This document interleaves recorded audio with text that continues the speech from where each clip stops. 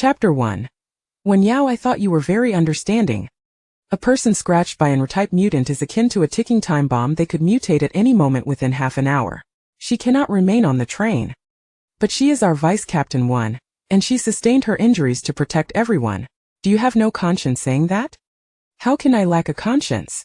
The toxicity of this mutant corpse spreads rapidly. Its lethality capable of overwhelming 100 foes. Are we to disregard the lives of the remaining 97 team members on this train? Meanwhile, the subject of their heated debate, Wen Yao, sat silently in the corner, her long lashes cast down as she used a blade to slice open her arm, excising the tainted flesh. There was no anesthetic, no pain relief as the darkened blood and severed flesh fell to the ground. She let out a soft hiss, beads of sweat gathering on her forehead, trickling down her delicate, beautiful face, and landing with a soft thud on her boots. Feng Lanin could no longer bear to watch. She retrieved the last remaining bandage from the medical kit and approached, her eyes reddened. Vice Captain 1. Wen Yao, her complexion pale, offered a reassuring smile. I am fine. After Feng Lanin bandaged Wen Yao's wound, she turned to Shen Yichuan. Captain Shen, what is your stance? Everyone instinctively looked towards the other side. The man standing by the window wore a black tactical uniform. His tall, slender figure and sharp features exuded an aura of coldness, a mix of composure and fierce determination. His expression was grave and he remained silent, leaving others uncertain of his thoughts. Many who supported Wen Yao's case felt a twinge of concern. After all, Shen Yichuan had been Wen Yao's partner in life and death situations for many years. Such a deep bond might lead him to prioritize Wen Yao's safety over the collective's. A heavy silence enveloped the train carriage. Upon hearing Shen Yichuan's name, Wen Yao couldn't help but look up. Although she knew he would not show favoritism, in this moment of despair, she couldn't suppress her hopes. Yet, Shen Yichuan did not meet her gaze. He discarded the bullet in his hand and, casting a glance at the others, spoke with an indifferent tone. For the sake of fairness, we shall vote. The glimmer of hope in Wen Yao's eyes extinguished in an instant. In this perilous apocalypse, who wouldn't wish to survive? The voting results were unsurprising. 89-7, with only 7 members consenting to her remaining on the train. Shen Yichuan approached Wen Yao and extended his hand. Wen Yao, step out of the team. Wen Yao met his eyes, trying to glean something from them, but his gaze was as dark as the abyss, devoid of emotion. As the train halted, Shen Yichuan pulled Wen Yao off the train, where the biting wind and swirling snow chilled them to the bone. He led her behind a relatively sheltered hill and tossed her a package, fire and 3 days' worth of food. Shen Yichuan then shot down a few remaining zombies, his voice heavy. Does this vote outweigh my own? Wen Yao gazed at the familiar handsome face, unable to restrain her voice as she pleaded, but Shen Yichuan, I fear not just for Mu Shangsheng. In public, he was forced to abandon her, but what of his personal feelings? She thought that if Shen Yichuan showed even the slightest reluctance, even a hint of compassion, she would willingly await her demise. Yet he did not. His frown deepened instead. You have been infected with the R-type mutant toxin. There is a 1/3 chance of mutation. For safety's sake, you cannot remain on the train. Wen Yao stepped forward. Shen Yichuan, looking at Wen Yao, who was filled with reluctance, suddenly aimed his gun at her forehead. Suppressing his own conflicting emotions, he snapped, this is an order. Wen Yao's heart sank, forcing herself to suppress her grievances and vulnerability. When the mutant's limb attacked, you protected others first. What do I mean to you? Shen Yichuan's feelings were tumultuous, yet his tone remained frigid. In life and death situations, there is no time for romance. Do you not understand that no personal feelings are allowed among base members? Mu Shangsheng is a newcomer. As her trainer, I naturally have the responsibility to ensure her safety. You have battled for years. Must you still compare yourself with a newcomer? Wen Yao, I thought you were very understanding. Wen Yao's lashes fell, her resolve crumbling as tears brimmed in her eyes, the hot droplets freezing into frost amidst the wind and snow. With time pressing on, Shen Yichuan refrained from saying more, quietly uttering, try to survive, you're not so easily killed. Wen Yao watched his retreating figure, calling out, if you find my family, please protect them. Yet it seemed Shen Yichuan did not hear her, his dark silhouette vanishing swiftly into the storm.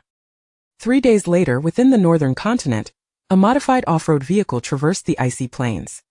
The black-skinned man in the front seat rolled down the window, poking his head out to survey the surroundings. Wow, so many headless zombies here. The red-haired woman driving beside him slapped his head, exasperated. Shut the hell up. Have you never seen a headless zombie? The black-skinned man protested. I mean, who's so impressive as to kill zombies with a knife, and so many of them at that? Clearly, a horde of corpses attacked, and someone sliced through them. The snow has just stopped, and the ones not covered are fresh. At that moment, the man in white sitting in the back seat opened his charming peach blossom eyes, seemingly intrigued. He tilted his head towards the window, speaking lazily, with a knife. Mingchen continued to smile, his demeanor dignified, skin pale and flawless, his features exquisitely perfect. When he smiled, it was as if spring had arrived. Anyone who beheld him would be entranced. His voice, as enchanting as his visage, flowed like a mountain spring. I recall someone who was adept with a knife. The driver Maisha also smiled. You must be referring to Wen Yao from District 13 of the Northern Continent. Nearby, Didahu interjected. Her knife skills are indeed unparalleled under her leadership. We've lost countless resources over the years. Before he could finish, Maisha slapped him again. Didahu, feeling aggrieved, rubbed his head. What did I do wrong? A figure stumbled, dragging a silver-long knife, his clothes tattered on the verge of collapse, as if the wind alone could topple him. Didahu spotted him too. The black uniform has a white insignia. Is he from the Northern Continent base? Hey boss, he's still alive. Should I shoot him? Before he could finish, he received another heavy slap, as Maisha slowed the vehicle, her expression serious. A black uniform, that knife, silver moonblade, it's Wen Yao. Mingchen's smile vanished instantly, his peach blossom eyes narrowing dangerously, his aura dark and oppressive. Stop the car. Chapter 2. What is it that I truly admire about Shen Yichuan? Wen Yao trudged along, dragging her customary silver moonblade, weary and disoriented. Her complexion was ashen, her lips a deep shade of purple from the cold, and her once pristine black uniform lay tattered and torn, her body bearing scarcely any unscathed flesh. Over the past 3 days, she had vanquished over 100 zombies, her body utterly drained of strength. Now, as she gazed ahead at the ravenous zombie wolf howling and sprinting towards her, she could only watch in helpless despair. Devoid of any means to retaliate, Shen Yichuan had not come. 3 days had passed, and her longing gaze still found him absent. Wen Yao suddenly found it amusing and began to question what it was she had cherished about Shen Yichuan all these years. Was it his cold, callous demeanor? Or perhaps his self-serving nature? And that unwavering, resolute 89 votes. Those were comrades she had fought to protect numerous times with her own life. Her beliefs crumbled in an instant before death's embrace. And the long blade clattered to the icy ground. Her knees buckled, and she collapsed onto the frozen expanse. Her exquisitely beautiful eyes remained wide open, frost-laden lashes fluttering, and just before losing consciousness, her pupils reflected the image of the green-eyed zombie wolf charging towards her. In utter despair, Wen Yao shut her eyes, missing the sudden surge of flames that engulfed the creature, incinerating it in an instant. Mingchen swiftly retracted the flames from his palm and strode toward her. Mayasha and Didahu hurried to follow, gazing at the blood-soaked figure. Didahu inquired, "Is that really Wen Yao? Why is she alone here?" Mingchen crouched before her, lifting her curled body, brushing aside the disheveled strands of hair from her face, gently patting her cheek as he called, "Wen Yao?" Mayasha examined Wen Yao's wounds, noting she has been bitten countless times, and her blood has all frozen as she felt for her pulse and pressed against her heart. Her expression turned grim. With injuries like this, she should not survive without awakened abilities. Her constitution was not much different from an ordinary person. Her survival thus far was a testament to her extraordinary willpower. Didahu observed the blackened flesh on Wen Yao's left arm, stating, "It seems she has also been infected with the R-type mutated zombie virus. If she succumbs, wouldn't that make her an R-type mutant? Quite perilous, isn't it?" Ignoring everyone around him, Mingchen lifted her into his arms and commanded, "Let us go." Mayasha and Didahu exchanged glances. Having followed their leader for many years, they knew him to be a man of humor, smiling in joy, in anger, even amidst perilous encounters, as if nothing was truly worthy of despair. Yet today, in this moment, his lips were pressed into a thin line, his strikingly handsome visage shadowed with gloom, as though he were on the brink of madness. In the spacious back seat, Mingchen continued to cradle Wen Yao against him, his once immaculate white attire now stained with her blood red, black, green, soiled in a grotesque manner. He had always favored white garments, detesting the idea of anyone tarnishing his clothing, yet now, covered in blood, he exhibited no reaction whatsoever. It was difficult to describe the sensation. It felt like anguish, yet not entirely so, a choking feeling as if someone had grasped his throat. Why did it have to be that she was dying? Should you dare to die, I could ensure that not a single soul remains in the 13th district of the Northern Continent that you so fervently protect. As he spoke, his eyes reddened, yet the corners of his lips curled upward, his tone languid. Oh, by the way, there is also him, Shen Yichuan. You do fancy him, don't you? Would you not wish to witness him tormented to the brink of death? Mingchen occasionally caressed Wen Yao's fine, soft hair, lifted her delicate chin, and then placed his hand upon her pale, tender neck. Finally, his hand fell away as he gazed upwards at the car's ceiling. His pitch-black eyes shrouded in profound gloom, as if some light had been extinguished. The black SUV raced across the snowy expanse, heading eastward. Inside the vehicle, Mingchen had hastily staunched Wen Yao's bleeding, cradling her to warm her body, remaining silent. Only when he sensed her breathing growing faint did he suppress his impatience and inquire, "How much longer?" Mayasha, drenched in cold sweat from anxiety, replied, "That this is already the fastest speed. We shall arrive shortly." Didahu was positioned on the roof, manning a machine gun, continuously firing at the zombies approaching from all sides. Once the majority were dealt with, he clambered back inside through the window, exclaiming. He chattered animatedly, only to realize the interior had grown eerily quiet, prompting him to fall silent and cautiously glance at Mayasha. She gestured with her eyes for him to hush. Didahu promptly covered his mouth, refraining from uttering another word as the vehicle advanced. The howling snowstorm transformed into a chilling rain, pattering against the road strewn with corpses nearby. The low growls of zombies echoed ominously, enveloping the atmosphere in a chilling dread. Mingchen lowered his gaze to Wen Yao's face, witnessing her life hanging by a thread and a moment of utter despair. A sudden thought flashed in his mind. Seizing the urgency, he cradled the back of her head, tilted her chin upwards, and then pressed his lips against hers. The girl's lips were cold yet soft. Without a second thought, he bit his tongue, pried her lips apart, and pushed into her throat. Instantly, the metallic taste of blood spread between their mouths. Though Wen Yao lay in a coma, the sensation jolted her enough to elicit a faint, muffled sound. Weak and tender, it resembled a painful sigh, evoking boundless imagination. Didahu, hearing this commotion, glanced through the rearview mirror, his eyes widening in shock, yet he dared not speak, quietly tapping Mayasha's shoulder.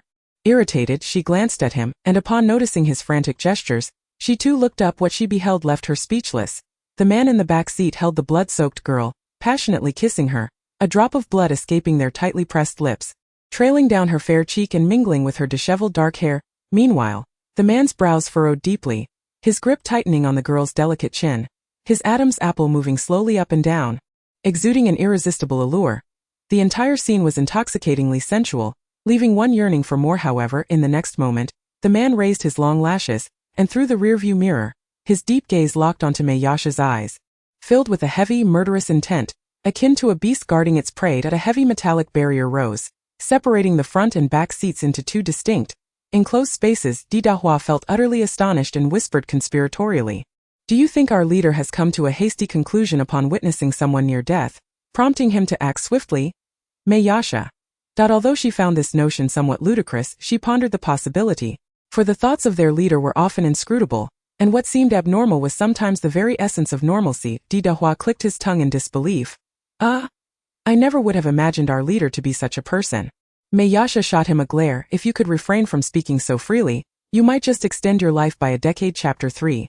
I kindly request you to remove your trousers. Wen Yao experienced a dream, one that was extraordinarily vivid yet peculiarly unsettling. In this dream, she observed her entire life from a third-person perspective.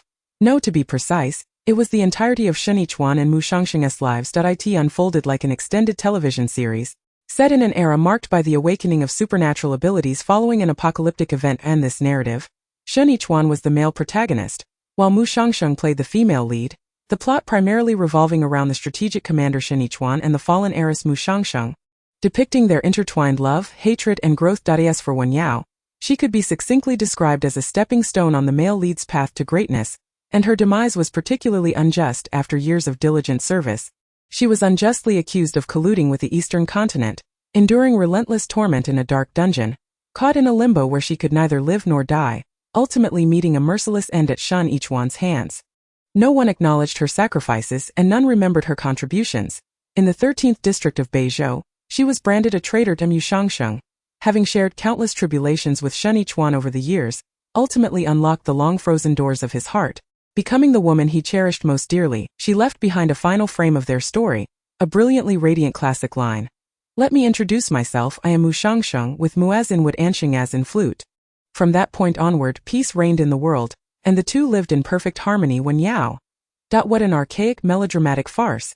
She had existed in such a vibrant and palpable reality, preserving her principles for many years, steadfast in her beliefs and sincerely affectionate, only to discover that her existence served as mere fodder for the banal romance of the lead characters. Wen Yao awoke in a tempest of rage and resentment, and as she regained consciousness, she could hear the torrential rain battering against the glass window. A cacophony of sound. The room, however, was eerily quiet, filled with the scent of alcohol, accompanied by the faint clinking of metallic instruments against a plate. The ambience made her feel as though she were in a hospital or laboratory. As Wen Yao struggled to open her eyes, she caught a glimpse of a figure in white swaying before her. Yet the glaring light provoked involuntary tears to spill forth. A low magnetic voice filled with mirth echoed from above. "What's wrong? Did I hurt you?" Wen Yao gradually grasped her current predicament. She had likely been rescued by a kind-hearted individual, and a doctor was presently stitching her arm wound. Without further contemplation, she cooperatively shook her head. "No, doctor, may I kindly inquire?" The man chuckled softly, his laughter light yet tinged with playful mockery. "Doctor?" Mingchen leisurely donned a pair of rubber gloves, remarking, "Miss Wen, you truly possess remarkable luck." Wen Yao gazed at him, her emotions in a tumultuous state as he tended to her wounds. She had been forsaken by Shen Yichuan, yet here he was, her savior. Mingchen, the governor of the 14th district of Dongzhou, had long been her adversary, a rival she had faced for years. Their relationship was a curious blend of familiarity and estrangement.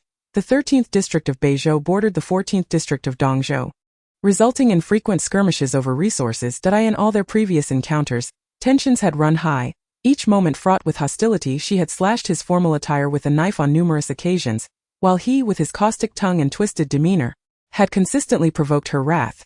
Wen Yao once held an unwavering ambition, fiercely dedicated to protecting her territory and seeking vengeance against Mingchen for the death of Shen Yichuan's brother. Yet now, he stood before her as her benefactor. Moreover, it was not merely a present circumstance. In the fleeting images of her recent dream, she had glimpsed her own demise. Half a month following her tragic end in the dungeon, Mingchen had stormed into Beizhou, unleashing a bloodbath upon the 13th district's base. That battle had been extraordinarily brutal, culminating in Shen Yichuan leading a coalition of all the supernatural beings in the 13th district to besiege him. Although Mingchen had narrowly survived, he had sustained grave injuries to his primordial spirit. Every supernatural being possessed a primordial spirit, akin to an energy vessel. Once damaged, the energy contained within would gradually dissipate, ultimately leading to the loss of their abilities. Consequently, when Shen Yichuan's forces invaded Dongzhou, Mingchen found himself powerless to resist, expending the last remnants of his energy in a fiery self-immolation. In the uppermost chamber of that white chapel, he appeared utterly unhinged, the flames casting an eerie glow upon his striking visage as he laughed maniacally, stepping into the inferno of roses, resolutely marching toward his demise. The scene was profoundly heart-wrenching and shocking, with distant mountains draped in orange-red clouds and the ground engulfed in towering flames, all consumed by billowing smoke. Wen Yao entered a dream from a third-person perspective, perplexed by Mingchen's sudden and reckless assault on Beizhou, as well as his willingness to sacrifice his life, choosing to incinerate everything. Could it be because of her? She believed that their only connection lay on the battlefield, questioning what merit she had that could compel him to forsake everything for her. Yet, if not for her, why had fate conspired so coincidentally, with the silver bracelet adorning his wrist at the time of his death, clearly her own? It was a gift from her grandmother upon her birth, a token she shared with her cousin, a symbol of their long-lost bond. Even amidst the turmoil of the apocalypse, she had never parted with it. "I've called you 3 times. What are you daydreaming about?" Wen Yao replied, her skin crawling at the sound of his unsettling voice. Even though he had saved her, the urge to retaliate against him was ingrained in her very being. She evaded the gentle touch of his fingertip, her voice slightly strained. "What do you want?" The man leaned closer, his crisp scent mingling with a hint of blood wafting into her nostrils. Perhaps it was the chilly air, but she could even feel his body heat, enveloped in an intangible warm mist. She was about to say something when she heard the slow, deep voice of the other party. "Miss Wen, could you please remove your trousers?" Chapter 4. How will you repay me? Wen Yao immediately glared at him, her cheeks inexplicably burning. Mingchen remained unfazed, maintaining his nonchalant and alluring demeanor. "What's the matter? Is your leg injury not stitched up?" Wen Yao. She was clad in the standard-issue tactical jacket and tapered black trousers of the base. The wound was on the outer side of her thigh, making it difficult to lift from below. If she wanted to tend to the injury, she would have to remove her pants entirely from the top down. However, the thought of undressing in front of him, a man alone with her, was overwhelming. Wen Yao found it hard to accept, especially considering he was her sworn rival for so many years. Standing on opposing sides, seeing her hesitation, Mingchen fell silent for a moment, then picked up a pair of scissors from the side. Don't move.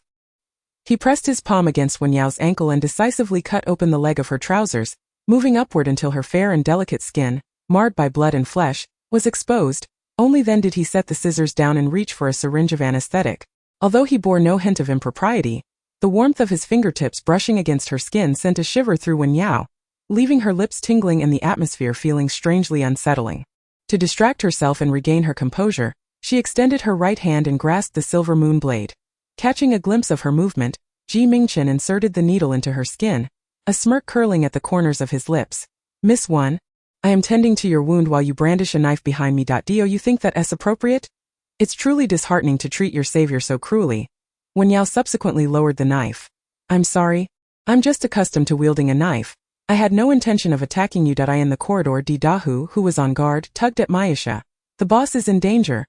Outside, the rain fell in a hurried fashion. While inside, the room was eerily quiet. The man focused on her thigh. His methods both professional and gentle. For a moment, Wen Yao truly had the illusion that he was a doctor. Are you a doctor before the apocalypse descends? Mingchen, having finished cleaning the wound, began to stitch it, his lips curving in a relaxed smile. The apocalypse has been upon us for 7 years. I'm not that old, then you are. Mingchen picked up the scissors beside him. A medical student. Wen Yao nodded. He indeed appeared quite youthful now, as it was normal for him to have been a student 7 years ago. However, she sensed that even if he were a doctor, he did not seem like a conventional healer but rather a psychopathic killer masquerading as one. After tending to her right leg, Mingchen moved on to cut the fabric of her left leg, initially thinking the anesthetic would suffice, only to discover 2 more untreated wounds at the end. Furthermore, one of the wounds contained a fragment of a zombie's broken tooth embedded within. Mingchen tossed the tools aside and called for Maisha. Is there more anesthetic? Maisha shook her head. This is an abandoned base hospital. All the medical supplies have likely been looted. We only found this half bottle that's usable. Mingchen furrowed his brows, growing somewhat agitated. Maisha dared not speak, and seeing this, Wen Yao calmly said, just proceed. I can endure it in these tumultuous times. She has encountered countless tempests. Once, when she fractured a bone, it was the brusque and unrefined Shen Yichuan who hastily said it. Without the benefit of anesthetics or professional medical tools. At that moment, she had no mental preparation and fainted from the excruciating pain. Mayasha cautiously remarked, the wound needs to be treated promptly. And this place is perilous. It's unwise to linger here. Understood. When Mingchen resumed his seat, his countenance bore no trace of mirth, enveloped instead in a somber gloom. Wen Yao's expression was equally dismal, not due to the circumstances but rather from the pain, as the sudden absence of anesthetic brought sharp, stabbing sensations coursing through her wound, rendering her numb by the end of the ordeal. Once the treatment was finally concluded, Wen Yao had her brows tightly furrowed, her eyes shut in anguish, her silken strands clung to her damp cheeks, and a drop of blood oozed from her split lip, accentuating her already exquisite features with a haunting fragility, reminiscent of a blood-red rose battered by the storm. Mingchen gazed at her, his eyes darkening slightly. Unable to restrain himself, he leaned down, brushing his fingertip against the crimson droplet on her lip before gently smearing it across her cheek. Leaving behind a vivid streak of blood, Wen Yao fluttered her eyelashes open, her gaze misty and unfocused. After a prolonged moment, she finally emerged from her pain, meeting his eyes. The man's smile was intoxicatingly alluring. So, how do you feel? I saved you. How will you repay me? Perhaps. By shattering it all with their faces mere inches apart, a pang of emotion struck Wen Yao's nose, and in a sudden boldness, she tilted her head and pressed her lips against his. The warmth and softness of her lips sent a jolt through Mingchen, as though a current surged within him, electrifying his very core. This unexpected turn of events left him momentarily frozen. Wen Yao bestowed a fleeting kiss upon him, and noticing his smile fade, she felt a twinge of panic. Was that not his intention? Did he merely covet her bracelet? Flushed, she touched her silver bracelet and asked, Then. How do you wish for me to repay you? Mingchen continued to gaze at her, his lips still tingling, seemingly incredulous, and he remained silent when Yao averted her gaze, earnestly explaining, This bracelet was a gift from my grandmother. My sister possesses one as well. I am searching for her, so I cannot part with it. At our base in District 13, resources are communal, and team members possess little in the way of personal belongings. Aside from this bracelet, I have only this silver moon blade left up, but it is my lifeline, and I cannot give it to you. Mingchen's lashes lowered as his gaze fell upon her luscious, full lips. Suddenly, he burst into laughter, as if struck by an unexpected jest, and he laughed for an extended time without respite. Wen Yao, already feeling awkward, was further humiliated by his unabashed amusement. Please stop laughing. Very well, I shall cease, Mingchen replied, though his lips betrayed him, curling upwards despite his words, since the illustrious vice-captain one of the Northern Province 13 base is so woefully impoverished. Let us consider this life-saving favor as a debt for now. Wen Yao felt deeply offended, as though she had been grievously slighted. Mingchen pressed down the corners of his lips, his expression instantly darkening. Where did these ghosts come from? Chapter 5. Is it stimulating? Didahu shook his head, panting. They are not ghosts, it's just that many mutated zombies have been locked up in the basement of this very building. There are even types I have never encountered before. Their lethality is astonishing. The clanging sounds grew increasingly closer, accompanied by the chilling howls unique to zombies, mingling with the torrential rain outside, sending shivers down one's spine merely by sound. In the corridor. Mayasha let out a terrified scream. Ah! They are breaking through the iron railings and coming up. Didahu pointed frantically at the window across from them, shouting, Boss, behind you! The window! Wen Yao turned at the sound, only to see a fully green mutated creature pressing against the once dull glass. It resembled a human, yet was far from it, oozing with viscous black blood and pus. Its limbs twisted grotesquely, with bloodshot eyes bulging, one of which dangled precariously, barely hanging by a gory vein. An utterly horrifying and repulsive sight. Wen Yao's pupils constricted sharply, hastily seizing her silver moon knife. Mingchen's expression grew solemn as he raised his hand, summoning flames just as the leaping mutated creature crashed through the glass. In the next instant, a fierce blaze engulfed the creature, which let out a wretched scream before being reduced to ashes. Dumbfounded, Wen Yao thought. So Mingchen had awakened his abilities long before this. No, given his swift reaction and the destructive power of his abilities, he must have awakened quite some time ago. Why then, during all those years of sparring, did he only use guns and swords against her? Did she truly believe he was her adversary, while he was merely indulging her in a game of make-believe? Wen Yao was not ignorant of the prowess of those with abilities, yet witnessing such lethal power was a first for her. For a creature as agile as this leaping variant, their squad would require dozens of people working in unison for a prolonged period to eliminate it. Yet he had extinguished it in an instant. Before anyone could react, Mayasha hurriedly dragged Didahu inside, then slammed the door shut with a resounding bang, urgently reporting to Mingchen. Boss, dozens of various mutated creatures are charging towards us. Both staircases are completely blocked. There are R-type mutated creatures too. Wen Yao was utterly terrified. R-type mutated creatures were a newly emerged class of advanced mutants, whose weakness did not lie in their heads, but throughout their entire circulatory system. Even if dismembered, their severed limbs still possessed formidable offensive capabilities. If bitten, the mortality and mutation rates stood at a staggering 100%, and even if merely scratched, the mutation rate soared to 1/3, with no relevant vaccine yet developed. Didahu's face was etched with panic as he looked to Mingchen. What should we do, boss? We can't get out. He had questioned why there were so many resources in the vicinity but no one was scavenging them, only to discover the terrifying horde of mutated creatures lurking within. Mingchen too recognized the gravity of the situation. While he could undoubtedly handle so many mutated creatures alone, it was clear that engaging in a death struggle with them was not a necessity at present. Each of these mutants possesses its own unique advantages. Some are rugged and tough, others swift and agile, some have countless long tongues, and some can even spew forth lethal venom that brings about grotesque mutations. Engaging in combat with them, he might survive. But the other three would undoubtedly perish as the sounds drew closer. Mingchen hesitated not a moment longer. He approached the window and peered down, issuing a direct command, go out the window. Their vehicle was parked just outside. Mayasha instantly comprehended the situation, taking a swift leap through the shattered window. Upon landing on the roof of the car, she quickly rolled inside, starting the engine while shouting, Boss! Hurry! This was the second floor. Without any powers, jumping down posed a significant risk. Didahu hesitated by the window for 2 seconds, but before he could muster his resolve, Mingchen kicked him down. Fool! Get out! Bang! At that moment, a grotesque head of a mutant emerged in the corridor. Wen Yao sat helplessly on the hospital bed, gripping the hilt of a knife tightly, her heart racing with anxiety. Logically, mutant zombies were scarce and typically appeared one at a time. She could not fathom what kind of perilous zone this was, to have such a multitude of mutants. Having lost a considerable amount of blood, she felt utterly weak, her numerous wounds barely stitched up. Now, not to mention fighting or fleeing, even getting out of bed was a struggle. In such a dire situation, a second's delay could spell death for Mingchen. Would he save her? As she watched a throng of mutants burst through the door, surging towards her, Wen Yao closed her eyes in despair. At the critical moment, she felt something cold and slimy brush against her arm, and in the next instant it swiftly withdrew, while her body was suddenly lifted, embraced in a warm and expansive hold. In that brief half-second, a barrier of flames erupted, and the two leapt from the window. The wind howled past their ears, raindrops pummeling her cheeks mercilessly. When Wen Yao released her grip on the man's neck and opened her eyes, the off-road vehicle had already drifted far away at breakneck speed. Mingchen stood atop the vehicle, holding Wen Yao, while behind them, from the shattered hospital window, a horde of bizarre mutant zombies poured forth, oozing pus and bearing grotesque visages, their gaping maws wide open as they charged towards them. Above loomed dark, oppressive clouds, while below lay the crumbled remnants of concrete structures. The torrential rain continued to pour, washing over the muddy ground and withered grass, as well as the terrifying monsters that prowled about.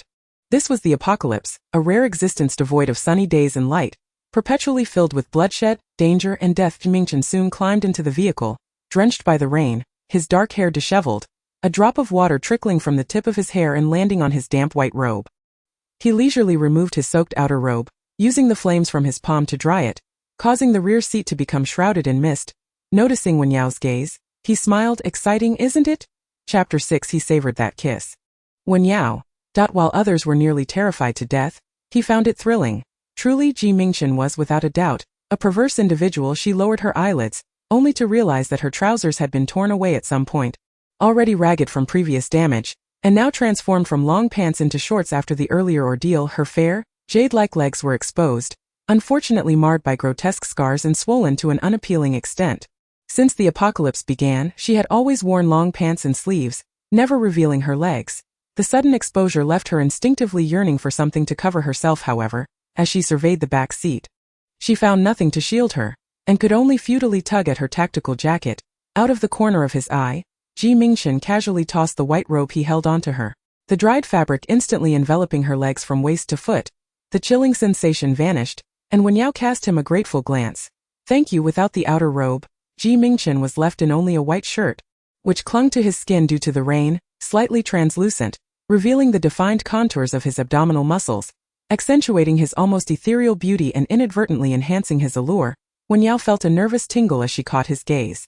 Just as she was about to inquire about something, Mingchen raised his hand and tapped the metal divider in front of them. The metallic barrier slowly descended, and Mei Yasha's voice emerged. Boss? Mingchen inquired, are you familiar with the R-type mutant virus? He interrupted Mei Yasha's response. Does infection with this virus lead to cognitive issues? Mei Yasha replied, the biological department at each base is still researching this virus, and the current results remain unclear. Mingchen's fingers rested at his lips, absently grazing his lip with his fingertip, yet his gaze remained fixed on Wen Yao, seemingly deep in thought. Why do I have the feeling that this virus might affect brain structure? Wen Yao thought to herself, it's your brain that's problematic, but, mindful of the fact that he had genuinely saved her twice, she refrained from voicing this sentiment and merely wrapped herself tighter in the fabric, turning her gaze to the window. Meanwhile, in North Continent Base 13, the vaccine to counter the R-type zombie virus was still under research, yet the probability of strain mutation had been confirmed to be decreasing day by day, significantly dropping after 10 days. However, complete safety would require a month. 10 days. Since the train had resumed its journey, Shen Yichuan's heart had been in turmoil, his anxiety robbing him of sleep through the night, leaving him no patience to wait another 10 days. The supplies he had left for her would only last 3 days. As the vehicle exited the garage, a figure in black rushed over, prompting the driver to halt and the door to open. Mu Shangsheng, with her innocent visage, looked up at Shen Yichuan. Captain Shen, are you setting off to find Deputy Captain Wen? However, Mu Shangsheng stubbornly clung to the car door. Her eyes reddened as she said, if it weren't for me, Deputy Captain Wen wouldn't have been injured. I want to go with you. Others nearby echoed her sentiment. Exactly, don't let it be that Captain Shen is busy rescuing you, while we suffer the consequences. Yet Mu Shangsheng was undeterred. As the vehicle prepared to restart, she steeled herself, yanked the door open, and leapt into the car. Shen Yichuan was taken aback, for it was the first time he encountered such blatant defiance. Unable to restrain himself, he raised his gun towards her and demanded, what are you doing?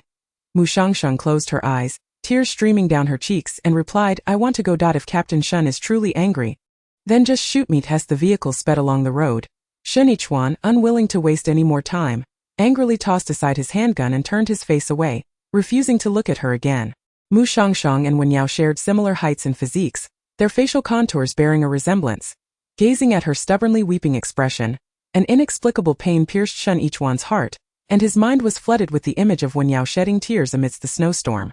Wen Yao was neither Mu Shangsheng nor any of the timid, fragile members of the base over the years. Save for the initial months, she had rarely shed tears in his presence, although her exterior appeared obedient and her demeanor gentle.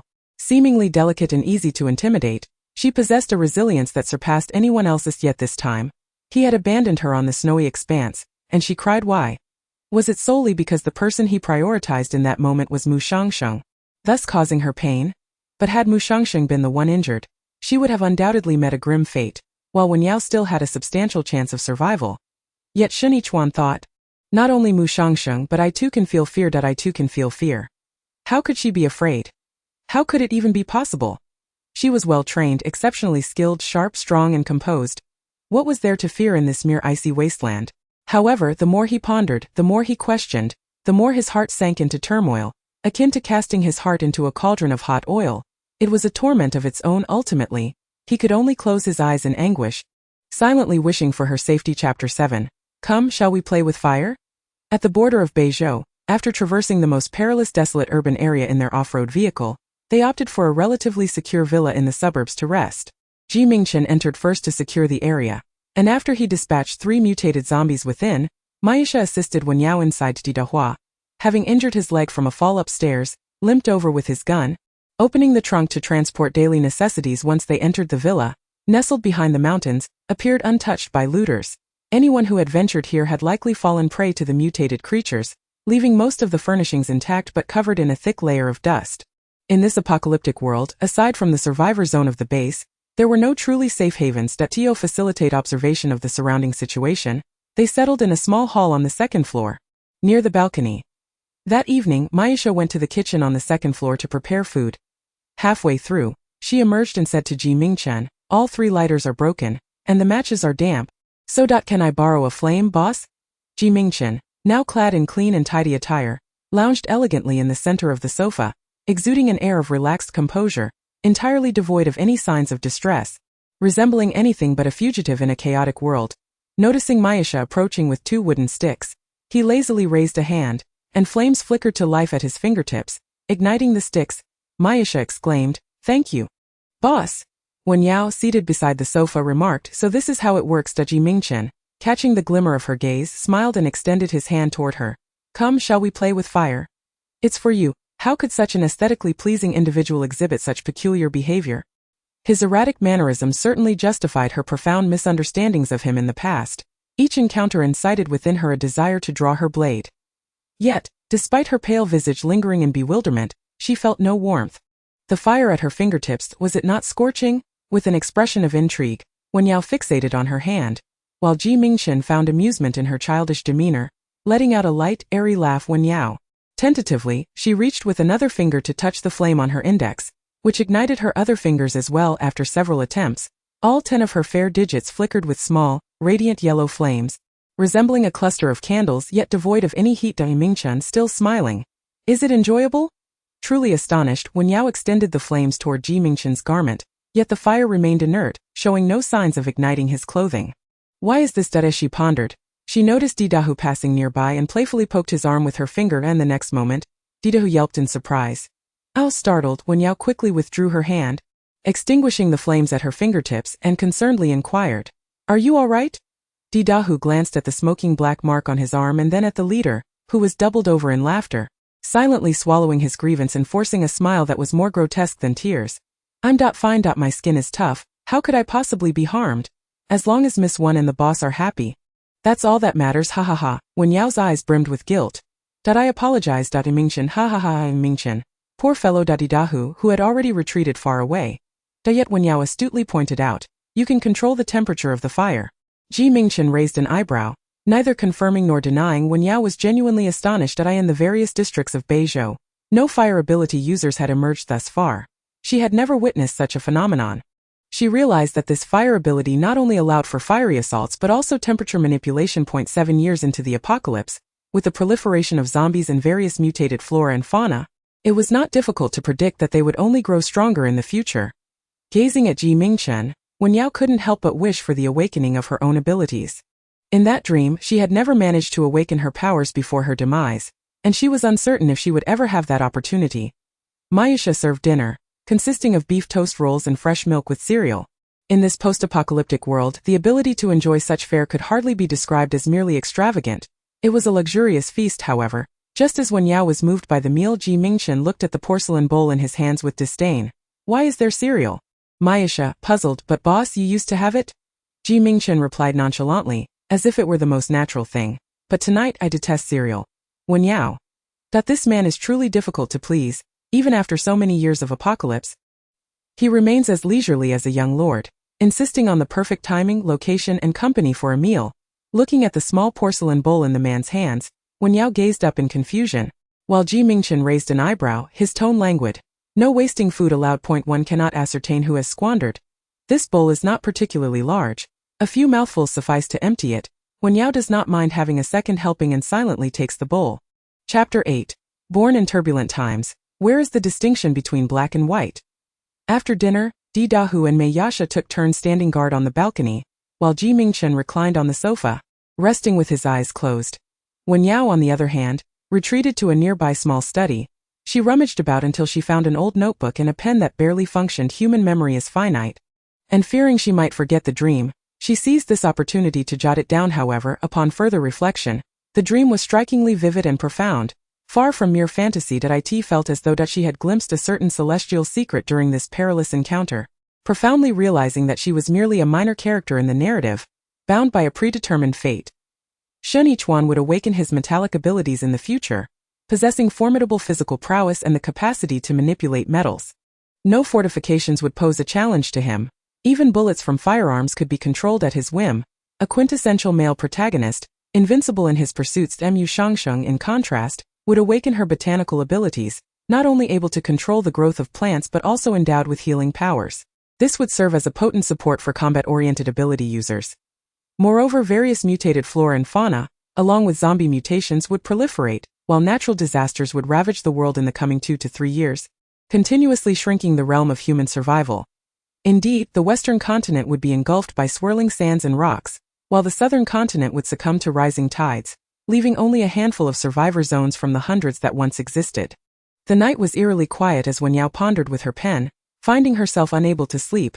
Just as she put down her pen and decided to rest, she suddenly noticed a head looming nearby, startling her into a sharp intake of breath, causing the pen to clatter to the floor. What are you doing?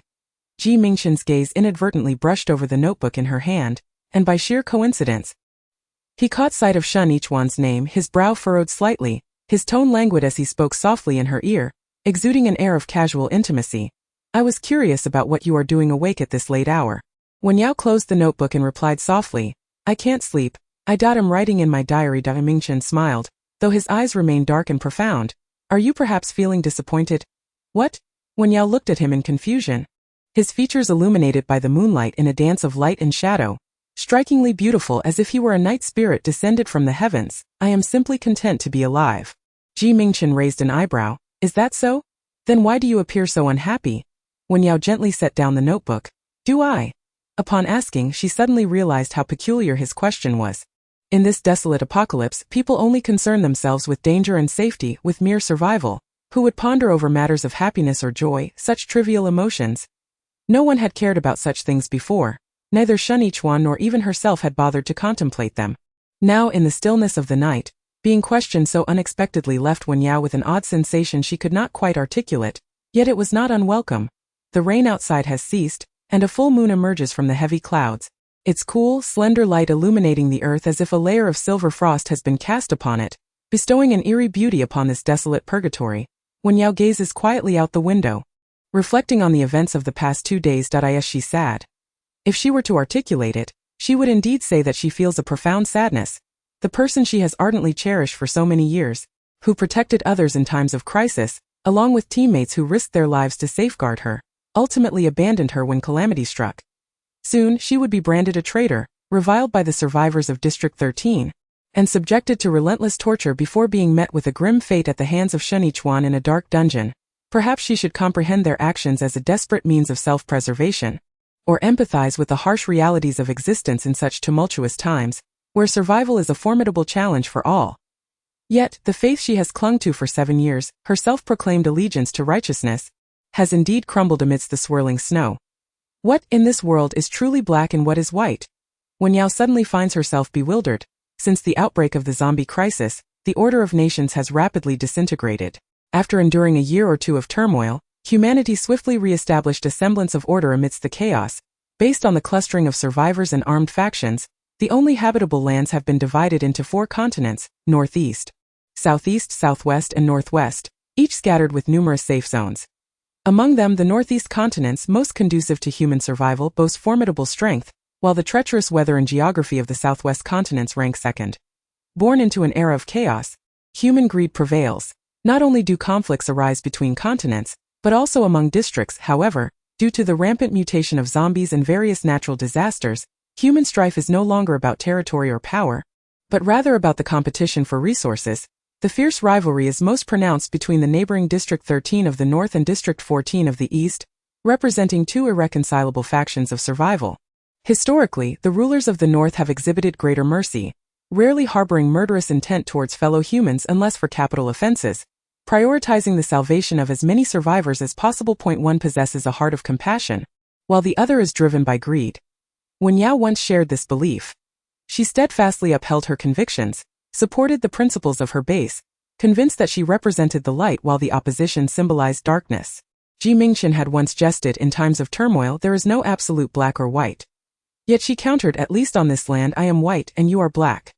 The North is white, Base 13 is white. It embodies justice, humanitarianism, and the path to enlightenment. But what has been the outcome? The virtuous are cast aside like refuse, and the wronged perish without a voice to defend them. Even Shen Yichuan, who prides himself on fairness and justice, ultimately seeks to eliminate the rulers and ascend to power, sacrificing countless refugees and employing violence to forcibly conquer the remaining human safe zones. Chapter 9. Be good, close your eyes and sleep. Wen Yao drifts into a complex slumber, her mind in turmoil, and that night she dreams once more, this time of 6 months prior. Recalling the moment she and Mingchen were trapped in the Zongbing Mountains, it was her first intimate encounter with him. At that time, she had become separated from the main force, while Mingchen was relentlessly pursuing her. Consequently, both of them found themselves lost in the vast, snow-covered mountains. She pressed a knife against his throat, intent on ending his life, yet he, cunning and treacherous, suggested that since she could not escape alone, they might as well seek a way out together. She fell for his deceitful words, and he effortlessly discovered the path to freedom. Subsequently capturing her, Mingchen bound her hands and feet, hoisting her and tossing her into a dark, desolate cave. Wen Yao had heard numerous terrifying rumors about Mingchen. It was said that he did not favor killing swiftly but preferred to prolong the torment, such as gradually peeling away a person's flesh or severing limbs only to reattach them. The cave was dimly lit, and faced with such a cruel, sinister, and perverse individual, Wen Yao felt a profound fear. Let me go. Mingchen, clad in white, crouched before her, his tone languidly echoing her earlier words. You see, this is the difference between you and me. We, the people of the northern continent, never exterminate our foes completely. Tsk, how benevolent, the man chuckled, his long finger playfully lifting her chin in a frivolous and mocking gesture. So, having refrained from striking that blow, do you now regret it? Wen Yao turned her face away, gritting her teeth in fury. Despicable and shameless. Mingchen gazed regretfully at his rejected finger, suddenly reaching to unfasten the buttons of her collar. A chill ran down Wen Yao's spine, and she struggled desperately. What do you think you're doing? Yet, Mingchen leaned closer to her face, his tone dripping with mockery. What do you think a captor would do with a beautiful prisoner dragged into a cave? Since he had already been labeled shameless, why not be even more so? Wen Yao. Mingchen replied. Here I am. As she realized that her struggles were futile and her collar was completely torn open, Wen Yao's pupils constricted, her expression one of desperation and shock. You might as well kill me. Mingchen, however, remained unfazed, his scorching breath washing over her neck.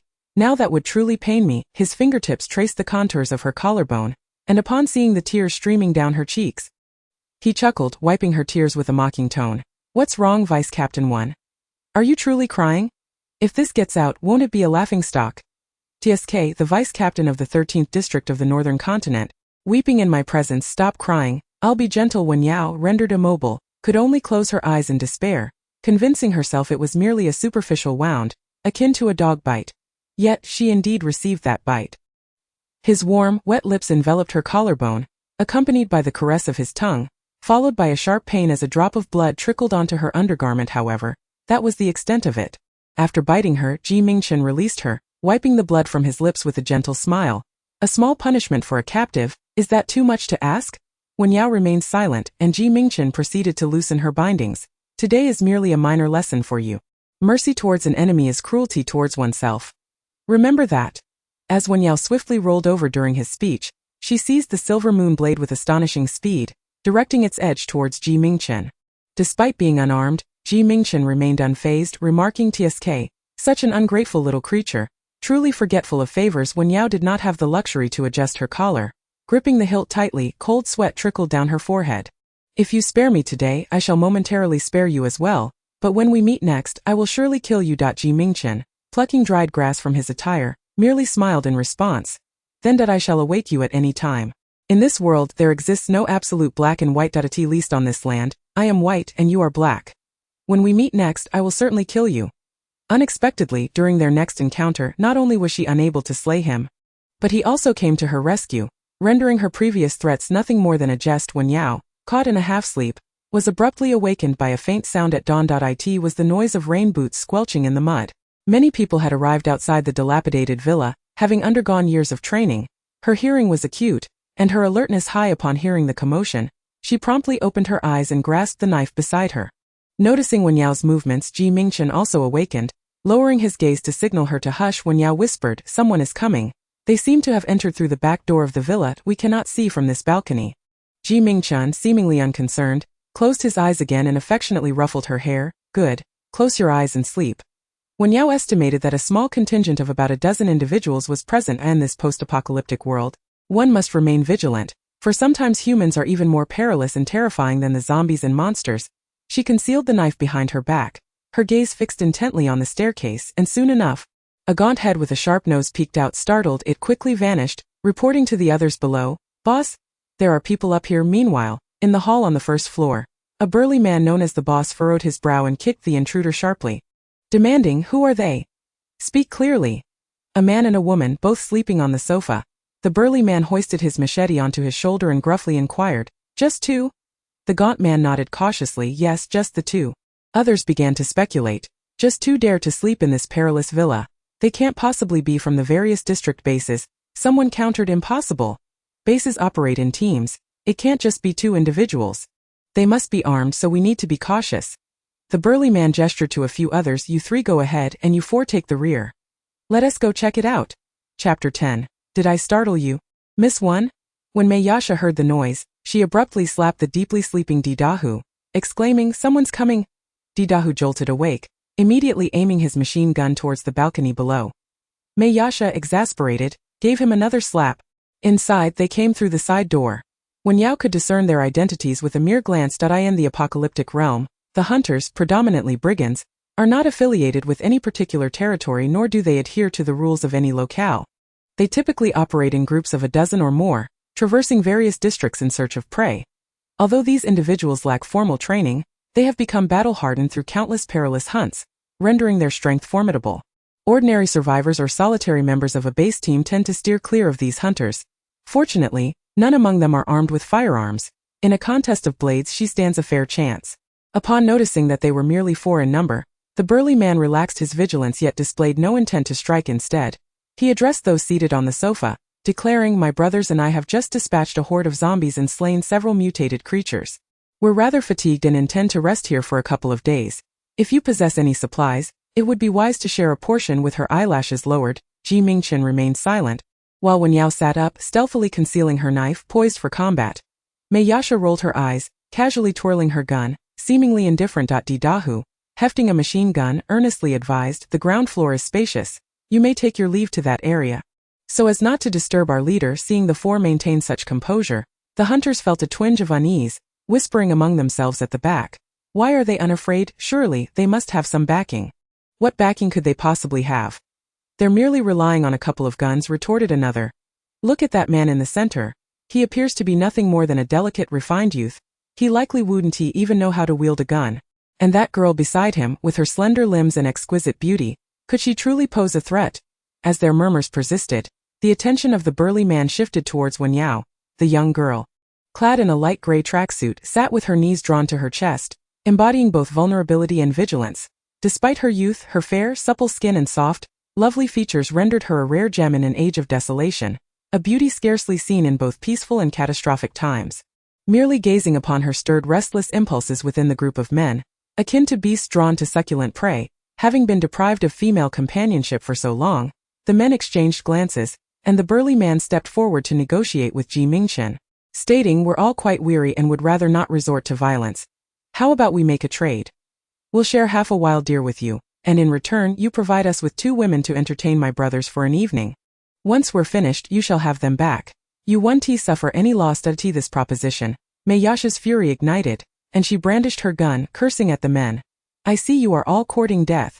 The burly man, however, disregarded her words, his gaze fixed on Mingchen, whom he perceived as the leader, the one deserving of authority. "That if nothing else, I'll take the one beside you." Mingchen raised her gaze, her almond-shaped eyes curving into a gentle, warm smile. "Very well." Wen Yao, taken aback, watched in disbelief, while Mayasha and Didahu exchanged glances, lowering their weapons as they braced for the unfolding drama. Upon encountering an individual who exuded an amiable demeanor and a refreshing directness, the burly man with a grand beard appeared exceedingly pleased. He chuckled and commanded his subordinates, "You lot, go fetch the deer, and you two, bring that young lady over here." 2 men, with lewd glances, approached, but unfortunately for them, before Wen Yao could act, they were suddenly engulfed in flames, screaming in agony as they collapsed before the sofa. "Fire! Where did the fire come from? It's burning hot. Ah, it's scorching." He is an ability user. With flames flickering from his fingertips, Mingchen leisurely rose to his feet. Strolling forward with an air of nonchalance, he stepped upon one of the men, his fiery fingers jabbing into the man's eyes. Accompanied by hissing sounds and billowing smoke, the man's forehead swelled with veins, and he let out a wretched scream akin to that of a slaughtered pig. "Ah, my eyes, my eyes!" Ugged in an instant. Both eyes were reduced to 2 gaping black voids. The man barely had time to raise his hands to shield his face before pain overwhelmed him, causing him to faint. As for the other man, Mingchen spared him no mercy either. He straightened up, placing his shoe upon the man's head, and in the next moment crushed his face, causing it to contort grotesquely and his brain to splatter. Within a mere 2 minutes, astonishment filled the room. The remaining dozen or so men were engulfed in panic, while the 2 frail individuals in front even succumbed to vomiting. He is a fire ability user. His physical prowess has evolved. He can crush a man's skull. Run, flee swiftly. A throng of individuals scrambled down the narrow staircase, with some even leaping recklessly from the 2nd floor.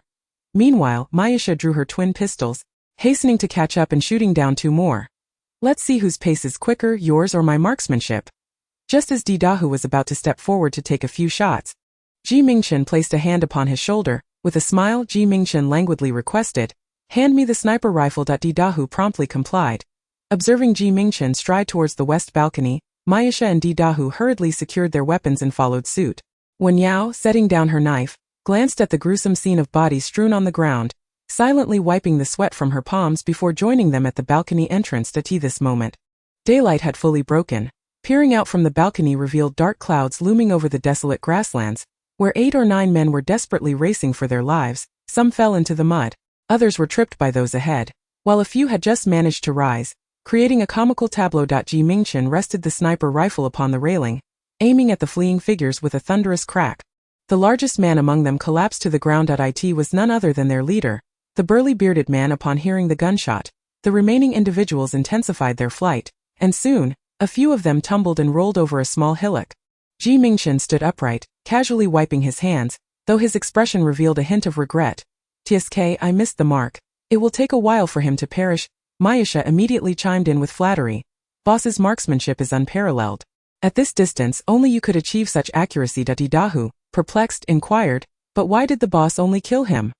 Mayasha stood with her hands on her hips, declaring with conviction, "The strong wield their blades against the mightier, while the weak strike down the feeble. If we do not purge these remnants, we shall only witness more survivors perishing in perilous zones." "Boss, your mercy is excessive," Wen Yao observed in silence, withholding her words. As Mingchen approached her, leaning down with a playful glint in his eyes, "What troubles you, Miss Wen? Have I frightened you? I warned you earlier. Close your eyes and sleep soundly." Chapter 11. Why are your ears so red? As night fell, Didahu stood guard on the balcony while Mayasha busied herself in the kitchen. Wen Yao made her way to Mingchen's door, gently rapping upon it. "May I come in?" A languid voice soon drifted from within. Enter, yet, upon pushing the door ajar, she was met with a haze of steam that as the mist dispersed, the man in the white bathtub met her gaze, smiling as he inquired, "What brings you here?" In the stillness of the night, the grand European-style bedroom lay bare, save for a dust-laden carpet and a pristine white bathtub, due to the electrical damage in the villa. The room was devoid of light, illuminated only by a few flickering candles beside the tub. The shadows danced as steam rose from the white basin, revealing a striking man with a bare, pale torso, his well-defined muscles casting a soft, golden glow in the candlelight. Between his fingers rested an empty wine glass, from which a plume of flames leapt, as vibrant as a fiery rose that in the midst of an apocalypse, where danger lurked at every corner, this man seemed unfazed, indulging in a leisurely bath, creating an atmosphere reminiscent of a holiday retreat. Wen Yao lowered her gaze. "Why would you let me in while you're bathing? Perhaps I should return later." Mingchen, however, instructed her. "The clothes are on the cabinet by the door. Please fetch them for me." Wen Yao retorted, "Why don't you get them yourself?" Mingchen replied nonchalantly. "I forgot just now, and my arms are not quite long enough at the moment." With that, he set down his wine glass and cast a teasing glance at Wen Yao, reminding her, "Miss Wen, you owe me 2 lives." Though exasperated, Wen Yao maintained her composure and picked up a stack of clothing nearby. These garments were unfamiliar to her, seemingly brand new, marking the 3rd outfit he had donned that day. He had changed after getting bloodied in the morning, again after spilling oil during lunch, and there was also the earlier incident at the hospital, where he donned a white coat for cosplay. She couldn't help but wonder if he possessed some spatial ability, for how else could he possess so many outfits? Silently, she placed the clothes beside the bathtub, but before she could turn away, the man gestured to his shoulder. "Look." "What?" Mingchen smiled. "Did you see?" Wen Yao's gaze fell upon the 2 ghastly scars, her expression bewildered. "What of it?" Mingchen languidly pointed. "Here, here and here." Wen Yao was left perplexed by the man's erratic behavior. Feeling increasingly uncomfortable in the charged atmosphere, Mingchen cast a playful glance at her. His voice low and magnetic, imbued with a gentle warmth and particularly suggestive in tone. "These are the marks you've left upon me. Don't you find them rather endearing?" Wen Yao was at a loss for words to retort, her brows furrowing as she replied. "Removing scars is not difficult. Why do you choose to keep them?" Mingchen thoughtfully placed his finger at the corner of his eye, pondering earnestly. "I intend to preserve them for a day when you might wish to admire them. And lo, the opportunity has now presented itself." Wen Yao. Initially, she had felt a flicker of sympathy, but the moment those words escaped his lips, her nascent compassion dissipated entirely. He'll be candid. None of the numerous cuts he had endured in the past were without merit. While the flickering candlelight cast reflections upon the surface of the bathwater, obscuring much, Wen Yao did not consider this an appropriate setting for a serious conversation and resolved to speak with him later. However, just as she turned away, she heard him laughing unabashedly behind her. "Have you seen something? Your ears are quite red." Wen Yao, unable to contain her irritation, snapped, Mingchen, where is my knife?" Outside the door. Dahu, passing by, heard her voice and peeked into the room, flashlight in hand, only to find the boss in the bath while Miss Wen appeared to be engaging in playful banter with him. He was so startled that he promptly switched off the flashlight and discreetly closed the door.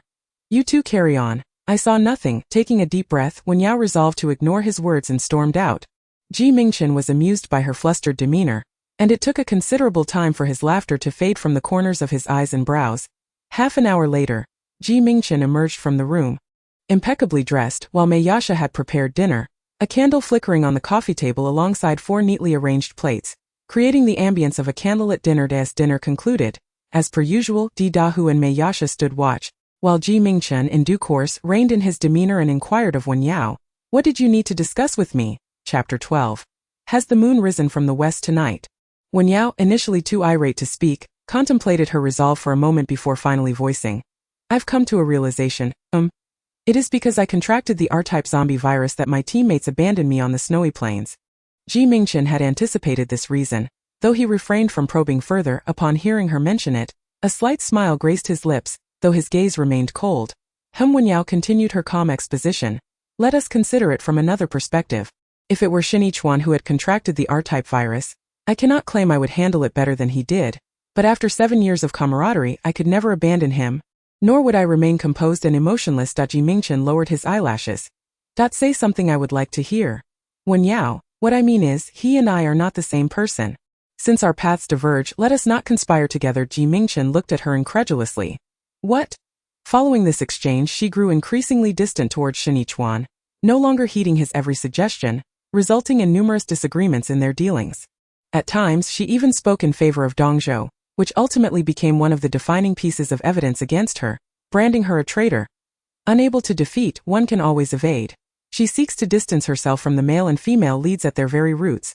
Striving to alter the tragic conclusion that haunts her dreams, Mingchen's gaze flickered across the dim candlelight, fixating on Wen Yao, his eyes imbued with a profound curiosity and scrutiny, as if attempting to ascertain the veracity of her words. Has the moon truly risen from the west this night? This stubborn and tenacious individual, who has resolutely defended the 13th district of Beizhou, has suddenly had an epiphany. Wen Yao lowered her eyelashes, her tone tinged with a hint of resignation. May I join you in Dongzhou? In truth, she had contemplated the notion of not aligning herself with any base, choosing instead to become a benevolent wanderer. Yet, being alone and devoid of any awakened abilities posed an insurmountable risk. Not to mention the peril of encountering formidable mutated zombies. Even a chance encounter with a group of hunters could spell her doom. Thus, prior to awakening any powers, her only recourse was to seek refuge within an organization, and her most viable option at present was indeed the 14th district base of Dongzhou. Noticing his silence, Wen Yao continued to explain, "You have saved my life twice. It seems only fitting that I serve as your deputy in gratitude." Upon hearing this, Mingchen chuckled. "I lack for subordinates. I have no shortage of capable hands in the 14th district of Dongzhou." Wen Yao furrowed her brow, puzzled by his words. "What I can do for the commander of the 13th district of Beizhou, I can equally do for you.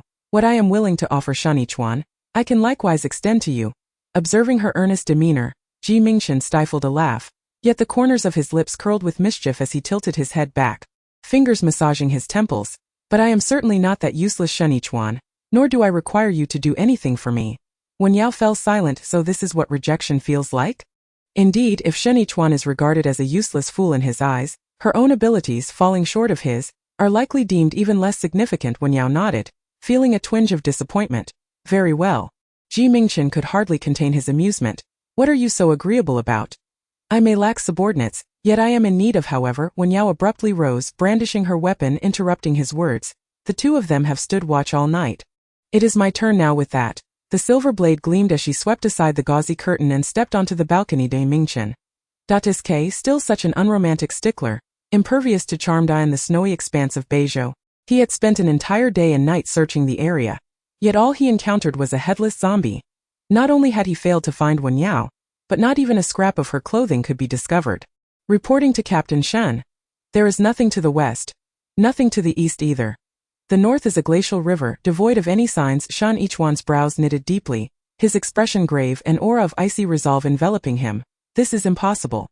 Wen Yao has always possessed exceptional physical prowess, and given her years of rigorous training, the likelihood of her succumbing to the R-type mutated zombie virus is less than 1/3, perhaps even below 1/5.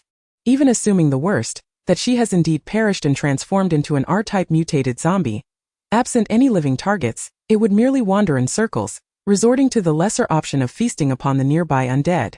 However, at present, the corpses of the zombies on the ground bear no signs of having been feasted upon, and scattered zombies can be seen wandering nearby, indicating that no mutated creatures have ever appeared to hunt here. The team members exchanged glances, and Fong Lanin approached, her face a portrait of disappointment and sorrow. Could it be that Deputy Captain Wen froze to death and was subsequently buried beneath the heavy snow? One of the team members speculated. Perhaps devoured by a horde of zombies or zombie wolves. Did she fall into the ice river? Could it be that she encountered marauding bandits and was taken away? After all, Deputy Captain Wen is exceptionally beautiful. Shen Yichuan found it hard to believe, even hesitant to entertain such thoughts. Who is Wen Yao to him? For so many years, regardless of how bitter, exhausting, painful or unbearable things became, she had never once faltered, nor did she ever utter a complaint. The corners of Shen Yichuan's eyes turned red, his eyelashes heavy with frost. He stared helplessly at the snow-covered ground and hoarsely commanded, "Continue searching. Alive or dead, that they must be found." Chapter 13. Would you like to accompany me for a short nap? Once the team members dispersed again, Shen Yichuan crouched before the headless corpses of the zombies, his hand gently caressing the section of a frozen, hardened neck, its surface smooth and even, revealing the skillful technique of the blade wielder. It must be Wen Yao. She cannot be dead. She must be nearby. She is too clever. Perhaps she has found a hiding place, waiting for him to discover her. Shen Yichuan's hand, chilled and swollen, suddenly recalled the history between Wen Yao and the Silver Moon blade. When the base was first established, resources for firearms were scarce, and everyone relied on knives and axes. Once he acquired a fitting firearm, he had the silver blade he originally used forged to her size and gifted it to her. The handle bore his engraving of a moon symbol, and thus she named the blade Silver Moon. Over time, day after day, year after year, she became the foremost knife wielder in the North Continent, to the point where mentioning the Silver Moon blade would evoke thoughts of Wen Yao, and vice versa as memories of those past days flooded back. Shen Yichuan trembled as he withdrew his hand, suddenly grasping a handful of snow from the ground, squeezing it fiercely into a ball. His eyes uncontrollably reddening. The following day, they set out from the villa towards the Eastern Continent's District 14 base. During the journey, Wen Yao pondered the reasons behind Mingchen's refusal to allow her entry into the East. After much contemplation, she surmised that he perhaps did not fully trust her. After all, she had sworn to defend the 13th District of the North for so many years. Such an abrupt betrayal would seem absurd to anyone, and he might even suspect her of attempting to infiltrate their ranks as a spy. Wen Yao felt a twinge of worry that if she could not locate the organization, would it not lead to a quicker demise? Mingchen, having stayed awake all night with Wen Yao, leaned back in his chair, resting with closed eyes in the front seat. Didahua asked Mayasha while driving, "This is also an urban area. Could there be mutated creatures here?" Mayasha couldn't help but retort, "Can't you see this is a survivor zone?" The street was thronged with people, and had there been zombies, the scent would have surely been detected by now. Upon hearing this, Wen Yao turned her gaze towards the window as the off-road vehicle progressed slowly. Her eyes skimmed over the city, ravaged and dilapidated by the apocalypse. Once a thriving tourist metropolis, it nestled on the plateau plains at the intersection of the eastern and northern regions. Due to its unique geographical location, it swiftly transformed into a sanctuary for survivors after the cataclysm. However, it did not belong to either the eastern or northern regions, standing instead as an independent entity, akin to an autonomous region, plagued by rampant lawlessness, with street killings and robberies a common occurrence. Apart from the desperate indigenous residents, the area primarily attracted predatory scavengers. At this moment, outside the car window, the streets were alive with cacophony. Gangs were brawling in the open, while some wielded knives to commit murder, and others engaged in brazen theft of supplies. Vulnerable elderly and frail children huddled beneath steel shanties or concrete shelters, trembling in fear and despair. Wen Yao observed with an indifferent gaze, her expression numbed. Mingchen, having awakened from his slumber, lifted his eyelids to cast a glance at Wen Yao, tugging gently at her sleeve with a grin. "Would you like to accompany me for a brief nap?" Wen Yao remained silent at his words. The other three occupants in the vehicle were momentarily taken aback. Didahu quickly reduced the speed of the car and turned to inquire, "What's the matter?" Mayasha, equally perplexed, glanced towards the back seat. Over the past 2 days, they had all come to perceive Wen Yao as serene and reserved, her speech consistently gentle, devoid of any displays of agitation or anger. Yet now her demeanor was grave, her beautiful eyes brimming with hostility, as though she had suddenly become irate. Mingchen furrowed his brow, signaling Didahu to halt. The off-road vehicle screeched to a stop before a dilapidated concrete building. Once the vehicle was stationary, Wen Yao swiftly flung open the door, gripping her gleaming silver blade as she dashed away. The three companions, concerned for her safety, promptly exited the vehicle as well. The city was shrouded in a persistent drizzle, the surroundings rendered gray and murky by the rain and fog. Clad in a pure white dress, Wen Yao brandished her polished silver knife, disregarding her injuries as she sprinted through the chaotic urban landscape. Her sudden appearance swiftly captured the attention of the majority of passers-by. In this drab, filthy and crumbling city, the sight of a fair-skinned, beautiful girl was jarringly out of place. "Look over there. Where did such a lovely girl come from? Wearing a dress, no less. Who in this day and age would dare don a dress while fleeing? Come on. Let us go take a look." As she advanced rapidly, a multitude of curious gazes fell upon Wen Yao, some even inching closer cautiously. Yet, Wen Yao paid them no mind. She ignored all the onlookers, treading resolutely on the broken concrete path until she arrived at the intersection just traversed by the off-road vehicle. Scanning her surroundings, she sought the 4 individuals she had inadvertently glimpsed moments ago. "Hey little girl, what are you looking for?" A scruffy middle-aged man obstructed her path, leering with a lascivious expression upon meeting his gaze. Wen Yao briefly regarded him, causing the previously eager man to freeze, all his crude words caught in his throat. "Behold, merely a gentle and beautiful young maiden, yet why do those eyes brim with murderous intent?" Chapter 14. The mastery of the blade. The crowd was intrigued by Wen Yao's appearance, yet they remained uncertain whether to feel perplexed or to harbor a fear of the long blade she wielded. For a moment, none dared to approach her. Instead, they gathered in small clusters, murmuring from a distance of several meters. Wen Yao was confident in her perceptions. She turned a corner and took a few steps forward. Ultimately locating her target. It was a quartet of men, their arms adorned with black tattoos, resembling those who had just emerged from a brawl, bearing scars upon their necks and arms. One was perched upon a tricycle, while two others struggled to hoist a large sack of stolen provisions onto it, and the last stood guard by the roadside, vigilant against any potential threats. Wen Yao concealed the blade behind her back and approached with deliberate slowness. The tall, lean guard caught sight of her, seemingly oblivious to any danger, and audaciously whistled in her direction. Wen Yao returned a smile, her bright eyes and radiant teeth rendering her beauty akin to the first bloom of flowers upon a snow-capped mountain. Pure and enchanting to the utmost, the man momentarily lost his composure, only to respond with a more lascivious grin. "So you wish to accompany your brother Fort?" With a swift and brutal motion, accompanied by a spray of blood, the man's words fell silent as his head tumbled to the ground, rolling into a puddle, eyes wide open in eternal shock. In that fleeting moment, all present collectively inhaled sharply. What on earth? Who is this girl, capable of such a sudden execution? Did you witness her draw the blade? Was it truly she who delivered the fatal blow? She was the only one standing there. Who else could it have been? How deceptive appearances can be. This seemingly delicate girl, with the strength to sever a head as easily as slicing through a watermelon. Before they could fully comprehend the situation, two more heads had been severed with the gleaming silver of Wen Yao's blade. Her technique swift, fierce, and precise, devoid of hesitation. Before anyone could react, the severed heads had already rolled into the drainage ditch, the pungent scent of blood permeating the damp air, rendering the scene surreal and uncanny. Not only the onlookers but also Mei Yasha and Di Dahu stood in stunned silence. After a prolonged moment, Di Dahu finally swallowed hard and remarked, "With such skill in the absence of supernatural abilities, how many among these men could possibly rival her?" Mei Yasha too fell silent, compelled to acknowledge the sheer brilliance of her technique. In terms of speed, force, and accuracy, it was astonishingly flawless. Within mere seconds, she had decapitated two formidable men in District 14 of the Eastern Continent. Few possessed such prowess. Perhaps it was Wen Yao's unassuming demeanor and gentle appearance that had misled them into believing she was merely a fragile girl in need of protection. In the blink of an eye, 3 out of the 4 men had perished, leaving the one on the tricycle utterly cowed by Wen Yao's murderous aura. He could no longer afford to concern himself with the corpses of his comrades or the spoils of their theft. Wiping the sweat from his brow, he frantically pedaled the tricycle, fleeing down the road in a frenzy. Wen Yao pursued for a few paces but fell short, witnessing the distance between them widen. Resolutely, she raised her hand and hurled the long blade forward with a swift motion.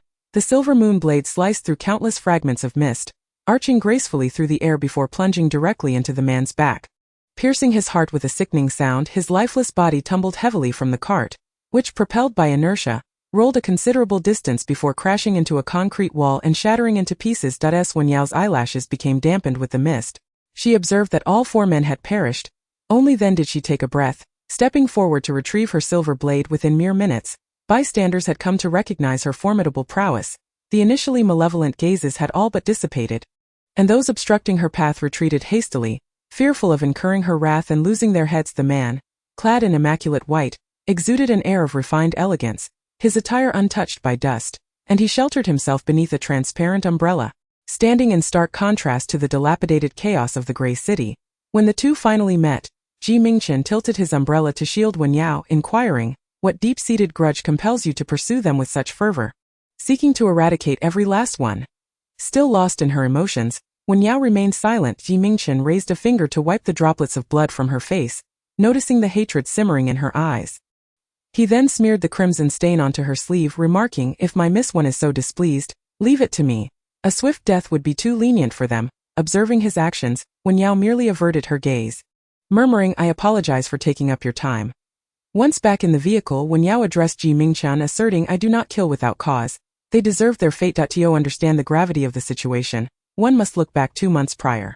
At that time, Shen Yichuan entrusted her with a small task, leading a team of a dozen members to procure agricultural seeds in this very city. However, they encountered mutated zombies along the way, and 2 female team members sustained injuries, rendering them unable to move. She decided to leave 1 male team member to guard them while she led the others to transport the seeds. As night fell, everyone urged her to prioritize the mission, cautioning that the area was too perilous to linger. Yet, unwilling to relent, she continued searching through the evening until the early hours of the following day. Eventually, she located the two women beneath an aluminum shelter beside a concrete building, but they were barely clothed and surrounded by 4 men, leaving little to the imagination regarding the horrors they had endured. These 4 men proved exceedingly cunning. During a brief respite, they managed to escape their confinement and murdered a night watchman. Shen Yichuan later remarked that had she abandoned the 2 injured team members without seeking them out, the mission would not have been delayed, and the night watchman would not have lost his life. But how could she possibly acquiesce to such a notion? Those 2 team members had been with the base for 3 years, and had stood by her side for 2, their bond akin to that of sisters. Why should they suffer without justification, meeting a tragic end in a dark corner, forgotten and unburied? What right did those beasts have to roam free, evading accountability for their crimes? As she recounted the events, Wen Yao struggled to contain her emotions, ultimately failing as tears welled in her eyes. To spare herself further embarrassment, she turned her face toward the window and murmured, "I apologize for causing you to witness this. Chapter 15. Be my companion, Wen Yao." Very well, the tears have all vanished as the off-road vehicle traversed the desolate city. Her expression returned to a calm demeanor. She turned to the man beside her and remarked, "This is precisely why I wish to leave the northern continent." Mingchen raised an eyebrow and glanced at her. Wen Yao continued, "It appears to be benevolent, yet it is utterly ruthless.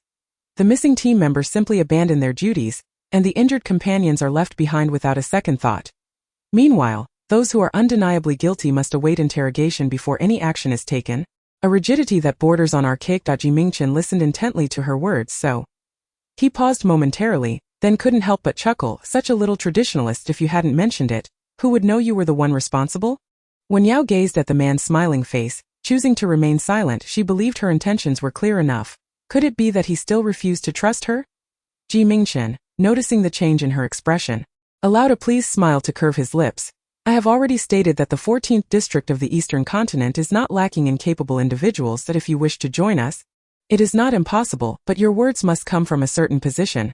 Wen Yao lifted her gaze to meet his. "What position?" Mingchen smiled at her, his peach blossom eyes sparkling like the fleeting bloom of spring.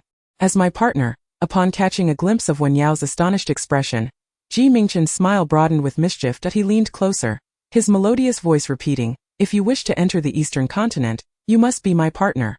Wen Yao found the man utterly intoxicating. Her face flushed, and even the area brushed by his breath felt tinged with a tingling warmth, rendering her quite uncomfortable. Must it be this way? Mingchen remained non-committal, his smile diminishing just slightly as his demeanor returned to its usual languidness. "Of course, you may also refuse." As the off-road vehicle journeyed along the overgrown, dilapidated road, a vast expanse of ocean soon emerged on the horizon, flanked by towering skyscrapers. This city, in stark contrast to the derelict urban areas previously encountered, was far more modern. Its buildings predominantly comprised of multi-story edifices, with crumbling concrete structures being a rare sight. The gradually widening roads, overpasses and glass facades all indicated that, prior to the apocalypse, this was a highly developed metropolis nearby. The greenery along the roadside had withered away, with only the occasional lurking zombie peering out from the shadows. The battered asphalt was riddled with potholes, stained with patches of blood and various lacerations. In the distance, the deep blue sea reflected the ghostly remnants of a fog-laden city, enveloped in a tranquil emptiness, rendering it akin to a high-ranking soldier adorned with the scars of battle. This was the Eastern District, a region that had thrived economically before the cataclysm. Thus, even after 7 years of devastation, its material resources and urban infrastructure remained significantly superior to those of the other 3 continents. The outskirts were sparsely populated, with only a few sluggish zombies trailing behind the vehicle until they passed through a 30-meter-high barbed wire fence, where the faint signs of human existence began to emerge. Wen Yao turned her head towards the window, observing the makeshift stalls beside the skyscrapers and the disheveled survivors with despondent expressions, feeling an inexplicable sense of absurdity. How can one articulate this sensation? It evokes a certain absurdity akin to that of a primitive man residing in a city. Mingchen remained throughout the journey with his eyes closed, seemingly in a state of serene repose, yet, upon inadvertently catching a glimpse of the astonishment flickering in Wen Yao's eyes, he languidly reminded her with a drawl, "We're nearing the base. Have you made your decision?"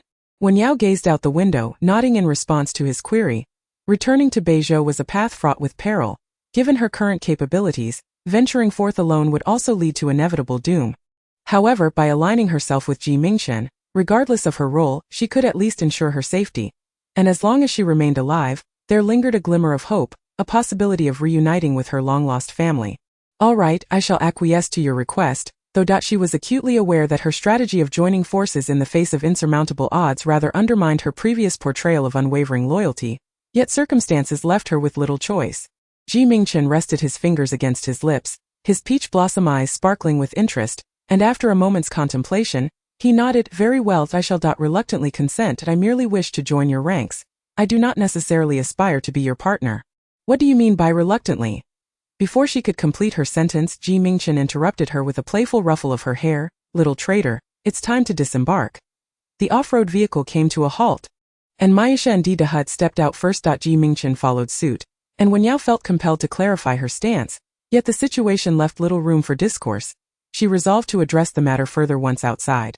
But as her hand reached toward the back seat to retrieve her silver moon blade, Mingchen shot her a cautionary glance from outside the vehicle.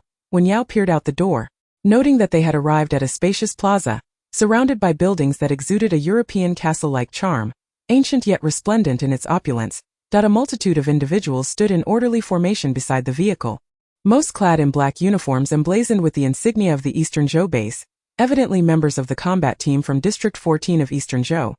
Having reached the headquarters of District 14, it would be rather impolite for an outsider to brandish a weapon. Chapter 16. Is he still the charming commander? Upon hearing her words, Mingchen maintained a casual demeanor, a smile gracing his features as he naturally replied, I apologize, there was a bit of a situation, mission failure. Fei Kuei's smile was radiant, and she was about to inquire further, but before she could utter a word, her expression froze in place, for in the next instant, she beheld a young woman clad in a white dress gracefully alighting from the vehicle. A situation as Wen Yao stepped out, she felt the collective gaze of all present converge upon her. A wave of discomfort washing over her. Only after hearing Mingchen's earlier remark did she realize he had undertaken a mission in Beizhou, which had seemingly failed due to his efforts to rescue her. She felt a pang of embarrassment. Wen Yao, feeling somewhat guilty, was keenly aware of Mingchen's perceptive nature as he placed his hand atop her head, affectionately ruffling her hair in a gesture of comfort and protection. Is Dr. Lin here? Observing this interaction, Fei Kuei's brow furrowed deeper. He is that I am the lounge on the third floor. Mingchen flashed a smile at Fei Kuei before turning his gentle attention back to Wen Yao. His voice and demeanor imbued with an extraordinary tenderness. Shall we? Wen Yao, adjusting her tousled hair, cast him a peculiar glance. Maya raised her hands in exasperation. You've known the boss for quite some time. When has he ever acted logically? Didahua shook his head, wearing a foolish expression. I merely follow the boss's instructions. Curiosity piqued, she turned and followed suit, under the watchful eyes of the guards. Mingchen guided Wen Yao into the opulently adorned main building of the villa. As they traversed the spacious and lofty hall, and ascended the adjacent spiral staircase to the second floor, Wen Yao couldn't help but gaze around in wonder. Since the apocalypse began, technology had regressed nearly everywhere, with many regions lacking even basic utilities like water and electricity. Even in areas that retained some semblance of modernity, the ravages of zombies and lack of maintenance had left them dilapidated and worn.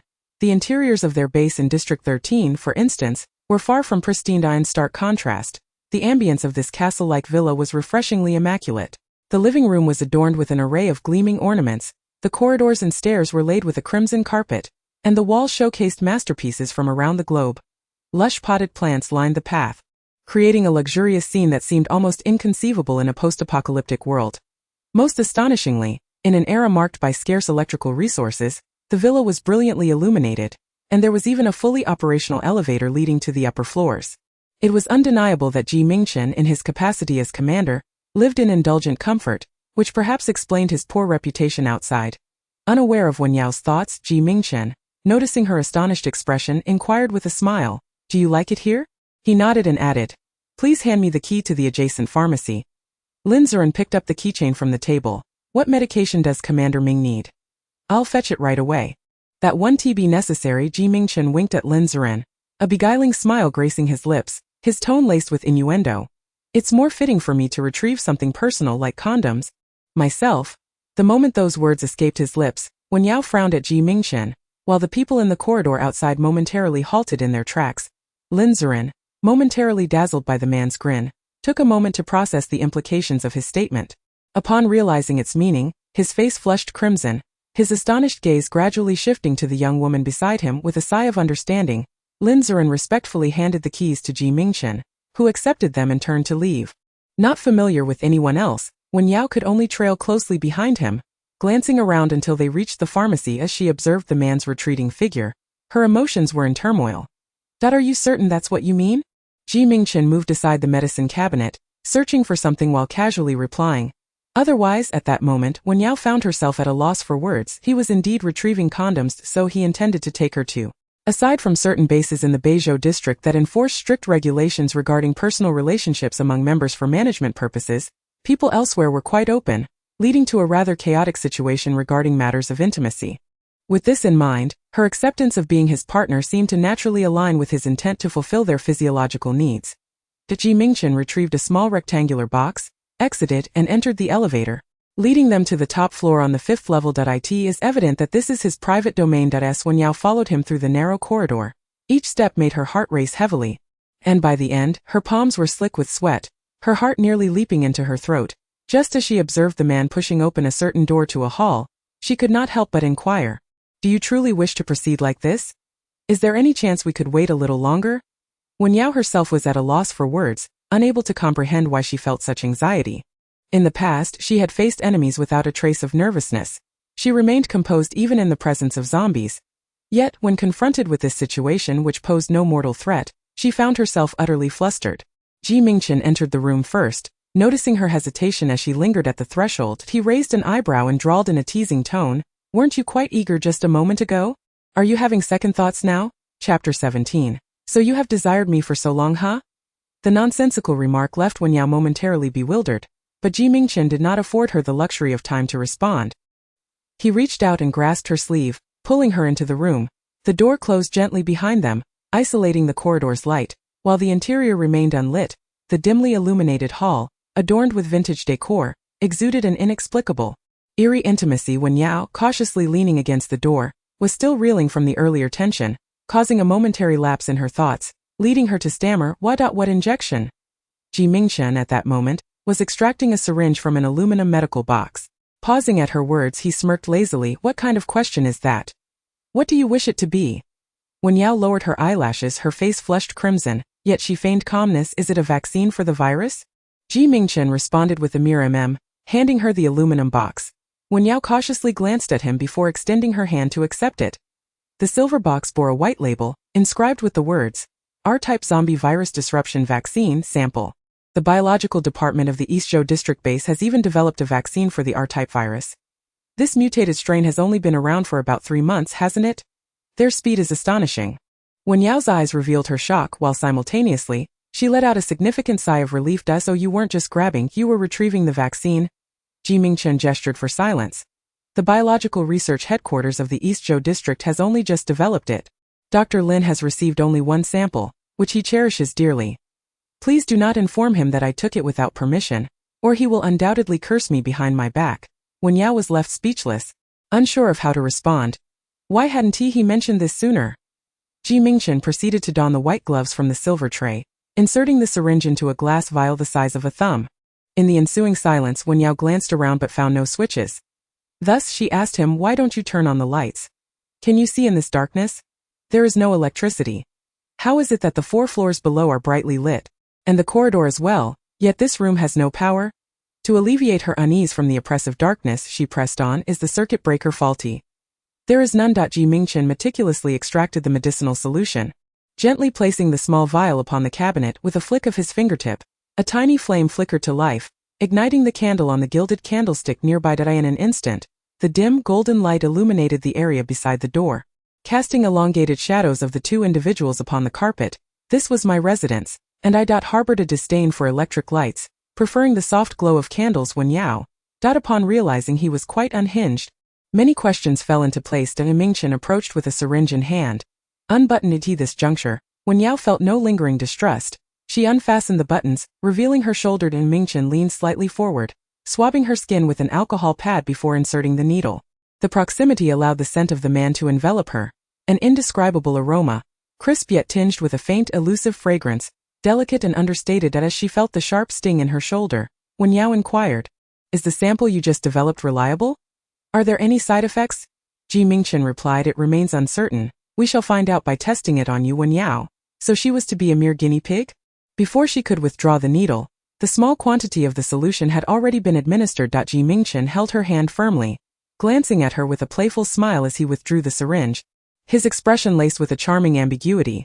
Any side effects, no matter how severe, are preferable to succumbing to a zombie-like demise, wouldn't you agree? Indeed, the newly developed blockade vaccine was a rarity, typically reserved for replication and research for preventive vaccines. Yet, he had taken the painstakingly crafted results of others and injected them into her with a single motion. If the dedicated researchers who sacrifice for science were to discover this, they would likely go mad.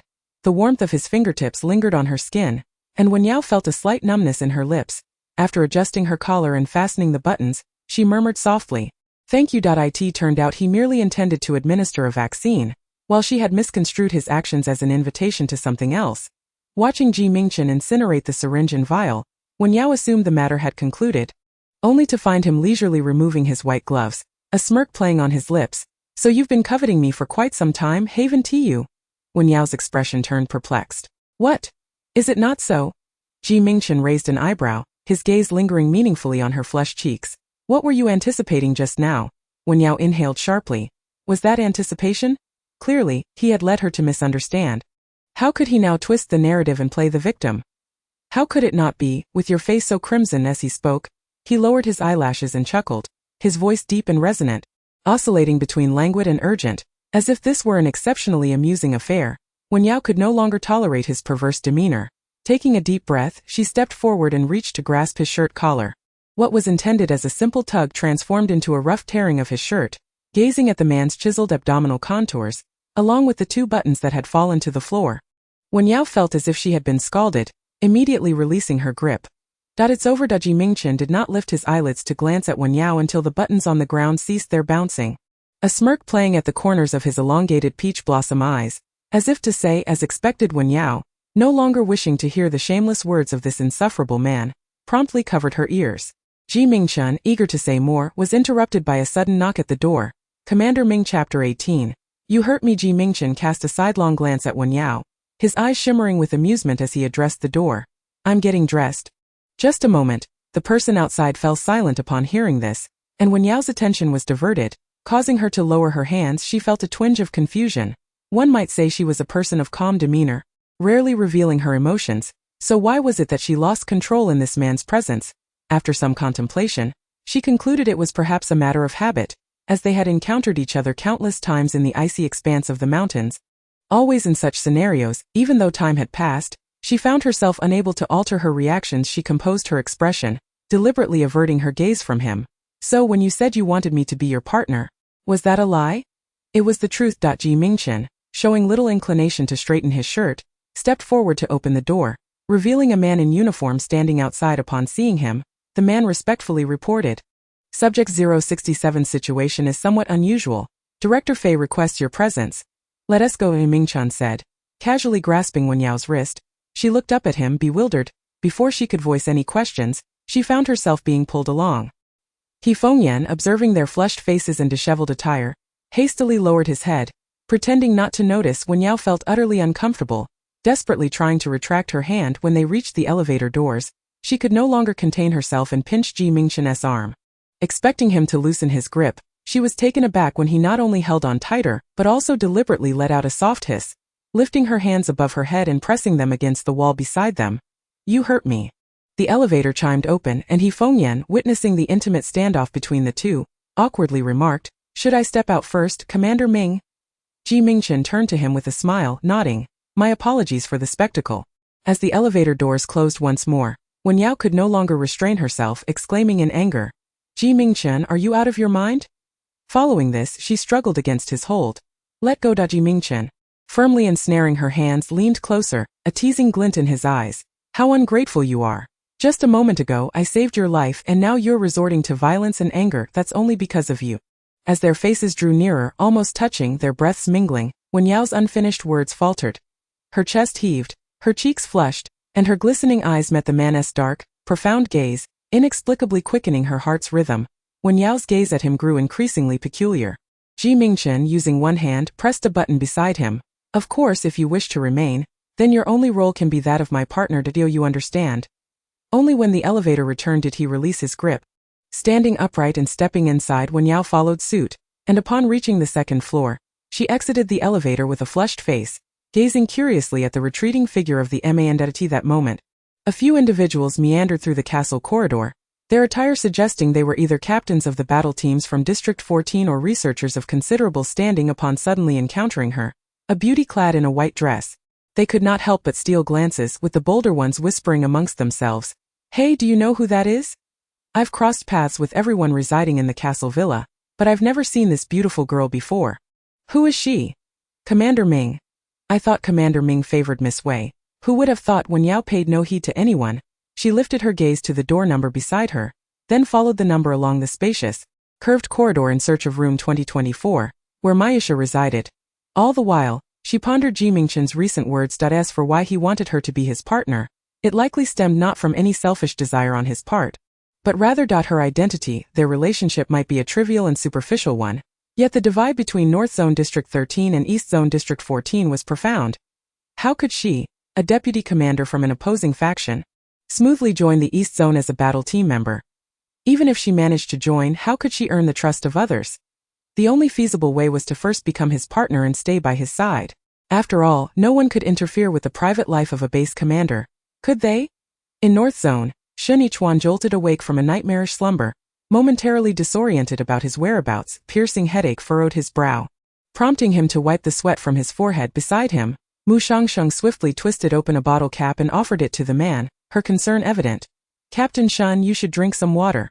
Shen Yichuan, momentarily dazed, called out Wen Yao's name to Mu Shangsheng until his vision cleared. He then pressed his thin lips together, inhaled deeply, and closed his eyes once more, perhaps due to the events on the snowy plains that day. He was reluctant to see Mu Shangsheng. If it weren't for her, Wen Yao wouldn't have been injured, wouldn't have been scratched by the remnants of the R-type mutant, nor would he have harmed her. "Haven't found her?" Shen Yichuan inquired in a hoarse voice. He had barely rested over several sleepless nights, and even in his exhaustion, he was plagued by nightmares, all revolving around Wen Yao. Yet, Captain Shen should not be overly pessimistic. Perhaps Vice Captain Wen was rescued by a kind-hearted individual, though even she struggled to believe her own words. In the vast, sparsely populated North Zone snowy plains, where would such a person come from? Even if someone existed in these treacherous times, how could there possibly be benevolent souls? At such a juncture, Shen Yichuan could not say much more. Time was pressing, and with no sign of Wen Yao, it was only natural to return for the sake of the others. Moreover, in this post-apocalyptic world, where life and death hung by a thread, it was not unusual for anyone to perish. Wen Yao was no exception. He lowered his eyelashes and raised his hand to rub his brow. Perhaps it was due to those haunting dreams, but the usually composed and serene man now felt as though a part of his heart had been hollowed out. Regret flickered like a flame, igniting somewhere deep within him. Chapter 19. The Human in the Petri Dish. The biological research building of East Continent Zone 14 stood amidst the ruins on the outskirts of Port Bridge City. Surrounded by dilapidated structures and rubble for miles around, the perimeter of this desolation, a 30-meter-high electric fence encircled the area tightly. Beside the sole entrance stood a yellow warning sign emblazoned with the words "Danger. Keep out," accompanied by a conspicuous red exclamation mark. As a black sedan approached, the armed guards at the entrance parted to the sides, only resuming their defensive formation once the vehicle reached the central tech building within the circular ruins. The driver halted the car, and Fengyan exited first. As he walked over to open the door, Mingchen slowly stepped out. He adjusted his rumpled sleeves, exuding a nonchalant demeanor that only heightened Fengyan's inner anxiety. "Commander Ming? Perhaps it would be prudent to enter sooner. The situation was already dire when I emerged to deliver the news. It may well have worsened." Mingchen, ever with a gentle smile, replied, "What is there to be anxious about? The research facility is equipped with protective systems. Director Fei would not be unaware of that." Fengyan refrained from further commentary as they entered the building together. The entire structure was designed with a distinctly high-tech aesthetic, featuring a bluish floor that gleamed like a mirror. Each mechanical door required both fingerprint and facial recognition to gain access. Upon entering the elevator, Fengyan pressed the button for the -18th floor. As the doors opened, a cacophony of thunderous bangs echoed from within, accompanied by strange, eerie howls and the sound reminiscent of plants breaking through the earth. Anxious, Fengyan sought to quicken his pace. But Mingchen remained leisurely, occasionally pausing to observe the conditions within the nearby petri dishes.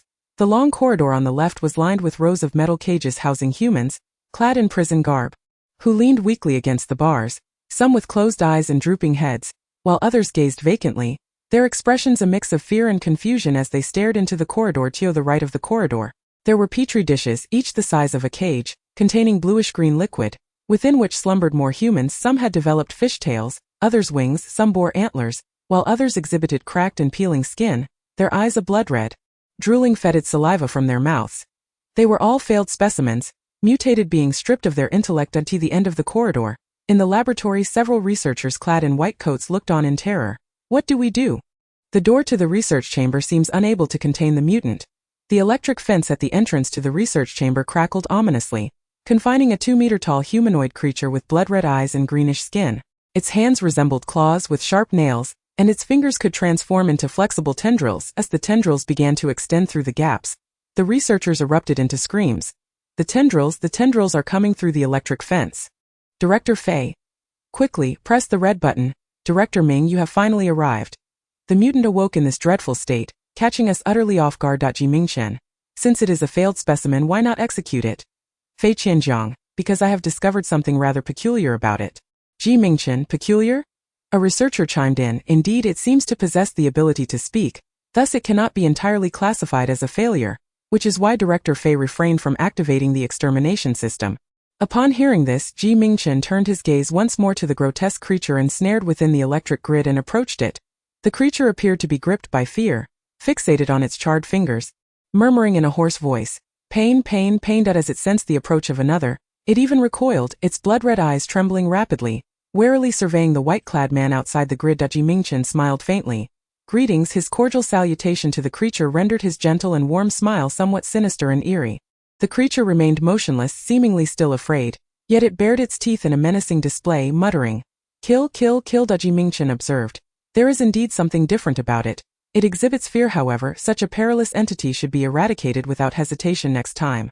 Otherwise, if it were to escape, it would pose a grave threat. As the words left his lips, flames erupted from his fingertips, enveloping the creature in a fiery net as it made contact, resulting in a piercing shriek before the creature disintegrated into a cloud of black ash. Fei Qianjiang furrowed his brow. But he had relished this research achievement for quite some time, considering the progress made in the study of the wood-type ability awakening agent. He had intended to confine it for further examination and utilize the creature's living blood for several sample analyses. Little did he expect it to be incinerated so abruptly. Wiping the sweat from his brow, he dared not speak further. Understood. Mingchen walked along the row of display screens, scrutinizing the various data presented. Half a year has passed, and there has been no progress whatsoever. Fei Qianjiang felt somewhat embarrassed by this inquiry, lowering his head to explain. Firstly, the quantity of mutant samples is insufficient, and secondly, the elemental condensation is merely molecular in size, classified as a volatile substance, making it particularly challenging to extract. Even if extraction were successful, formulating it to a specific concentration for experimentation would be an exceedingly arduous task, not to mention the uncertainty of success or failure in the trials. Mingchen nodded, smiling as he patted Fei Qianjiang's shoulder. Do not trouble yourself with the samples. Director Fei should focus solely on developing the items I desire. Fei Qianjiang inexplicably trembled, promptly nodding eagerly. I understand. I understand. On the way back, Mingchen was still accompanied by He Fengyan. Unlike their earlier journey, this time as they passed a cage, a disheveled woman suddenly pressed herself against it, vehemently cursing at Mingchen. Mingchen, may you meet a wretched end. Chapter 20. The flames at my fingertips are warm, yet my heart is cold. He Fengyan frowned, while Mingchen slowly turned to regard the woman within the cage. The woman gripped the metal bars tightly, gritting her teeth in fury. Mingchen, you are nothing but a born scourge. You have committed fratricide and matricide, devoid of all compassion, and now you dare to conduct genetic mutation experiments on living beings. Sooner or later, divine retribution shall befall you. Without uttering a word, He Fengyan approached the cage and pressed the electric shock button, and the next instant, the woman let out a piercing scream, collapsing to her knees, her body trembling uncontrollably, no longer daring to touch the bars before her. Mingchen's smile remained unchanged, as if he were stirred by some intrigue, and he slowly crouched down before the cage. Even in this half-crouched position, he exuded an air of exquisite elegance. Is that how you curse me?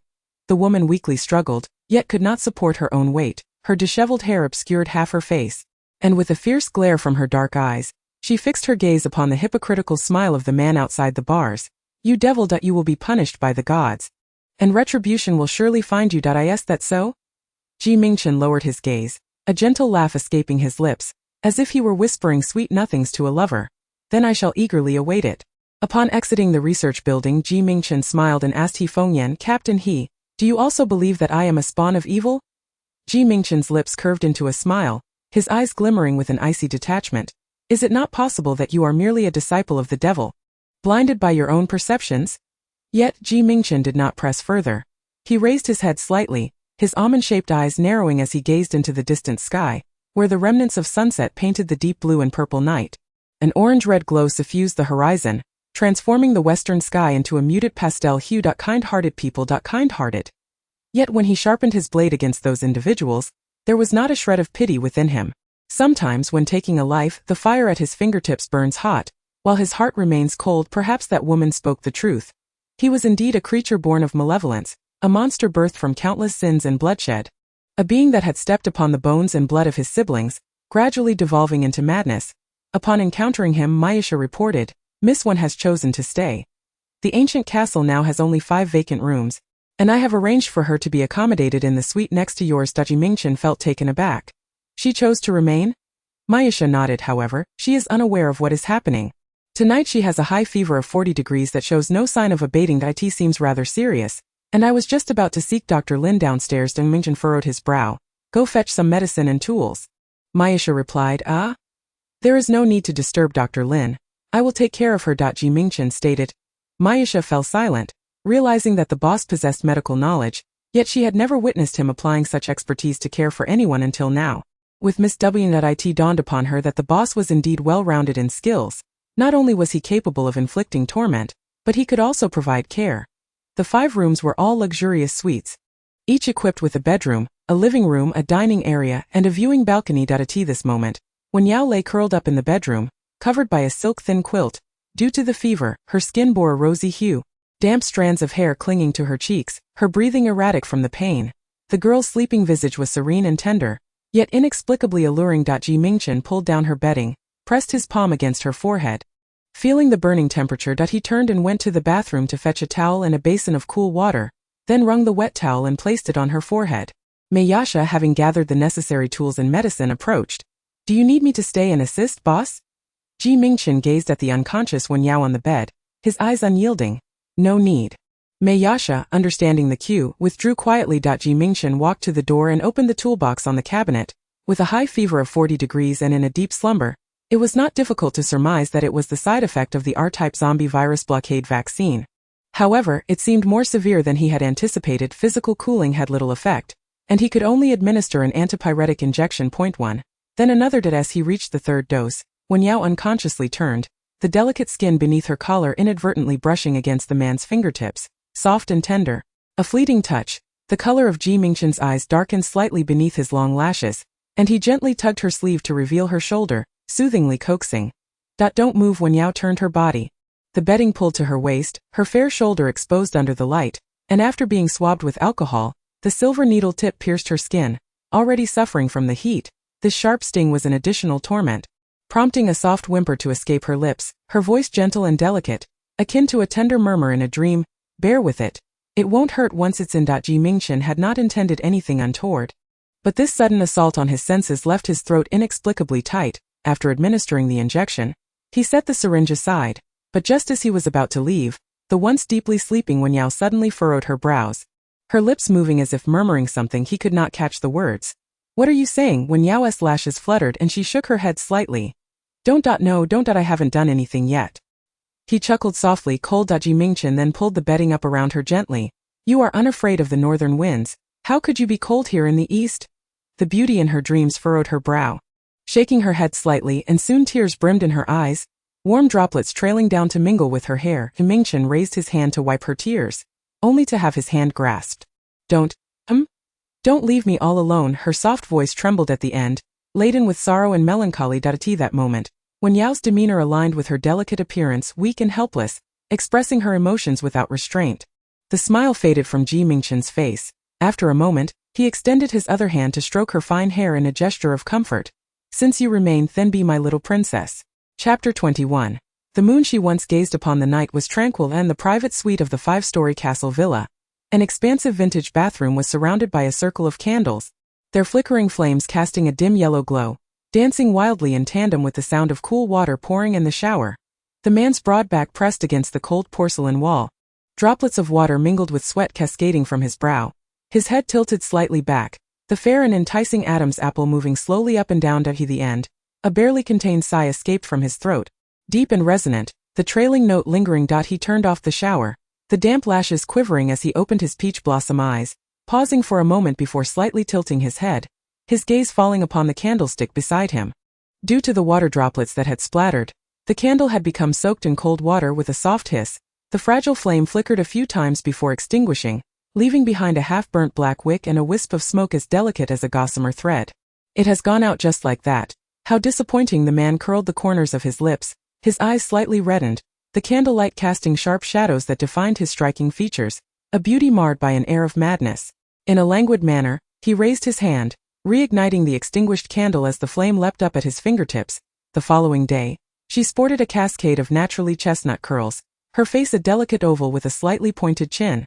Adorned with striking features, her fox-like eyes, with their upturned corners, a petite nose and plump, rounded lips, formed a visage that would elicit admiration from anyone who beheld it. The pink Chanel-inspired short skirt suit she wore complemented her demeanor splendidly, rendering her a picture of a refined young lady from an esteemed family. That if there was any flaw, it was perhaps the pallor of her complexion. Fei Kawai watched in frustration as she struggled to insert a pearl earring for half the day, finally hurling it to the ground in anger. With a sharp crack, the pearl shattered, prompting another maid to hurriedly bend down to pick it up. The maid who had spoken fell silent in an instant, terrified, and knelt, her voice trembling. Mississippi Miss Kawai. Fei Kawai bent down, gently pulling the maid up, forcing a somewhat friendlier smile. Do not be afraid, this matter does not concern you, just tell me what you have found out. Fei Kawai felt a profound discomfort. She could hardly articulate her current emotions.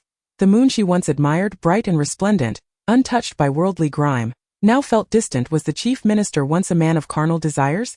Fei Kawai resumed her seat and inquired of them. Aunt Rong entered with a tray, her gaze falling upon the Mrs. troubled countenance, and she kindly advised, Miss Kawai, you have hardly eaten anything since yesterday afternoon. You must at least eat a little that I will not eat, take it away. The two maids stood aside as Aunt Rong set down the tray and stepped forward to persuade her. Miss Kawai, you should heed your father's words that if a man truly likes you, he will show you his affections willingly. If not, no amount of power or leniency he grants you will signify anything. The chief minister's special treatment towards you, I suspect, is solely because… Enough? Fei Kawai, already irate, found this remark to be a flame to her fire, slamming her hand upon the dressing table, startling Aunt Rong beside her. What are you throwing a tantrum about now? A sigh of resignation echoed from a middle-aged man outside. Fei Qianjiang stepped in, waving dismissively at Aunt Rong and the others. Once the servants had exited, he casually placed a thermos on the table. I have warned you about this before. Do not harbor excessive expectations of that man. That he is far more complex than he appears and certainly not someone you can control. Fei Kawai stared into her reflection in the mirror, her eyes gradually turning red. One cannot simply dismiss you as a mere young girl. Over the years, even your father has remained an enigma to me. Fei Qianjiang spoke with earnest gravity. In our base, there are numerous battle teams, each brimming with valiant young men, many of whom admire and cherish you. Yet you seem resolutely determined to select only one, clinging stubbornly to the notion of a single choice. Fei Kawai retorted, her fingers curling on the vanity. But I desire nothing less than the best throughout my life. I have settled for nothing but excellence. Why should I compromise when it comes to choosing a partner? Upon hearing a resounding crash, Fei Qianjiang shook his head and let out a deep sigh. When Wen Yao awoke, she had lost all sense of time. After the fever had subsided, her throat felt parched, her body weak, and her limbs were sore and feeble. The last thing she remembered was faintly seeing Maisha tending to her during her delirium. She uttered a word of gratitude before slipping into unconsciousness, lost in a long dream-laden slumber, unaware of how much time had passed. As Wen Yao turned and opened her eyes, a smooth, low-toned voice broke the silence. Awake now. Chapter 22. Is the treatment truly this generous? Wen Yao lifted her gaze to find Mingchen seated elegantly on a single armchair beside the bed. The man's posture was refined, his demeanor distinguished, with long pale fingers delicately holding a porcelain coffee cup, while an open parchment scroll lay across his knee. Dressed in a white shirt paired with a cool gray waistcoat and trousers, he sported a pair of metal-framed glasses perched upon his high nose, enhancing his austere and scholarly aura. Observing this, Wen Yao couldn't help but wonder if he possessed more clothing than any woman ever could. Wen Yao nodded. Yes. Wasn't Maisha the one taking care of me last night? Why are you here instead? She paused, quickly sitting up and accepting the situation. Mingchen replied. After Maisha left, I personally administered an antipyretic injection, and then I took a shower and changed. Wen Yao, parched and desperate for hydration, sipped water while regarding him with curiosity, uncertain of his intentions. Furthermore, in order to monitor your condition, I have remained here until now. It is currently 6:30 in the afternoon, and dusk is approaching. Though she recognized that his words were intended to garner praise, Wen Yao still felt a twinge of gratitude. In the past, during her time in District 13 of Beizhou, not only had she never experienced such attentive care while ill, but even the luxury of resting for 2 days was a distant dream. She was always bound to follow Shen Yichuan's directives, fulfilling tasks of all magnitudes, while also tending to her teammates in their daily lives. Even in cases of severe injury, when she could hardly move, she endured alone in the base dormitory. Shen Yichuan would occasionally visit her, but most of the time he did not. He believed that companionship held little value. In his view, being present could not expedite her healing, and he would rather devote his time to pursuits of greater significance. To him, higher authority and tangible worth consistently outweighed all else. Last night, it seemed she dreamt of Shen Yichuan once more. Mingchen gazed at the ailing Wen Yao, reaching out to press his hand against her forehead to ascertain that she was free from fever. Once satisfied, he leisurely rose to his feet, remarking, "The sun has already set. You may rise, my little sluggard. Your new clothes are in the wardrobe. Change by yourself." With that, Mingchen politely exited the room. Wen Yao watched the silhouette of the man depart, then slowly got out of bed with a hint of skepticism. She opened the wardrobe, only to find it now brimming with 2 rows of garments that had been devoid of clothing just yesterday. Predominantly in shades of white or pastel pink and blue. As she sifted through the array, she discovered a pure white bridal gown, a short cheongsam adorned with blue floral patterns on a white background, a tangerine-hued floral dress, and a pale lavender princess dress embellished with diamonds. In essence, they were all exquisite and splendid princess gowns, exuding a youthful charm. Wen Yao found herself momentarily entranced. Was this truly the apocalypse? In a world where survival was so arduous, dressing in such ostentatious attire seemed excessively showy. And did these heavy, beautiful dresses truly befit the task of slaying zombies and battling monsters? Previously, she had donned the base uniform of black tactical jackets, and even on the rare occasion she wore something different, it was limited to casual sportswear. It wasn't that she disliked beautiful clothing, rather there had been no suitable occasions or conditions to wear them, leading to her current feeling of unease upon seeing these gowns. Furrowing her brow as she pondered, she ultimately chose a slightly simpler sky blue dress. After tidying herself, Wen Yao stepped out of her room, where Mingchen was seated on the sofa in the living room. He lifted his gaze, his eyes traveling from her ankles upward, the sky blue fabric accentuating her ethereal beauty, her skin as fair as congealed fat. The only 2 shortcomings were the lack of accessories and the trailing ribbons at the waist, which hung loosely at her sides, making the princess dress resemble a loose nightgown. Unable to resist, Mingchen called out, "Come here." Wen Yao approached, asking, "What is it?"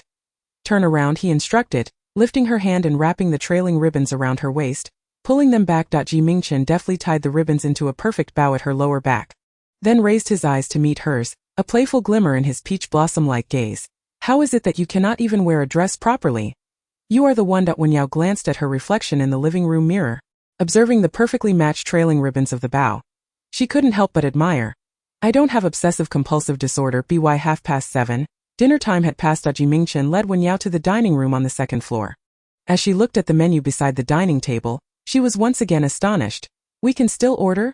Having spent 7 years in the training camp in Beizhou, her meals had been strictly regimented, consisting almost entirely of fixed nutritional substances. It was not that there were no dishes available for selection. In fact, there was hardly any normal food, mostly nutritional liquids, protein bars, or compressed meals. Mingchen inquired, "What would you like to eat?" After years of the apocalypse, Wen Yao had not laid eyes on a menu for a long time. Now, as she gazed at the colorful menu paper, she felt a surreal sense of nostalgia. "Can I order anything?" Mingchen's lips curved into a subtle smile as he nodded. "Since dinner time has passed, everything is freshly made. Feel free to order as you wished." "Is the treatment really this generous?" Upon Wen Yao's completion of her order, Mingchen supplemented the meal with a few additional dishes. As the steak was presented, he preemptively seized the small knife meant for cutting it just as Wen Yao reached for it. While slicing into the steak, Mingchen admonished, "I have taken your silver moon knife away. You are not to wield it again." Wen Yao paused momentarily, quickly grasping his intent. "Understood." The commander of the North Continent's 13th district oversaw a substantial contingent of over 300 personnel. Although she held the position of deputy commander of a small team, her name did not carry much weight. However, in these times, the use of cold weapons was exceedingly rare. and her commendable knife skills had afforded the Silver Moon knife a certain notoriety across the 4 continents. To brazenly wield the Silver Moon knife was tantamount to flaunting her status as a commander of the North Continent. Wen Yao took a sip of water, inadvertently smearing cream from the small cake onto the rim of her glass. Noticing this, Mingchen reminded her, "Your face. And the glass." Chapter 23. Do not gaze at me like a puppy. At his words, Wen Yao turned her gaze towards Mingchen, who had only a plate of steak before him. His posture was remarkably refined, and his movements with the knife and fork exuded elegance. In stark contrast, her own dining arrangement was disorderly, and her manner of eating rather casual, reminiscent of a country dog venturing into the city. People are products of their environment. During her time in the North Continent, merely surviving without succumbing to hunger was considered a significant achievement. Under such harsh conditions, who would concern themselves with the aesthetics of dining? Wen Yao discreetly composed herself, raising a hand to wipe her face, only to realize that her sleeve was also smeared with cream. Attempting to clean her sleeve, she inadvertently found her fingers equally soiled. Mingchen's actions of cutting the steak momentarily halted. Feeling more embarrassed, Wen Yao hastily dabbed at the mess with a napkin. I apologize. Upon hearing this, she immediately set the napkin down. Her expression earnest. Is there anything you require of me? She exuded an air of readiness as if she had successfully secured her position. Meals could not be consumed without purpose. In the current climate, resources were scarce and no base would sustain idle individuals, particularly in the influential East Continent region. Mingchen had merely intended to inform her of his itinerary, never anticipating her reaction. He raised an eyebrow. What could you possibly do for me? Wen Yao replied, anything within my capability. My physical constitution is quite robust. Any minor injuries will heal in a couple of days, and I am nearly recovered from last night's ailment. However, you must provide me with another cold weapon. A knife or a sword will suffice, for I am not particularly adept with firearms. Mingchen found amusement in her response and looked up at Wen Yao. Her youthful visage was enchanting. Her skin as smooth as jade shrouded in misty mountains, and her pair of clear, almond-shaped eyes sparkled with vitality. Clad in a clean dress, she radiated purity and beauty, akin to an unworldly young lady untouched by life's trials. This was a stark contrast to her former self, who had fought fiercely alongside Shen Yichuan. Do not look at me like a puppy, Mingchen stated, placing the neatly sliced steak before Wen Yao. I have already conveyed that I am not Shen Yichuan. There is no need for you to do anything for me. I require approximately a month away, during which you will have but one task. You are the puppy. Wen Yao mentally filtered out the latter part of his statement, reminding herself that their relationship had transitioned from adversarial to hierarchical, and she must amend her previous disdain towards him. Even if one harbors a certain displeasure towards the boss, for the sake of one's livelihood one must endure, mustn't one? Wen Yao with a good-natured demeanor inquired what task. Mingchen replied, simply focus on recuperating. Wen Yao, puzzled, asked, does that mean I don't have to do anything? Mingchen leaned back languidly, his peach blossom eyes sparkling with amusement. Indeed, you need not concern yourself with anything. I have already informed the housekeeper of this villa. Should you require anything, feel free to instruct him. Wen Yao furrowed her brow deeper. I have no particular needs. Mingchen added, moreover, Dr. Lin will come in a couple of days to remove your stitches. Noticing her expression, Mingchen smiled and queried, is that how it was in the past? Did you heed every word of Shen Yichuan? Wen Yao saw no reason for dissent. He is the captain, and I am the vice-captain. His rank surpasses mine, so I naturally follow his orders very well. Mingchen mused, tapping his temple thoughtfully. From now on, you shall heed only me. Wen Yao felt a peculiar sensation, as if she had unwittingly boarded a ship from which there was no return. During her stay in the ancient castle villa, Wen Yao experienced an existence marked by tranquility and serenity in this post-apocalyptic world. If her previous life in Beizhou had been one of arduous survival, then now it was akin to a leisurely vacation, transforming hardship into ease. The room she occupied was a lavish suite, its opulence rivaling that of a five-star hotel even before the dawn of the apocalypse. The sole distinction was that some of the smart devices were inoperative. The television could be turned on, yet its interface was a kaleidoscope of colors, accompanied by a cacophony of static, clearly devoid of any signal. With the advent of the apocalypse, all broadcasting stations capable of receiving signals were rendered inoperative, and people, preoccupied with survival, naturally did not expend energy or resources repairing such futile contraptions. As days passed, apart from a sense of unfamiliarity, Wen Yao experienced no other discomfort. During this time, two maid-like girls visited, claiming they were sent by Mingchen to attend to her, but Wen Yao graciously declined, as she found no need for assistance. Previously, in the 13th district of Beizhou as the deputy commander, she had to manage everything personally and oversee the daily affairs of the entire squad. The mere fact that others did not burden her was a blessing. She required no assistance with any life skills. For the first time in many years, she found herself with an abundance of free time, experiencing what it felt like to live freely unencumbered by tension, hunger, or the constant need for vigilance. This sensation was akin to being released from a 7-year imprisonment, exquisitely liberating. That afternoon, Wen Yao moved a chair to the balcony, contemplating her upcoming plans while enjoying the scenery. She recalled from her dream that Dongzhou was the first to develop the ability awakening serum, said to empower even the most ordinary individuals to awaken their abilities, provided they underwent training. Now her objective was to remain in Dongzhou, the region most advanced in scientific research and abundant in material resources, awaiting the development of this serum and exploring any potential means to acquire the most potent variant of it. The physical form of humanity is inherently limited in strength. Even after a decade of rigorous training, one is unlikely to achieve significant progress. To attain a breakthrough, one must resort to altering genes to awaken extraordinary abilities. Chapter 24. What grudge could this be? The others seemed to regard Mingchen with a certain trepidation, merely casting furtive glances at her, with no one daring to approach her directly. Yet, during her recent visits to the cafeteria on the second floor, Wen Yao felt the piercing gaze of a girl upon her, a scrutiny that was both discerning and disdainful, an unmistakable air of hostility. Wen Yao did not believe she had offended anyone upon her arrival, but through piecing together snippets of conversation among the other patrons, she gleaned the name of the girl, Fei Kuei. Her father, Fei Qianjiang, was a renowned biology professor in the 14th district of Dongzhou and one of Mingchen's most crucial research personnel. Thus, Professor Fei's family were esteemed guests of this colossal ancient mansion. Both his cherished daughter and his ineffectual son were entitled to reside here. Even amidst the tribulations of a world torn asunder, they continued to revel in a lifestyle of unparalleled luxury. It is essential to recognize that in an era of scarce resources, such an existence is unattainable for the average person. Survivors and refugees alike would find it beyond reach, and even valiant commanders would lack the privilege to recline in such comfort. Yet the family of Professor Fei could, underscoring their elevated status. After contemplating this information, Wen Yao concluded that regardless of the reason behind the animosity directed at her, she could not afford to offend them. Consequently, she sought out Butler Zhou and requested that her meals be delivered to her, preferring not to descend any further. Thankfully, Butler Zhou readily acquiesced and even inquired with genuine concern about her well-being. However, this matter was far from resolved. One day, when a maid brought her meal, Wen Yao found herself lost in thought as she gazed at the dishes before her. The food appeared untainted, yet she discerned that the rice had been laced with a sedative.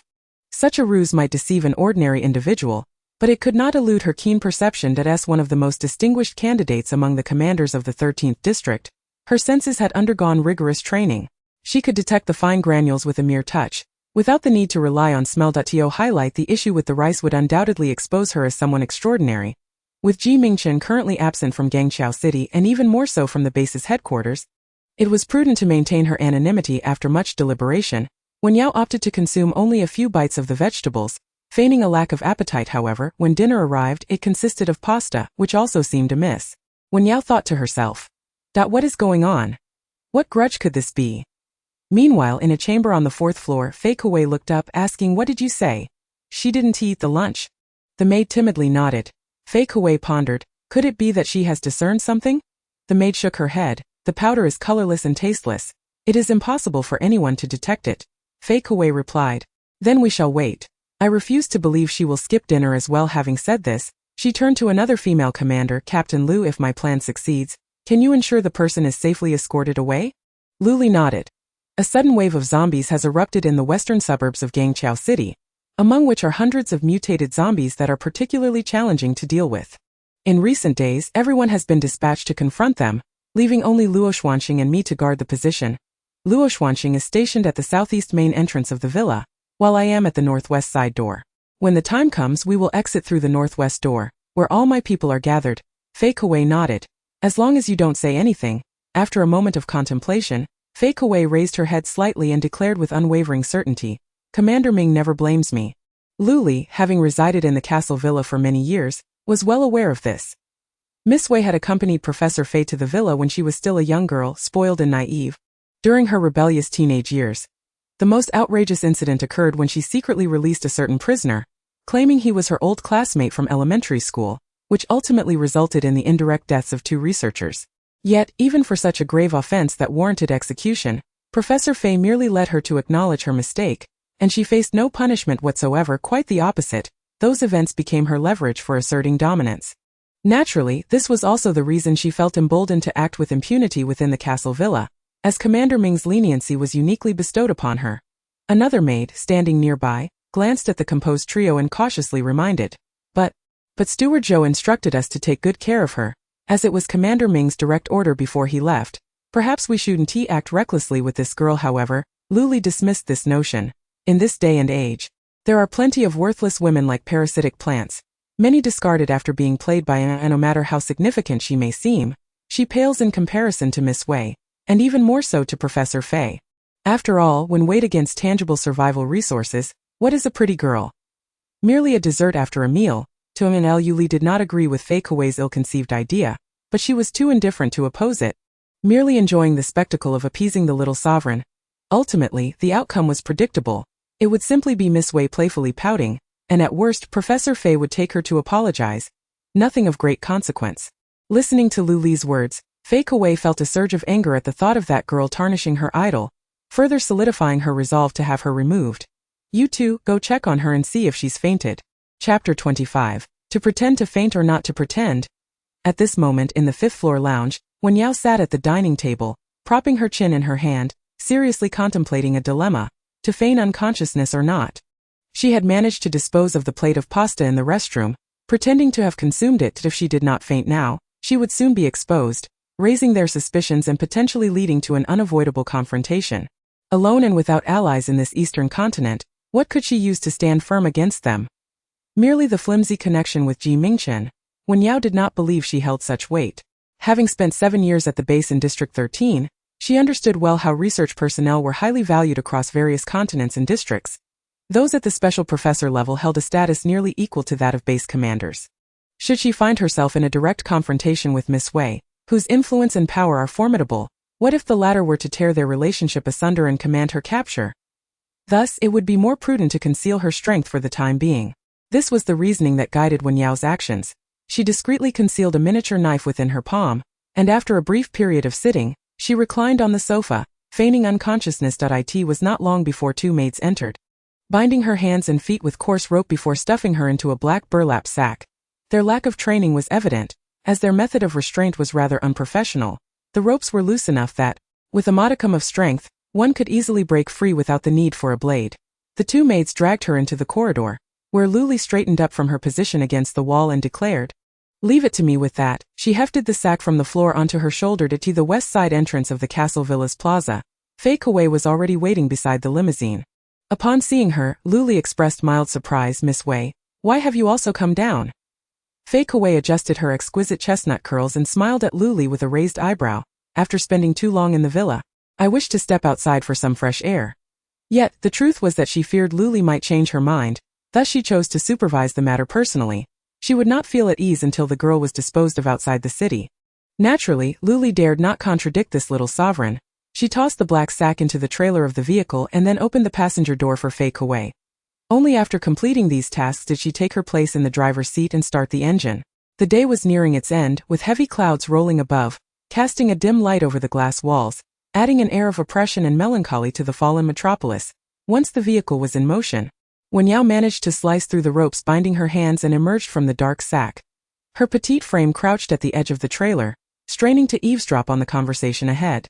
This area of the city was rather chaotic, and if a defenseless beautiful girl were to be abandoned here, it would not be long before she fell prey to those predatory men. Fei Kuei, upon hearing this, appeared somewhat displeased. "So, Captain Liu is feeling pity for a young girl?"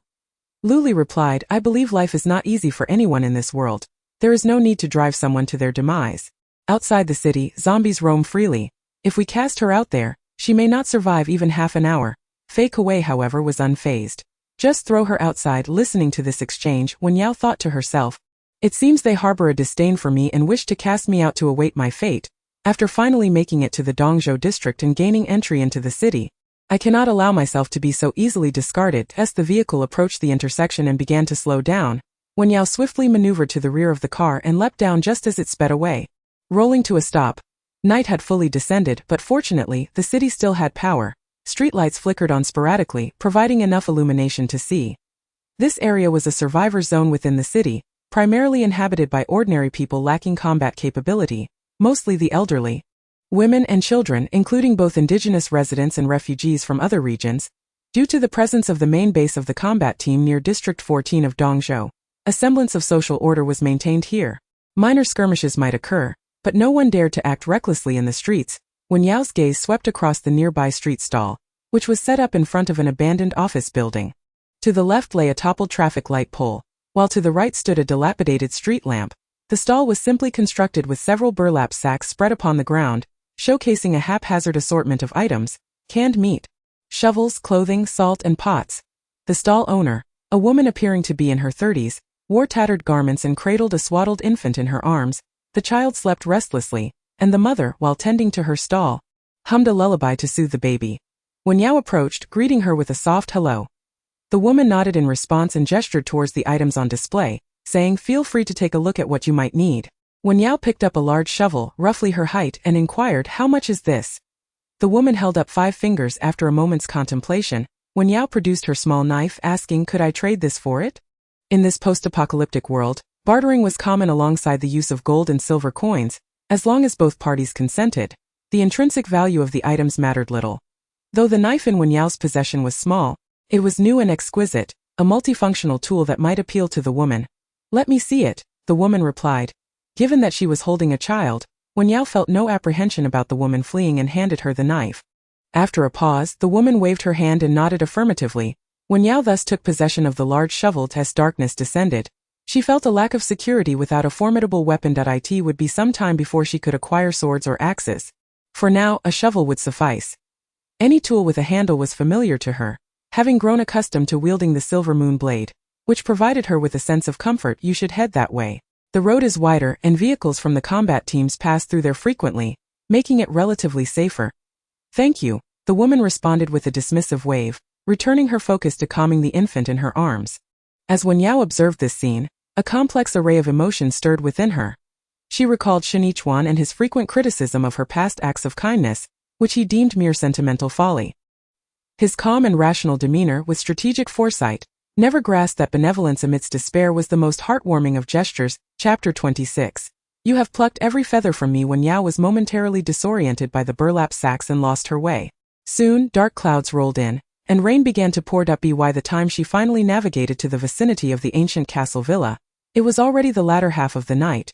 The deluge fell heavily, and through the blurred curtain of rain, she glimpsed the European-style street lamps in the distance. 2 black sedans were parked before the grand arched gate, and several researchers clad in white exited the vehicles, while individuals in black uniforms approached to offer them umbrellas. In a short while, the cars departed, and the researchers gradually followed suit. Logically, the base was heavily guarded, making it exceedingly difficult to extract a living person. Yet, Miss Wei had managed to do just that. "Never mind. One cannot rely on anyone in this world." Wen Yao let her rain-soaked lashes fall, silently wringing out the water from her clothes before turning away from the castle villa area. Nearby, a maid noticed the grim expression on Steward Zhou's face and reported, "It was Miss Wei who instructed Captain Lu to take the person away." "Did you see it?" Steward Zhou inquired. The maid nodded but quickly added, "However, they are Miss Wei's people, and I dared not intervene." Steward Zhou's countenance darkened further. Zhou Guanjia finds himself in a delicate predicament, for before Minister Ming's departure, he was entrusted with the explicit instruction to take utmost care of the girl. However, should it be the case that Miss Wei is responsible for the current situation, he is genuinely at a loss as to how to proceed. Miss Wei has previously stirred up quite a number of troubles, yet without exception she has emerged unscathed, leading everyone to instinctively believe that as long as she is willing to take the blame, all will be well. The girl was taken by Miss Wei, and they hold no authority to intervene. Moreover, Minister Ming has never held Miss Wei accountable, thus it stands to reason that they should not bear the brunt of his ire. Therefore, there should be no significant issue, right? In Gangqiao City within the northern district, which leans towards the outskirts, once flourished as a university town before the apocalypse. The vast expanse was naturally transformed into a training camp following the onset of the end times, serving to train the members of various combat teams. Wen Yao, drenched to the bone by the rain, inquired about directions for an entire day before managing to arrive here on foot just before nightfall. During her journey, she had also incapacitated a young man with a shovel, taking the opportunity to seize his backpack. It is not entirely unjustifiable for her to act in such a manner, as the young man with his yellow hair had foolishly attempted to taunt her. A mere girl after delivering a blow with the shovel, her stomach coincidentally growled, resulting in him not only injuring his leg but also losing his provisions. This moment, it is 5:30 in the afternoon. The rain has ceased, yet the ground remains a quagmire, with the surrounding individuals clad in tattered garments, most lacking umbrellas and thoroughly soaked. Wen Yao holds a shovel in one hand, while the other clutches her worn backpack. A piece of dry bread in her grip, her once pristine white dress has now transformed into a shade of grimy gray, sullied beyond recognition. Standing amidst a lengthy queue, she is accompanied by a sycophantic young man with yellow hair. "Auntie, could you please return my backpack to me?" Wen Yao ignores him, maintaining a stoic expression as she continues to move forward in line. The young man, limping along, persists. There's really nothing of value in that bag. The contents are mostly inedible, some even expired. Wen Yao takes another bite of her bread, remaining silent. The young man scratches his head for a moment, his brow furrowing in distress. "I have been starving for 3 days. That bag contained my last bit of food. If you take it away, I shall have nothing left. Oh dear auntie. I swear to heaven, I truly have no ulterior motives. I simply inquired why you were alone. Seeing as you are just a little girl, that I was merely trying to be kind. You dealt me a shovel blow and then took my bag. How can you be so unreasonable?" At this moment, someone nudges him. "Where do you think you're standing? Don't cut in line." The young man promptly shifts back into the queue. "I am not cutting in. I have been following that girl in front all along. Just ask her if you doubt me." He stretches his neck, peering ahead, his eyes filled with longing, contemplating theft yet lacking the courage to act. Wen Yao retrieves a bag of small bread from her backpack and offers it to him. "Are you from Gangqiao City?" The young man accepts the bread, nodding earnestly. "Yes, my name is Ji, a local native. I have lived here for over a decade, and since the apocalypse began, I have continued to survive in this area." Wen Yao inquires, "Do you know what qualifications are required to join this training camp and become a trainee?" Ji, taken aback, responds, "You don't know and yet you came to queue up here?" He continues, 10 gold coins. Wen Yao, "Do you have any gold coins?" Ji was taken aback, his hands raised in confusion. "My bag is with you and you've stripped me of everything. Where would I possibly acquire gold coins?" Wen Yao, "If there are no gold coins, can we not enter?" Chapter 27. Living like this is meaningless. Ji pondered for a moment. Well, we could go to Camp F without paying, noticing that she was an outsider. Seemingly oblivious to the situation, he warmed up to her with an explanation. The Eastern Continent's training camp is divided into 5 major camps. A, B, C, D, and F. Camp A is for commander trainees, B is for advanced training, C is for intermediate training, D is for basic training, and as for Camp F, it isn't even referred to as a camp. There is no training, just a chaotic survival mode for laborers. You understand? Camps A, B, and C require passing rigorous assessments to join, while Camp D is open to the public. One simply needs to pay 10 gold coins to become a junior trainer. Those who join receive standardized uniforms, are led by training officers, and are afforded basic personal safety guarantees. In contrast, Camp F is a disorderly survival mode that merely provides food, where individuals not only lack professional training but must also risk their lives venturing outside the city to toil away, mining coal, scavenging, or being subjected to various research experiments. In simpler terms, it's a group of cannon fodder, performing the most arduous and thankless tasks for the least reward, with the constant threat of death looming. However, there is a glimmer of hope. If one excels or accomplishes something noteworthy, they may receive silver or gold coins from the overseers. Once they accumulate 10 gold coins, they can escape the drudgery and transition to Camp D. It appears that the model of the Eastern training camp is quite similar to that of the Northern continent, with the distinction that the selection process in the East is far more brutal, showing little regard for human life. Upon grasping this, Wen Yao declared, "Let us venture to Camp F together." Ji, perplexed, retorted, "If you wish to go, then go by yourself. Why must you drag me along? Camp F is akin to hell. We must leave the city every day, and I have no desire to die." Wen Yao, "You have lived in Gangqiao City for over a decade, and it has been 7 years since the apocalypse began. Look at how you've languished here for so long, now nearing starvation. Do you truly believe you have a promising future?" After a moment of shock, Ji felt a surge of defiance. "Sister, do you understand the state of the world right now? The apocalypse has fallen upon us, and humanity's living space continues to shrink. Who knows when we'll all meet our end? What do I need a promising future for? What good is having a way out? Just surviving is already quite commendable." Wen Yao raised an eyebrow, her face, though marred with dirt, still held an undeniable allure. "Then how do you intend to survive? By bullying the weak and infirm?" Ji was momentarily speechless. Wen Yao returned his backpack to him. "If you still have a shred of dignity, then go out and battle the zombies instead of wallowing here in squalor." Living like you do is devoid of meaning. Qiuji clutched his reclaimed backpack tightly, unable to resist retorting. You're just a little girl. How dare you lecture me? Whether my life has meaning or not is none of your concern. The zombie crisis erupted on a massive scale, with various mutated plants and animals continuously evolving, while humanity's living range continued to dwindle and resources became increasingly scarce. Hence, in every human habitation, there exists an urgent need for brave warriors capable of venturing beyond the city to seek resources, as well as valiant fighters to defend their homes against the undead. Thus, the so-called training camps have emerged. Within these camps, death occurs daily, and new recruits are continuously sought. Survival of the fittest reigns supreme, where the strong are revered. Ascending the ranks not only signifies the attainment of glory and respect but also the acquisition of superior resources. For instance, those emerging from Camp A are granted the privilege of residing in the opulent castle district of the 14th Zone headquarters, enjoying the finest in provisions and amenities, whether it be medical or advanced weaponry, all at the forefront of technology. Wen Yao's aspiration is to obtain the awakening serum for those with extraordinary abilities. To achieve this goal, it is not strictly necessary to rely on Mingchen. She owes him enough favors already. Being saved by him while seeking to procure resources feels rather greedy. It would be more prudent to forge her own path, as she has succeeded in the northern continent and can surely do so in the eastern continent as well. As darkness enveloped the sky, a gentle drizzle began to fall. Inside the concrete building, a dilapidated wooden table stood, where a woman in uniform sat, flanked by several armed guards. The woman was taking notes. Next, Wen Yao stepped forward. Navigating the puddles, the woman glanced up briefly before fully turning her gaze towards her. Observing the tattered yet strikingly beautiful young girl, the woman inquired, Camp D?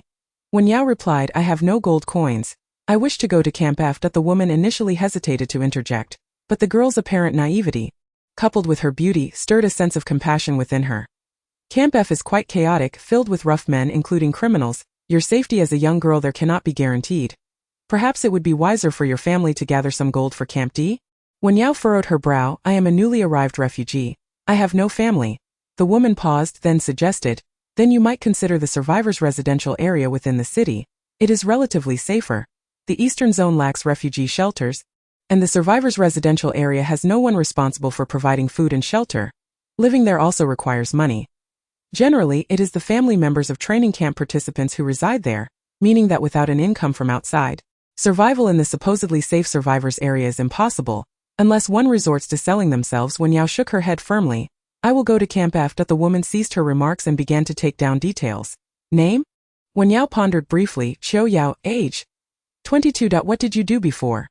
The woman regarded her with renewed pity and tossed her a set of clothes recently scavenged from the deceased. Go ahead, turn left. Wen Yao gazed at the drab, foul-smelling work attire in her hands and asked, no weapons? Very well, thank you. Chapter 28.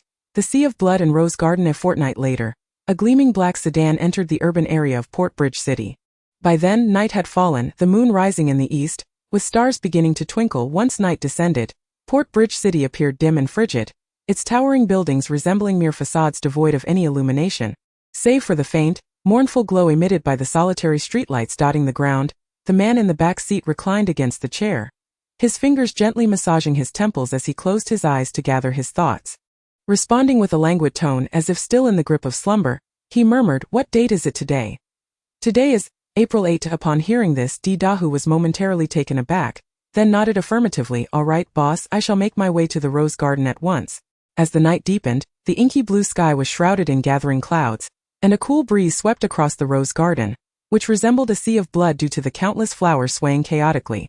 Meanwhile, the white curtains on the church's top floor fluttered gently, casting ghostly shadows that danced across the flickering candlelight within the upper chamber.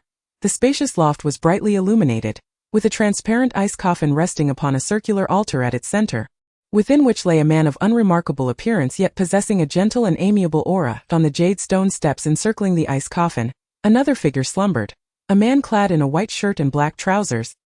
His elongated eyes shut softly, lips tinted a vibrant hue, rendering his handsome visage almost ethereal.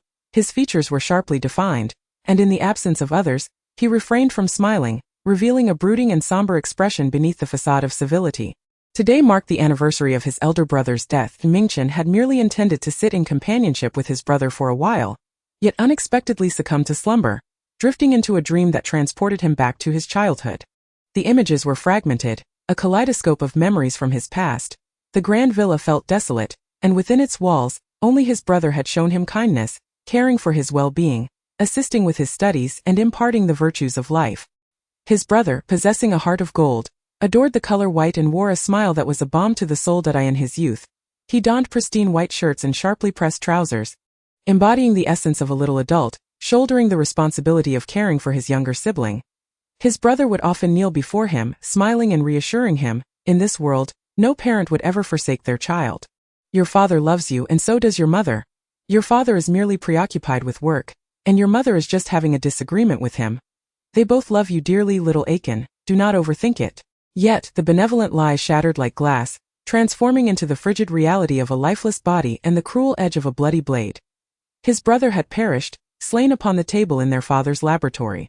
Their mother had descended into madness, wielding a dagger that turned him into a sieve. You little bastard, you wretched spawn. It is all your fault. You killed your brother. Do you have no heart? He was so good to you. Do you not have a heart? The room was dimly lit, with faint glimmers of light seeping through the gaps in the curtains. A frenzied woman clutched the small boy's neck, stabbing him repeatedly, the blood splattering onto her contorted visage, rendering her features indistinguishable. The boy, pinned against the cold tiled floor, coughed up blood, his beautiful eyelashes stained with crimson droplets, his pale face contorted in anguish as he parted his lips to utter a sorrowful cry. Mother, when Mingchen awoke from this nightmare, the candles in the church's loft had all been extinguished. Outside, violet lightning rent the sky asunder, illuminating the garden of roses in a stark white glow. While distant thunder rumbled ominously, the rain had begun, casting a gloomy pallor over the day, blurring the lines between dawn and dusk. He felt a throbbing pain in his head, rising to retrieve a transparent umbrella from his desk before descending the stairs. As he emerged from the rose garden, the fierce wind sent branches and leaves swirling, and the thorny brambles swayed perilously, cutting into the pale skin of his hand. Returning to the ancient castle villa, Mingchen alighted from the vehicle and with a smile, inquired of the reticent steward Zhou who trailed alongside. How is Miss Yao faring in her recovery? Mingchen continued to gaze at him with a smile. Remaining silent, steward Zhou, inexplicably anxious, nervously wrinkled the sleeves of his suit. Miss Wei intended to escort her beyond the city limits, but somewhere along the way she inexplicably lost her. Consequently, I instructed Captain He to lead a search. They have scoured every district of Gangqiao City, yet to no avail. After speaking, Steward Zhou discreetly raised his eyes, attempting to gauge the man's expression, only to forget that, more often than not, Director Ming was inscrutable in his demeanor. Mingchen's countenance remained unchanged as he softly queried, "When did this occur?" Chapter 29. As if possessed by a demon, about half a month ago. Captain He searched through the various districts but found nothing. Fearing Miss Wei's discontent, I did not authorize further searches. Once Mingchen posed this question, he ascended the stairs. Steward Zhou, filled with trepidation, was uncertain whether to relax or remain tense. After much contemplation, he quietly followed, eager to discern the unfolding situation. Mingchen, still smiling, extended the roses in his hand towards her. What are you waiting for here? Without probing further, he pushed open the door to the fourth-floor office. Come in and speak. This was not Fei Kewai's first visit to this place. She promptly entered, smiling as she engaged the man in conversation. Director Ming, are you again collecting living mutated samples this time? Mingchen responded with a soft hum. Approaching the desk to place the box, he held down and gently opened it, revealing a pristine silver handgun, small, exquisite, and remarkably beautiful. Fei Kewai's eyes sparkled with excitement. Wonderful, let me give it a try. The girl, brimming with enthusiasm, moved gracefully, but alas, before she could close the distance, the man lowered the gun and fired a shot at her. Bang! A scream erupted simultaneously with the gunfire as the bullet pierced the girl's thigh. Crimson blood blooming upon her pink skirt like a flower of sorrow. Taken by surprise, Fei Kewai let out a wretched cry and collapsed to the ground, the intense pain contorting her lovely face, tears streaming down as she whimpered. Director Ming, her voice trembled, no longer filled with joy, but overtaken by anguish. Mingchen remained focused on the gun in his hand, appraising it with satisfaction. The feel is quite nice. What do you think, Miss Wei? The girl lay on the ground, utterly unable to rise, her mouth agape in despair, her elbows propping her up as she wept profusely. Mingchen approached her, the sound of his polished shoes echoing on the floor. Seeing this, Fei Kewai's eyes widened with fear. She wished to retreat but found herself paralyzed, only able to shake her head gently through her tears. No, the man, still smiling, knelt before her in an elegant posture. Yet his actions were devoid of mercy. His fair, long fingers tangled in her beautiful chestnut curls, suddenly yanking her head up with brutal force, showing no trace of tenderness, in addition to the searing pain in her leg. Her scalp felt as though it were being torn apart, akin to being pricked by needles. She had never witnessed such a sight of Director Ming. Her eyes were filled with shock, bewilderment, and a profound sense of dread. Throughout the years, he had been a gentle gentleman, humble and courteous.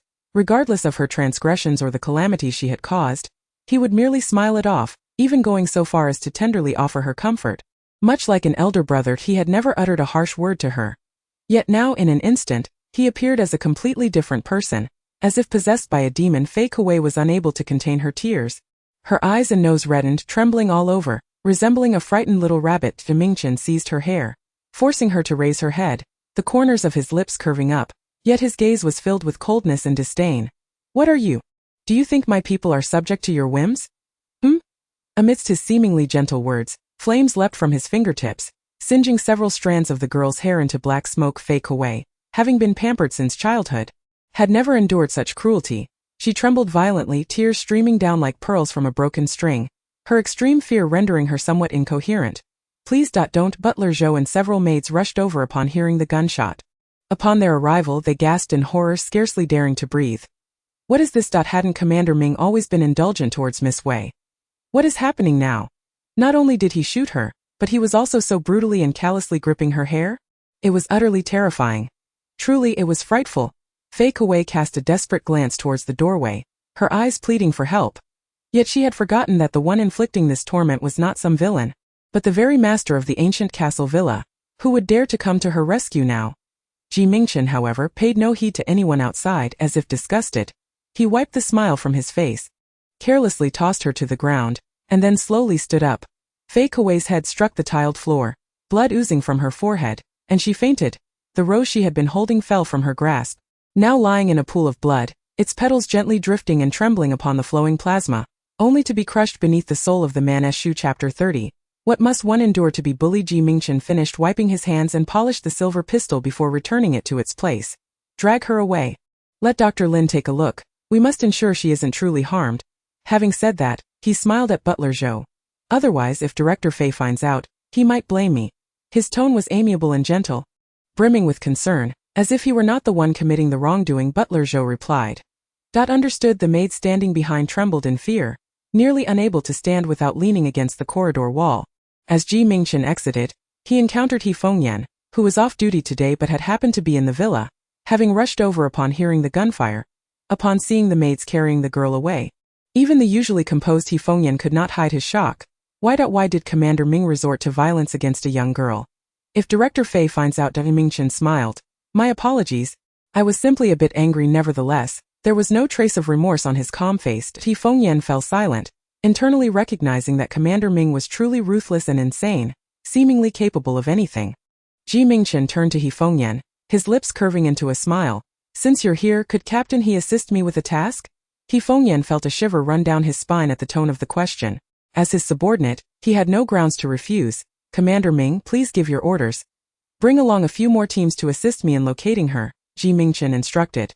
With a blank expression, He Fengyan bowed his head and replied, "Understood, I shall attend to it at once." As He Fengyan turned to leave, the smile on Mingchen's face faded, his dark eyes resembling a frigid pool, revealing an unrestrained chill and murderous intent. With Wen Yao's capabilities, she would not be easily taken away. The reason she agreed to depart from the castle villa was that she felt utterly abandoned, too fearful to confront those within the villa directly. A sleek black sedan sped through the city's nocturnal landscape. The man in the back seat pressed the window button, allowing the faint light to filter through his fingers as he scrutinized the cold, desolate buildings. In the passenger seat, He Fengyan expressed his concern. "Commander Ming, where should we search for her now?" Before the apocalypse, Gangqiao City was a bustling international metropolis, comprising 4 districts, each filled with countless streets and alleys. On the day Miss Yao went missing, he had already scoured every conceivable location, yet the endeavor was akin to searching for a needle in a haystack. Several teams, numerous individuals, had searched tirelessly for 2 days and nights. Yet not a single scrap of clothing had been found. Now, after a fortnight, if she had perished, the damp environment would have decomposed the body beyond recognition, leaving little hope of discovery. The northern district is the most chaotic area, and the training camp is a brutal battleground. A defenseless young girl would only meet a swifter demise there, wouldn't she?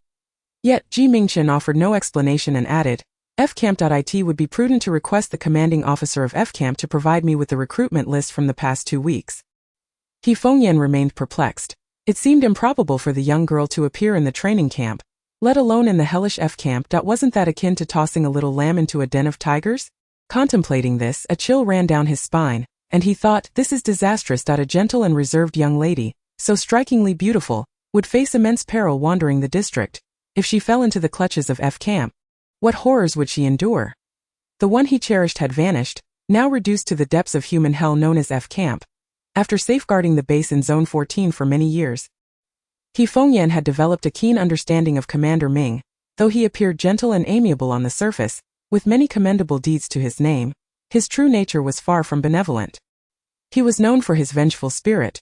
Whether the person was found or not, tonight would undoubtedly be a night steeped in blood. Anxiously, He Fengyan instructed the driver to head toward the northern district.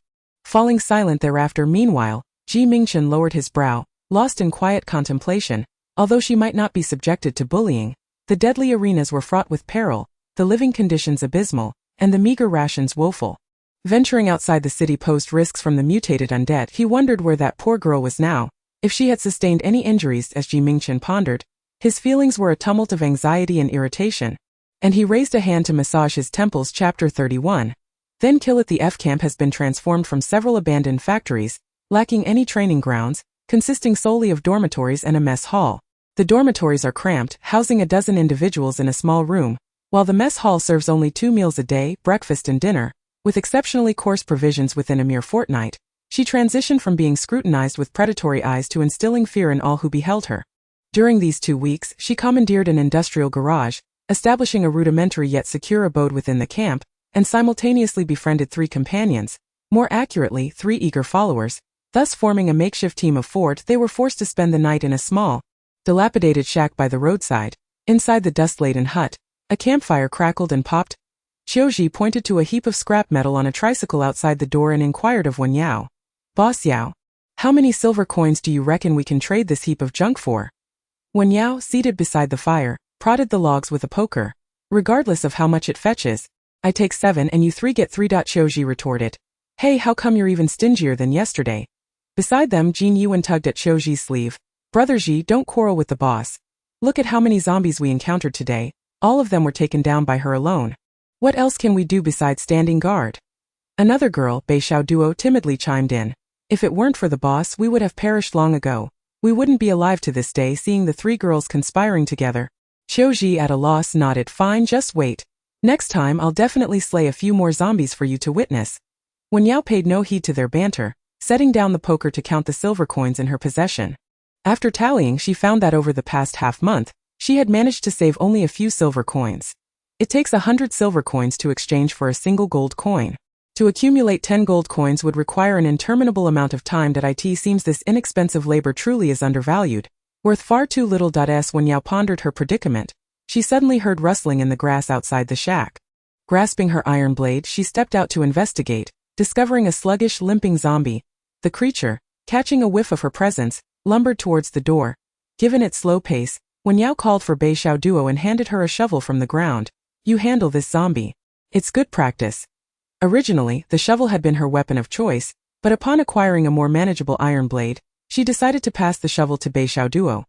The latter, trembling as she clutched the shovel while gazing at the zombie's grotesque form, stammered, I still can't. This zombie was merely a limping, ordinary one, part of the earliest batch to appear. Terrifying in appearance yet weak in actual combat, Wen Yao could not comprehend the fear. "Just strike it on the head with the shovel. It will go down in one blow." Qiuji, unable to bear the sight, interjected. "How about I take over?" Wen Yao firmly rejected. "No, let her do it." Bei Xiaoduo had originally come to F camp with her boyfriend, relying on him for sustenance over the past 2 years. However, 3 months ago, her boyfriend met an untimely demise, leaving her to become a plaything for a gang, subjected to daily beatings and humiliation. Wen Yao had intervened, delivering a sound thrashing to those thugs, rescuing Bei Xiaoduo, and encouraging her to accompany them, all with the intent of fostering her growth. Yet, Bei Xiaoduo remained timid and frail, cowering behind others at the mere sight of a zombie. Never once displaying a trace of courage as the zombie approached ominously, she was so frightened that her shovel clattered to the ground, her body instinctively recoiling, tears brimming in her eyes. I'm truly afraid." Wen Yao sighed, discarding her iron knife to retrieve the shovel. However, rather than slaying the zombie, she deftly maneuvered behind it, gripping its neck and dragging it into the room, where she forcefully threw it to the ground, her foot pressing down upon the back of its skull. The zombie let out a chilling, desperate howl, thrashing about grotesquely, its body oozing with putrid, foul-smelling pus. Bei Xiaoduo screamed in terror, while Shen Yichuan rose to her feet. Bewildered by Wen Yao's intentions, Wen Yao tossed the shovel to her and nudged the zombie towards her. Then finish it off. The zombie rolled over, lunging at Bei Xiaoduo with ravenous intent. In a moment of sheer panic, she screamed and, with her eyes tightly shut, began to strike at the creature's head. Only when it lay still, its brain matter splattered, did Bei Xiaoduo collapse against the wall, breathless and weak. Wen Yao observed silently, kicking the zombie aside. Was that so difficult? Chapter 32. If I looked like you, I would rely on my looks for sustenance. Bei Xiaoduo initially nodded, then shook her head. She gazed up at Wen Yao, her eyes still filled with fear, yet she grasped the intent behind her words. Thank you, I am not so frightened anymore. Once they settled back down, uncertainty about their surroundings kept them from sleeping. Qiuji glanced at Wen Yao, pondering something, and asked, Boss, what kind of person were you before? Your skills surely exceed those of an ordinary refugee. That is of no consequence. Wen Yao sat with her knees drawn up, tracing circles in the dirt with a stick, her small frame belying the fierce prowess she had displayed against zombies. It was hard to fathom that she was, in fact, a formidable figure. Qiuji hesitated before adding, by the way, didn't the commander of Camp D seem to take a liking to you? He is tall and handsome. Why didn't you pursue him? If you had struck up a relationship with him, gaining access to Camp D would have been a mere word from him. Why toil so hard to amass coins? Shen Yichuan chimed in, it seems it's not just Camp D. The commanders of our Camp F and the neighboring Camp C also appear to be interested in our boss. Qiuji waved his hand dismissively. Camp F is out of the question. The commander is over 30, far too old, and the commander of Camp C is far too frivolous. I've heard he has been with many women. They are unworthy of our boss. Bei Xiaoduo, having regained her composure, joined the conversation. What about Captain He who guards the city? He is also young and accomplished. Qiuji pondered for a moment. I believe he is the commander from the Castle Villa area? Quite impressive, undoubtedly wealthy and resourceful. Given the countless admirers Wen Yao had garnered in recent days, they unanimously agreed that her stunning beauty was a gift from the heavens, and she would surely not endure the hardships of life in the lower-tier Camp F for long. Wen Yao turned her gaze towards Qiuji, who spoke earnestly. I am serious. With a face like yours, it is a blessing from above. Why subject yourself to such suffering? If I were to possess your looks, I would rely solely on my appearance for sustenance.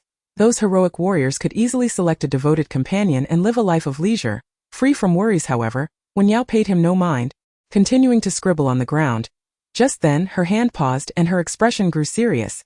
Listen. Qiuji glanced up. Listen to what? Bei Xiaoduo and Shen Yichuan exchanged bewildered looks. Wen Yao broke the stick in her hand, rose and grasped an iron knife.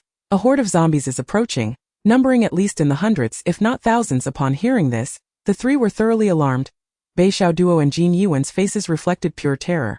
Qiuji in disbelief exclaimed, What? Don't scare me, boss. Yet, even at that moment, the sounds of commotion could be heard not far away. The cold wind howled through the trees, accompanied by the sound of a stick snapping, while distant zombie growls and eerie, sticky noises echoed. Wen Yao gazed at the iron knife in her hand, feeling a sense of despair. If only she had the silver moon blade, she could handle hundreds of zombies. But with this clumsy, dull iron knife, she could only slay one or two at a time. Even if she could barely protect herself, the three of them would still be doomed. This was a conservative estimate. If there were powerful variants among the zombies, she too would be finished, especially since her injuries had yet to fully heal. Bei Xiaoduo, frightened, hastily shut the window. What if we close the windows tightly and barricade the door? We could hide in here, Wen Yao replied. It's futile. They are incredibly strong and will break in. A mere glass window would shatter at a single blow. A chilling, eerie wail from the distant horde sent shivers down Bei Xiaoduo's spine, her body trembling as she teetered on the edge of tears. Then what should we do? With no time to ponder, Wen Yao swiftly opened the door and instructed the three of them. Qiuji, you take the tricycle and drive them away, heading in the opposite direction of the zombie horde. Qiuji quickly hopped onto the dilapidated tricycle at the entrance, while Shen Yichuan disregarded the piles of scrap metal above and scrambled up to pull Bei Xiaoduo along. Once the three of them had fled in the opposite direction of the horde, Wen Yao followed closely behind, wielding her iron knife. Unfortunately, even the direction they fled to was not safe. Even in the absence of the horde, solitary zombies wandered about. The sky was shrouded in dark clouds, with a full moon barely visible, and the vast grassland appeared to be blanketed in silver frost. It should have been a scene of breathtaking beauty. Yet grotesque zombies emerged from the underbrush, obliterating the serene charm with their terrifying and repulsive presence. Beishao Duo screamed and wept uncontrollably, while Shen Yichuan clung tightly to her. Qiu Ji gripped the handlebars of the tricycle, his panic evident as he swayed left and right. "Boss, help!" Wen Yao kept pace alongside the tricycle, severing a zombie's head with a swift stroke. "Watch out! Over here, boss!" Qiu Ji's face was a mask of fear, prompting Wen Yao to hastily deliver another blow. After dispatching the nearby zombies, she glanced back. "At this speed you won't outrun the horde." Qiu Ji protested. "It's not me. It's them, they're too heavy," Shen Yichuan retorted. "How heavy could we be? It's the pile of scrap that weighs a ton." Beishao Duo, at a loss for words, could only sob into Shen Yichuan's embrace. Qiu Ji remarked, "The past couple of days have brought rain, and the ground is now a quagmire with the wheels sinking into the mud." Wen Yao suggested, "Abandon the vehicle. The three of you sprint ahead. Just run if you spot any zombies." Beishao Duo clung tightly to Shen Yichuan, sobbing, "Woo, I'm too scared." Shen Yichuan, wielding a pair of iron pliers, though not as frantic as Beishao Duo, was equally timid. "It's so dark. I doubt I'm also afraid." Qiu Ji glanced at the two of them, picked up his trusty iron rod from the tricycle and anxiously asked, "Are we running?" Wen Yao, who had not paused for even a moment, exclaimed, "How could there be such incompetent allies?" Chapter 33. This outfit hasn't he been washed? While they hesitated, a zombie with glowing red eyes suddenly lunged for Beishao Duo's back. Instinctively, Wen Yao reached out to shield her, and in the next instant, her clothing was torn apart, flesh and blood exposed by the zombie's sharp claws, the metallic scent of blood permeating the air. The pain caused her brow to furrow, yet she summoned all her strength to dispatch the clawed zombie. Beishao Duo cried out even louder, while Qiu Ji's eyes reflected Wen Yao's agile figure, and Shen Yichuan kept her eyes tightly shut. The horde of zombies drew closer, their guttural roars echoing, their combined footfalls heavy and powerful, as if a giant were approaching, shaking the very earth beneath them. Cold sweat trickled down Wen Yao's forehead, her shimmering eyes flashed with anger, her usually gentle nature boiling over. "If you don't run, just wait here for death. I'm done caring for you." Qiu Ji was at a loss for what to do, but in a moment of desperation his eyes lit up. "Car headlights. There are headlights over there. Someone is coming." Hearing Wen Yao's declaration of abandonment, Shen Yichuan pulled Beishao Duo from the vehicle, and upon Qiu Ji's urging, the two girls hurriedly dashed towards the source of the headlights. However, the iron knife was too dull to sever the long tongue, and instead it became ensnared. Wen Yao contemplated discarding the knife, but her ankle was caught by something slimy. Looking down, she saw the head of a long-tongued zombie lying on the ground. Though it lacked a body and limbs, the head was very much alive. Qiu Ji, gripping the iron rod, watched anxiously as Wen Yao wrestled with the long-tongued zombie, feeling trapped between the decision to flee or stay. "Boss." Just then, the sound of an approaching engine grew louder, blinding white light illuminated the scene, followed by a barrage of gunfire. One by one, the zombies in the distance fell, including the long-tongued zombie beside Wen Yao, which erupted into a gruesome demise. Qiu Ji shielded his eyes from the light, squinting to see what was happening. At that moment, over a dozen military vehicles encircled them, forming a large perimeter. Men in black uniforms emerged, armed with guns, and after a few moments of hushed movements, they lined up in perfect formation, exuding an imposing presence. Qiu Ji gazed at the insignia on the vehicles, bewildered. "What the hell is this? Are these the people from the 14th District's combat team?" Beishao Duo whispered, Are they from the combat team?" Shen Yichuan, witnessing so many team members for the first time, could hardly contain her excitement. "They must be. They've come to rescue us. We are saved." After dispatching the zombie's head on the ground, Wen Yao finally lifted her gaze, albeit a moment too late. As she gazed upon the grand spectacle unfolding before her, she found herself momentarily entranced, inexplicably struck by the illusion that they were wanted fugitives, notorious criminals whose actions had reverberated across 4 continents. What merit or capability did they possess to summon such formidable figures for their apprehension? The armed contingent, clad in black, aligned themselves into 2 formations, directing a path through the crowd that led to a modified black SUV. He Fengyan, wielding a handgun, was the first to alight from the vehicle. His gaze fell upon the 2 disheveled figures ahead, and with an expression devoid of emotion, he bowed his head to report, "Commander Ming, we have located them." Subsequently, another individual emerged from the car, a man of striking and ethereal beauty, donned in white, rendering him conspicuously distinct amidst the sea of dark-clad men. From the moment he appeared, he captivated the attention of all present. Individuals like Qiu Ji and his companions, who seldom encountered those of such high caliber, were momentarily at a loss to recognize him, yet they could not help but sense the man's immaculate nobility and elegance. In the dimly lit expanse of the night, He stood out like a cold and handsome deity descending to the mortal realm, evoking an almost surreal sensation. In a world where survival was a daily struggle, anyone who could maintain such cleanliness and tidiness was undoubtedly of significant stature. Mingchen furrowed his brow slightly, disregarding everyone else as he strode purposefully towards the tattered young woman wielding an iron knife. Upon seeing Mingchen approach her, Wen Yao was momentarily taken aback.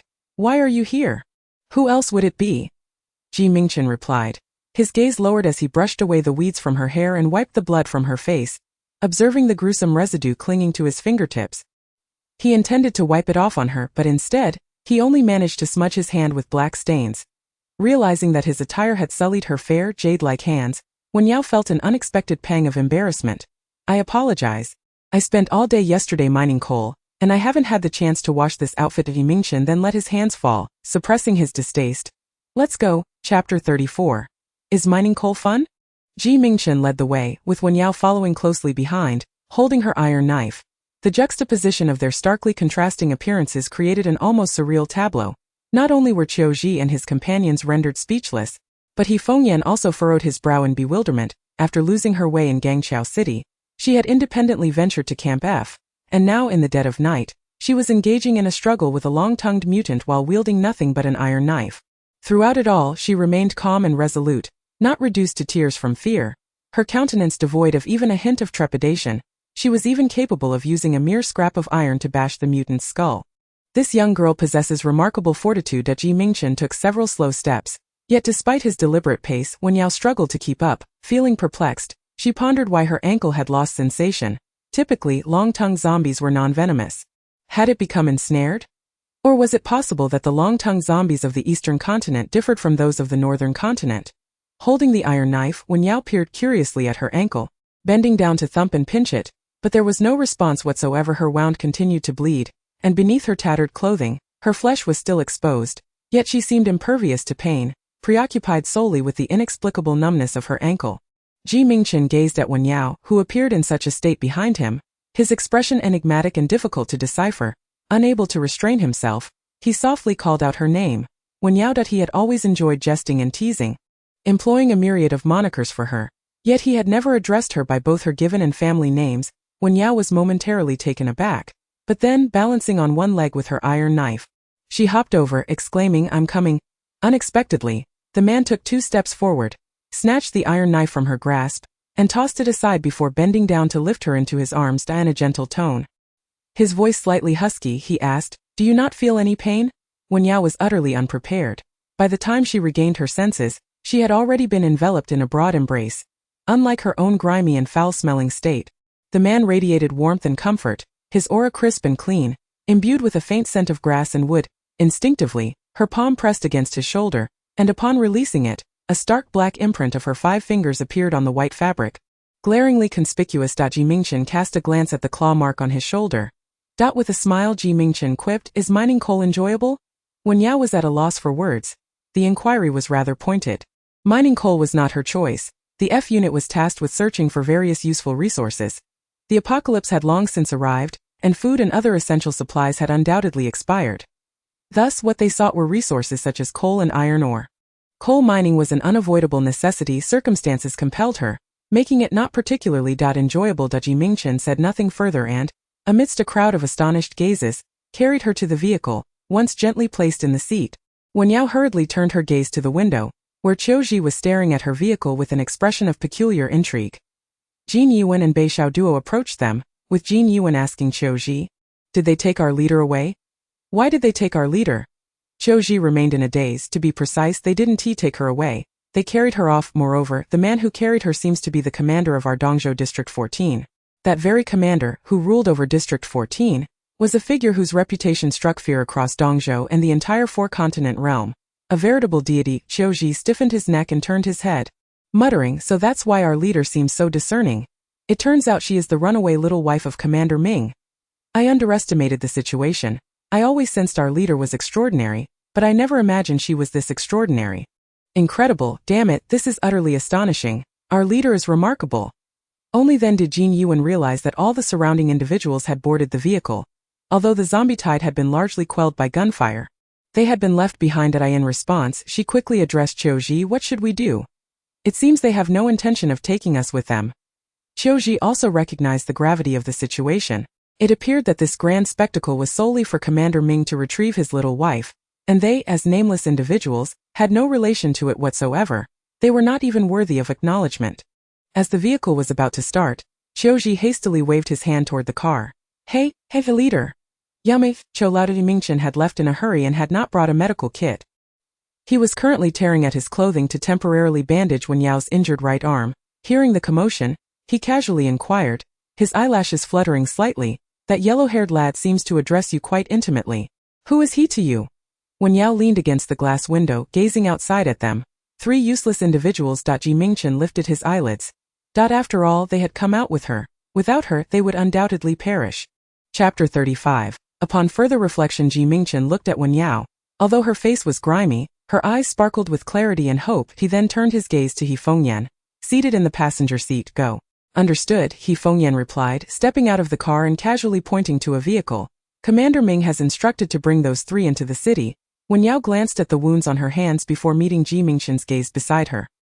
His white attire, now stained and disheveled from cradling her, had a torn sleeve, as if he were discomfort by the state of his clothing. The man, who was more fastidious than any woman, cherished changing clothes and could hardly tolerate them being sullied. His living quarters were impeccably clean, reflecting a level of cleanliness that bordered on the obsessive. Yet now, he bore the marks of her dirtiness. Wen Yao could not articulate her feelings at that moment. Why had Mingchen come to find her? Why had he stirred so many people? From the earlier commotion, it seemed he had mobilized a significant portion of the combat teams from the 14th District base. She had never considered herself an important figure. She had faced countless dangers alone during missions and always found a way to resolve them herself. Even the slightly concerned Shen Yichuan would not go to such lengths just to locate her. As Wen Yao observed Mingchen's disheveled appearance, she felt an urge to help him clean up, but upon glancing at her own soiled hands, she resigned herself to the thought. Mingchen propped his elbow on the car window, resting his chin on his hand, and turned to her upon hearing her words. Noticing her bewildered expression, as if he were staring at a fool, Wen Yao felt perplexed. What is it? Mingchen lowered his eyelashes. I searched for you with so many people for an entire day and night, and now you ask me to let you go. Do you think that is appropriate? It seems rather inappropriate given the effort he had exerted to find her. It was surely not to simply let her walk away. Wen Yao decided to abandon her reservations. She did not consider herself an important character. After a moment of contemplation, she finally inquired, Then why did you come to find me? Mingchen replied, What sort of question is that? Wouldn't your partner seek you out if you went missing? Wen Yao appeared puzzled and discreetly glanced at the man in front of her, leaning closer to whisper in his ear, Did you not say that we were merely pretending to be partners? Mingchen instinctively leaned away, maintaining his distance.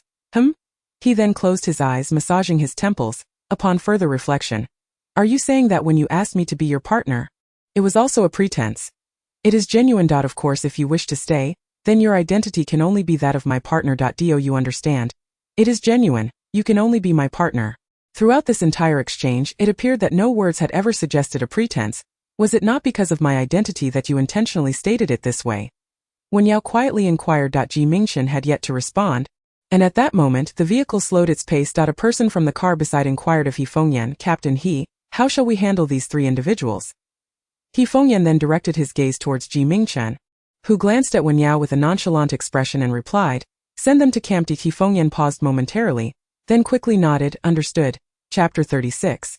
I will handle it. Upon returning to the ancient castle villa, Mingchen carried the individuals to the 5th floor before swiftly departing. Shortly thereafter, Butler Zhou arrived with several maids, followed closely by Dr. Lin, who hurried in without delay. Dr. Lin respectfully bandaged her wounds while Butler Zhou orchestrated the maids in a flurry of activity, fetching towels, medicine, and basins of water. An hour later, Wen Yao's arm wound had been properly dressed, and the bruising on her leg caused by the zombie's long tongue had been patiently treated with ointment by the maids. The man languidly leaned against the doorframe of the room, his peach blossom eyes slightly arched as he inquired of Lin Zuren, Is the injury treated? Lin Zuren nodded, although the arm scratch appears severe.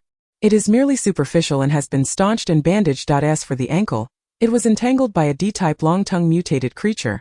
This particular zombie has recently evolved, and the mucilage from its tongue possesses slight toxicity. The affected area may lose sensation, but it is not serious. Regular application of medication will suffice, and recovery is expected within 3 to 5 days. Mingchen straightened up and smiled at Lin Ziren. Thank you for your efforts. He then instructed several maids. Assist her with a bath. Upon hearing this, Wen Yao immediately shook her head. I do not require assistance. I can bathe myself. Mingchen replied, you have injuries. It would be inconvenient to wash on your own. He then turned to the departing Lin Ziren. What do you think, Dr. Lin? Lin Ziren was at a loss for words. What business was it of his? After a moment, he reluctantly acquiesced to Mingchen's words. Commander Ming is right. Miss Yao has injuries and still requires care. Seeing that Wen Yao remained resistant, Mingchen's lips curled into a slight smile. Then perhaps you should all leave. I will manage. Wen Yao exclaimed, what do you mean you'll personally help me bathe? Are you serious? As the maids prepared to leave, she clutched her clothing tightly, her expression flustered. Her voice tinged with urgency. There's no need to trouble you. Let them assist me instead. Ultimately, being a girl, Wen Yao's anxious demeanor amused Mingchen, prompting him to chuckle lightly. After a moment, he benevolently nodded. Very well, but ensure the wounds do not come into contact with water. His intention was not genuinely to assist her with bathing. Rather, he understood her inclination for independence. He feared that if she were to bathe alone, she might exacerbate her injuries.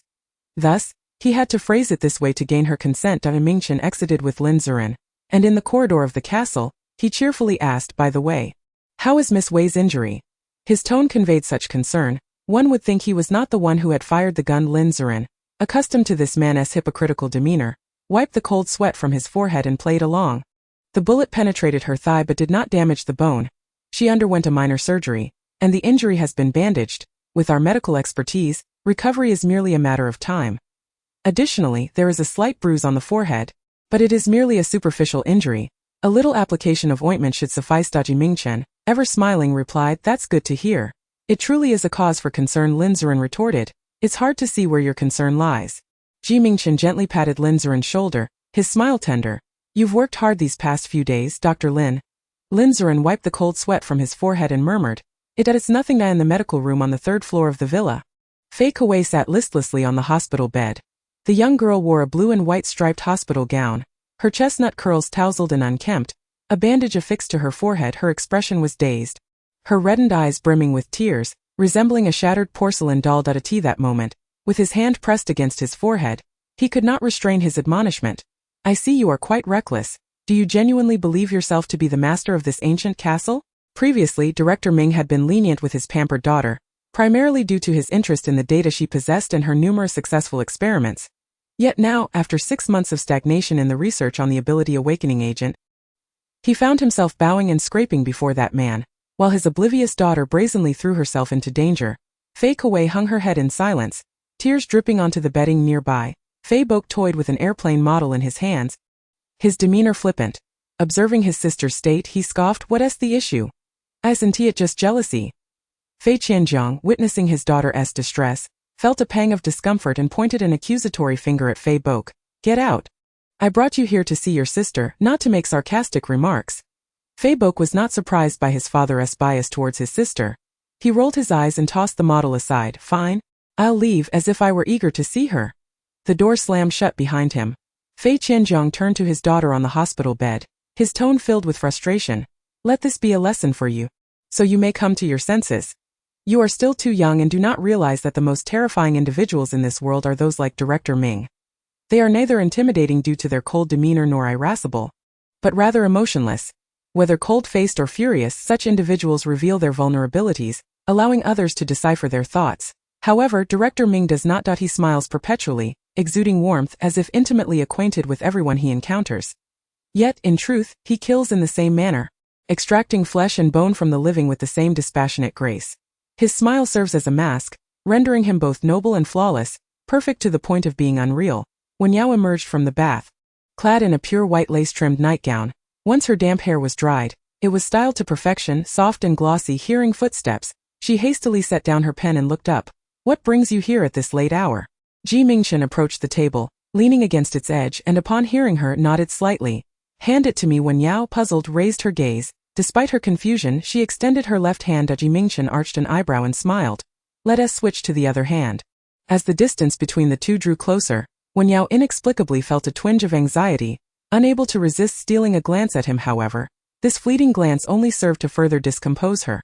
Unlike his usual immaculate attire, Mingchen was dressed quite casually this evening.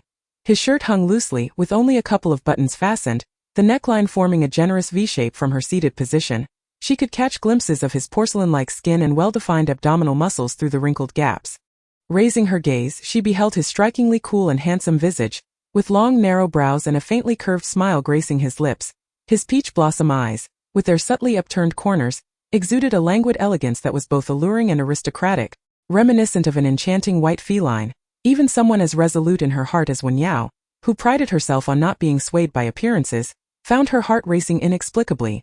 Yet, in that brief moment of distraction, the silver bracelet on her wrist was deftly removed by the man. Wen Yao couldn't help but feel perplexed. The silver moonblade had already been confiscated by him, and this bracelet bore little distinctive value. What could he possibly want with it? The cold sheen of silver, paired with his fair complexion, rendered even a bracelet typically considered feminine to appear both fitting and imbued with a certain refined elegance on his wrist. Unable to restrain herself, Wen Yao remarked, "This is a silver bracelet gifted to me by my grandmother. It holds sentimental value, so." He truly coveted her bracelet.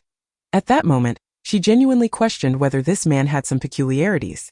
With his wealth, would it truly be difficult to craft a gold or silver bracelet? Why bother to covet this old trinket? The complexity of her expression was palpable as she clearly wished to dismiss him. Mingchen's lips curled into a smirk. "What seems to be the matter, Miss Wen? Just look at how many times I have saved you." Wen Yao inhaled sharply. "I can repay your kindness in other ways." Sensing her subtle discontent, Mingchen moderated his tone, adopting a gentler demeanor. "For now, allow me to keep it safe for you, and I shall return it later." Upon hearing this, the remnants of Wen Yao's indignation swiftly dissipated. She raised her shimmering eyes, looking at him with a hint of confusion. She had merely spoken in passing, not expecting him to remember. Mingchen slowly lowered his hand and picked up the red velvet gift box he had casually set aside. He gently unfastened it, revealing a crystal bracelet crafted from interlaced blue and white crystal beads, with a slightly larger blue crystal gem resting on a platinum base, its exquisite workmanship evident and undeniably valuable. Mingchen took the bracelet and grasped Wen Yao's left hand, patiently and attentively fastening it onto her wrist. Wen Yao felt a tinge of discomfort at his touch. "What is this?" Mingchen explained patiently. "The platinum base is embedded with a positioning chip, enabling me to know your whereabouts. You have a knack for vanishing. Should you wander off again, it would aid me in locating you more efficiently." Wen Yao looked down, her fingers tracing the crystal beads on her wrist. Such a slender metal base could actually house a positioning chip. It felt as though the technological advancements in Dongzhou surpassed those of Beizhou by leaps and bounds. As Mingchen straightened up, he suddenly recalled something and remarked, "I may not have much time to accompany you in the next few days, so remain in the villa to recuperate should you need anything. Consult Butler Zhou." Wen Yao was taken aback upon hearing these words. After a brief moment of bewilderment, she nodded in agreement.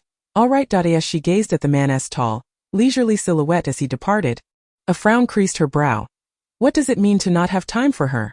She longs for his companionship. He ignited the nearby candle holder with the tip of his finger and then lifted his jade-white wrist, scrutinizing the silver bracelet in the dim, golden glow of the candlelight. The bracelet was somewhat antiquated, lacking in luster, yet it exuded a peculiar sense of nostalgia under the soft, warm light. It was during that time that she wore this very silver bracelet while wielding a silver crescent knife. Beneath the heavy snow and biting winds, the girl's eyelashes were frosted, and as she swung the knife, the silver bracelet clinked against the hilt, producing a melodious sound that rang clear and sweet amidst the howling northern winds. As she recalled that ethereal moment of solitude, Mingchen's eyelashes lowered, and the corners of his lips involuntarily curled upwards. Chapter 38. Director Fei need not stand on ceremony. Mingchen greeted him with a smile. "Dr. Lin, where are you headed?" Upon seeing him, Lin Zuren felt a sudden rush of unease and replied with a nervous smile. "To the third-floor ward." Mingchen inquired. "Is Director Fei still on the third floor?" Lin Zuren nodded. "He was still there when I left. Miss Wei's injuries are not severe, but her mental state has been quite unstable. She has been plagued by nightmares at night, unable to sleep, and during the day, she appears dazed. Professor Fei is deeply concerned and has been keeping watch over her. I see." The corners of Mingchen's lips curled upward, and he said, "I shall accompany you to take a look." Lin Zuren. Although he wished to express that his presence might exacerbate Miss Wei's condition, he refrained from speaking due to Mingchen's esteemed position. The two arrived at the third-floor ward together. At that moment, Fei Kewai was seated on the bed, clad in a hospital gown, clutching a teddy bear. Upon catching sight of the person following Dr. Lin into the room, her pupils constricted, and she instinctively recoiled as if confronted by a ghastly apparition from the depths of hell. Seeing this, Fei Qianjiang, standing by the bed, promptly rose and respectfully bowed his head towards the man, stammering, Ming Commander de Mingchen smiled and nodded, his demeanor amiable. Director Fei need not stand on ceremony. We are all comrades here. Let us sit and speak. Fei Qianjiang dared not take a seat and, mustering his courage, asked, What brings you here, Commander Ming?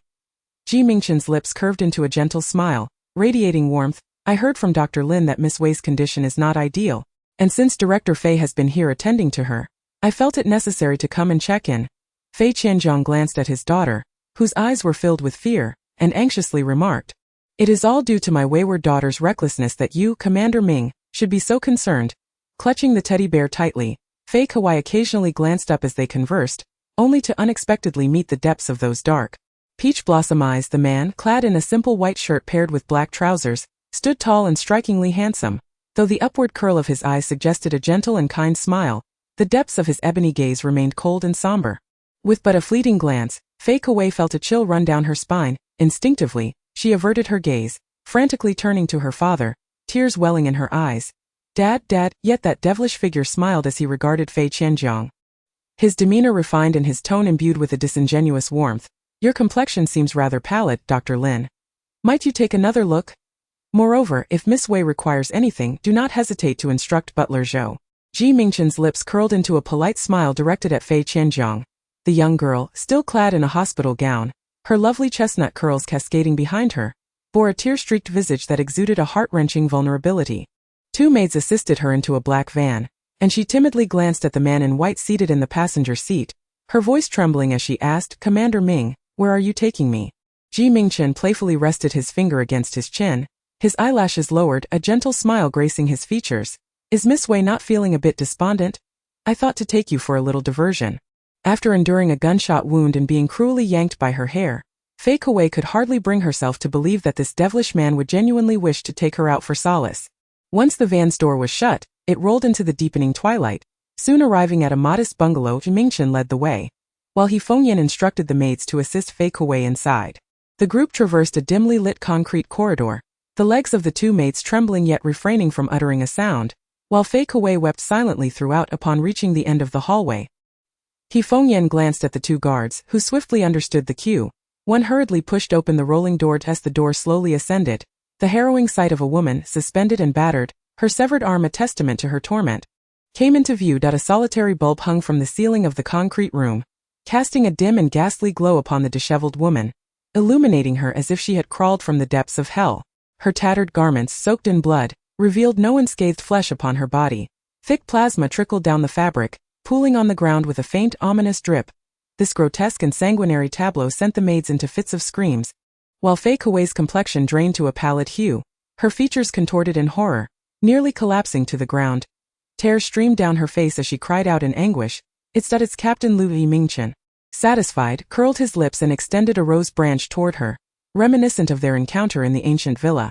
Yet, having learned from the previous ordeal, Fei Kawai dared not accept this fatal rose. She shook her head slightly, her eyes wide with fear, her trembling form instinctively retreating. From now on, you shall supervise her punishment daily, Ji Mingchen declared, indifferent to Fei Kawai's reaction, as he gently tapped the rose upon her shoulder. The soft petals brushed against her garment before falling to the ground, crushed underfoot, as the man chuckled softly. After all, this Captain Lu became this ghastly sight because of you, did he not? Chapter 39. Presenting her with a rose. Ji Mingchen's absence for 2 days had truly rendered him elusive. He was nowhere to be found in the castle villa area. Wen Yao learned from Butler Gu that Ji Mingchen scarcely spent more than a few days each month at the castle. The 14th district of Dongzhou, primarily based in Guangzhou City, sprawls over a vast expanse, even surpassing the 13th district of Beizhou by several multiples. In today's world, every human habitation zone functions akin to an ecological sphere. As the ruler of this survival region, maintaining the equilibrium of this ecosystem demanded considerable diligence. Not only did he need to devise battle strategies to confront the relentless waves of mutated zombies beyond the city, but he also had to attend to the internal survival infrastructure and the progress of various scientific endeavors. A multitude of tasks awaited his oversight and decision-making, which rather surprised Wen Yao. Previously, when they had met at the Beizhou border, Ji Mingchen always appeared to be a carefree and eccentric individual, seemingly indifferent to the zombie threat, and showing little concern for the struggle over border resources. Consequently, it was often she and Shen Yichuan who seized the initiative regarding resources. This led her to mistakenly believe that, as the son of the Dongzhou lord, he must have ascended to his position without genuine commitment or competence, merely indulging in a game. Little did she expect that the survival zone he governed was not only technologically advanced but also remarkably orderly. During Mingchen's 2-day absence, Wen Yao did not remain idle. Aside from recuperating, she revisited the records of her dream memories and then ventured to the downstairs dining hall, seeking information regarding the awakening agent for abilities from the commanders. This matter, entangled with base secrets, rendered her hesitant to inquire directly. Thus she resorted to discreetly eavesdropping. In layman's terms, the research on this agent was arduous, and the end product was exceedingly precious. Among the thousands of distinguished commanders and over 100,000 team members, only a scant few dozens were fortunate enough to receive it. The competition for this qualification was fierce, akin to an army of 1,000 vying for passage across a narrow bridge. In a world fraught with hardship and limited resources, awakening abilities as early as possible was paramount. The earlier one awakened, the greater the potential for enhancement, thereby increasing the chances of survival. Given the rarity of this agent, she doubted Mingchen would easily bestow it upon her with a mere wave of his hand. While he held significant power, critical decisions invariably prioritized the greater good. After 2 days of inactivity, her previously numb leg, as Dr. Lin had predicted, was now functioning well, with only a lingering tingling sensation after breakfast that day. Wen Yao resolved to take a stroll. However, upon exiting the second-floor elevator, she unexpectedly collided with Mingchen. The man was tall and slender, clad in his customary white shirt and black trousers, presenting no deviation from his usual attire, save for the rose he held in his hand. The lush green leaves and vibrant blossoms accentuated his fair complexion, rendering his already handsome visage even more striking. Wen Yao had never before considered that terms like beautiful, stunning, or exquisite could apply to men until she encountered Mingchen. Moreover, his astonishing aura harmoniously coexists with the inherent masculinity that men possess. His face, flawless to the point of perfection, would remain astonishingly captivating even if the gender were to be altered, rendering him almost androgynously beautiful. The moment he stepped out of the elevator, she found herself momentarily entranced by this man holding a rose. Recognizing Wen Yao, Mingchen was slightly taken aback. As he smiled and inclined his body slightly, he presented the rose to her, inquiring, "Where are you off to?" Wen Yao instinctively accepted the flower he offered, replying, "Just going out for a stroll." Mingchen responded, "Then let us proceed." Wen Yao looked up, asking, "To where?" Mingchen, with a gentle smile and a slight bow, replied, "Aren't you feeling cooped up and wishing to clear your mind? I shall accompany you." As they drew nearer, the crisp fragrance enveloped them once more. This time, it was not just the fresh scent of grass and trees, but also the rich aroma of roses, a delightful blend that unexpectedly captivated the senses. Wen Yao felt an inexplicable nervousness, as if bewitched, and the words she intended to say abruptly ceased to divert her attention. She asked him, "Aren't you quite busy? How come you have time today?" Mingchen, with a languid tone, replied, "As luck would have it, I happen to be free today." Stepping out of the spacious hall of the Grand Castle Villa, Mingchen and Wen Yao arrived at a sleek black car. He Fengyan, standing beside the vehicle, glanced at his watch before meeting the newcomer's gaze. "Commander Ming, have you received the research materials?" Before he could finish, Mingchen winked at him. "Captain He, the weather is splendid today. Would you care to join us for a walk?"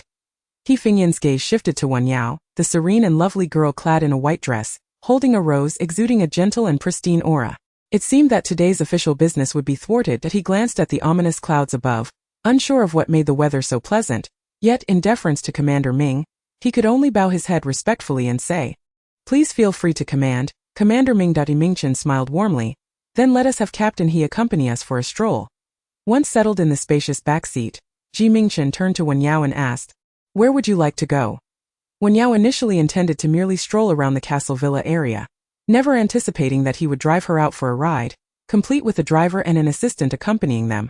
She had no objections, as she had no pressing matters at hand. In the 4 districts of Gangqiao City, she had only explored a mere fraction, with many places remaining unvisited, thus expanding her horizons would be worthwhile. Of course, her primary interest lay in the extraordinary abilities, and any location where she might encounter different ability users would undoubtedly be on the battlefield. During the early days of the apocalyptic awakening of abilities, such individuals were exceedingly rare, with each district across the 4 continents being extremely uncommon. Except for the future she glimpsed in her dreams, Wen Yao had only encountered 2 ability users thus far, one being a wood-type user from the North Continent and the other Mingchen himself. Contemplating this, she ventured, Could we perhaps visit the vicinity of the southwest city wall? Guangzhou City is not only an international metropolis but also an ancient capital, with the southwest city wall, a defensive structure established over 3,000 years ago during ancient conflicts, standing as a testament to its rich history. Before the apocalypse descended, this place was a renowned tourist attraction. However, following the outbreak of the zombie crisis, its robust structure and defensible characteristics transformed it into the primary line of defense for Guangzhou City.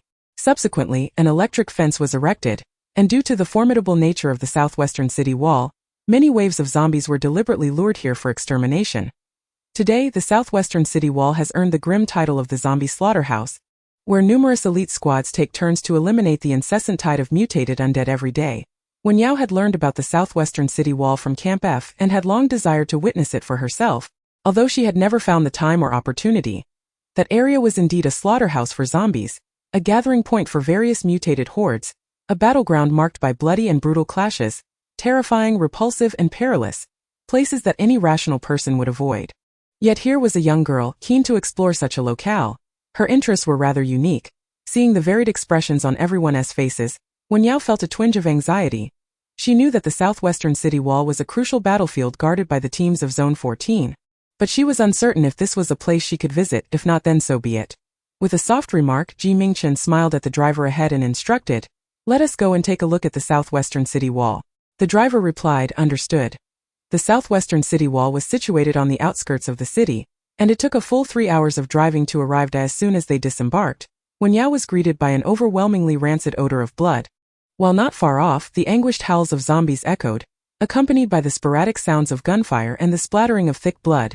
The electric fence surrounding Guangzhou City had a small gap here, and the curved city wall was besieged by a throng of zombies, creating a scene that appeared as a surging tide of dark green sludge. Members of the elite squad stationed atop the high walls were responsible for shooting them down, followed by incineration with oil and fire to prevent their corpses from infecting other beings and instigating a new wave of mutations. The sky was heavy with swirling clouds, and distant rumbles of thunder could be heard intermittently. Below the high walls, zombies piled up like a swelling tide, the sound of gunfire deafening. Occasionally, 2 agile mutated beings would peek over the edge of the wall, prompting the soldiers to hastily direct their machine guns at them in a frantic barrage. "Damn it! Captain Lee, keep an eye out. I am watching, but it moves too swiftly. I've missed several shots. What is that thing? Has it mutated again?" The danger of the apocalypse loomed ever present. The tranquility within the city relied entirely on these elite squads risking their lives on the front lines. They diverted the zombie hordes here for execution, ensuring that the occasional search team venturing out could find a moment of respite, and allowing the survivors within the city to avoid confronting the terrifying and bizarre undead, thus securing a haven where they might live and thrive in such a desperate and tragic world. It was these individuals who bore the weight for the few remaining survivors of humanity. Observing the squad members drenched in sweat as they took turns guarding the wall, Wen Yao felt a sense of familiarity. Once, she too had been one of them. Although the northern region Zone 13 did not boast such towering walls, it too had a similar river embankment. Serving as a stronghold for protection, she sat quietly in the back, enduring the chill and pain as she observed the comings and goings of the team members. Each time Shen Yichuan passed in front of her, she always hoped he might spare her a glance or show some concern. Yet, throughout those long 6 months, despite her repeated injuries, he hardly ever paid her any heed.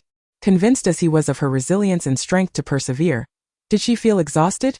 Did she suffer? Did she feel the cold? The north wind howled and her wounds had frozen into ice. She was in agony. Yet she had grown accustomed to it. Chapter 41. To spectate and amuse as Wen Yao reminisced, she instinctively turned her head. Mingchen, noticing her movement, raised an eyebrow slightly. "What's the matter?" Wen Yao shook her head. Nothing. When Captain Lee approached for a drink, he inadvertently encountered the 2 stark figures clad in white. Wiping the sweat from his brow, he quietly inquired of He Fengyan beside him. "Captain He, why is Commander Ming here?" Wen Yao. For the remainder of the time, wherever Wen Yao went, Mingchen followed her closely. She took the lead throughout, and whenever a zombie dared to draw near, He Fengyan would promptly neutralize the threat with his firearm. Not only did Wen Yao refrain from lifting a finger, but Mingchen remained composed and unperturbed, seemingly untouched by the imminent dangers. The two of them appeared utterly out of place amidst the grimy battlefield, resembling mere tourists on a leisurely stroll. Was there truly no one among this crowd with supernatural abilities? Hadn't the Eastern continent already successfully developed the ability awakening serum? If such a thing existed, There must be at least a few endowed individuals among this elite city defense team, even if they were few in number. She understood that, as the apex of the food chain in the 14th district of the Eastern continent, he undoubtedly possessed absolute access to information. Yet, she was uncertain if it was appropriate for her, given her status, to pry into such matters. Previously, she had been part of the base team in the 13th district of the Northern continent, and her position was already sensitive. Being new, if she were to inquire about the secrets of the other base, she might unintentionally attract suspicion of being a spy. Suddenly, a flash of lightning streaked across the sky, followed closely by a cascade of raindrops. Observing this, Mingchen hastily offered her a transparent umbrella he had casually picked up. Mingchen, seemingly lost in thought, suddenly leaned down to Wen Yao and said, "I have a small task for you. Could you hold the umbrella for me?" Wen Yao, accustomed to the various eccentricities of this privileged young master, expressionlessly accepted the umbrella from Mingchen and opened it. Sure. On the city wall, the cold wind howled as raindrops splashed into puddles, creating ripples. It was not merely a matter of collecting rainwater in a bucket. Rather, the rain around them could be controlled, flowing directly into the bucket as if guided by their will. A water elemental. Wen Yao's eyes sparkled with realization. So enthralled was she that she failed to notice the umbrella had shifted in position. The umbrella that had once shielded Mingchen was now askew, leaving him completely exposed to the drizzling rain. Mingchen lowered his lashes, raindrops sliding down his brow. "Forget it, just give me the umbrella." "I truly didn't mean to." Wen Yao then handed the umbrella over to him, gazing at the edge of the umbrella that had previously shielded her. "I could just not." Before she could finish her sentence, he interrupted firmly. "No getting wet, and your dress must not be soiled very well. This individual not only possesses a penchant for cleanliness but has also imposed this obsession upon her." Chapter 42. Not merely a bed companion, but a playmate. As they descended from the city walls, Wen Yao found herself lost in thought, contemplating the sights she had just witnessed atop the fortifications. The elite combat team included individuals with extraordinary abilities.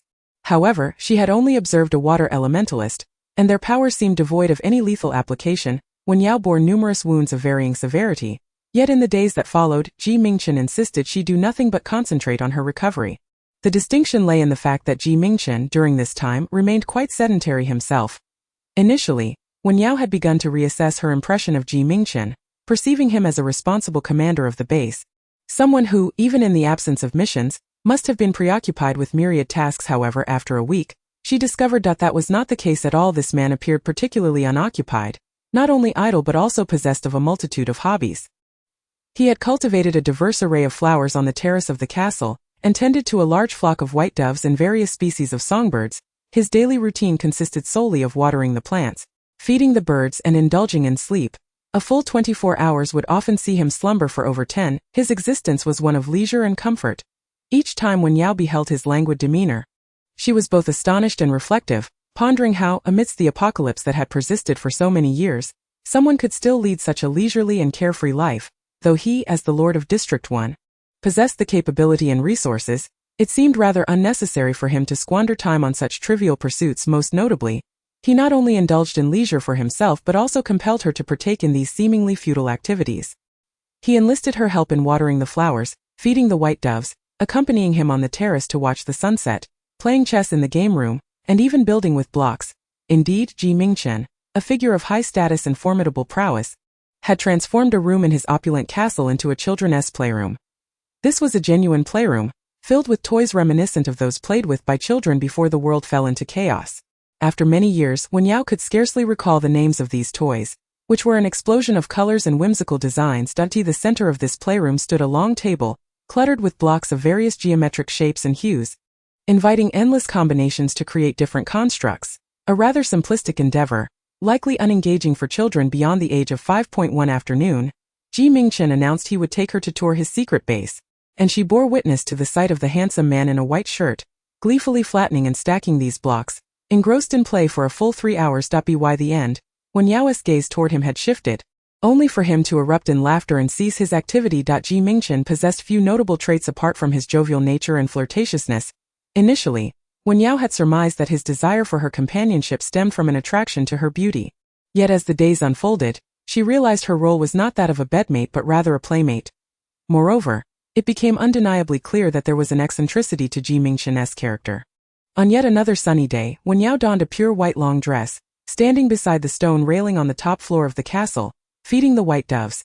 Once the doves fluttered their wings and took flight, she clapped her hands, resting her arms on the railing while gazing into the distance. The view from the top floor of the ancient castle villa is exceptionally splendid, offering a unique panorama that showcases two distinct architectural styles. On one side stand the crumbling high-tech skyscrapers, remnants of a fallen modern metropolis. On the other, a dilapidated castle rises amidst the ruins, accompanied by a rose-laden estate and an ancient clock tower church. The two scenes are starkly contrasting, resembling two disparate worlds separated by time and space, creating a striking dissonance. At this moment, the distant mountains are bathed in the golden hues of the setting sun. As if wrapped in a delicate veil of golden gossamer, enveloping the swaying crimson roses, the clock tower church is adorned with lush green vines, some of which entwine the black Roman numerals on the clock face. The sunset casts a brilliant interplay of blood red and emerald green upon the ground, while the church's weathered walls, mottled with age, render this tableau dreamlike, akin to a captivating painting, breathtakingly beautiful. It recalls that fateful fire during which Mingchen, adorned with a silver bracelet, self-immolated. Noticing her gaze, Mingchen lifted his eyelids to meet hers, a playful smile gracing his lips as he asked, "Are you ready?" The memories of that seemingly prophetic dream had faded considerably, and Wen Yao now found herself uncertain of the truth within. Reflecting on his tragic fate in the dream, she seated herself beside Mingchen, unable to restrain her thoughts. With all this time, we could be doing something more meaningful. Mingchen languidly massaged his temples, arching an eyebrow in curiosity. Like what? Chapter 43. I believe it is faith. Wen Yao pondered for a moment before responding. For instance, becoming stronger and more formidable, slaying more zombies, or ensuring the survival of the human survivors in the city. Mingchen chuckled. First of all, I do not need to become more powerful. Wen Yao paused, taken aback by his assertion he did not need to grow stronger. She was aware that abilities had levels, but given the scarcity of abilities in the current world, her understanding was limited, leaving her unable to gauge his power level. It seemed that the hierarchy of abilities could only be viewed from above, never from below. Was it possible that his abilities had already reached their peak? With a tone that conveyed both nonchalance and certainty, Mingchen continued. Secondly, without me they would all perish. I need not exert myself further on their behalf. Wen Yao. So arrogant yet unassailable. Thirdly, if this world is destined for destruction, we should indulge in pleasures and engage in meaningful pursuits. Should we not? Mingchen remarked, tilting his head slightly. Wen Yao met his deep, dark gaze. He never seemed to wear a frown, and even now, his expression remained cheerful, with his enchanting peach blossom eyes curving in delight. Reflecting her and the radiant glow behind her. It appeared to be a joyful demeanor. Yet, for reasons unknown, she sensed an unusual sentiment lurking beneath his words, as if it was not a carefree optimism, but rather a melancholic despair. Why was she able to perceive such sorrow in the gaze of a man so full of laughter and mischief? Wen Yao contemplated asking something, but Mingchen had already closed his eyes once more. After a moment of silence she spoke. You may not wish to, but I do. Mingchen inquired, what do you wish for? Perhaps due to the relaxation of these past few days, she had temporarily forgotten his identity, and her desires slipped from her lips. I wish to become strong, to grow even more formidable. Mingchen reached out and gently tousled her hair at the crown of her head. You, a young girl, why do you always revel in violence? Wen Yao disregarded his dog-like gesture. It is not that I delight in conflict, but rather that this world is inherently unyielding. Look at these past 7 years. Each year, the territory of humanity has been shrinking, and mutations occur almost daily. If we do not become more formidable, we shall inevitably face death, do we not?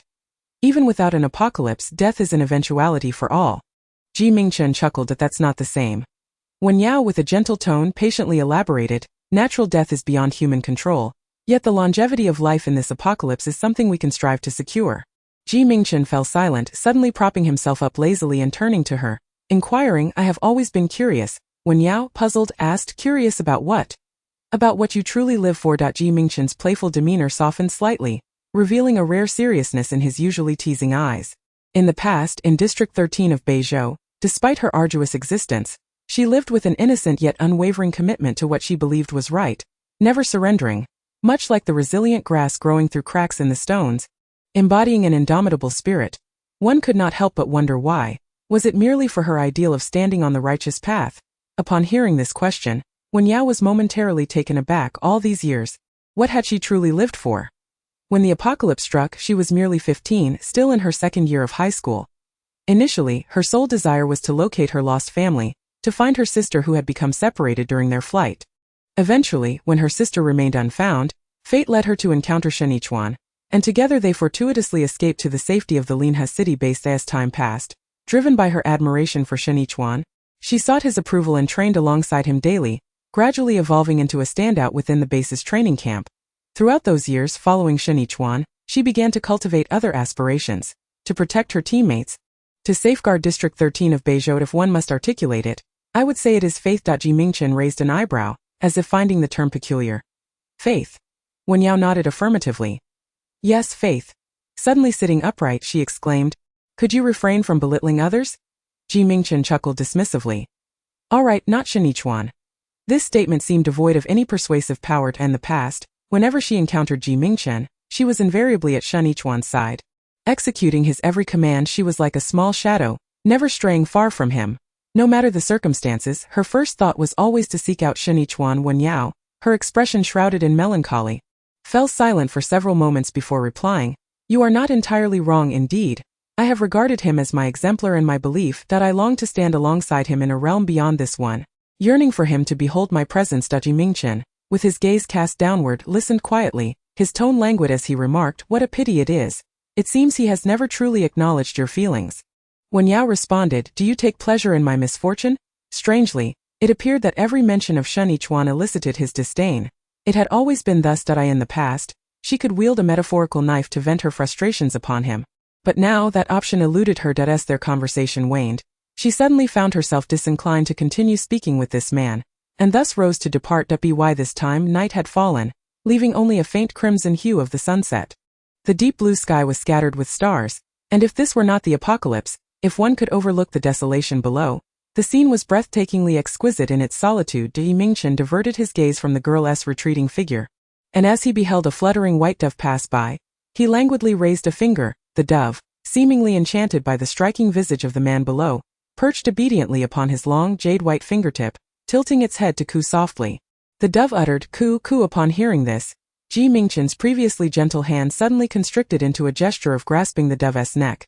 His star-speckled, beautiful peach blossom eyes narrowing slightly as he softly inquired, I am asking you a question.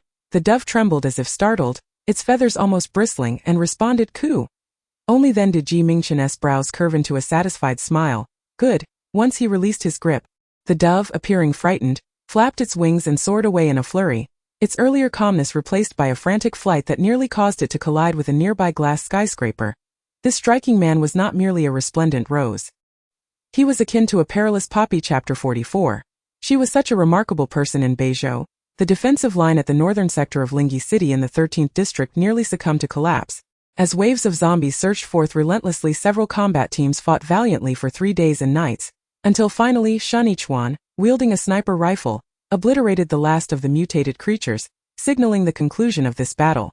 The man's features were strikingly handsome, his brow furrowed tightly, and his forehead glistened with beads of sweat. He surveyed the heap of corpses outside the city, rising swiftly from his cover, and commanded those nearby, light the fire quickly. Upon hearing this foolish inquiry, Shen Yichuan's brow twitched, an inexplicable annoyance washing over him. How could there be any here? Go to logistics. Mu Shangxing seemed to realize this only then, hastening towards the tents behind her. Shen Yichuan watched her retreating figure, momentarily lost in thought. Clad in a black work uniform with a high ponytail, she bore resemblance to Wen Yao in her past attire. Yet there was a stark contrast. When Wen Yao wielded her silver crescent blade, she exuded an air of calm and resolve, acting decisively and swiftly, never displaying the fluster that characterized Mu Shangxing, nor committing such elementary blunders repeatedly. What kind of person is Wen Yao? This was a question that Shen Yichuan had never bothered to ponder before, but in recent days the memories of her often replayed in his dreams. As he reflected on those fragments, he suddenly realized that she was indeed an exceptionally remarkable individual. Unlike Mu Shangxing, who was extroverted and eloquent, Wen Yao possessed a truly reserved character, not particularly loquacious. She preferred to act silently rather than speak.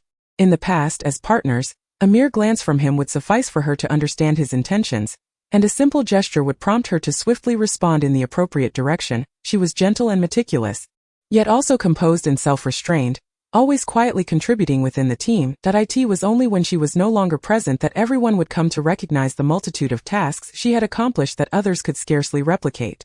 Fong Lanyin approached through the snow, carrying her gun, and called out, Captain Shen, it's time to go. In truth, Fong Lanin had never been particularly fond of Shen Yichuan. Observing the flicker of disappointment in his eyes, she feigned nonchalance and remarked, "Captain Shen seems to be reminiscing about Vice Captain Wen, doesn't he? You're not alone. These days everyone has often thought of her. I have always believed that she was too silent, too modest in seeking recognition. There's a saying, isn't there? The child who cries gets the candy. Yet she was precisely the one who never wept at I. In fact, on that fateful day, Shen Yichuan ought not to have acted as he did. Everyone had been in poor spirits while striving to accomplish their mission, and with such a vote, even if Vice Captain Wen had survived, her heart would have surely been shattered." Shen Yichuan had no desire to hear any of this. He closed his eyes and coldly interrupted, "How long has it been since that incident? What purpose does discussing it now serve? Was there a better way to resolve the situation at that time? If given a second chance, I would not regret my initial decision." Fong Lanin gazed at the man's resolute silhouette, pursing her lips into silence. That it was better not to mention it, for once the subject was broached, Shen Yichuan found himself haunted by the image of Wen Yao weeping in the wind and snow that day, a sight that lingered persistently in his mind. Countless nights had passed, with her appearance in his dreams, her beautiful eyelashes laden with frost, her emotions plummeting, cautiously taking a step forward yet hesitating to desire too much, only able to look at him helplessly, tears brimming in her eyes. She was battle-hardened, possessing unparalleled skills, yet she was also merely a young girl, inevitably harboring a sense of dependence on him. What she sought at that moment may not have been his ability to rescue her, but rather simply his attitude, a gesture of comfort, a sign of concern for her well-being.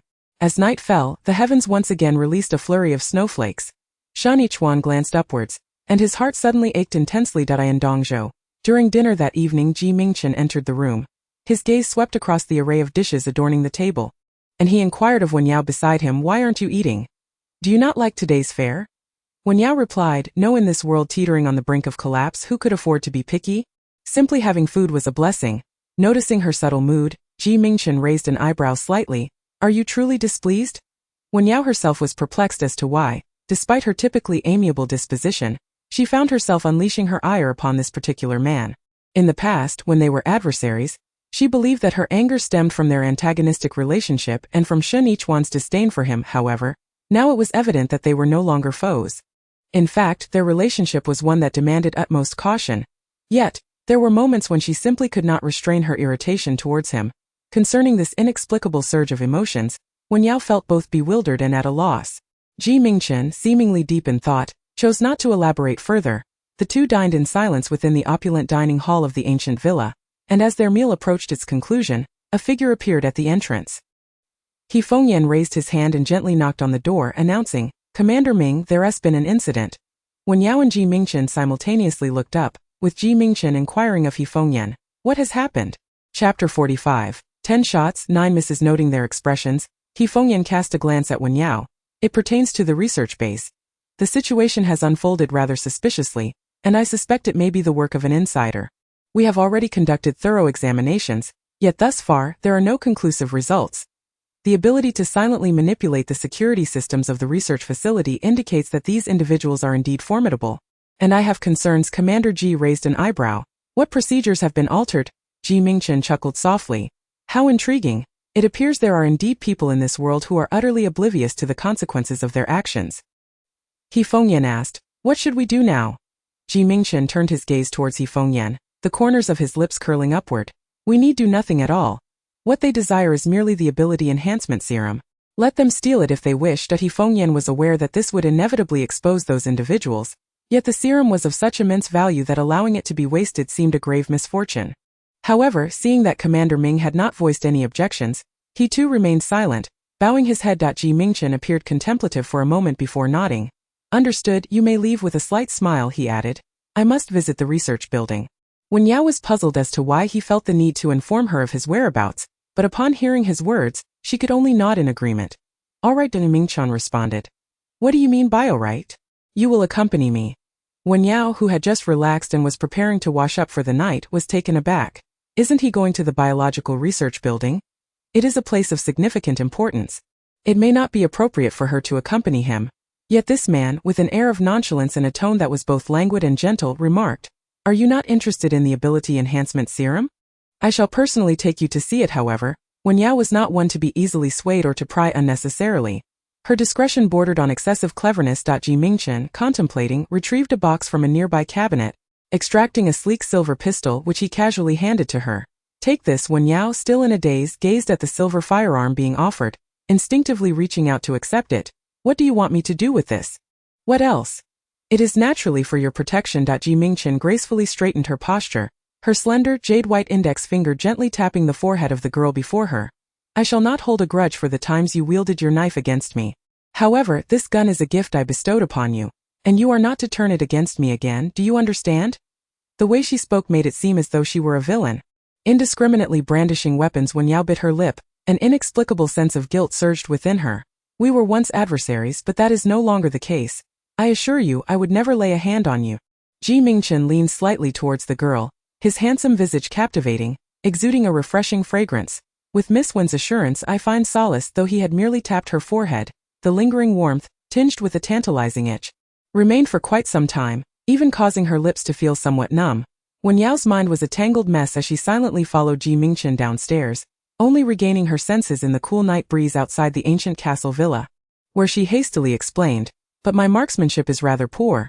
I may not be able to protect you adequately. Mingchen opened the car door, allowing Wen Yao to enter the passenger seat first, before he circled around to the driver's side. Is that so? Just how poor? Wen Yao pondered for a moment and candidly replied, out of 10 shots, I missed 9. It was precisely for this reason that she had faced repeated reprimands from Shen Yichuan. Each time she practiced, she was harshly scolded, eventually leading Shen Yichuan to abandon her, deeming it a waste to entrust her with a gun, allowing her instead to wield the silver moon blade.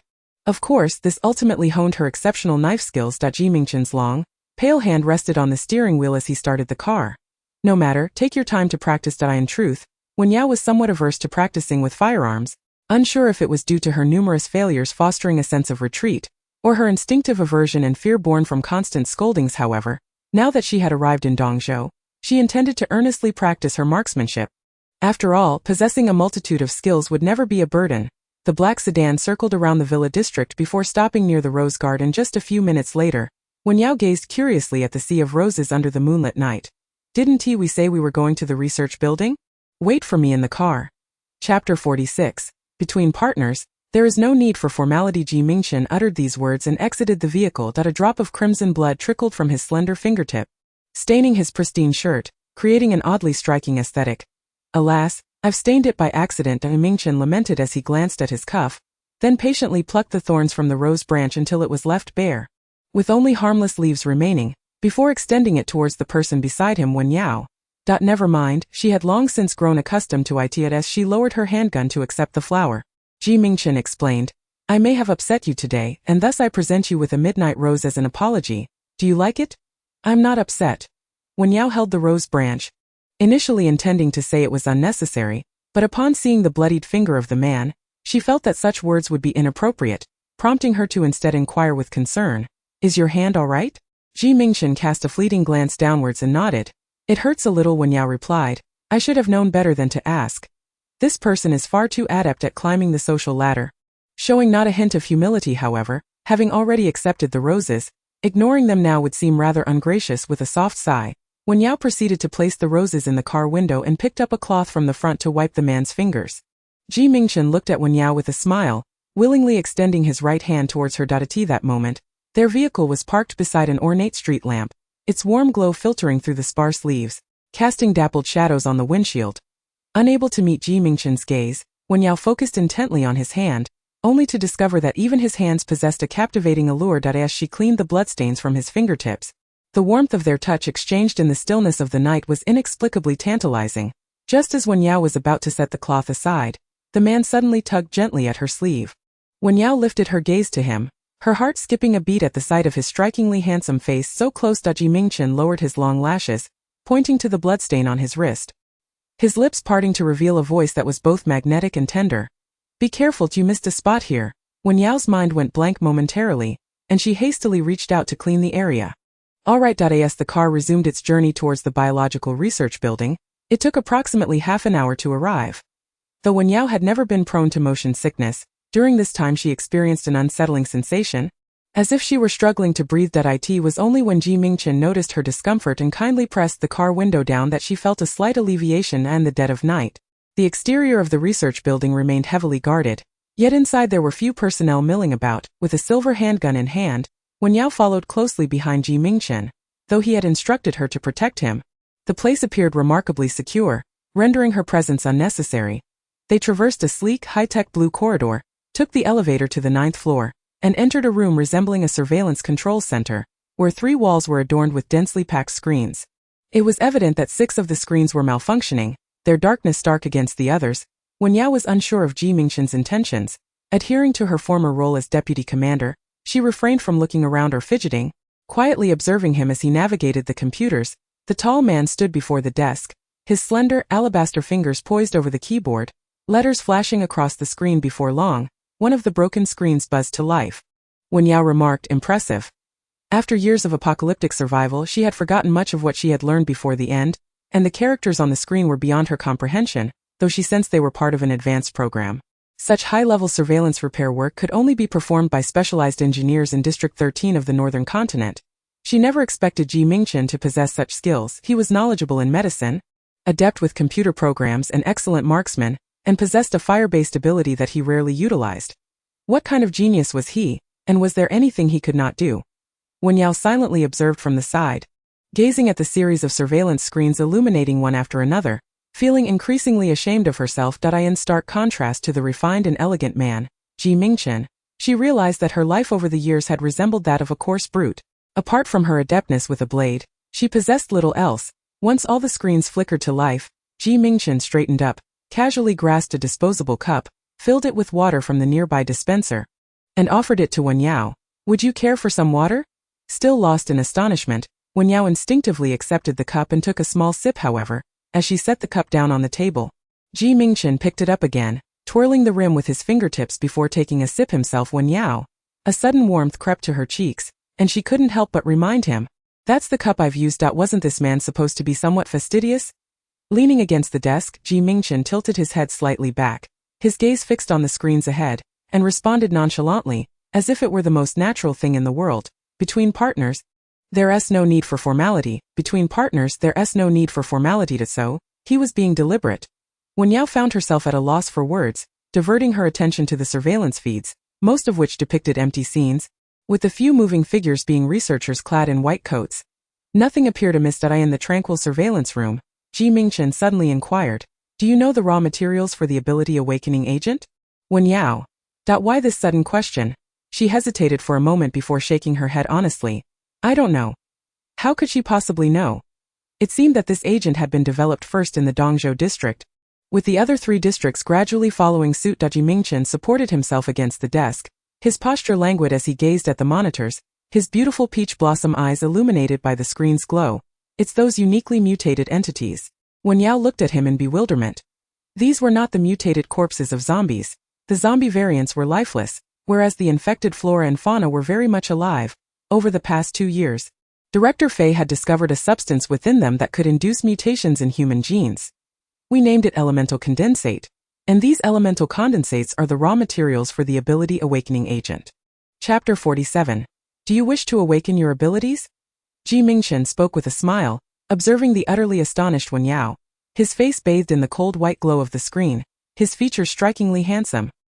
His peach blossom eyes seemingly laced with allure. Wen Yao tightened her fingers, perplexed. "Why are you suddenly sharing this with me?" She had encountered the mutated flora and fauna before. They existed in every district of the 4 continents and could attack humans. However, their numbers were relatively few, far from the rampant infestation of zombie variants, and they had yet to capture the attention of the bases in each district. What Mingchen spoke of was undoubtedly confidential, immensely so. If they were to become aware of this and initiate research early, the base would undoubtedly emerge as the one with the most ability users, directly influencing their combat strength. The fact that he casually divulged such monumental secrets to her was astonishing. Yet Mingchen continued to smile nonchalantly. "I assent it because I see you're interested. If you wish to know anything, you can simply ask me directly." As he spoke, the man straightened up and took a few steps forward, holding a mouse to magnify the surveillance footage. On the screen were 3 researchers, 2 men and 1 woman, seemingly engaged in an experiment within the laboratory, accompanied by 2 cleaning staff clad in blue uniforms.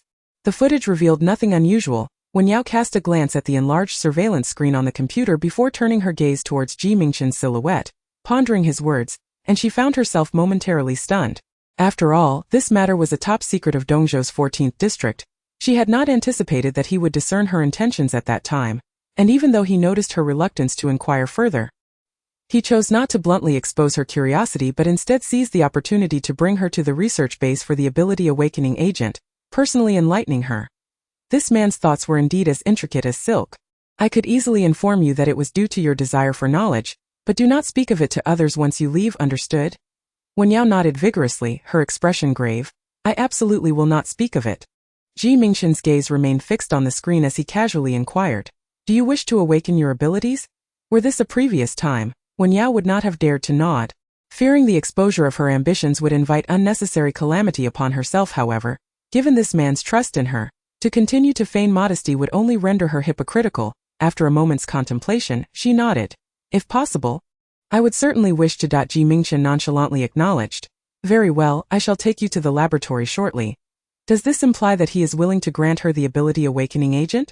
Such a rare treasure, coveted by thousands of squad members and commanders, is something that is exceedingly difficult to acquire. Could he truly be so generous? If he were to provide it to her so directly, would it not invite controversy? Though she may not fully grasp the dynamics of the various districts in Dongzhou, she knew that in Beizhou, while the base commander held substantial authority, they were not omnipotent. Reckless actions could easily lead to a vote of dismissal. Mingchen chuckled softly. This is Dongzhou's 14th district, not your Beizhou's 13th district. Many matters here are solely at my discretion. Wen Yao. Oh right, I almost forgot. Mingchen seems to differ from other base commanders. He is the sole son of the Dongzhou lord. That if the lord were to be likened to a king, then he would be the prince, an undeniable second-generation official. Not only is he powerful, but he also possesses formidable backing, indeed affording him the capital to be arrogant and willful. The two remained in the monitoring room for approximately another 10 minutes, after which Mingchen glanced at the surveillance footage one last time, checked the time and stood upright. Let us proceed to the 12th floor laboratory. Upon arriving at the 12th floor, they found it sparsely populated. With only an empty corridor and numerous office doors, the architectural design of this research building was rather intricate, with corridors and doors appearing indistinguishable from one another. The floor shone like a mirror. The metallic doors glimmered silver, and even the numbering was absent. Without a guide, one could easily lose their way as they walked along the desolate corridor. The sound of their footsteps echoed sharply. Mingchen remarked. The probability of natural ability awakening is so negligible that it can be disregarded. Outsiders believe that the ability awakening agent is the sole shortcut to awakening powers. In reality, even if they were given the ability awakening agent, they would still be unable to awaken any abilities. Wen Yao, perplexed, raised her head and inquired, why? Mingchen chuckled lightly, his voice clear and melodious. You will soon find out. Let us go witness a splendid performance. He effortlessly pushed open a particular door and switched on the light within. The room appeared to be a laboratory, equipped with computers and experimental benches adorned with an assortment of reagents and petri dishes, alongside a wall lined with cabinets filled with various substances. However, Mingchen paid no heed to the benches but instead guided Wen Yao through a small door within the laboratory, which seemed to lead to a small storage room cluttered with towering stacks of cardboard boxes. Once the small door closed, the interior was dimly lit, with only a faint glimmer of light seeping through a small glass window on the door. Wen Yao felt as though they were engaging in some sort of clandestine activity and questioned, what are we hiding from? In the darkness, Mingchen's gaze deepened, and he gestured for silence, indicating they are coming. Wen Yao observed the enigmatic smile on his lips, perplexed by his cryptic antics, suspecting it to be yet another one of his amusing games. After speaking, Mingchen straightened up and peered through the glass window towards the corridor outside. Furrowing her brow, Wen Yao followed suit and soon discerned footsteps approaching. By the sound, it appeared that 3 individuals were making their way down the corridor. Glancing towards the laboratory, which emanated a bluish glow, she whispered, if we spy from here, can they see us? Mingchen replied. No understanding dawned upon her. One-way mirror glass. Within moments, the metal door swung open, revealing 3 researchers clad in white coats. Wen Yao recognized them. They had seemingly appeared in the surveillance footage Mingchen had manipulated, and she sensed no irregularity. Yet, as her confusion grew, the last researcher to enter locked the door behind them. The tall researcher removed his white rubber gloves and tossed them onto the experimental table, exclaiming with delight, after lying in wait for an entire month, we have finally located this place. Chapter 48. Living beings transformed into monsters. The female researcher behind him cautioned. Keep your voice down. Be wary of surveillance. The bespectacled researcher, the last to enter, asserted confidently, no need to worry. I have disabled the surveillance here. The tall researcher patted the glasses wearer on the back, expressing gratitude. It's all thanks to you. The electronic was from the top university before the apocalypse with so many layers of security, it seems you alone could crack it in all 4 regions. The glasses wearer replied, I owe it to both you and Xiaoxia's protection. Without you two, I wouldn't have made it in. The female researcher interjected, enough chit-chat. We must focus on our objective, find the awakening agent. She scanned the surroundings and, upon noticing the rows of reagent cabinets secured with fingerprint locks, retrieved a severed arm from her voluminous sleeve. Indeed, it was a severed arm, gruesomely bloodied fortunately, encased in a transparent nylon bag. The blood was contained and did not spill forth. Wen Yao gasped at the sight of the mangled limb, realizing with horror that they were not genuine researchers from the biological research building. They were merely masquerading as researchers, and had even murdered the real ones. Realizing this, Wen Yao turned her gaze towards Mingchen, yet the man maintained that enigmatic smile, as if he were a spectator relishing the unfolding drama. Wen Yao was oblivious to what he awaited and could only divert her eyes to the small window once more. The woman pressed the severed thumb of her hand against the lock, and with a click, the cabinet door swung open. She quickly retrieved a labeled box from within, her face alight with surprise. It was a water element awakening agent. The tall man opened another cabinet door. There was also a soil element awakening agent. They rummaged through the cabinets for quite some time, only to discover these 2 types of awakening agents, leaving them utterly disappointed. Why were there only these 2? Had only these 2 been developed? That seemed implausible. The base of District 14 in Dongzhou was under Mingchen's jurisdiction, and if memory served correctly, he was a fire element awakener. The 3 exchanged glances until finally the woman spoke. Since we are here, we cannot leave empty-handed. Even the lowest-ranking awakeners are far superior to ordinary humans, not only possessing mutated genetic traits but also the potential for future upgrades. Upon her words, the trio each selected an awakening agent. There was no time to waste. Let us inject it immediately. It may have been easy to infiltrate this research building, but escaping would likely prove challenging. The woman produced the syringe. She glanced at her watch. 2 hours had passed since the security door was compromised, and it was uncertain how long it would take to rectify the fault. We must act swiftly. The woman, having chosen the water element awakening agent, injected it into herself, and the tall man followed suit. Administering the soil element awakening agent into his wrist, inside the glass enclosure, Mingchen observed this scene with a gentle smile. What fools! Wen Yao shot him a glance, inexplicably sensing that he resembled a villain at this moment, the kind who derives pleasure from witnessing the demise of others. Smiling in a disturbingly deranged manner, the insult was neither too loud nor too soft, prompting the 3 outside to heighten their vigilance. The agile woman even approached the small door. Who is there? A handgun slipped from her sleeve, deftly grasped in her hand. Observing this, Wen Yao tightened her grip on her silver pistol, and an inexplicable tension enveloped the atmosphere. These 3 appeared formidable, at least of A-class commander caliber. Judging by their professional demeanor, they could even be S-class. Engaging with them, Wen Yao, armed with a weapon she was not proficient in, could find herself at a disadvantage. However, the woman soon halted her advance, as the tall man called out to her. Enough, we must leave quickly. Yet, before Wen Yao could exhale in relief, she beheld the woman's hand. It had turned blue and was shrinking. What is wrong with my face? The woman appeared bewildered, intending to reach for her face, only to realize her hand was gone. Where had her hand gone? Before she could ponder this for long, she collapsed forward, not only losing her hand but now her feet transformed into a massive fish tail, bursting through her trousers. The sleek blue-black scales fanned out like a finned appendage. It was indeed a fish tail. A genuine fish tail. As the woman's visage gradually became adorned with blue-black scales, her eyes underwent a transformation, shifting from a web of blood vessels to a vivid crimson, then to a deep sanguine hue. Suddenly, her blood-red pupils swelled and burst forth, 2 obsidian dots embedded within the crimson, rendering her appearance particularly terrifying. It was evident that she still wished to articulate words, yet the movement of her lips only produced a peculiar, rustling sound. All these bizarre changes transpired within a mere span of 2 to 3 minutes. Please don't come any closer.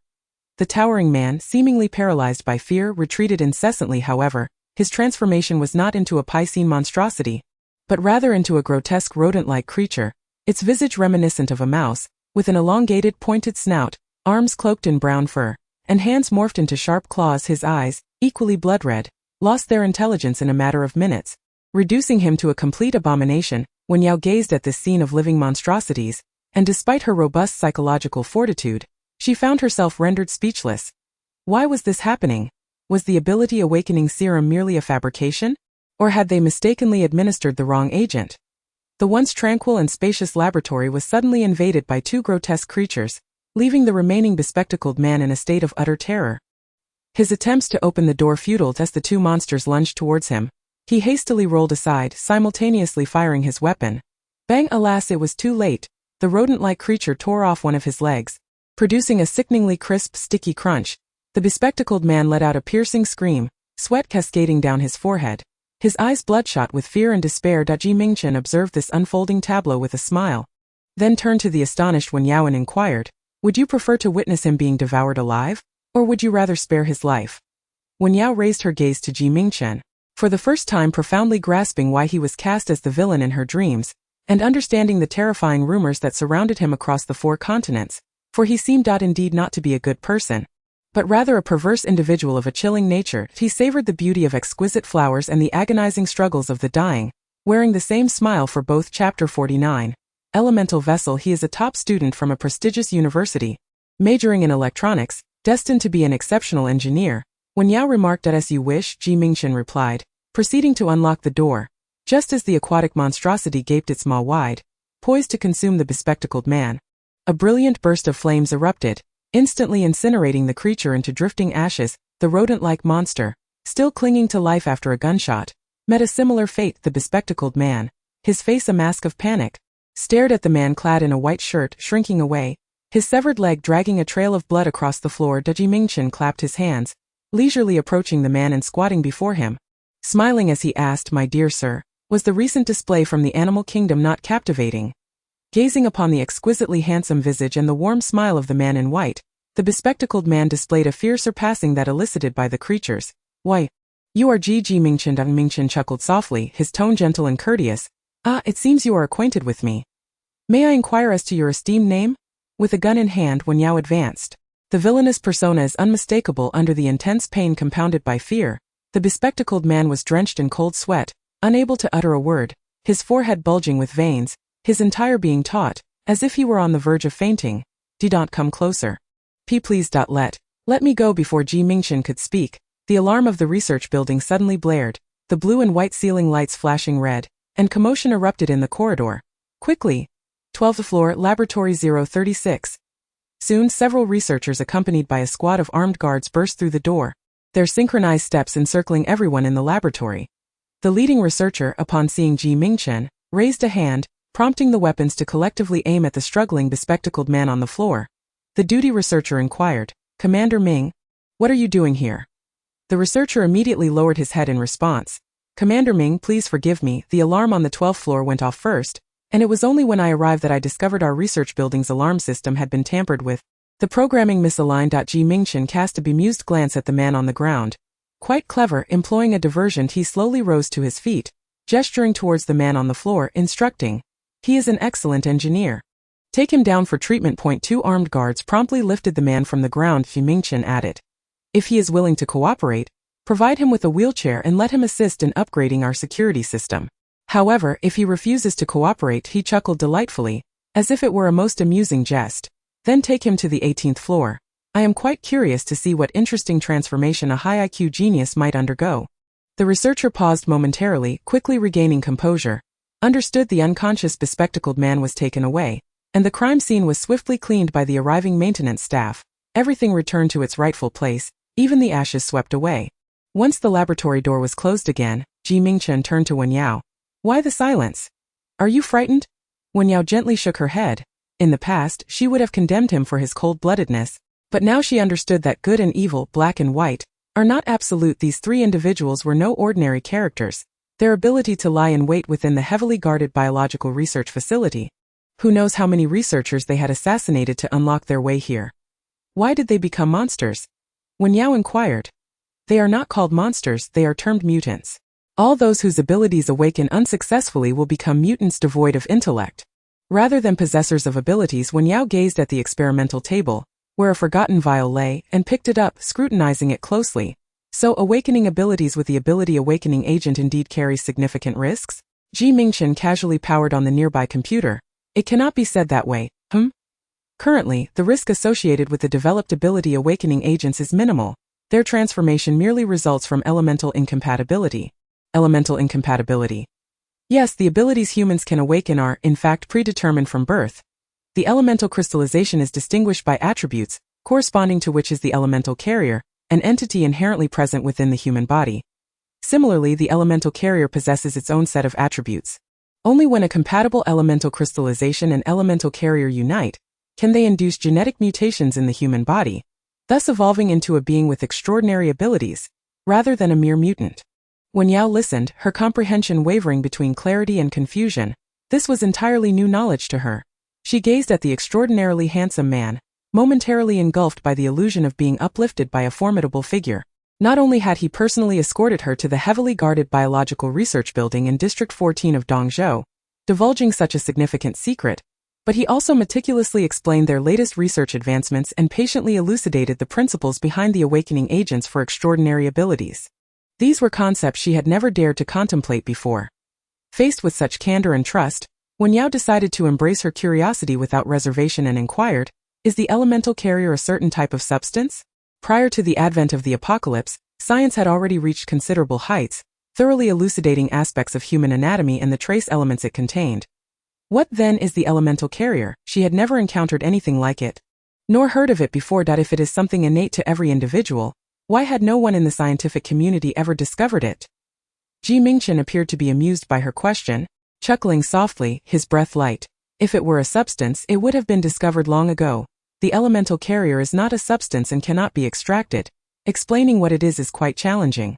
It resembles a kind of magnetic field, but you can simply understand it as an attribute. As the computer booted up, the information Mingchen spoke of unfolded on the electronic screen like a 3D animation. The concepts were abstract, yet the vivid imagery rendered them readily comprehensible. Elemental crystallization belongs to natural phenomena, while the elemental carrier is an intrinsic part of the human body. Together, they encompass the 5 elements of metal: wood, water, fire, and earth.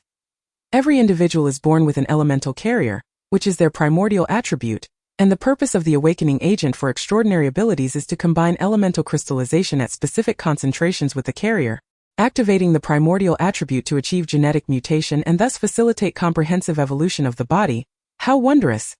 Due to the limitations of her perspective, Wen Yao had not gleaned such detailed knowledge in that dream. She only vaguely understood that in the later stages of the narrative, the proliferation of awakening agents would herald the end of the era of awakening, transitioning into the epoch of extraordinary beings. In this new epoch, all surviving humans would possess extraordinary abilities, and the once ordinary populace would either evolve or be entirely eliminated.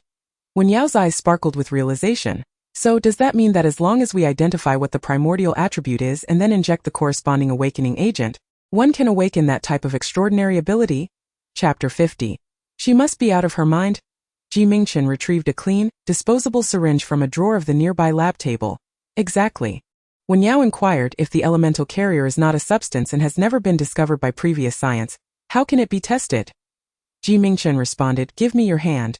Wen Yao hesitated for a moment before obediently extending her hand.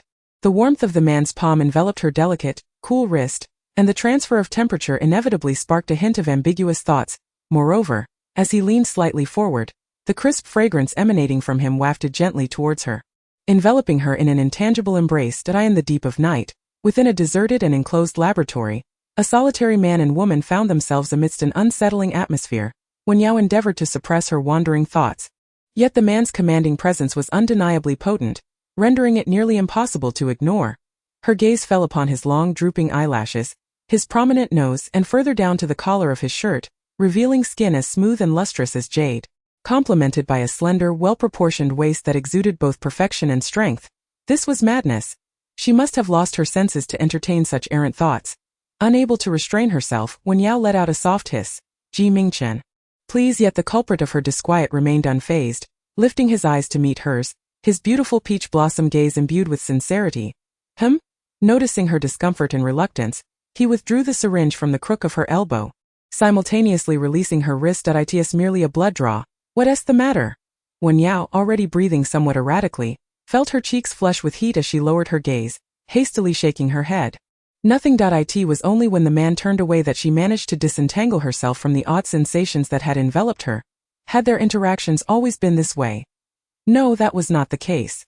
Previously, they were adversaries on the battlefield, where life and death hung in the balance. She had been perpetually on edge, armed with a blade against him, leaving no room for such fanciful thoughts. But what of others?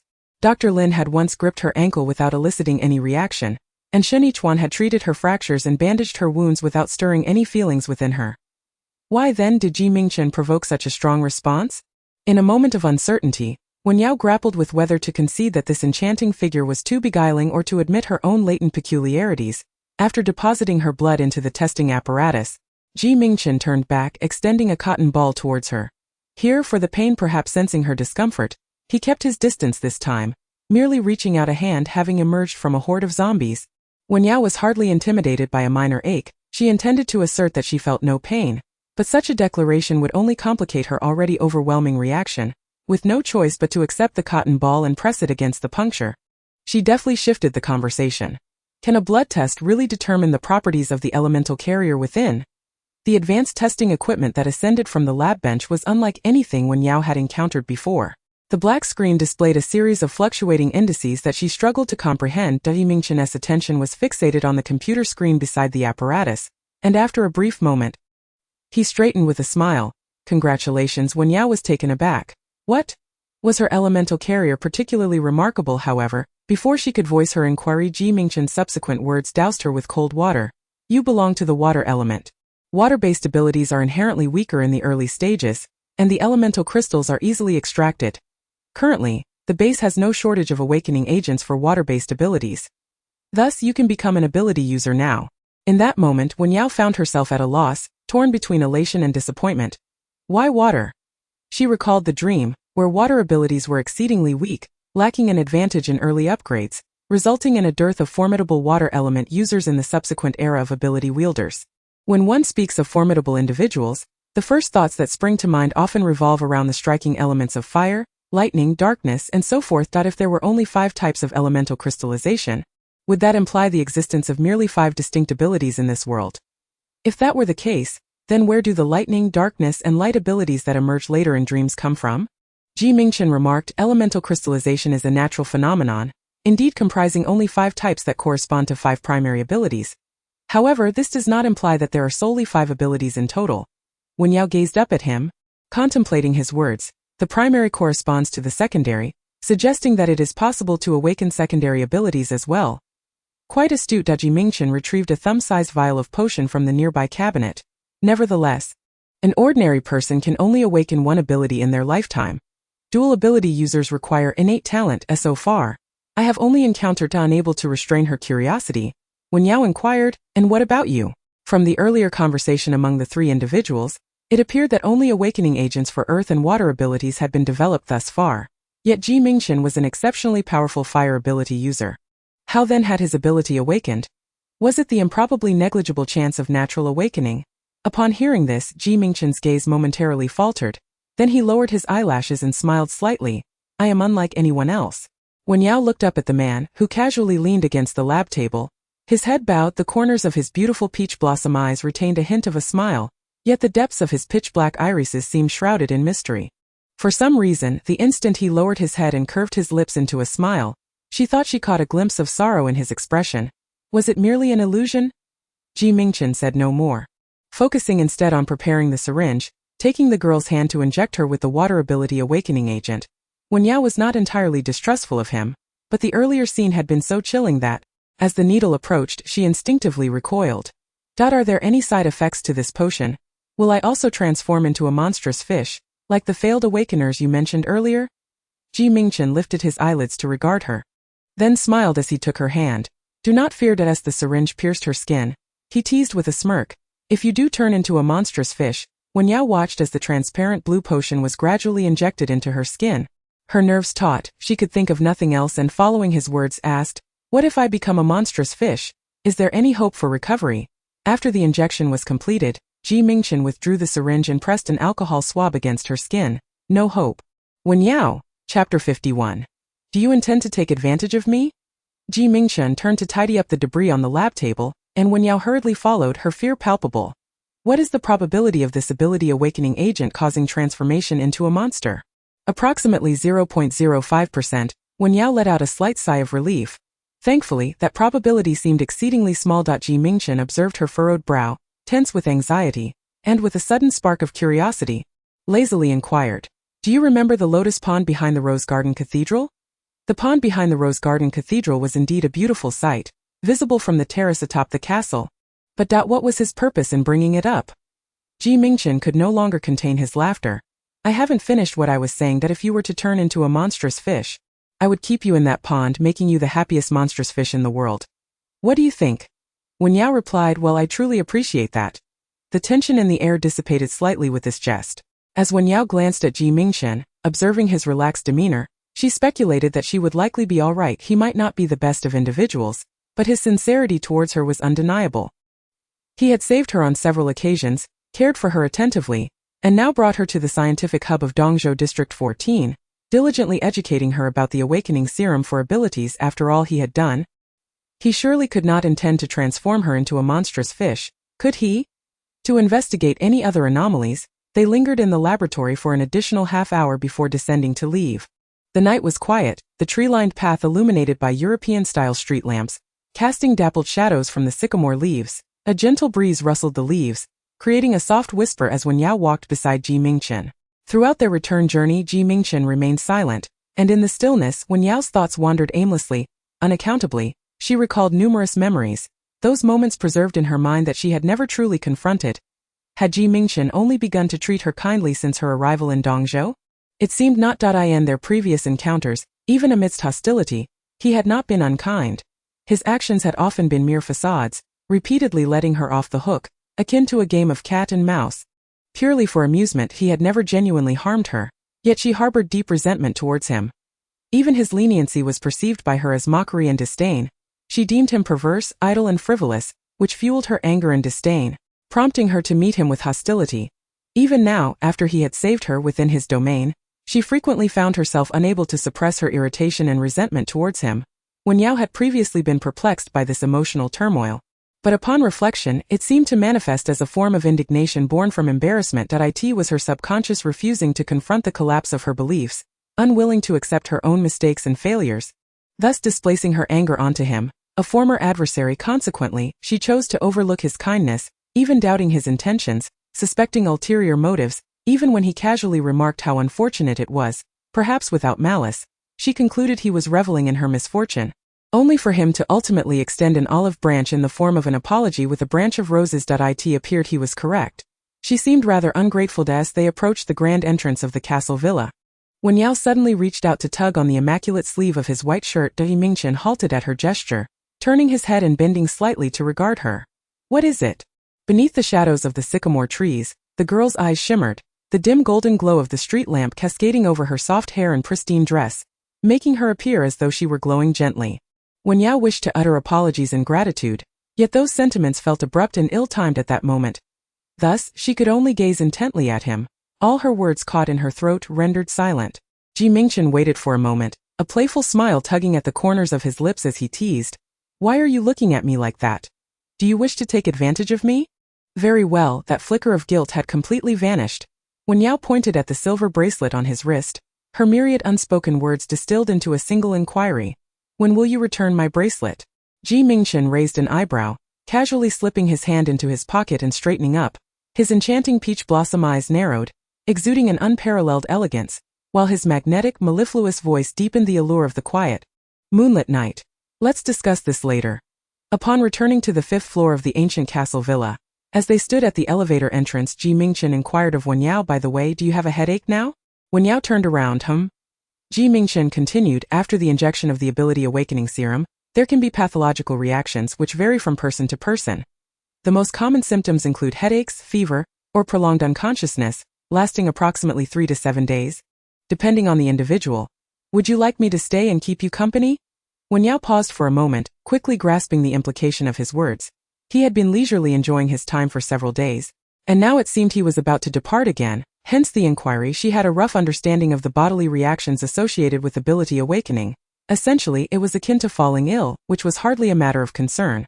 Why would someone as busy as him need to stay and accompany her through her illness? Mingchen said nothing further, merely lowering his gaze with a smile as he regarded her. Very well. If you need anything, just reach out to Dr. Lin. Upon returning to her room, Wen Yao settled onto the sofa in the small hall, placing her silver handgun and a rose stem down. Initially, she merely set them aside. But the juxtaposition of the gun and the rose upon the transparent glass coffee table surprisingly created a unique aesthetic beauty. With her lashes gently lowered, she picked up the handgun. Though not particularly knowledgeable about weapons, she could discern that this was a brand new, high-quality firearm.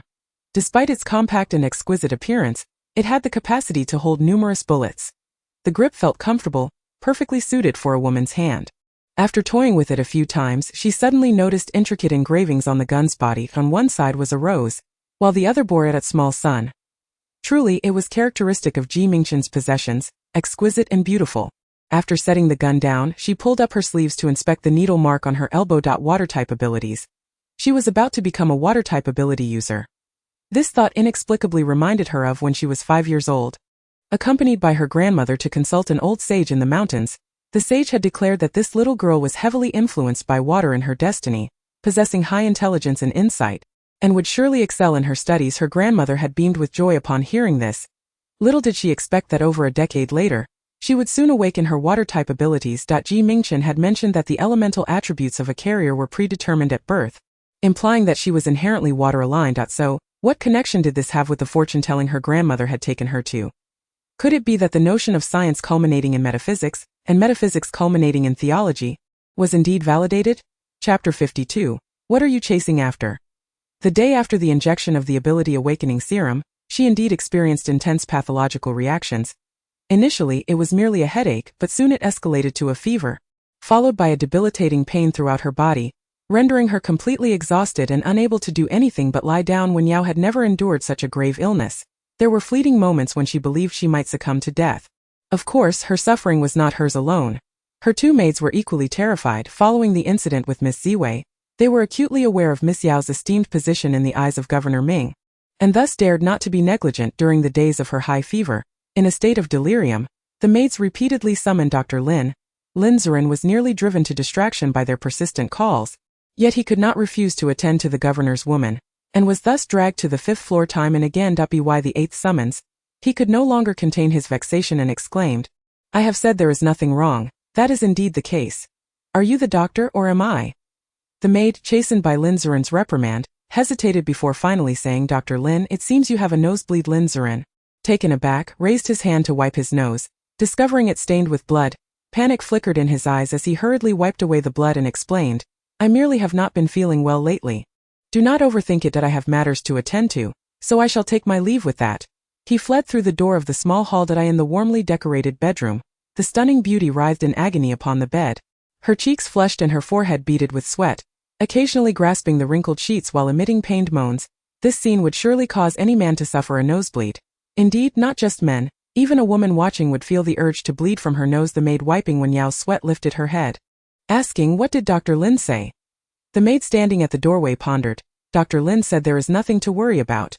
We need not seek him further." In Beizhou, at the foot of Congping Mountain, amidst a flurry of heavy snow, countless emerald green vines suddenly broke through the thick blanket of snow, surging forth from the ground with remarkable speed to assail the intruders. Mingchen, observing the multitude of vines that threatened to ensnare him, remained unperturbed. He raised his hands slightly, and the vines surrounding him erupted into flames. As they recoiled in retreat, Mingchen swiftly grasped the thickest vine and yanked it out of the snow. The commotion startled Dahu nearby, who hurriedly aimed his machine gun at the swirling white mist, while Mayasha furrowed her brow and approached. As the mist dissipated, a colossal green mantis revealed itself, towering several times larger than a human, its eyes a ghastly red, and its 6 limbs adorned with retractable thorny vines. Though such bizarre mutated flora and fauna lacked the terror of zombies, their rarity and sheer size rendered them quite unsettling. As the vine mantis lay incapacitated, Mayasha stepped forward, spraying it with a freezing mist and subsequently storing it within her collection space. Mingchen, with frost-kissed eyelashes lowered, casually removed his white gloves, seemingly pleased with his haul for the day, a smirk gracing his lips as he said, "Let us depart." Once in the off-road vehicle, Mingchen reclined lazily in the back seat, tilting his head slightly as he extended his hand out the window to catch the falling snowflakes. Today, Beizhou was blanketed in a heavy snowfall, and as he gazed at the familiar flurry, his thoughts turned again to Wen Yao. In times past, he would invariably seek opportunities to meet her at this hour, but now it seemed unnecessary. Just as he was about to close his eyes and drift into slumber, Dahua, the driver, suddenly remarked, "There is a vehicle on the bridge ahead." Mingchen lifted his eyelids slightly, Through the glass window, the vast expanse of the blue and white fractured ice river stretched endlessly, while a military green modified off-road vehicle was slowly traversing the Seoul Bridge above the icy waters. Intrigued, he raised an eyebrow, pressing his finger against his temple. No, let us pursue it. Though perplexed, he dared not question further, thus accelerating to chase after the vehicle. After all, this area around Songping Mountain bore too many remnants of her existence.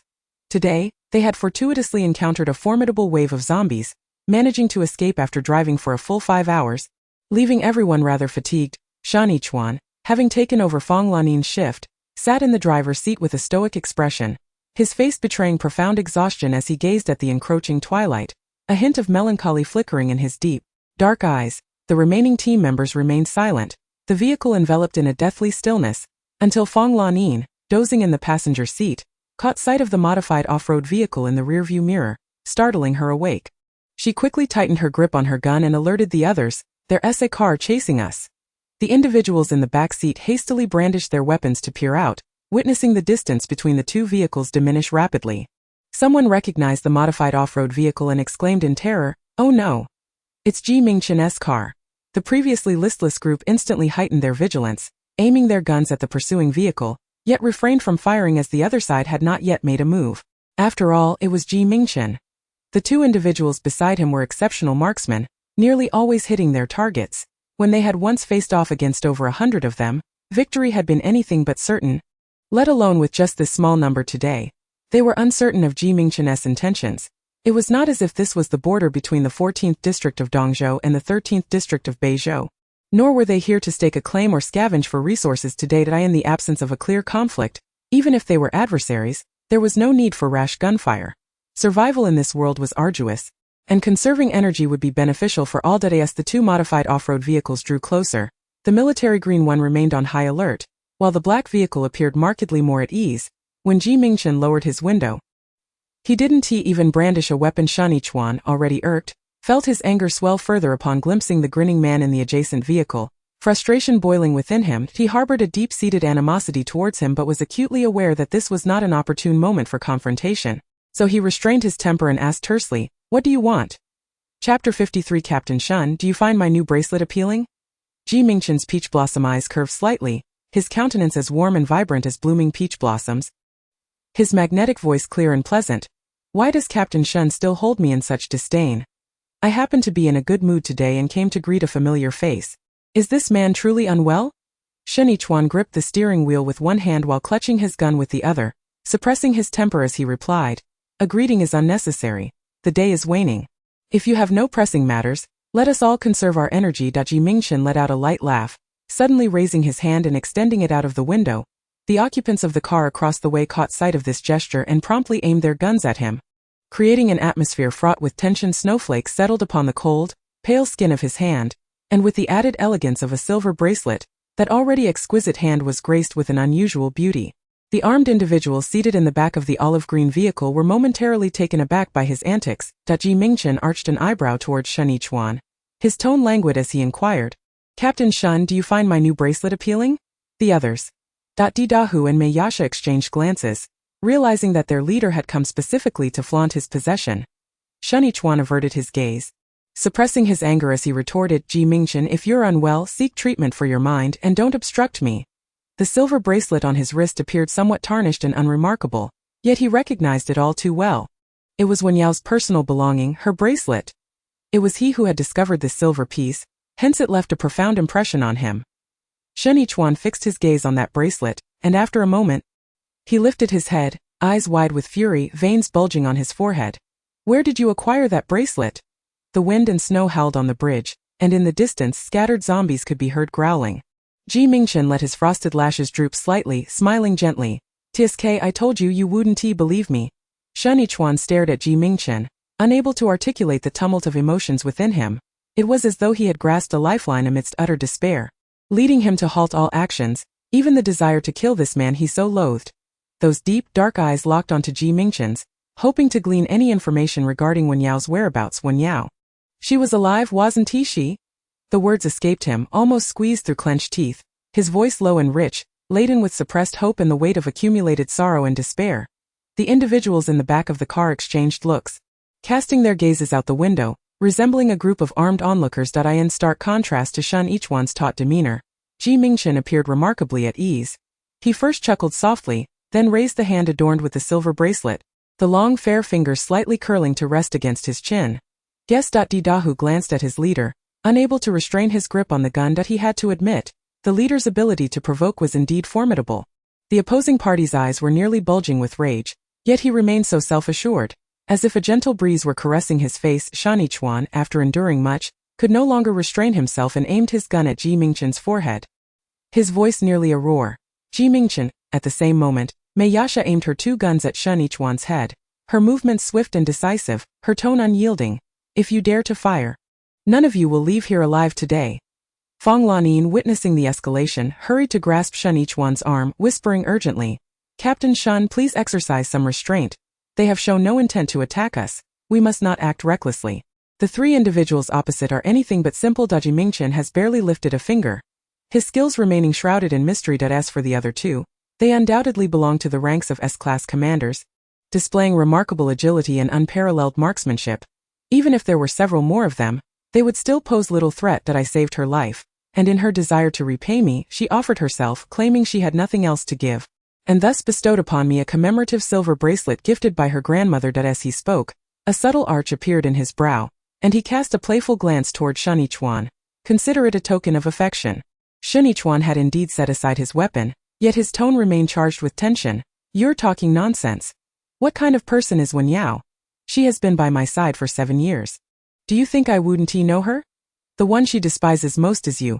Perhaps overwhelmed by the sight of that silver bracelet, Shen Yichuan, usually composed and rational, found his eyes reddening, his expression betraying a hint of distress. The veins in his hand gripping the edge of the car window began to bulge.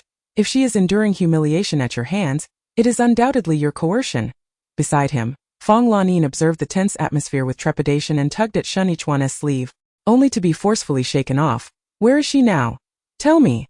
A few members of the team seated in the back of the car murmured, Captain Shen, please calm down. We are already short-handed and fatigued. If you provoke him further, we might be in dire straits. Mingchen continued to regard him with an unruffled demeanor, mockingly savoring the sight of Shen Yichuan's distress, his expression exuding a silent provocation. Shen Yichuan struggled to suppress his fury, attempting to untangle the threads of this situation.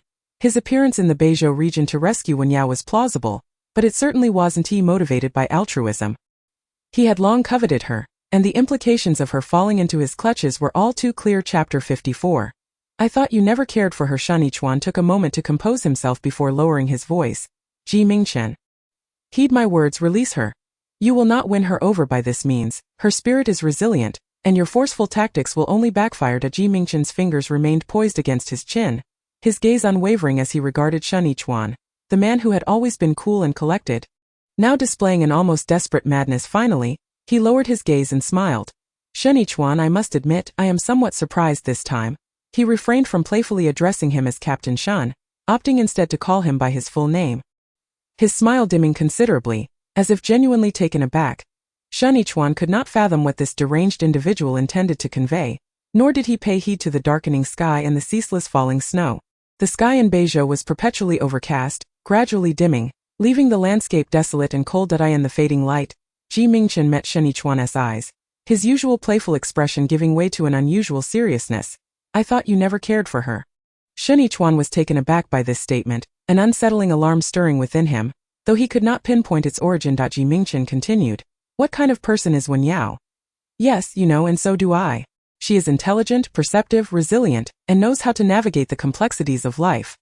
Regardless of the circumstances, she always managed to coordinate with you impeccably, and no matter the peril or unforeseen events that arose, she would invariably cast her gaze upon you first.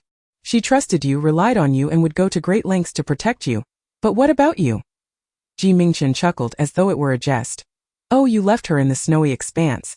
In the frigid, desolate mountains of ice and snow, amidst the endless solitary night, besieged by hundreds of terrifying zombies, you allowed her to face it alone. Consequently, she was left battered and bruised, her body marred with wounds, scarcely a piece of flesh unscathed, nearly torn apart by mutated zombie wolves. Shen Yichuan was taken aback, his pupils constricting in horror. She was injured? He lowered his head, muttering, no, it's impossible, she is so skilled. She couldn't possibly be hurt. Those zombies were clearly within her capabilities.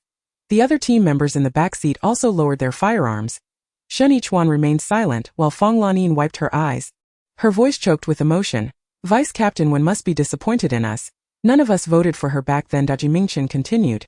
During those 2 days of travel, she appeared docile and well-behaved, seemingly without any issues. Yet, as night fell, she would weep. He then turned to the front passenger seat, addressing Mayasha. You took care of her at night. Please share your observations. Seeing the others had lowered their weapons, Mayasha holstered her firearm and said, Indeed, Miss Wen's condition was quite poor those 2 days. Every night she cried, lamenting the cold, pleading not to be abandoned.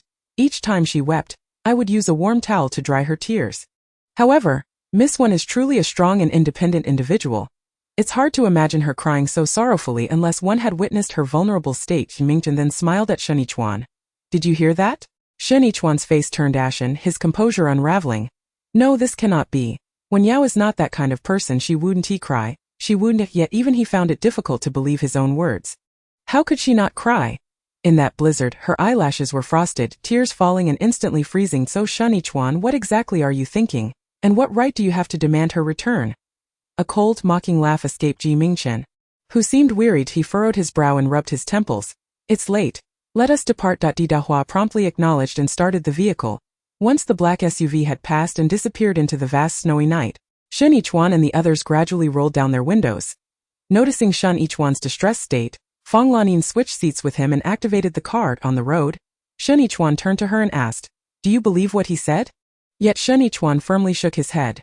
No, I do not believe it. Wen Yao may feel sadness and sorrow, but her spirit is resolute. She stands in opposition to that gang of thieves from Dongzhou. She would never ally herself with Mingchen. She must have been coerced by him. As he spoke, tears welled in his eyes, and he managed a bitter smile. Mingchen is a nefarious individual, responsible for countless atrocities. He is hardly a good person. What pretense of benevolence is he displaying? The members behind him had never witnessed such a side of Shen Yichuan, and for a moment, none dared to utter a word. Fang Lanin, driving the vehicle, cast a sympathetic glance at Shen Yichuan and spoke with a respectful tone. Captain Shen, if Mingchen's words today hold any truth, then he has bestowed upon Deputy Captain Wen a debt of life-saving gratitude. Shen Yichuan slowly turned his gaze towards Fang Lanin. Noticing the tears welling in her eyes, he frowned slightly and replied, At that time, all of us in the vehicle wished to survive. Deputy Captain Wen certainly desired the same. In such dire circumstances, what greater kindness could exist than that of saving a life? Upon hearing this, the darkness in Shen Yichuan's ebony eyes, which had yet to ignite with light, transformed into ashes, yet he still could not bring himself to believe it. How could it be less significant? The bond of 7 years forged in battle, the camaraderie of partners, and the unspoken affection that lingered between them. Dark clouds loomed over the city, and cold rain fell mournfully, countless tiny raindrops drenching this cold world where gray and crimson intermingled, creating ripples in the puddles on the uneven ground. Multitudes of people surged into supermarkets, shopping malls and convenience pharmacies, snatching up the scant goods available. Damn it! I got here first. Get lost. If you don't leave, I swear I'll kill you. Please just give me something to eat. My child has been starving for 2 whole days. He is on the brink of death. The splashing of feet in puddles, the desperate cries of the elderly and children, the furious shouts and scuffles of men filled the air with a cacophony of chaos. Wen Yao, clad in a white nightgown, wandered through this abruptly chaotic world. Bewildered, as people rushing out of the supermarket for food passed right through her almost translucent form. Is the world real? And is she merely a specter? Or is this a dream? Chapter 55. Young Shen Yichuan. Wen Yao was at a loss as to why she had suddenly found herself here. Wasn't she lying in bed, suffering from a high fever and an agonizing headache after being injected with a water-based ability awakening serum? Had her soul detached? Yet, she did not dwell on it for long, as her attention was soon drawn to a breakfast shop across the street. Its weathered red sign familiar to her. It was a breakfast shop she frequented before the apocalypse, located at the entrance of her neighborhood. From preschool to middle school, she had almost visited daily. The owner, a kindly middle-aged woman named Zhang, would always greet her warmly. Yao Yao, you're up so early today. Yao Yao, didn't your father take you to school today? Yao Yao, your new dress looks lovely today. Wen Yao gazed at the familiar sign and roll-up door, irresistibly drawn closer, as those memories long buried in her heart began to resurface. This was Zhang's breakfast. Aunt Zhang's shop. Thus this was Qingzhou City, the small town where she had lived for 15 years before the apocalypse. The scene unfolding before her was set 7 years ago, just days before the outbreak of the zombie crisis. 7 years ago, when Yao's gaze shifted, And suddenly she spotted a girl amidst the chaotic crowd. The girl, with a youthful visage and fair skin, donned a tattered blue and white school uniform. Stepping unevenly through the puddles, tears brimming in her eyes, her gaze filled with uncertainty, she gazed helplessly at the throngs of people fleeing in chaos, calling out, "Sister, sister! Where are you?" A passerby, engrossed in the frenzy of looting, inadvertently collided with her, causing the girl to stumble and crash against a nearby utility pole. Grasping her head in pain, she staggered forward a couple of steps and seized the arm of a familiar uncle from a convenience store. "Hello, uncle, have you seen yet?" The once amiable man waved his hand dismissively, his temper flaring as he barked, "Get out of my way." Only when he had shoved the girl to the ground did the balding middle-aged man recognize her face, a mix of urgency and regret washing over him. "Yao Yao, what are you doing here all alone?" "Oh dear. The city's defenses have been withdrawn. Qingzhou City is about to fall. You must find your parents and escape." Without a moment to spare, he tossed a few bags of instant noodles at her. His final act of kindness as the van disappeared into the distance, Wen Yao stood beside the fallen girl. Returning to her homeland, she recalled the events leading up to this moment. After days of hiding, they had finally managed to reach the vicinity of their residence, only for the government to announce the withdrawal of city defenses, plunging Qingzhou City into chaos. She and her sister had been swept apart by the crowd. She searched for her sister all day near Zhang's breakfast shop, but as the throng dispersed and all surrounding shops lay ravaged, she still could not find a trace of her sister. The community where they lived had been cordoned off with seals, and behind the locked iron bars, dozens of ravenous, terrifying zombies banged against the door in a frenzy. As dusk descended, the gentle patter of rain began to cease, puddles reflecting the remnants of the sunset along with the ravaged streets. Suddenly, a group of youths on motorcycles sped down the center of the road, one of whom, with a flashy hairstyle, halted right in front of the girl and whistled, "Hey pretty girl, why are you all alone?" His slick, insincere tone was a clear indicator of his intentions. Clutching her bags of instant noodles, the girl turned to flee, only to be confronted by another motorcycle, where a lean youth remarked, "Still wearing your high school uniform, huh? TSK, a diligent student, are we? In the early days of the apocalypse, when moral order still lingered, the girl simply wished to find her family, never anticipating an encounter with nefarious individuals. Tears welled in her eyes as she looked at these youths, utterly bewildered. In a stable world, she could call for help. She could report to the authorities, but now all she felt was confusion and fear, with no recourse available to her. Just as she contemplated an escape, the tall youth on the motorcycle removed his helmet and remarked, "Are you two just idling about?" Another youth chimed in, "If we leave her here, she's as good as dead. Saving a life is better than building a pagoda." Someone slapped the tall youth on the shoulder, saying, "Are you genuinely trying to save her? Or are you just being lecherous because she is pretty?" This gang of youths appeared to be no older than 18 or 19, resembling either students from a school or mere street thugs.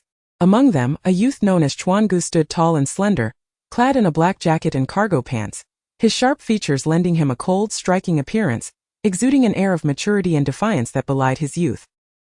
He paid no heed to the few mocking youths, instead turning over and dismounting from the motorcycle, pulling out a lighter to ignite a cigarette. "Are you all tired? If so, take a break here. It seems this spot in Qingzhou City is the most stable. We shall continue our journey tomorrow morning." The young man with a stylish perm beside the girl also dismounted, pointing towards the distance. "Chuan Gu, she. With a cold glance, Shen Yichuan replied in a low voice, "What about her? Aren't you already burdensome enough without dragging along an even more useless person?" The girl, clutching her meager food supply, watched them warily. Upon realizing they had no intention of harming her, she felt a slight sense of relief. They were not mere street thugs. They were students from a police academy. They were university students who would become police officers upon graduation. The crowd looked on in astonishment, and a young man jested, "Oh, Chuan Gu, it seems you haven't taken a liking to her. But she certainly has her eyes on you, Chuan Gu. Why not take this little sister along? She looks quite pitiful." Ignoring the banter, the girl asked, "Can you do me a favor? Help me find my sister. She is nearby." Shen Yichuan looked at her incredulously and asked, "Why should I help you?" Chapter 56. "I will go with you." The girl's voice was soft and melodic, her eyes glistening with unshed tears, presenting a facade of determination despite her apparent fragility. "I grew up here. I've been staying here these past few days. I know where it's safe and where it's dangerous." As she spoke, she pointed to a nearby commercial building. "For instance, that building over there, the iron gate was just sealed at noon, trapping over a dozen zombies inside." The group of young men preparing to ascend the building were immediately struck with dread. "In a way, is that true? And there are several zombies locked inside that rolling shutter door as well." One young man approached and knocked on the shutter, producing a cacophonous clamor from within. accompanied by the growls of the undead Chuan Gu. She speaks the truth. Shen Yichuan's expression shifted slightly as he addressed her. We do not have time to search for anyone, but if you can find a safe place for us to rest tonight, we can take you with us. The previously mentioned stylishly permed youth approached with a smile, adding, yes, little sister, Qingzhou City has fallen, and the zombie tide from the neighboring city will arrive here in just a couple of days. Staying here is tantamount to awaiting death. Why not come with us? We've received word that a safe zone has been established in Linhe City to the north, and we will set off tomorrow. Although the young man spoke kindly, his gaze towards the girl was laced with ulterior motives. She instinctively took a step aside, her eyes filled with caution, noticing the tears in her eyes and her hesitant demeanor. Shen Yichuan did not press her further. He extinguished his cigarette but against the nearby concrete wall and announced to the group, "Let's go." Night had fully descended, leaving only the light from their flashlights and the motorcycle's headlamps to pierce the darkness. No one knew where fearsome zombies might emerge from or where malevolent individuals might be lurking.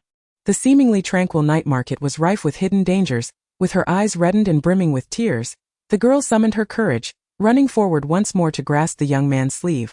Stammering, "I will go with you." A girl clad in a blue and white school uniform followed a group of tall youths into the night, gradually fading from sight. Witnessing this from her place, Wen Yao was suddenly struck by a piercing headache, and in the next instant, the vibrant night market before her shattered and collapsed. She found herself standing on a desolate highway, beside which lay a gas station. Wen Yao then ventured into the brightly lit gas station building.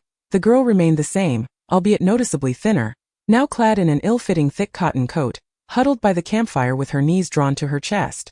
Unaware of the figure stealthily approaching from behind, the young man with the tinfoil perm, Lu Fide, had long harbored intentions towards her, but had been thwarted by Shen Yichuan's presence along the way, leaving him without an opportunity.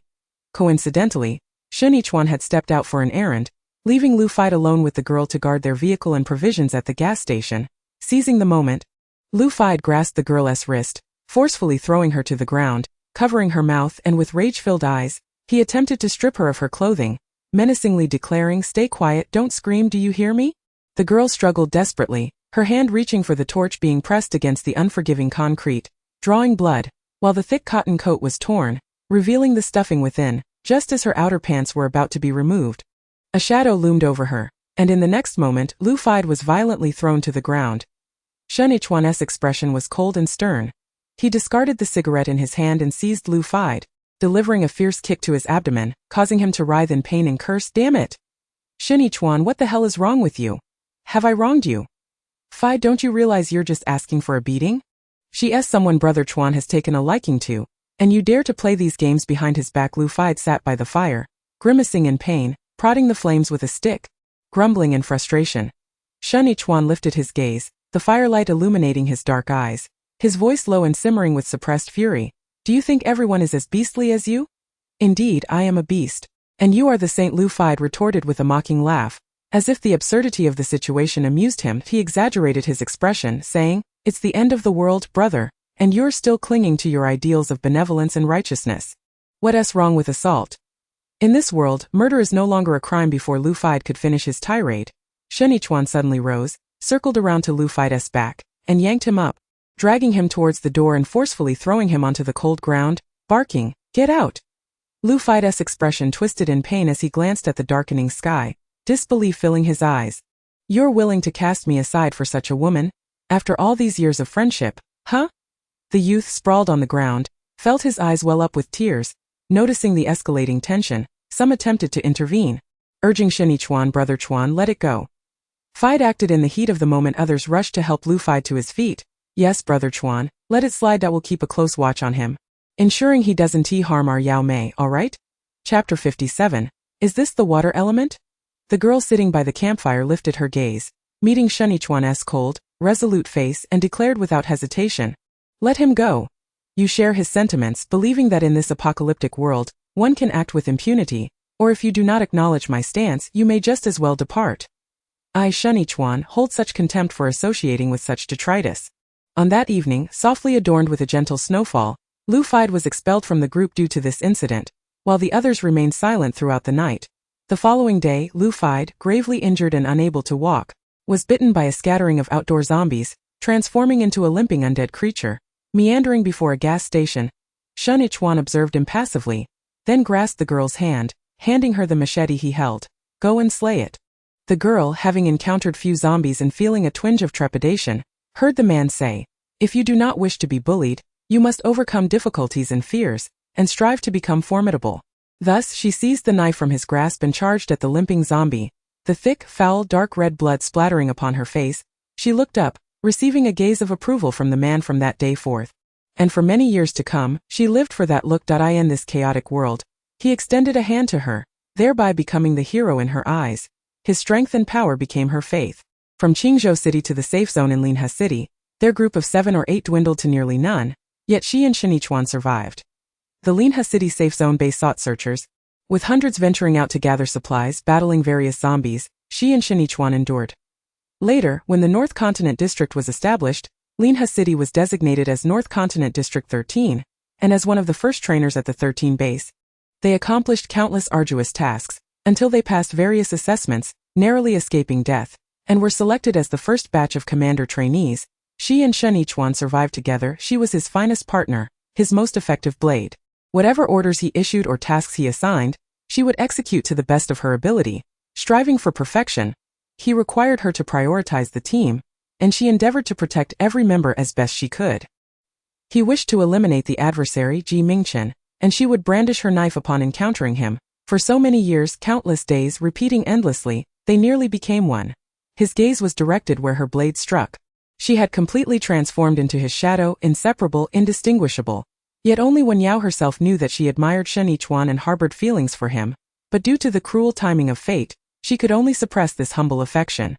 In a surreal dreamscape, Wen Yao stepped forward, the ephemeral images before her tearing apart, until she eventually began to run, uncovering more memories of her and Shen Yichuan.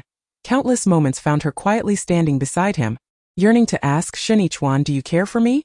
Or perhaps, did you ever like me?" Yet she could never summon the courage to voice these questions. Amidst all these scenes she fought valiantly for him, shielding him from blades and harm, but did Shen Yichuan ever express affection for her? No. Did he ever show her special treatment or regard? No, the only concern he bestowed upon her was that of a comrade or partner. Nothing more. He would abandon his longtime good brother Lu Fide for her, and similarly, he would forsake her for someone of significance, placing his own interests, his grand vision, and his moral code above all else. This is Shen Yichuan, the quintessential egoist. Her gaze was filled with despair, and she found herself lost, not knowing where she had fled. The sky around her, once shrouded in gray, grew increasingly dark as she ran, plunging her deeper into a profound abyss of darkness. Wen Yao clasped her hands over her head, her mind throbbing painfully as if it were being crushed. She knew it was a nightmare. Yet she could not awaken from it. "Wen Yao?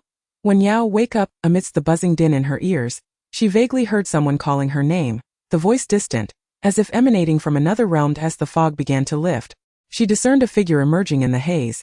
The man's features were indistinct, his tall frame clad in a pristine white shirt and black trousers, a vibrant rose held in his hand. Just before her consciousness was engulfed in chaos, the blurry silhouette approaching her gradually sharpened, and as the man lifted his gaze, she beheld a pair of gentle, smiling, peach blossom eyes. At that moment, in the third-floor hospital room of the ancient castle villa, Lin Ziren attentively observed the various data on the screen before turning to Mingchen, who stood beside the bed. "All vital signs are normal. There are no issues." Mingchen furrowed his brow. "Then why is she still in a deep slumber?"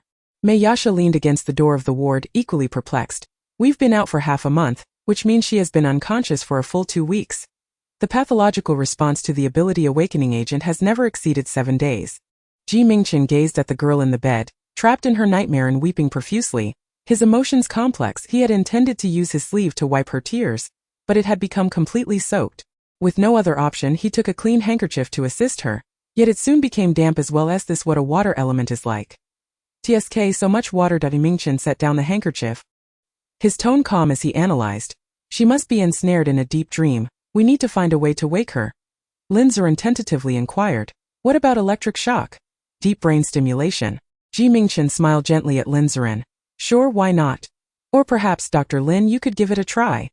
Sensing the sarcasm in Mingchen's words, Lin Ziren retorted, "For someone trapped in a nightmare and unable to wake, we can't pinch her, shout at her, or use deep brain stimulation. We must gently call her name. It's a wonder she can awaken at all." Lin Ziren, feeling exasperated, raised his hands in a gesture of surrender. "Waking a sleeping person has only a few scientific methods. Otherwise, Commander Ming, why not try something whimsical like kissing her?" Mayasha looked at Dr. Lin in astonishment, thinking this was utterly unlike him. Is that really effective? Lin Zuren stood with his hands inserted in the pockets of his white coat. Feeling utterly speechless within, yet maintaining a facade of respect towards his superiors thus, he adopted a demeanor of solemnity and absurdly proclaimed, whether it works or not is uncertain. After all, both Snow White and Sleeping Beauty awakened in this manner.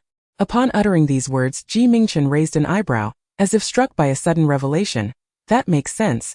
I shall give it a try. The bystanders were left in stunned silence.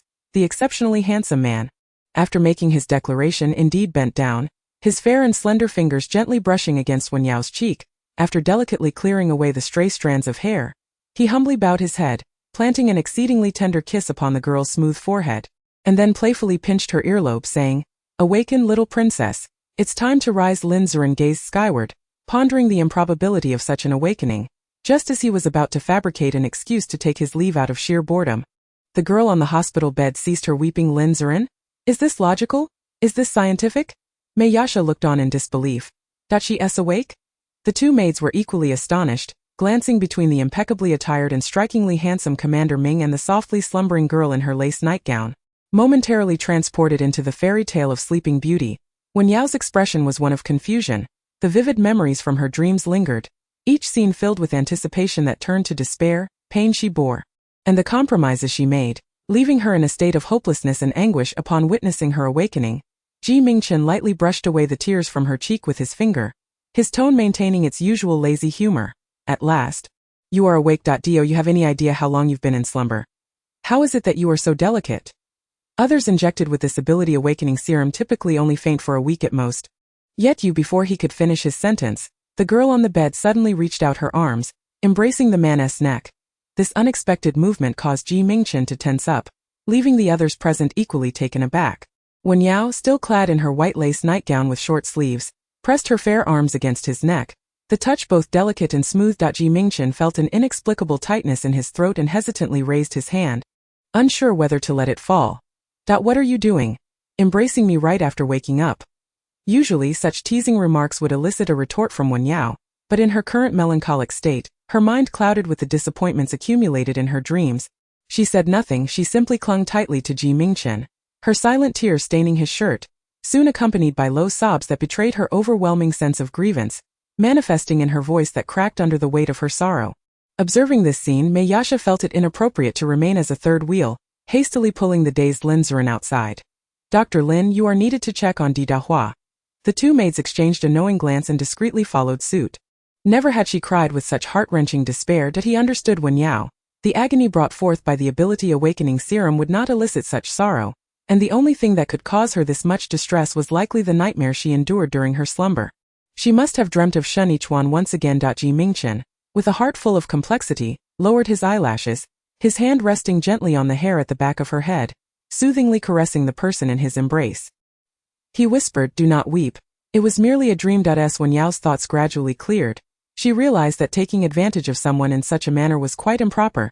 She swiftly composed herself, halting her tears. Slowly, she released her grip on the man's neck and inquired, "Where are we? Wasn't I sleeping in my room?" Mingchen, feeling the strain in his waist, straightened up only after she let go. He cast a glance at his shirt, now marred with large water stains, and replied, "The hospital. Seeing that you had not awakened, I carried you down for an examination." Wen Yao then glanced at the various monitoring devices beside her and nodded in acknowledgement. A profound silence enveloped the room, and for a considerable time, neither spoke. Mingchen casually grabbed a tissue and pressed it against the damp spot on his collar, but soon the tissue became soaked as well. "I've seen worse." After sitting in a daze for a moment, Wen Yao sensed something amiss. She raised her hand to touch her arm, her expression turning to one of confusion, and lifted the covers to inspect her calves. It was then that she suddenly realized that her skin was as smooth as jade. All wounds, scabs, and even scars had vanished. Her body had transformed. Observing her reaction, Mingchen explained, "This is a sign of a successful awakening of your abilities. Upon becoming an ability user, one's physical attributes will evolve, and any previous injuries will naturally heal as well." Having said that, he discarded the tissue and smiled at her. "Miss Wen, welcome to the world of ability users." Wen Yao gazed at Mingchen, acutely aware of the changes within her. She could distinctly feel her vitality renewed, her strength amplified, and her senses sharpened significantly. The sounds of pigeons flapping their wings outside, Footsteps in the corridor, and even the conversations of others in the plaza below the castle villa all became remarkably clear previously. Such noises required her utmost concentration to perceive. Now she effortlessly tuned into every piece of information she desired to grasp. The difference was akin to a person who had endured 3 sleepless nights suddenly awakening refreshed. How marvelous! With a touch of surprise, Wen Yao extended her hand, consciously channeling the peculiar undercurrent within her body. Before long, a faint blue whirlpool of water materialized in her pale palm as she continued to exert her will. The small whirlpool flattened into a diminutive water sphere, roughly the size of a ping-pong ball. Yet, at that moment, she found herself utterly fatigued. The undercurrent within her was almost impossible to manipulate, as if she were attempting to move an immovable weight of steel. Was water manipulation truly so exhausting? Determined to test the cohesiveness of the water sphere, Wen Yao hurled it away, becoming so absorbed in her endeavor that she momentarily forgot about the presence of another person in the room. Mingchen, intending to change his clothes, had just reached the foot of the bed when the water sphere fortuitously struck his neck, splattering droplets that dampened his jaw and Adam's apple, with the remaining water cascading down. Feeling the refreshing sensation, he raised a finger to touch it, and upon noticing the glimmering moisture on his fingertip, he slowly turned his head to gaze at the culprit on the bed. What? Do you think I am not wet enough from your antics? Chapter 59. You did this, clean it up. The mischief was of her own making, and now Wen Yao found it difficult to refuse. She hurriedly slid to the edge of the bed and obediently retrieved a few tissues. Where should I wipe? Mingchen leaned towards her, his voice resonant and melodious. Wipe wherever it's wet. Wen Yao felt a tingling sensation in her ears. Sensing that the atmosphere was rather peculiar, she first dabbed at the man's jawline, her gaze then falling upon his Adam's apple. His neck was fair and delicate, the curve of his prominent Adam's apple strikingly beautiful, adorned with a few droplets of water that seemed to exude a certain allure, rendering the sight unexpectedly enticing. After a moment of hesitation, she reached out to wipe, but to her surprise, her fingertips brushed against the protruding area, causing it to shift as if playfully engaging with her, gliding over her fingertip through the thin tissue. It felt alive, warm to the touch. Furthermore, the proximity between them allowed the faint, elusive fragrance emanating from the man to envelop her. Wen Yao inexplicably tightened her grip, her eyelashes fluttering as she raised her eyes to meet his. Mingchen was also gazing at her, his long lashes slightly drooping, his peach blossom eyes glimmering with a captivating depth, reflecting her silhouette as if containing an abundance of springtime emotions. This man was like a siren. She shouldn't have looked at him. However, Mingchen showed no urgency to depart. His slender, alabaster fingers grazed the buttons of his shirt collar, gently unfastening two. Wen Yao then caught a glimpse of the man's collarbone and a hint of his muscular chest, her gaze seemingly scorched by the sight, prompting her to hastily avert her eyes, her voice betraying her unease. What are you doing? This time Mingchen did not trouble her for assistance. He reached for 2 tissues from the stack before her and, standing upright, wiped away the droplets on his skin. Wen Yao thought to herself, he hadn't done anything wrong, merely passing by the foot of her bed. He had been unexpectedly struck by her water balloon. It was entirely her fault, so asking her to help clean up was only reasonable. Everything made perfect sense, yet why was her mind clouded with disquieting thoughts? Mingchen leisurely wiped the water droplets from his body, a playful smile gracing his lips as he remarked, "You're fortunate to be a low-level ability user. The water balloon posed no real harm. If your level were higher, wouldn't you be committing spousal murder?" At the mention of spousal, which carried an ambiguous connotation, Wen Yao felt her ears warm. Mingchen. Wen Yao furrowed her brows, her expression serious as she implored, "Could you refrain from acting this way all the time?" After finishing, Mingchen made no effort to fasten his buttons. Leaning casually against the window, he gently crumpled the tissue and tossed it into the nearby trash bin, raising his gaze with a teasing lilt. What have I done? Wen Yao understood that Mingchen was not deliberately flirting with her. They had known each other for quite some time. His personality and demeanor were simply his nature, effortlessly charming everyone, regardless of age or gender, even the doves on the castle terrace and those who were struggling for their last breath. Moreover, with a visage rivaling that of a beguiling fox spirit. His every gesture incited fanciful thoughts, making it entirely natural for others to misconstrue his intentions as affection for her. Remembering the words of Butler Zhou, who had cautioned the newly arrived maidens, every woman in this castle who has encountered Commander Ming, from Miss Wei to the other maids, and even the female commanders of various teams, is prone to misconstrue his intentions as romantic. Yet, in truth, he harbors no affection for any of them. He navigates through a myriad of flowers without ever touching a petal. Inherently cold and indifferent, far from the gentle and amiable facade he presents, when interacting with him, It is imperative that you tread carefully and do not let his appearance deceive you. Contemplating this, Wen Yao tentatively inquired, You do not have feelings for me, do you? Initially, it was due to my sensitive status that you referred to me as your companion to divert attention later. You merely wished for me to recuperate in the castle's villa area and thus continued with this pretense. As Wen Yao spoke, she dared not meet his gaze, feeling an inexplicable tension and guilt. If you do not harbor such feelings, might you refrain from uttering these ambiguous words? Perhaps we could maintain a modicum of distance. All along, she had regarded him solely as a benefactor, not a partner. The frequent emergence of physical desires, devoid of romantic affection, left her feeling oddly disturbed, as if she were tarnishing the sanctity of their bond. Are you accusing me of seducing you? Mingchen lowered his gaze to adjust his cuff, looking up with a gentle smile. Is that what you mean? Wen Yao had not anticipated his candidness. I am not. Mingchen interrupted. Miss Wen, when one seeks to impose blame, there is no shortage of pretexts. You awoke clinging to me in tears, and after shedding those tears you disavowed any connection, even resorting to hurling a water balloon at me. When I requested you to help me clean up, you now accuse me of seduction. Wen Yao found herself momentarily speechless, unable to conjure a rebuttal. Mingchen's eyelashes cast a shadow over his eyes, and the warmth of his smile faded slightly as he murmured, Very well, let us maintain our distance. Wen Yao watched the man stride away, her brow furrowed in uncertainty, pondering whether he was truly upset. What could have provoked his ire? Was it her dampening of his shirt? Or perhaps the rudeness of throwing the water balloon? Or was it that, despite his lack of seductive intent, she had misread the situation and turned the tables on him? Feeling a pang of regret, she pressed her forehead. I apologized. I truly did not mean to. Her tears were a moment of emotional upheaval, and striking him was an accident. As for the misinterpretation, it stemmed from her belief that harboring such thoughts about another was inappropriate. If she could maintain some distance, she hoped to quell the tumult of her thoughts. Mingchen, lost in contemplation, ambled over with a thoughtful expression. Lin Ziren, upon seeing this unhurried presence approach, abruptly halted his conversation, forcing a strained smile as he politely asked, Does Commander Ming require anything? Chapter 60. Farewell. Shen Yichuan. Mingchen nodded, then turned to Mei Yasha beside him, inquiring with a smile, Mei Yasha, did you see? She just clung to me and wept. Mayasha was never surprised by the nonsensical utterances of the captain.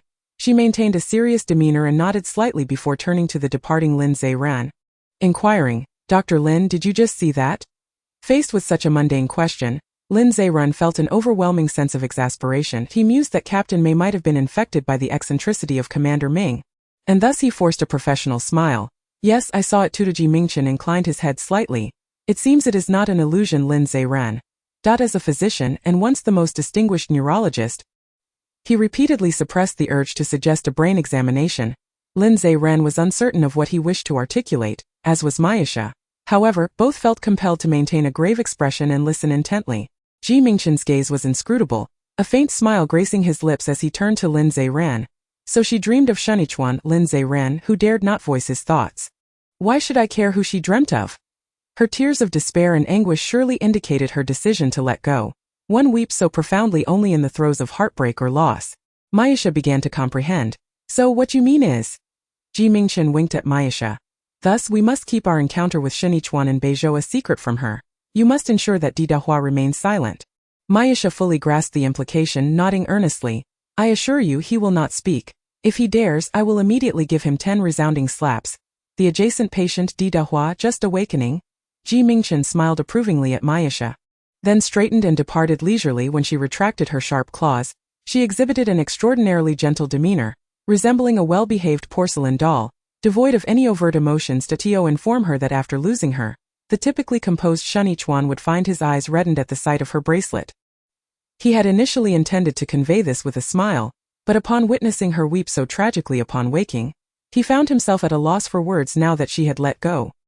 He wished nothing more than to allow her that release. As Mingchen reached the elevator, while awaiting its arrival, he plucked a vibrant rose from a porcelain vase beside him, idly twirling it between his fingers.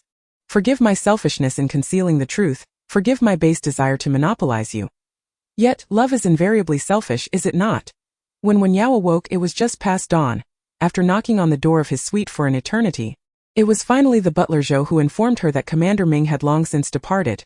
The useful plotlines in her dreams were scarce, and she was uncertain of the timeline. However, she could deduce that her awakening to her abilities occurred a year prior to Shen Yichuan and Mu Shangsheng. At the very least, The initial stages of water-based powers were rather weak, but that posed little concern as they could be enhanced. Therefore, if she diligently worked to upgrade within a year, her advantage as an early bird would manifest. Overjoyed with the awakening of her powers, Wen Yao spent the entire day on the rooftop terrace of the ancient castle villa, exploring her newfound abilities. She discovered that no matter how hard she tried, her palms could only conjure a water sphere the size of a ping-pong ball, and this sphere lacked cohesion, appearing rather scattered. When she threw it, it caused little harm, much like a playful water fight. Leaving the pigeons to gaze at her in bemusement as evening descended, dark clouds suddenly rolled in, and soon, a torrential downpour ensued. As Wen Yao gazed at the drenching rain, a spark of inspiration struck her, and she resolved to control the rainfall. Although she could indeed manipulate the rainwater into a sphere the size of a baseball, it still proved ineffective in inflicting any real damage. Attempting to create physical harm with such a water sphere was far less convenient than simply picking up a stone. Ultimately, Wen Yao conceded, realizing that she would need to rely on weapons, be it a knife or a gun. In the early stages, when the sky was completely dark, a fierce wind swept across the rooftop, stirring the dense clouds above, accompanied by flashes of lightning and rumbling thunder. Before long, the rain intensified, transforming into large droplets that pelted the ground, creating vast, white ripples upon the accumulating water. Standing in the rain, Wen Yao beheld the magnificent torrent and found herself momentarily entranced. The rain was icy, chilling her to the bone. Inopportunely, thoughts of Shen Yichuan crossed her mind. She recalled the years of survival spent steadfastly in the 13th district of Beizhou, following in his footsteps, as well as the man's cold, heartless words amidst the falling snow, his resolute silhouette departing. She also remembered the gun he had aimed at her in her dreams. In the dark dungeon, she endured unspeakable tortures, transforming into a wretched, almost maddened being, day after day in agony, waiting, yearning for Shen Yichuan to appear, desiring him to take her away. Yet what she received was his gentle consolation, followed by a bullet that struck her squarely between the brows. In that tale, whether real or fabricated, she perished by the gun of Shen Yichuan, dying in the coldest dungeon of Beizhou. Farewell, Shen Yichuan. Farewell to the man who once pulled her from the brink, only to cast her back into despair. When next we meet, we shall be adversaries. Chapter 61. Miss Wen, please maintain your distance to this. Mingchen, who had initially planned to leave her for 2 days, was his brow furrowed as he took a transparent umbrella to the rooftop. Wen Yao looked up in surprise at the man in white holding the umbrella. What brings you here? Mingchen studied her face. Although her expression remained serene as usual, her almond-shaped eyes sparkled with brightness. She did not appear unhappy. Is playing in the rain enjoyable? Wen Yao, observing his expression, was uncertain if he was still upset. Yet he always smiled, regardless of his emotions, making it difficult to discern his thoughts from his demeanor. She then lowered her eyelashes and echoed his words. Not at all, I was just enjoying the scenery and lost track of how heavy the rain had become. Mingchen glanced sideways and saw Wen Yao standing quietly. Gazing at him, she was thoroughly drenched, her long lashes adorned with droplets, and her beautiful, clear eyes appeared slightly misty. Her wet dress clung to her form, perfectly accentuating her proportionate figure, and due to the thin fabric, the neckline revealed glimpses of skin, reminiscent of peach blossoms shrouded in mist. Mingchen's gaze darkened instinctively, and he lowered his eyelashes, his voice low. You're this wet and yet still following me? What are you thinking? As soon as Wen Yao heard the man speak, her words were suddenly caught in her throat. Mingchen, recalling something, unexpectedly reached out and gently tugged at the fabric on her shoulder with 2 fingers, pulling her a little further away. Miss Wen, please maintain your distance. Otherwise, your seductive demeanor leaves me feeling quite insecure. Initially, she had intended to apologize, but upon hearing those words, Wen Yao instantly retracted all her gentle and soft-spoken sentiments. It seemed this individual was not devoid of anger but rather retaliating in kind. Fine. That suited her just perfectly. Watching the young woman turn and walk away, Mingchen couldn't help but furrow his brow. Not angry, nor did he refute. Just like that, she departed. That night, as Wen Yao closed her eyes to sleep, she felt an inexplicable presence glowing in the darkness, emanating a subtle blue light. She had confirmed that the room's light was turned off, and there was no illumination from outside. After searching for a considerable time, she ultimately discovered that the light originated from her own consciousness. Thus, she simply lay back on her bed, closed her eyes, and concentrated. Before long, she perceived countless shimmering blue specks converging from all directions in the boundless darkness, ultimately coalescing into a small blue orb of light, illuminating her inner world like a tiny light bulb. Spiritual essence? Oh, she recalled. Those with abilities possess spiritual essence akin to an energy sphere, comparable to the inner elixir in the realm of cultivation. The enhancement of such abilities relies on the absorption of energy through spiritual essence. The more energy collected, the greater the energy that spiritual essence can wield, thus making one increasingly formidable. The reason she could only manipulate a small water sphere at present was due to her being at the first level, with limited spiritual essence, naturally allowing her to control only a small quantity of water elements. The dream revolved around a melodramatic romance and seemed to lack detailed exposition on how to level up. However, the upgrades experienced by Shen Yichuan and Mu Shangsheng appeared to occur following bloody battles against zombies. Therefore, leveling up should be related to slaying zombies. The ability awakening serum could not be given to her for free. She needed to leverage her advantages as an ability wielder in the shortest time possible. Within a year, she had to practice marksmanship and upgrade herself before Shen Yichuan awakened his abilities. This way, when Shen Yichuan grew stronger, even to the point of becoming the commander of District 13 in Northern Continent and confronting her, she would possess the capability to stand shoulder to shoulder with Mingchen. She had come to understand Mingchen. He was likely the type to fall prey to his own verbosity and underestimation as a typical antagonist, indifferent to many matters, engaging in his endeavors with a lackadaisical attitude, never fully focused and lacking even a fraction of Shen Yichuan's determination that I in that dream narrative. If her role was that of the male lead stepping stone, then Mingchen was the formidable antagonist boss, who, instead of engaging in meaningful pursuits, awaited the protagonist's counterattack, thereby accentuating the protagonist's ingenuity and strength.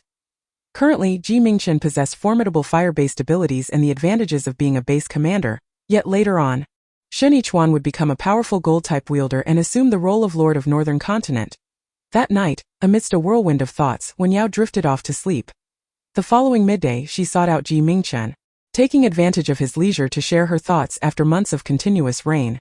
This day was an exceptionally rare sunny one, with heavy clouds parting to reveal strands of golden sunlight on the terrace of the castle. The man's fair fingers rested gently by his lips as he opened his eyes to gaze at the gentle beauty clad in white standing beside him with a languid tone. He inquired, "What did you say? You wish to go to Camp D?" It was as though he had been basking in the sun. His charming peach blossom eyes narrowed playfully as he smiled at Wen Yao. "It's a bit too bright. Could you come over and shield me from it?" Wen Yao, taken aback, mused to herself about how he resembled a languorous white cat. Following the natural course of events, it seemed quite plausible that he might one day succumb to a life of ease. Having awakened her extraordinary abilities, she recognized the necessity for growth and advancement, should the day come when he required her aid. She aspired to be of service. Mingchen raised an eyebrow, swiftly grasping the crux of her statement. "For my sake," Wen Yao nodded, "I owe you a great debt of gratitude. It must ultimately be repaid." True to her word, she was capable of doing for the commander of the Beizhou District 13 what she could do for him. He had saved her from peril, placed his trust in her, and bestowed upon her kindness. Thus she would undoubtedly dedicate all her efforts to ensure his safety, at the very least to prevent the tragic conclusion of him playing with fire in his dreams. To achieve all this, she must grow stronger, at the very least, stronger than his archenemy. Shen Yichuan. Mingchen lowered his long lashes, contemplating her words. It was not for him, but rather to repay the kindness he had shown. He then closed his eyes once more, massaging his temples as he remarked, "This is the Eastern Zhou District 14, so you must heed my words. Have you forgotten?" Chapter 62. Even I cannot tempt her. Wen Yao was somewhat perplexed by his statement. Did it mean she was not permitted to go? Yet, if he did not require her, what purpose would her presence serve in the ancient villa? Was she merely to be a decorative piece, observed for a fleeting glance each day? Or perhaps to amuse him with toys, tend to the pigeons and water the flowers? After a brief moment of silence, Mingchen glanced back at her, and their eyes met. His beautiful gaze curved into a smile. "Darling, you're blocking my light." Wen Yao inhaled deeply, shifting her stance, unable to resist saying, "Did you not just say it was too bright and asked me to shield you?" As she moved aside, the brilliant sunlight cascaded down anew, scattering like fine gold dust upon the man's fair visage, casting a lovely shadow from his long lashes onto his eyelids, and his pale lips glimmered with a subtle sheen. His face, already strikingly handsome, seemed to glow as if illuminated by a divine light, resembling a meticulously carved statue of a deity. Such a visually captivating individual, yet his thoughts appeared rather muddled. He seemed to recall something, wearing an innocent expression as he remarked, "Oh, I forgot." Wen Yao responded, "Is your brain made of cabbage?" Mingchen lazily raised his hand, gesturing toward the nearby lounge chair. "Come sit with me for a moment." Once Wen Yao obediently settled down, the man leaned forward, lightly resting his forehead against hers, and inquired, "Why do you wish to go to Camp D?" Wen Yao understood that his attention had drifted, so she patiently reiterated her earlier remarks and earnestly explained, "Camp ABC is not open to the public and requires an assessment for entry." whereas Camp D is accessible to newcomers, needing only gold coins. Although I have recently awakened my water-based abilities, my level remains too low for them to be of significant use. Thus, I must rely on weaponry for now. This time I intend to practice marksmanship, yet my familiarity lies with blades, rendering my shooting skills quite abysmal, no different from the novices in the primary training camp. The D camp will be a suitable choice. After a moment of contemplation, Mingchen nodded. Very well. Wen Yao inquired, is that all it takes for you to agree? This sudden acquiescence feels rather disconcerting. Indeed, I am often absent from the Castle's Villa area. If you feel lonely and wish to visit the Dongzhou training camp, you are free to do so. The man's voice, smooth and resonant, echoed softly in her ear. However, I have two stipulations. Wen Yao gazed at him quietly. At that moment, a pigeon perched upon Mingchen's shoulder, diligently preening its immaculate feathers. Truly, it was a reflection of its owner, white, beautiful and fastidious about its plumage. What are the stipulations? Wen Yao asked. Mingchen held out some pigeon feed, enticing the bird from his shoulder into his palm before offering it to her. First, you must not sustain any injuries. Wen Yao was puzzled as to why he would give her the pigeon, yet upon seeing the bird tilt its head and regard her with its two round, black eyes, she gently stroked its head with her finger. But how can one avoid injury while training at the camp? Mingchen, noticing her fondness for the creature, placed the pigeon onto her fingertip. This particular bird was the most robust and notably the most obedient. It settled comfortably on Wen Yao's hand. Engaging in close combat with zombies can lead to injuries, but if you master your shooting skills, you shall be safe. Still, Wen Yao found this notion somewhat unrealistic. What if, by chance, I do get injured? Understanding his intent, she realized he was not jesting but issuing a command, and thus lowered her gaze. There would be consequences. As commanders of the squad, they were obliged to heed the directives of the base commander. Any disobedience would inevitably result in penalties, depending on the severity of the infraction. Of course, serious punitive measures were rarely enforced. Typically, it meant confinement or being assigned more perilous and unpleasant tasks involving zombie eradication. Thus, it is the same here. Mingchen remarked with a smile directed at her. All right, I shall do my utmost. Wen Yao's gaze fell upon the pigeon in her hand. Perhaps due to its plumpness or her years of enduring hardship, her initial reaction was not to admire its beauty but to contemplate how delightful it would be to prepare it for soup. The moment this dark thought crossed her mind, she hastily set the pigeon down. After all, he had kindly offered her his pet for amusement, and here she was, consumed by thoughts of slaughter. What a guilty conscience. The trainers at camps ABCD are required to wear standardized training attire, and meals are provided at the cafeteria, leaving little need for personal belongings. Thus, as she prepared to depart, Wen Yao simply changed into a set of gray athletic wear and took up the silver handgun Mingchen had gifted her. Traveling light, she remembered the way and initially intended to go by herself, but by the time she descended the stairs, Fengyan was already waiting at the villa's entrance. Upon seeing her, he promptly opened the door to the back seat of the car and respectfully said, Miss Yao, the commander has instructed me to escort you to the training camp. With the car and the person both present, Wen Yao did not refuse their kindness. All right, thank you. At that moment, on the castle terrace, a tall man dressed in a white shirt leaned against the railing, his hands resting upon it. On the terrace platform sat an exquisitely crafted metal cage, within which resided a beautifully feathered canary. Mingchen absent-mindedly tapped the cage with his fingers, his calm yet slightly aloof gaze surveying the scene below, until that black sedan drove out of the castle's courtyard, disappearing into the shadows of the sycamore trees. Only then did he lower his long lashes, turn around, and lean against the railing to look at Butler Zhou, offering a faint smile. Butler Zhou. He had just been summoned by the commander and had been waiting for quite some time, completely unaware of the purpose of his summons, and could only remain patiently on standby. Mingchen casually rested his hands on the terrace railing, and as his elegant Adam's apple moved, he murmured, I thought that bringing her to Dongzhou would allow her to stay by my side. Alas, I did not anticipate. He then glanced down with a smile. Even if she comes to Dongzhou, we cannot be together day and night. Upon hearing this, Butler Zhou couldn't help but look up at the commander, noticing his expression of forlornness entangled in emotions, and couldn't resist saying, as long as you wish for it. Miss Yao could remain in the castle to keep you company. However, Mingchen merely shook his head. The luxurious life in the castle entices many, but it cannot sway her. Not even I can tempt her. Butler Zhou was left uncertain whether the commander's words held any truth. After all, who in the world could resist Mingchen's allure? Even the pigeons on the terrace were drawn to him.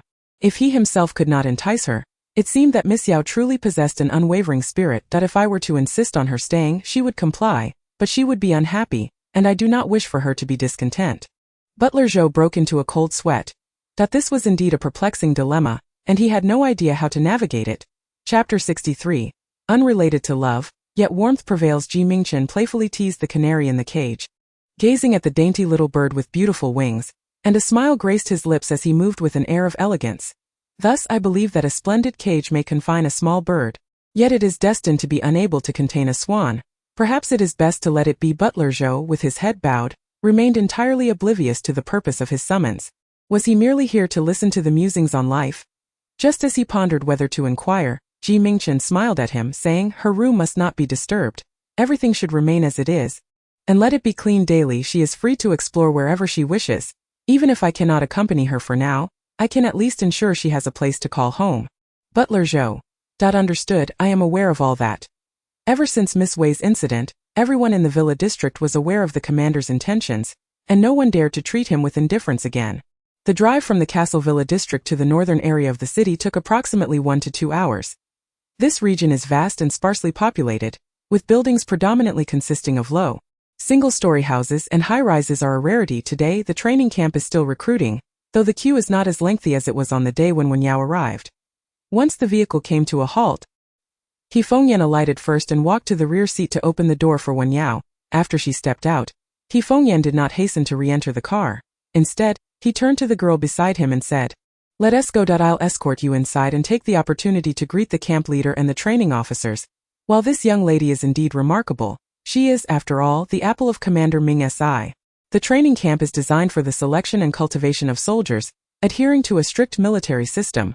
Thus, the training officers are bound to be rigorous, and the conditions may prove arduous, possibly causing her distress. He Fengyan took a step forward, but Wen Yao remained rooted to the spot. "Thank you for your kind offer, Captain He, but I can manage on my own," she replied. He Fengyan furrowed his brow and clarified, "It's not my goodwill. It's Commander Ming's." Wen Yao nodded. "I understand, but my purpose in coming to the training camp is to grow it. If everyone constantly yields to me, fearing to be overly harsh due to Commander Ming's influence, how can I possibly develop and progress? If I desire deference and leniency, or a life of comfort, I could simply remain at the castle villa and entertain Mingchen. Since I have chosen to come to the training camp in the eastern Zhou's 14th district, my intent is not to indulge in leisure." He Fengyan's expression turned to one of concern, but Wen Yao asserted confidently, "I have endured the hellish F camp. The orderly D camp is hardly daunting for me. Moreover, during my time in F camp, I was not only battered and bruised but also a stranger to the surroundings. Now, having awakened my special abilities and evolved physically, I possess a certain understanding of the training camp and the entirety of the eastern Zhou's 14th district. Transitioning from D camp to a camp is merely a matter of time for me." He Fengyan gazed at the resolute young woman before him, suddenly at a loss for words, his eyes reflecting newfound admiration and respect.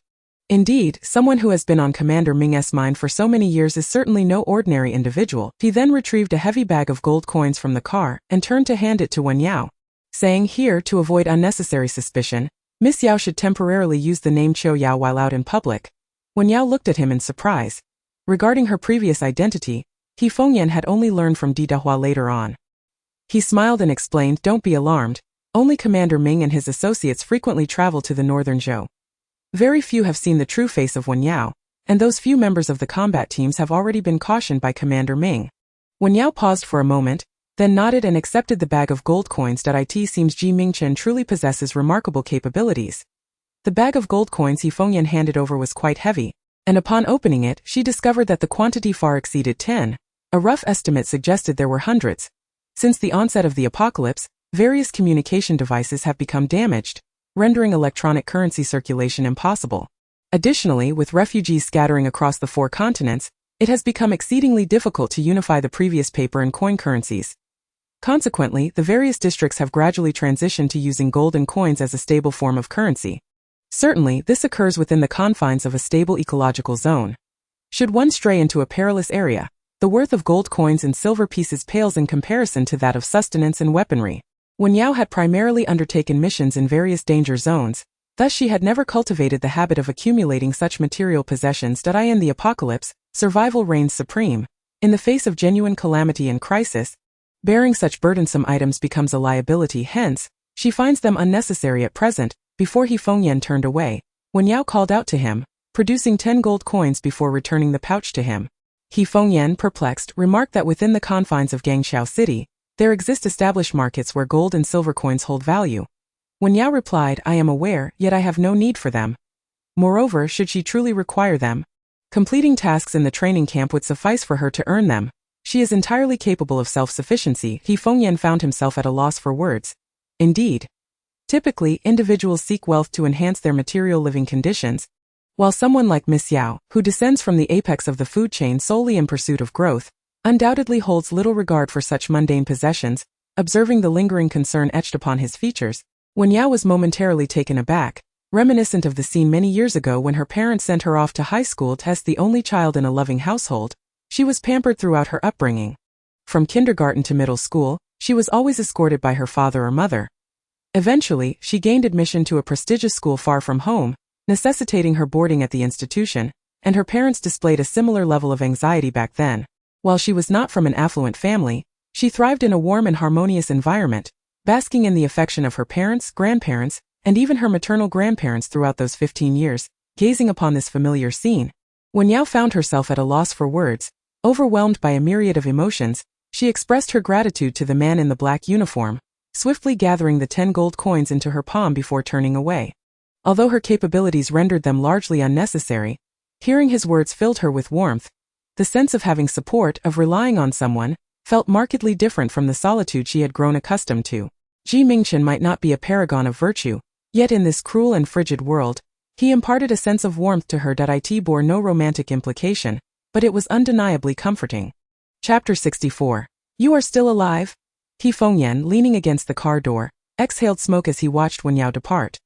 The driver, observing the slender silhouette of the young girl, turned to He Fengyan and suggested, Captain He, perhaps we should refrain from informing Miss Yao and instead discreetly greet those commanding officers. Considering she is the esteemed Commander Ming's beloved, it would be concerning to leave her unattended. Wouldn't it? He Fengyan shook his head, extinguishing the cigarette on the ground. There is no need for such unnecessary actions. She is remarkably capable. It will not be long before she stands beside Commander Ming. Her time at the training camp is merely a formality. Soon she shall emerge as a truly formidable warrior, fighting alongside us S-class commanders. After waiting in line for half an hour, Wen Yao finally arrived at the entrance of the training camp, where the same woman was once again handling the registrations. The woman looked up, astonished, as she beheld the strikingly beautiful young girl before her. The impression this radiant girl left on her was profoundly deep. She surveyed the girl from head to toe, noting her immaculate attire, and exclaimed, Qiu Yao. You are still alive, Wen Yao replied. Although her words were far from flattering in these times, it was entirely reasonable for her to express such sentiments. Yes, I am indeed alive, and I have also found my family this time. I am heading to Camp D. She casually fabricated a pretext, placing the gold coins atop the rickety wooden table. If Camp F represented a chaotic struggle for survival devoid of order, then Camp D stood in stark contrast, embodying a strict and regimented environment. Among the 4 camps, A, B, C, and D, the degree of freedom diminished from high to low. The higher the rank, the greater the authority and liberty. While the lower ranks face greater restrictions, however, the advantage of Camp C and D, designated as initial training grounds for warriors, was that all trainers were afforded protection by higher-ranking instructors. The exceedingly perilous mutated special zombies were dealt with through combat plans devised by senior commanders, sparing these novices from direct confrontation. Even the tasks assigned to them were within their capabilities and carried a high degree of safety. Presently, most training camps across various safe zones operated under a similar model, assigning tasks according to rank to maximize human survival rates. In the northern continent, with the exception of the absence of Camp F, conditions were largely comparable. Yet, it could be precisely due to the lack of a large Camp F that the resources held by the upper echelons were particularly scarce. Resources were already limited, and when divided among the weaker, they became even more so. As Wen Yao walked along the road, she pondered and began to understand why Mingchen could revel in luxurious excess while the higher-ups in the northern continent endured a life of hardship. Although she revered life, she could not deny that the strength of the eastern continent was justified. In a world starved of resources, it was evident that the selection mechanism in the eastern continent was more conducive to nurturing the strong. It might not possess humanity, yet it aligned more closely with human nature. After all, who would wish to toil tirelessly to ascend only to endure a life of misery? One must have a glimmer of hope, mustn't one? The trainers at Camp D were divided into numerous groups, each comprising 30 to 50 individuals, with 2 to 3 instructors leading them. These trainers were commanders or team members possessing various specialties and adept teaching skills. The instructor guiding Wen Yao through the training grounds was a woman named Chen, reportedly a former Special Forces soldier. After Chen Kellen introduced the various training facilities, She glanced at her watch and said, "It's nearly mealtime. You should go have lunch. Including your mealtime, the rest period is only 40 minutes. After eating, tidy up your dormitory and we will commence physical training in the afternoon." Wen Yao replied, "All right." The food at Camp D was slightly better than that at Camp F, providing 3 meals a day. Though it remained coarse as Wen Yao had lunch, she found it somewhat difficult to swallow. The dining hall of the castle villa resembled that of a 5-star hotel, and after being pampered by Mingchen for so many days, she was now truly experiencing the challenge of transitioning from luxury to frugality. In the dilapidated and chaotic cafeteria, trainers, reeking of sweat, streamed in one after another after the morning training session. Exhausted to the point of utter fatigue, they had little strength left to converse, and most were preoccupied with devouring their meals. Wen Yao sat in a corner, savoring her food with deliberate slowness, when suddenly a shadow fell before her. She looked up to see a familiar figure. Qiuji still sported his characteristic yellow hair. His head hung low, clad in a gray training uniform, drenched in sweat, appearing weary and worn as though he had endured a decade in prison. In stark contrast to his furrowed brow, Wen Yao exuded a tranquil freshness.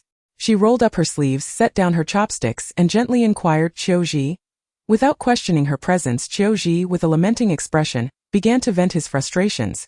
"I thought being in the D camp, a legitimate training facility, would be a breeze, but damn, it's even tougher than F camp. We rise at 5 in the morning and retire at midnight, with hardly a moment to breathe. Everything is so restrictive. It's a relentless grind. If I'm not pushed to the brink of exhaustion, I'm training until I am. These past few days have been nothing short of unbearable." Wen Yao lowered her gaze, a sharp smile playing on her lips as she replied, "That's because F camp had me around. Alone you wouldn't even be able to secure a meal. At least D camp offers some degree of safety, and the provisions are evenly distributed, ensuring no one is left to perish or starve." Qiuji fell silent, momentarily at a loss for words. He fanned himself with his hat, deflating in spirit. "I was just expressing my grievances, not implying anything else. The truth is, my current situation is vastly superior to the previous one. However bitter it may be, at least I can live with dignity, as a human being." As he spoke, a thought struck him. He retrieved 2 gleaming gold coins from his pocket and placed them on the table. "Here, I can't leave debts unpaid, and I owe you 8 more that I'll repay gradually."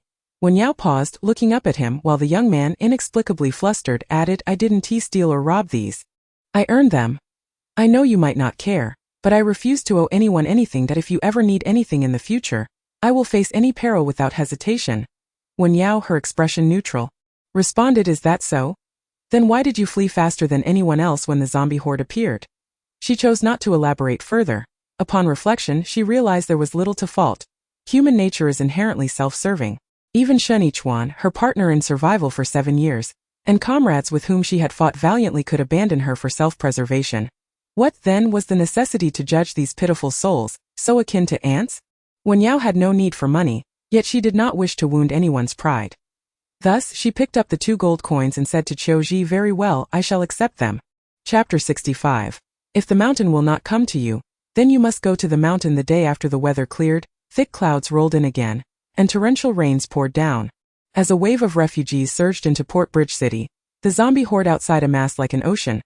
Port Bridge City, a coastal metropolis, faced threats from sea monsters in the east and an encroaching zombie tide in the west, prompting heightened vigilance across all docks and defensive lines. In a flash, all commanders of the castle villa were mobilized, leaving only Mingchen and Lin Zuren to steal a moment of respite amidst the chaos. Certainly, Lin Zuren is no idle person. As a distinguished medical doctor, in addition to saving lives, he is also engaged in pharmaceutical research. Many specialized medicinal treatments and viral vaccines have been developed with his involvement. Today, he was engrossed in reviewing literature reports when Mingchen abruptly summoned him to the 4th-floor office. Lin Zuren initially assumed that the commissioner had matters of importance to discuss, only to find that the latter merely wanted him to observe the computer screen. The expansive screen displayed an interactive satellite map, with a moving red at its center. As the dot traversed the map, it left behind a lengthy crimson trail. It was evident that the red dot's location was in the northern suburbs of Guangzhou City, and its movements were confined to a small area, with the trail densely packed, indicating it had been active within this limited range over the past few days. Lin Zuren quickly grasped the situation, feeling a sense of exasperation as he pondered who among Miss Yao and Commissioner Ming exhibited greater folly. One, who enjoyed ample living conditions and lacked for nothing, chose to endure hardships in a training camp. The other, who had countless means to keep someone in a luxurious villa, now found himself merely staring at a computer screen, yearning for companionship. What madness! This couple is truly deranged. After standing for a full 2 hours, during which Lin Zuren's legs grew numb, Mingchen finally shifted his focused gaze from the screen, smiling at him with a soft, melodious voice. Dr. Lin, are you cursing me in your heart again? Lin Zuren responded with a courteous smile, feigning sincerity as always. How could that be, Commissioner Ming? You are my superior, and I must always show you respect.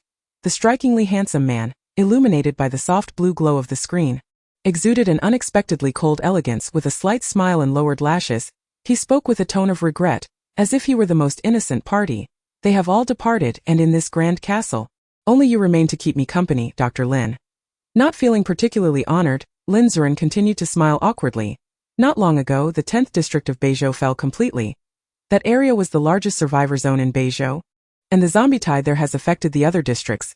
Our 14th district of Dongzhou, located at the intersection of the 2 continents, has also been impacted, so that everyone has been quite busy.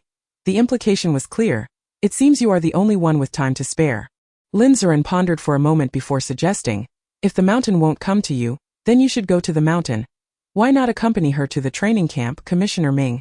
However, just as they were engaged in this idle banter, someone emerged from the elevators on either side of the 4th floor, both looking anxious and hurried. Upon seeing Mei Yasha, He Fengyan paused, and she in turn was taken aback upon seeing him. Their expressions turned serious as they silently rushed into the office. Mei Yasha was the first to speak. It's bad, boss. The number of zombies outside the city is overwhelming. We may not be able to hold the southwest city wall any longer. He Fengyan glanced at Mei Yasha and replied, we captured 2 spies from Beizhou near the research base, but how they infiltrated is unclear.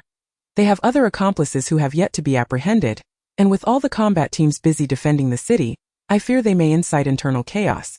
Mingchen turned the chair around, raising an eyebrow, his expression unusually serious this time. Which side has the more severe issue? He Fengyan replied. Her side, Mayasha interjected. Mind that if the southwestern city wall falls, then our eastern continent's District 14 will not be far from succumbing as well, Mayasha said. Her voice laced with anxiety. He Fengyan nodded. Understood. Lin Zuren gazed at the retreating figure clad in white, finally exhaling in relief. Alright, we've finally found something for this idle Buddha to do in the vehicle. Mayasha was driving while Mingchen occupied the passenger seat. As he twirled the gun in his hand, he inquired. The southwestern city wall has never faced a breach in all these years. Why is it nearly failing this time? Mayasha furrowed her brow tightly. There are simply too many zombies swarming in this time. Waves upon waves, with bizarre mutations. We've even encountered colossal zombies, towering 3 to 5 meters high, causing the very ground to tremble as they approach. Furthermore, the relentless torrential rain over the past 2 days has rendered the piles of slain zombies soaked in fuel, unable to ignite. After all, zombies are dead matter. Left to accumulate for a day or two, they can reassemble and mutate, making them exceedingly difficult to handle. Mingchen rested his hand against the window, deep in thought. Adjacent to District 10 of the northern continent are District 12 and District 13. We are separated from District 10 by District 13. He tilted his head slightly, a gentle smile gracing his features as his peach blossom eyes arched. So why have these zombies taken a detour? Mayasha seemed to have not considered this question, glancing at her superior in surprise. Indeed, with District 10 having fallen, why has there been no stir from District 13? Instead, the more distant District 14 suffers the consequences. Is it possible that you suspect someone from District 13 is manipulating the situation? However, Mingchen chose not to elaborate further, a light chuckle escaping his lips, the corners of his mouth curling into a delightful arc. His demeanor was as tranquil as a spring breeze, devoid of any trace of tension or anger, radiating an aura of leisure. Now that is truly intriguing. Chapter 66. A fiery inferno illuminates the warrior's eyes. The torrential rain poured down, with layers of dark clouds accumulating overhead, casting the sky into a murky gloom akin to the early hours of dawn. As Mingchen stepped out of the car, umbrella in hand, he beheld a mountain of corpses piled beneath the city wall. Were it not for the valiant resistance of the soldiers, the terrifying zombies charging forth would have almost reached the walls. The thick, nauseating stench wafted through the rain-soaked air, inducing feelings of revulsion, as dozens of S-class commanders directed countless team members in armed combat, the sound of gunfire deafening amidst the chaos of the downpour. Everyone was drenched to the bone, their vision obscured by the rain and mist. They fought with palpable tension, far from the ease they once exhibited while defending the city. Damn it! Has the sky opened a hole? It's pouring like a waterfall with this much rain. Igniting a fire is out of the question. If it could burn, that would be a miracle. Dousing it with oil is futile. He had the ability to control fire. If only he could incinerate this heap of corpses, then nothing would be insurmountable. Under their expectations, the man in white strolled to the edge of the city wall, remarkably without an umbrella this time. He was drenched by the rain, droplets cascading down from the corners of his eyes and the arch of his brows, trickling down past his jawline and throat, ultimately finding their way into his collar. This lent his noble and cool countenance an added allure, imbued with a hint of desire. Mingchen paid no heed to the myriad gazes cast upon him. With an air of nonchalance, he bent slightly, gripping a black pistol in one hand while the other pressed against the blue stone pavement. In the next instant, flames erupted from the ground, brilliant scarlet and yellow flames spreading across the sloping mound of corpses, extending for hundreds of meters beneath the city wall. The inferno raged unabated in the torrential downpour, instantaneously illuminating the eyes of all the warriors. The acrid scent of charred flesh mingled in the damp air, intertwined with the metallic tang of blood and a thick stench, while the zombies still traversing the sea of flames emitted chilling wails, accompanied by the sizzle of burning oil. A conflagration amidst the rain soon consumed the piled corpses entirely. As a novice training camp, Camp D ensured the safety of its recruits by refraining from involving them in real combat during the initial stages of training. Their regimen consisted primarily of closed-off physical training, such as endurance and strength exercises, which were mere fundamentals for Wen Yao. She even discovered that after awakening her abilities, her physical prowess had more than doubled. During the 30-kilometer running drill, while others gasped for breath and collapsed like corpses upon completion, she remained unfazed in precision training with cold weapons against wooden posts. While her peers struggled to make a mark, exhausted and hacking away ineffectively, she sliced through with the ease of chopping a radish. In the agility training to evade whip strikes, where others bore the marks of instructors' lashes, she navigated the chaotic flurry of whips with effortless grace, emerging unscathed. In just a few short days, she garnered the admiration of everyone in Camp D. Strength, speed, endurance, resilience, accuracy. She excelled beyond all. Today's rain fell heavily, and Wen Yao was the first to complete the 30-kilometer run. She took refuge beneath a rain shelter beside the training ground, wringing out the water from her sleeves. Meanwhile, the other trainees, having not met their targets, were scattered across the peeling red rubber track, faces flushed, sweating, shaking off the rain, and gasping for breath, utterly spent. The last group trudged along at a snail's pace, with one even fainting, eyes rolling back. Amidst the torrential downpour, someone called out to Chan Kellen, "Report, Instructor Chan, he has fainted. Drag him away if he's not dead. He continues running this afternoon." Chan Kellen stood in the rain, supervising them, and as she noticed the overweight individual nearly halting, she stepped forward, striking him with her whip while bellowing, "What rubbish! Would you dare run this slowly if zombies were upon you?" The heavy-set man yelped and hastily quickened his pace. Chan Kellen retracted her whip and glanced at the girl quietly seated on a bench beneath the shelter. The girl was fair and graceful, her slender figure accentuated by a high ponytail, while the standard-issue gray training uniform hung loosely on her, akin to a child donning oversized adult clothing. Such a delicate and charming beauty, speaking with gentle words, appears to be a rather fragile young lady. Yet, it is surprising to discover that she possesses a fierce character. Chan Kellen stepped forward and handed her a bottle of mineral water, saying, "Since you individuals have chosen to be hunters, I presume you are unwilling to submit to the regulations of the 4 continents. Are you? What brings you to the training camp in the Eastern Continent's 14th district now?" Wen Yao's skills were quite exceptional. In order to conceal her past identity as the commander of the Northern Continent, she claimed to be a hunter. Hunters do not belong to any organization and, lacking access to firearms, primarily utilize melee weapons. They roam dangerous territories year-round without a place to seek refuge, and their strength is hardly inferior to that of team members. It was only logical that her weapon of choice had been a blade. Wen Yao accepted the mineral water and politely expressed her gratitude. "I once had companions, but they have all perished, leaving me as the sole survivor here. In these times, it is difficult to survive alone for long." While Chan Kellen and Wen Yao engaged in casual conversation, a girl with delicate features and a frail figure approached, clutching her stomach and moving slowly. Upon glancing in that direction, Chan Kellen's expression instantly turned cold, and she barked, "What are you doing here? Have you finished your run?" Shen Yichuan glanced at Wen Yao, who was seated and drinking water, and with tearful eyes turned to Chan Kellen, saying, "Report, Instructor Chan, I am feeling unwell. May I rest for a moment?"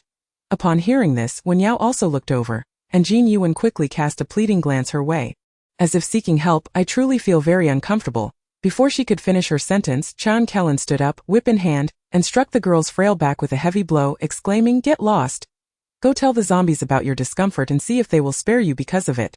I detest these pathetic fools who feign weakness to shirk their responsibilities. Do you not comprehend the harshness of this world? Do you really think this is like high school gym class? Wen Yao shifted her gaze from Shen Yichuan's retreating figure, quietly sipping her water without uttering a word. Meanwhile, Shan Kellen resumed her seat and addressed Wen Yao. With your abilities, there is no need for you to remain in Camp D. You have arrived at the perfect time. In a couple of days there will be an assessment to advance from D to C. You should participate directly. Wen Yao tightened the cap on the water bottle. Isn't it said that one must first obtain qualification for the assessment? Chapter 67. If one can stand, why kneel? Shan Kellen shook her head. The assessment task involves practical training beyond the city limits.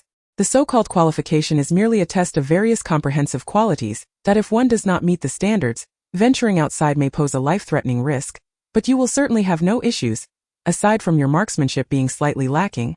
The rest of your skills are at least A rank if not S rank.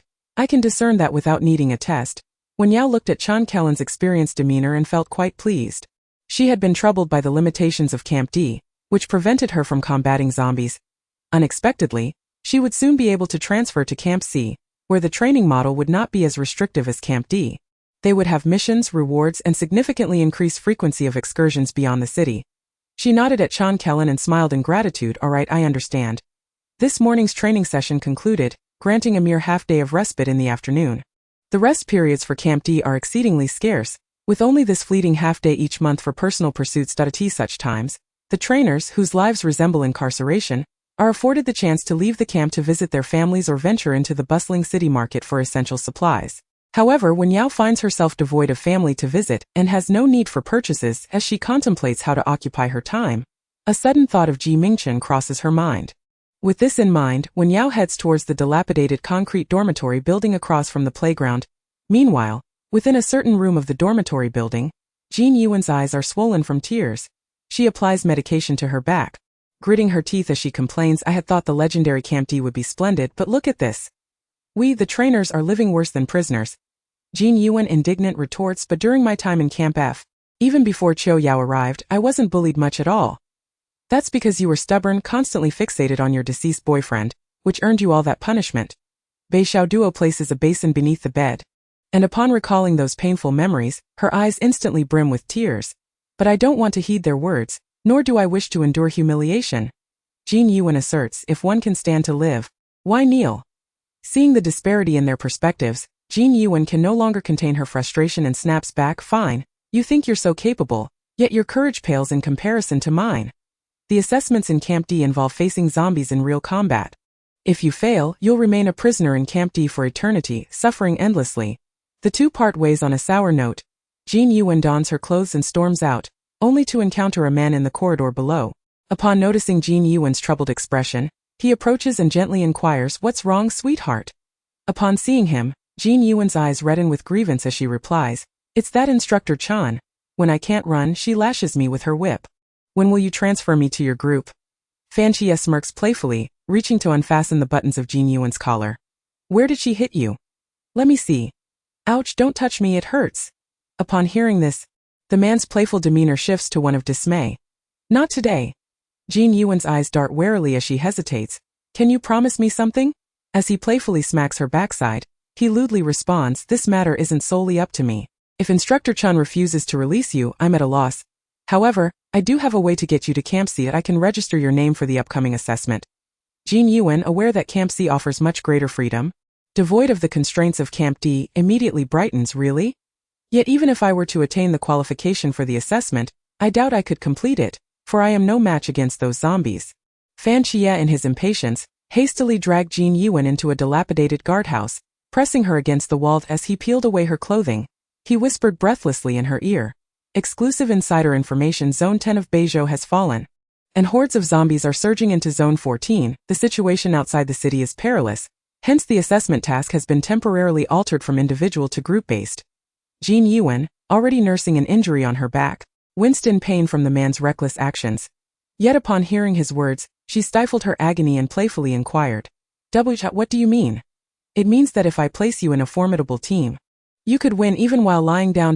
Before Shen Yichuan could utter another word, the man had already sealed her lips with a heavy kiss, breathing hastily as he murmured, darling, I fulfilled your request. Shouldn't you also indulge me first? Pushing his head away, Shen Yichuan, with tears glistening in her eyes, protested. I have an injury on my back. The man said nothing further, feigning tenderness with a fleeting kiss before smiling and flipping her over. Then brace yourself. And be sure to call out loudly before long. The glass window was shrouded in thick mist, obscuring the entwined figures within, while the woman, devoid of any clothing, was concealed by the torrential rain that masked all sounds of shattering. A man and a woman stealthily emerged from within. The man, with sun-kissed skin and a robust physique, was still fastening his belt as he exited. The woman, with disheveled hair and flushed cheeks, had several buttons askew on her attire. Complaining as she followed the man, I was already feeling unwell, and now my knees are scraped. It's all your fault. Coincidentally, Wen Yao happened upon this scene. That I seem to have intruded. After Shen Yichuan finished her grievances, she lifted her gaze to meet Wen Yao's eyes. The girl, clad in the same training uniform as they were, with a ponytail and an upright posture, exuded a gentle yet striking aura. Her clear, innocent apricot eyes regarded them without emotion, calm yet piercing. Shen Yichuan felt an inexplicable sense of shame under her steady gaze. Prompting Fan Qie to leave with a gentle nudge, she awkwardly greeted, Xiao Yao? What brings you here? Chapter 68. Do you require me to undress for an examination? Shen Yichuan paused, sensing a hint of disappointment and coldness in the other's eyes. She quickly stepped forward, eager to ingratiate herself. This afternoon everyone is resting. Are you heading to the market? Let us go together. I'll fetch Beishao Duo as well. After all, we used to go together. No, I have matters to attend to. Wen Yao's voice was soft yet devoid of emotion, revealing nothing. Observing the indifference directed at her, Shen Yichuan felt a flutter of anxiety and couldn't help but clarify. I am not the person you think I am.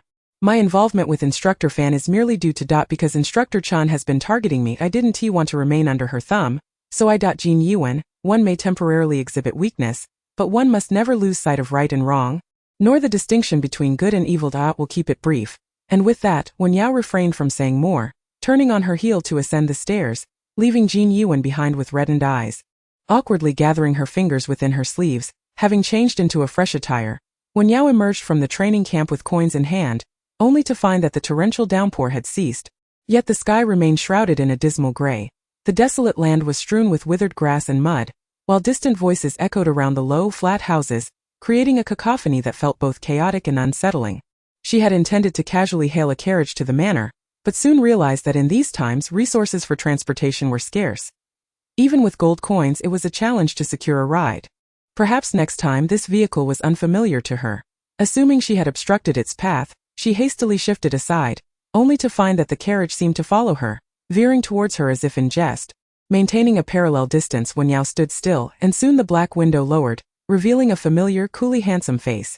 The door swung open and the man arched his brow, a playful smile gracing his lips. Are you unable to recognize family just because I switched vehicles?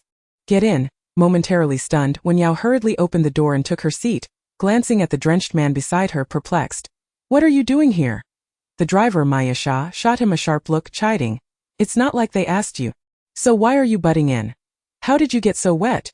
That inquiry, initially casual, elicited a response from the man, who lifted his eyelashes glistening with droplets. His deep, dark eyes met hers, his voice smooth and teasing. What did you say? Wen Yao realized that perhaps she had been influenced by his demeanor, and averted her gaze unconsciously. I meant to say you used to carry an umbrella when going out. How is it that you're drenched today? Mingchen raised an eyebrow, a carefree smile playing upon his lips. What's wrong? Are you concerned for me, Wen Yao? That she admired his interpretative skills, not one for excessive chatter, she noted as the vehicle began to move.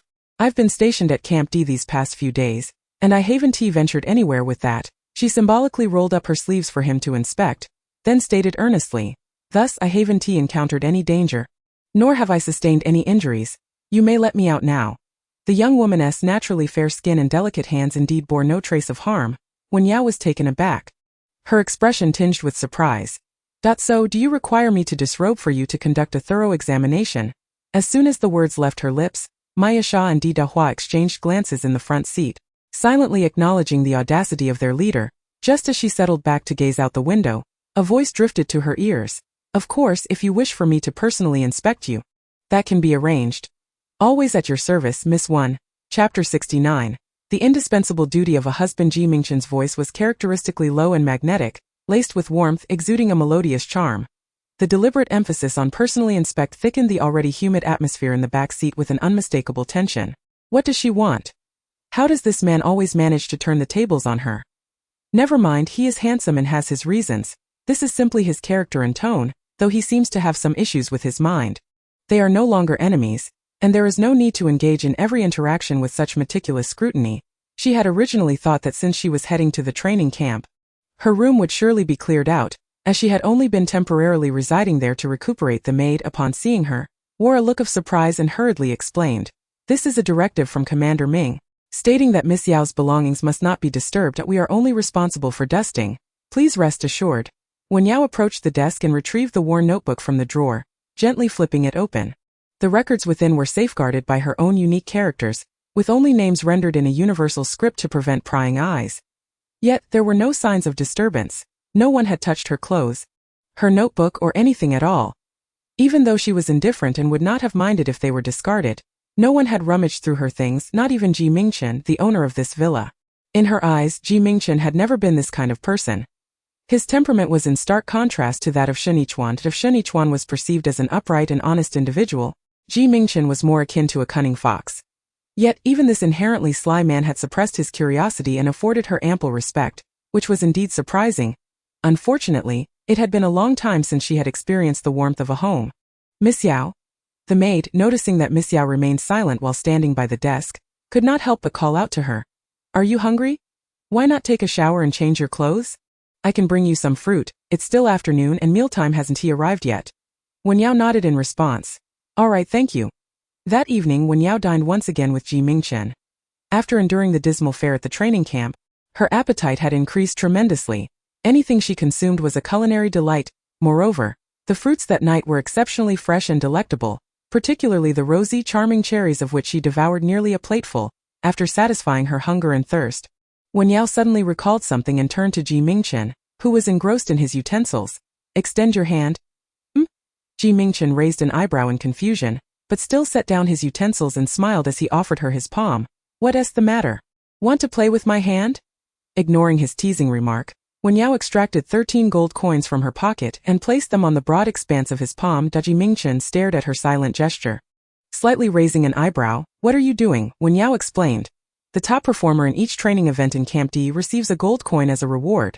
These are what I've earned over the past few days." Of course, 2 of them were given to her by Qiu Ji, but after she had protected him from death in Camp F, repaying her kindness was not unreasonable. It was well deserved. He then lowered his gaze to the coins, still warm from her touch. "For me?" Wen Yao nodded.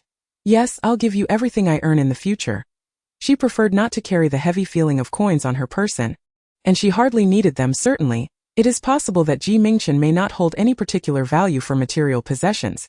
However, he is a man who relishes the pleasures of a materialistic life and may indeed regard money with greater significance than she does. Furthermore, she still owes him a debt of gratitude that remains unpaid. Any small repayment is better than none. And Beizhou. Her personal assets are scarce. She has only received a handful of gold and silver coins as rewards, most of which she has distributed among her fellow team members, following Shen Yichuan's example. Yet now, apart from Mingchen, there is no one else of greater importance by her side. As she spoke, a knowing smile graced his lips, and he looked up to meet Wen Yao's clear and beautiful apricot eyes, his mood seemingly exceptionally joyful. "Very well, I shall manage the finances between us. You entrust it to me and I shall safeguard it. The responsibilities of a husband are inescapable." Wen Yao replied, "I meant I am giving it to you, not asking you to keep it for me." Yet, it appeared that the man had not registered her words.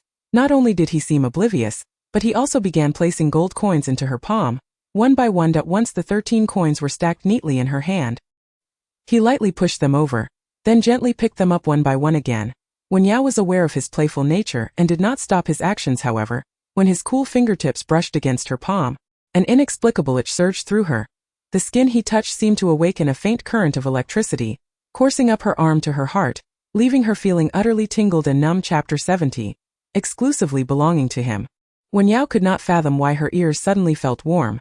She lifted her gaze to him, and her eyes collided with his swirling peach blossom-like gaze. Through the flickering candlelight, his exquisite features appeared stunningly beautiful, and his glossy eyes radiated a profound affection, as if luring her into a captivating abyss. Mingchen gently grazed the last gold coin against her palm, and as his alluring low voice emerged from his beautifully shaped lips, he murmured, "What is yours is mine, and what is mine is yours. What is there to distinguish?"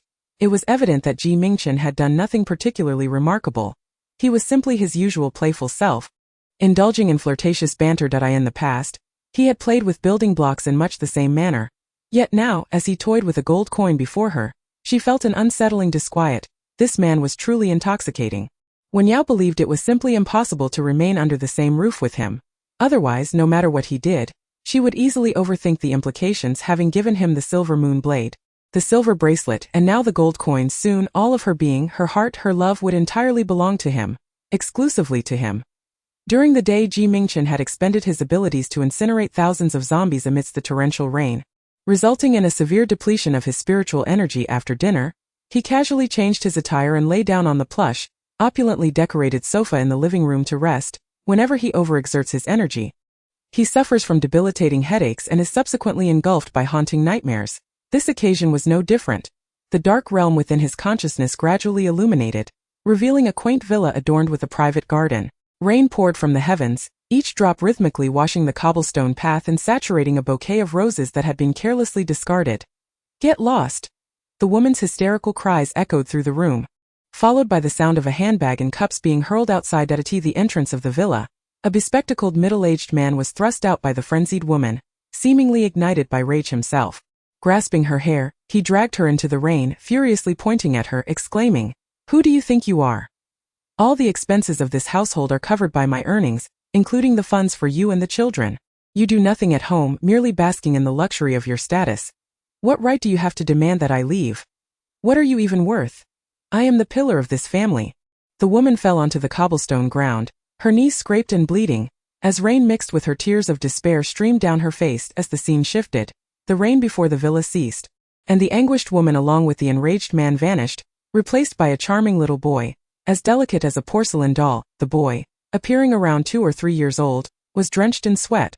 Standing forlornly in the garden on this scorching June day, the sun blazed down mercilessly, leaving the boy pale and on the verge of fainting from heat exhaustion. Pouting, with an expression of grievance, he voiced in a childlike tone, "Brother, Mommy won't let me come inside." The youth's expression was complex, yet he could only bend down to pat the boy's head, offering comfort. "Perhaps Mommy is just having a bad day. Let me talk to her." Through the crack of the door, the little boy with red-rimmed eyes watched as the youth stood before the woman holding a coffee cup, earnestly stating, "Mommy, could you please stop this? Little Aiken is so young, just a child, what does he know? Your grievances with each other shouldn't involve him. I am innocent and so is little Aiken." The woman immediately rose from the sofa, furiously smashing the coffee cup, and with a swift motion delivered a sharp slap that echoed through the air, causing the youth's face to turn away. "You are my son, how can you side with her?" With tears brimming in his eyes, the youth trembled as he replied, "But have I done anything wrong? Has little Aiken, as children, we cannot choose the families or environments we are born into. Why is it our fault or father's? Why must we be punished?" The scene shattered amidst the youth's sobs, and soon the little boy grew to 4, still as exquisite as a porcelain doll, while the boy who cherished white shirts had also grown taller. In the serene and warm study, sunlight streamed through the window, as the little boy sat on the floor playing cards while the youth leaned by the window, quietly engrossed in a book.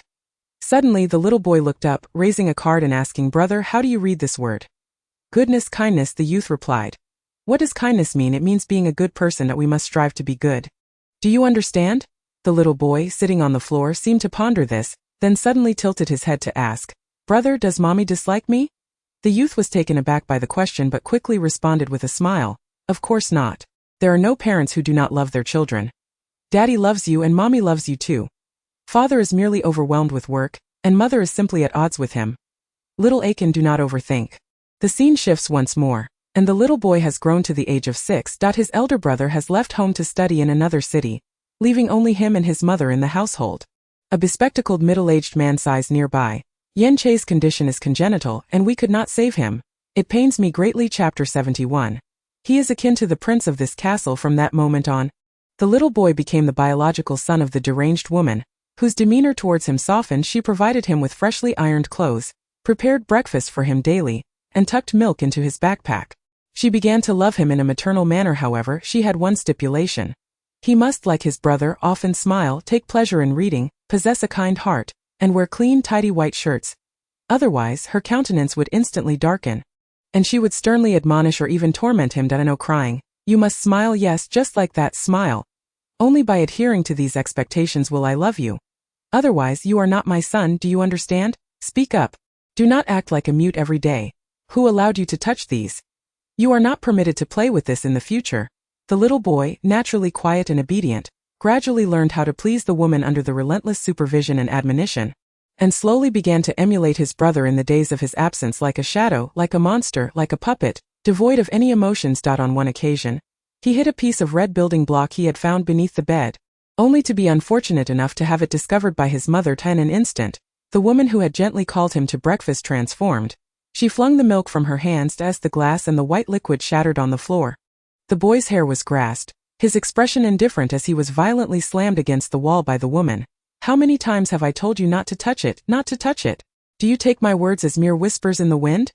After the boy was left bloodied and bruised from the impact, the woman succumbed to emotional collapse, weeping hysterically. That night, as the spring rain poured over the blooming flowers outside, the room remained dim and devoid of light. The boy, cradling his injured head, quietly curled up in the corner of the sofa. Watching them argue, the woman cried out in despair. He is nothing like him. He is not Yanche, he is not him, he is not my son. The man, equally agitated, shouted back, what madness is this? Did we not agree? He is now your son, he is not. He is merely your experiment. A puppet, a monster. Our son is dead, dead. It is he who caused Yanche's demise. It is he. The scene abruptly shattered like glass, sticky blood splattering across the boy's brow and lashes. In a chaotic and disordered dream, Mingchen caught glimpses of the madwoman wielding a dagger, stabbing the boy on the ground time and again. Then he saw countless cages containing women and children, those children having their blood drained, lifeless bodies lying on cold experiment tables, while the women gripped the iron bars. Driven to madness, everywhere was filled with cries and wails, heart-wrenching and anguished, accompanied by the vivid crimson blood seeping and pooling from the corners of the floor. The scene gradually dimmed, descending into darkness. Mingchen felt a splitting headache as he opened his enchanting yet perilous peach blossom eyes in the dimly lit, vintage living room, his long lashes fluttering. In the past, Wen Yao had no means to indulge in the pleasures of life, yet now, under Mingchen's influence, she found herself occasionally embracing the notion of leisure and enjoyment. After all, who could predict when calamity might strike or how long one might survive? Thus, that evening, after finishing her meal, Wen Yao decided to retire for the night, instructing the maid to awaken her at 3 o'clock. The soft bed and smooth silk quilt offered a stark contrast to the hard, dilapidated bunks of the training camp. That night, she enjoyed a deep slumber, so much so that when roused at 3, she was reluctant to rise. Once she finally got up, the maid presented her with breakfast, an unexpected treat at such an hour, clearly prepared by the restaurant chef who had been summoned to work overtime just for her. After finishing her meal, Wen Yao intended to leave immediately. But as she glanced out the window, an inexplicable sense of familiarity washed over her. The decor of the castle villa was exquisite, the room illuminated by a warm yellow lamp, and a gentle breeze stirred the pale pink curtains, creating an ambience of warmth and comfort. Outside, the inky darkness was devoid of any howling zombies or monsters. The cool night air caressed her face, and for a fleeting moment, it felt as though the years of dark suffering were merely a dream, a protracted and terrifying nightmare that had lasted 7 years. At that moment, it seemed as if the apocalypse had not come, that loved ones had not been torn apart. She was simply an early riser preparing for school. Wen Yao was puzzled as to why these thoughts surfaced and what emotions prompted them. Instead of descending the stairs, she made her way to Mingchen's suite. The grand door at the end of the corridor was ajar, revealing a narrow gap, through which the dimly lit opulent European-style living room came into view. The surroundings were shrouded in darkness, save for a few candelabras beside the sofa, their flames flickering gently in the breeze, casting a faint golden glow in a small circle. In the center of a gilded, vintage leather sofa reclined a man of striking beauty, clad in a white shirt and draped with a dark red velvet blanket. His hands rested naturally beside him on the sofa, and though his pose was casual, it appeared flawless, akin to a meticulously crafted work of art, captivating and enchanting. The flickering candlelight on the metallic candelabra, the blood-red roses on the transparent glass coffee table, and the gleaming gold coins in his palm, all served to embellish him. He lay there in tranquil slumber, resembling a prince of the castle. Wen Yao initially intended to greet him before departing, akin to how she would bid farewell to her parents before leaving home. However, she found herself transfixed, gazing at the sleeping man for an extended period. Just as she resolved to turn and leave, the man on the sofa lifted his hand, causing the dark red blanket draped over him to slip onto the floor. Unbeknownst to her, this gentle gesture caused the man to slightly open his eyes, his peach blossom gaze, illuminated by the candlelight, gazing at her with an ambiguous allure, the intensity of his stare almost tangible, weaving a tender and intricate connection. Wen Yao had not anticipated his awakening. She calmly explained, "Your blanket fell to the floor, and I came over to retrieve it. Nothing more." Chapter 72. Just one more embrace yet. Mingchen paid no heed to the blanket draped over him. Instead, his eyes, resembling hooks, lifted to behold the gentle beauty who had intruded upon his private space. A subtle smile graced his lips as he pointed out, feigning nonchalance, standing at the doorway for 2 minutes and 36 seconds. What could be so captivating in this hall that it compelled my Miss One to linger for so long? Thus, he had indeed not been asleep.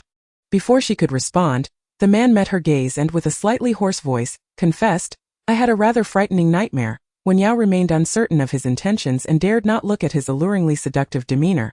Lowering her head to listen as he continued, Mingchen did not grasp her hand. Instead, he teasingly tugged at her bracelet with his thumb, drawing her ever closer before elegantly rising to his feet. "So, my dear, since you are here, might I request a comforting embrace?" Wen Yao knew well that he was incapable of uttering anything serious. "You're not afraid, are you?" Mingchen raised an eyebrow, his throat subtly moving as he leaned closer. His expression innocent yet entirely justified. "You are not me. How could you possibly know what I fear?"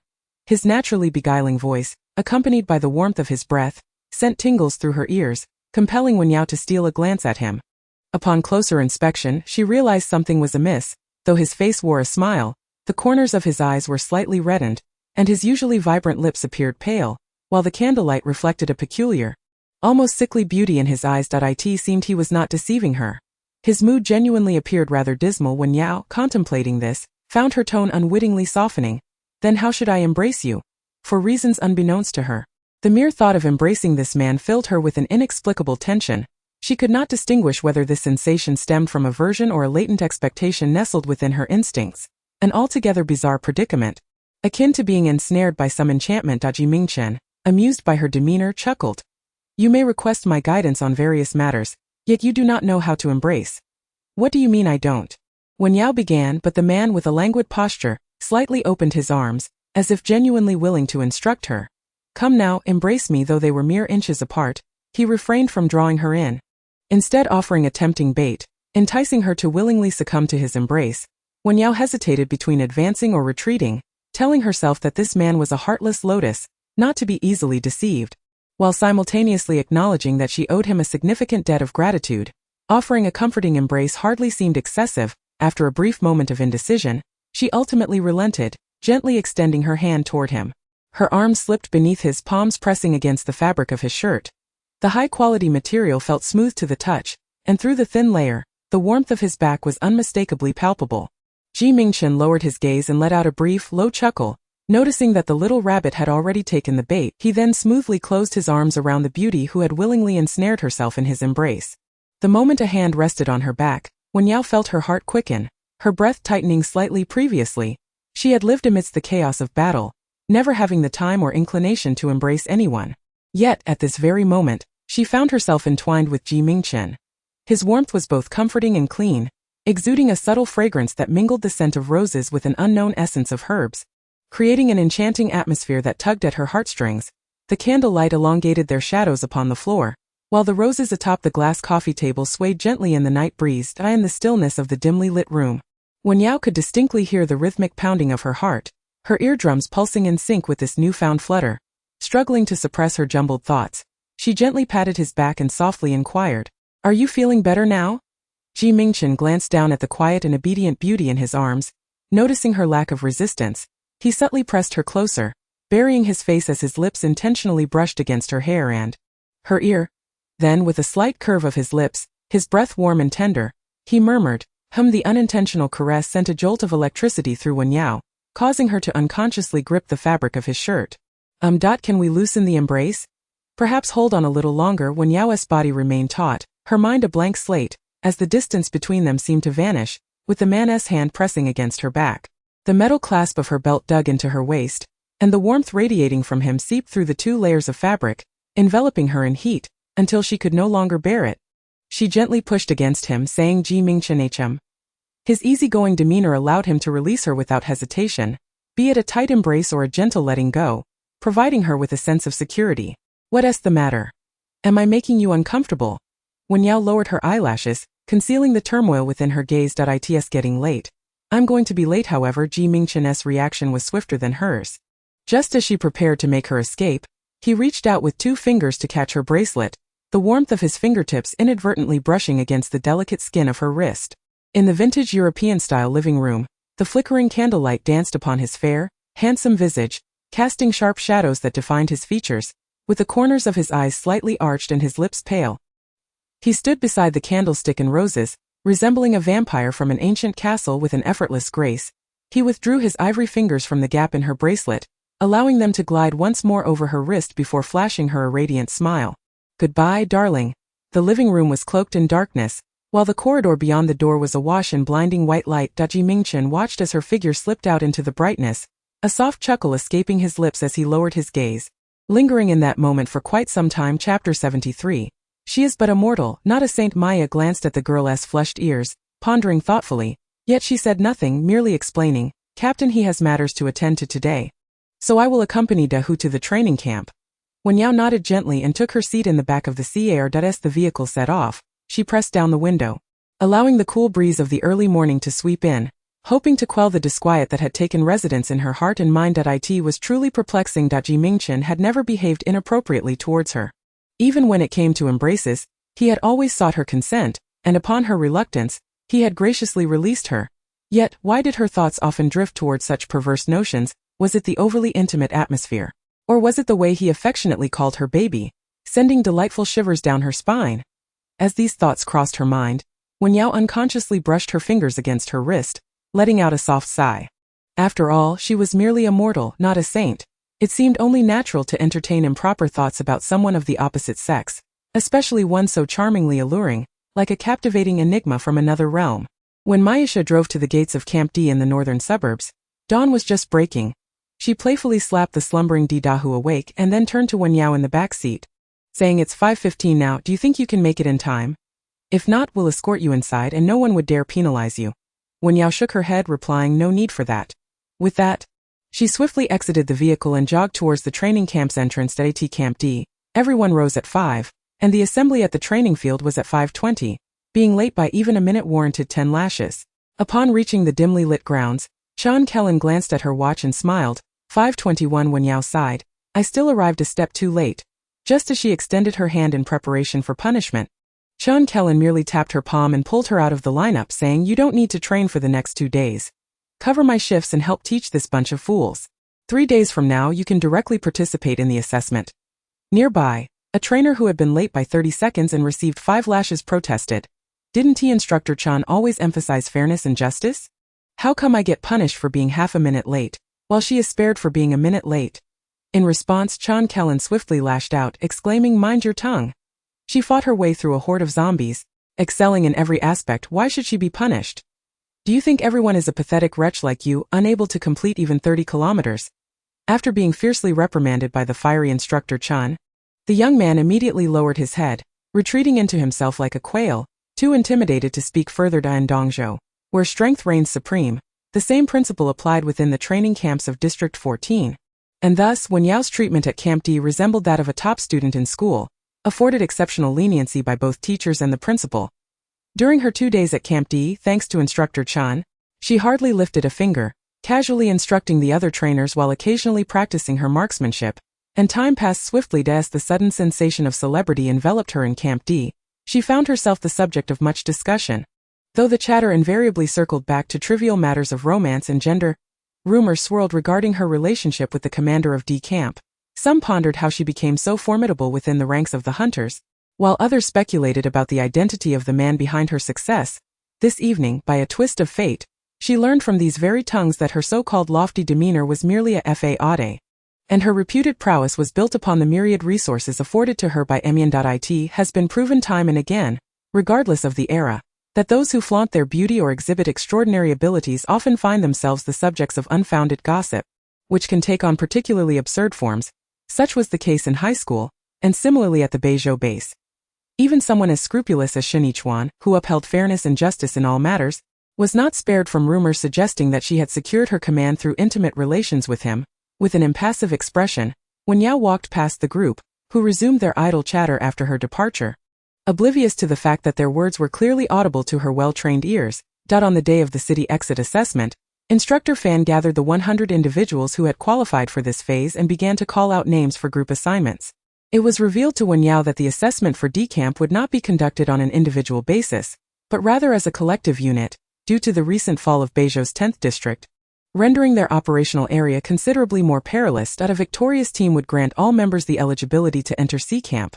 Upon hearing this, Wen Yao cast an emotionless glance at her companions, Qiu Ji and Shen Yichuan, along with an unfamiliar, scruffy man. After delineating the assessment rules, Fan Xie inquired if there were any objections. A voice from the crowd questioned the origin of the banners scattered about. Who placed those? Surely no one would go out of their way to set them up, to which Fan Xie retorted with a slap to the back of the questioner's head. What a nonsensical query. Next, with a cryptic smile, he continued. Tenfold silence enveloped the group once more. Most had little practical experience against zombies and had endured great trials to attain their assessment qualifications. They had not anticipated that the true challenge lay not in securing their qualifications, but in the real combat assessment that followed. The risks of failure loomed large, alongside the specter of demotion and even the threat to their lives. Fan Xie's gaze swept across the assembly, and with a mischievous smile, he tapped his black tattooed arm and asked, "Are there any further inquiries? If not, grab your weapons and gear, and prepare to board the transport." Wait, Chapter 74. These lifeless entities could indeed serve as vessels of energy. Fan Xie then turned to the striking girl clad in black work attire. "Do you have any questions, Miss Qiu? I had thought you would refrain from posing such foolish inquiries." With a roguish grin, he regarded Wen Yao with a lecherous gaze, stroking his stubble as he addressed the group. In Dongzhou, the victor reigns supreme. In other words, these individuals were not only tasked with slaying zombies to obtain banners, but also compelled to engage in fierce battles with members of rival teams. Under the urging of Instructor Fan, the group gradually boarded the large bus capable of accommodating 100 passengers, the atmosphere weighed down by a somber gravity, starkly contrasting the jubilant excitement they had felt upon receiving their qualification for the assessment. Once aboard, Wen Yao, clutching her bundle, casually selected a window seat. Noticing Shen Yichuan approaching with the intention of sitting beside her, she hastily tugged at the passing Qiu Ji, instructing him to take a seat. Qiu Ji responded with a question. Isn't it more fitting for two females to sit together in one row and two males in another? Without offering an explanation, Wen Yao handed him an iron knife. Qiu Ji raised the weapon in his hand, saying, "I already have a weapon." Wen Yao replied, "I didn't say it was for you. Carry it for me instead." As they ventured out for the practical assessment, lacking a weapon was not an option. All participants were permitted to collect an iron knife, colloquially known as a novice weapon. Although Wen Yao possessed a firearm, her confidence in her marksmanship was lacking, so she prudently opted for an additional knife. Qiu Ji harbored no complaints, nor did he dare to voice any dissent, silently accepting the knife. Meanwhile, the awkwardly positioned Shen Yichuan, feeling helpless, begrudgingly settled beside a scruffy gentleman whose hygiene was reminiscent of a vagabond. The bus departed from the training camp, soon arriving at a desolate and uninhabited road, where dilapidated pathways were overgrown with weeds and scattered with zombies, both slow and fast in their movements. Gazing at the few scattered zombies trailing behind the bus, the passengers were gripped with trepidation, some of whom, having resided in the safety zone for so long, were overcome with nausea and vomited at the sight. Everyone maintained a tense demeanor, their faces ashen, save for Wen Yao, who pressed her face against the glass, her eyes alight with wonder. The reason for her excitement was clear. These zombies were unlike any she had previously encountered. For instance, on the left side was a black-spotted zombie, its body oozing with green pus, enveloped in a faint blue mist. On the right, a long-tongued zombie, its crimson tongue drooping, was shrouded in a pale green mist. Each zombie emanated this ethereal glow. Moreover, Wen Yao could sense the energy contained within them. These lifeless beings were, astonishingly, vessels of energy. This was the realm of the supernatural. It dawned on her that, in addition to possessing spiritual essence, enhanced senses, and improved physicality, practitioners of the supernatural also possessed a perception that diverged from ordinary humans. It was not difficult to deduce that the spiritual essence of these practitioners served as energy containers capable of absorbing such energies, relying on the extermination of zombies to level up. As the large group disembarked, Wen Yao wasted no time. She expertly gripped her handgun and fired at a common zombie adjacent to the bus. Her aim remained far from perfect, yet due to the close proximity and the zombie's sluggish movements, she managed to strike its head, producing a resounding bang as its brain matter exploded. In that instant, the energy within the zombie surged toward her in the form of luminous mist, coalescing into a brilliant beam that penetrated her heart. Wen Yao was baffled by her newfound clarity. As though the world had shifted into slow motion, She distinctly witnessed the luminous stream merge with her being before it vanished from sight as she absorbed this surge of energy, and then turned her gaze towards the zombie. It finally collapsed to the ground. It turned out that the energy could be absorbed by the Slayer, and upon taking in this energy, she felt a warm current surge from her heart throughout her body, invigorating her and refreshing her spirit immensely. This was utterly delightful. The once arduous and exhausting task of exterminating zombies had now transformed into a unique method of energy absorption by simply continuing her rampage. She could endlessly level up until her abilities were enhanced, akin to gaining experience points in a game, complete with rules, objectives, progress bars, and clear feedback. Nothing could be more motivating than such an overt temptation. As she pondered this, Wen Yao inexplicably recalled many years ago when her rebellious cousin had taken her to an internet cafe to play video games. Back then, she had been a model student, a dutiful girl who couldn't comprehend the joy her sister derived from gaming, constantly questioning what was so entertaining about it. Little did she know that after all these years, she would come to experience that exhilarating feeling herself. The number of zombies here was scarce, and soon enough, they were dispatched by some novice trainers. Wen Yao led her team through the grassy thickets towards the distant mountains. Shen Yichuan hesitated behind, as throughout their journey, Xiao Yao had completely ignored her, treating her as if she were invisible. She was uncertain whether her companion wished to leave her behind or if she might be discarded along the way. Chapter 75. In Dongzhou, strength dictates reason. At that moment, he, smoking and fixated on the silhouette of the girl ahead, abruptly changed his mind, and no man could resist the allure of a beautiful woman, especially one as multifaceted and enchanting as Wen Yao, whose grace and charm incited an irresistible desire for conquest. In truth, he had been intrigued ever since the striking girl had appeared in Camp D. However, due to their lack of interaction, compounded by the watchful eye of Chan Kellen, the fierce guardian of her affections, he had suppressed his burgeoning feelings. Seeing the man's intense gaze lingering on Xiao Yao, Shen Yichuan felt a pang of discomfort and tugged at his sleeve. Please, stop staring. Consequently, she could not directly inform Fan Xie of her association with Xiao Yao, so she delicately suggested, she is already taken, and you would do well to avoid crossing her. Fan Xie, with a cigarette dangling from his lips, chuckled dismissively. My cousin is a prominent figure in the Dongzhou District 14 base headquarters. Is there truly anyone I cannot afford to offend? In this day and age, the concept of a partner was rather trivial, lacking documentation and legal protection. You may have had countless partners in the past, yet now, wouldn't they all still submit to my whims? As he spoke, he playfully slapped Shen Yichuan's backside, exhaling smoke rings as he declared, Come on, let us go have some fun. On the first day of the assessment, Wen Yao paid no mind to anyone, wholly engrossed in her zombie-slaying spree. Her marksmanship was rather lacking. During static target practice in the training camp, she often failed to meet the standard, and hitting these swiftly moving zombies was a frequent challenge. However, she paid it no mind. The number of zombies in this vicinity was scarce. Ascending the mountain, she found herself amidst towering thickets, the path rugged and difficult, the terrain exceedingly intricate. Seizing this opportunity, she practiced her marksmanship on the zombies. She was unaware of when Shen Yichuan and Fan Xie had caught up to her. All she knew was that each time she missed her shot, Fan Xie would eliminate the zombie she intended to kill with his own firearm. Once or twice could be attributed to chance, but after 3, 4, or 5 consecutive instances, her irritation grew significantly to be why the 6th time, witnessing the zombie she had nearly struck being dispatched with a single bullet to the head by the muscular man beside her. She could no longer restrain her frown as she turned to him, stating sternly, Isn't it against protocol for a training camp to allow instructors to accompany newcomers during assessments?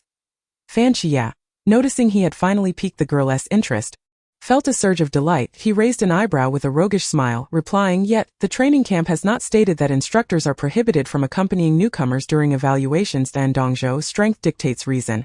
Whatever I wish to do. Miss Chiu, I believe you lack the authority to dictate. The man's greasy gaze left Wen Yao feeling physically uncomfortable.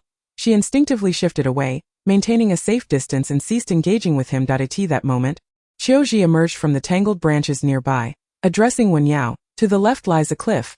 We cannot proceed that way. An unkempt elder also appeared from the opposite side, leaning on a bamboo pole. His voice weathered as he reported, On the right, the underbrush is dense and nearly impassable. Logically, there should be no banners. Wen Yao's primary aim was not to seek banners. She was indifferent to this and pointed towards the slope ahead. Then we shall continue upward. The mountain forest was a chaotic tangle of vegetation, devoid of any path that if they wished to ascend, they would need to clear away by chopping branches, a task she delegated to Qiu Ji and the elder.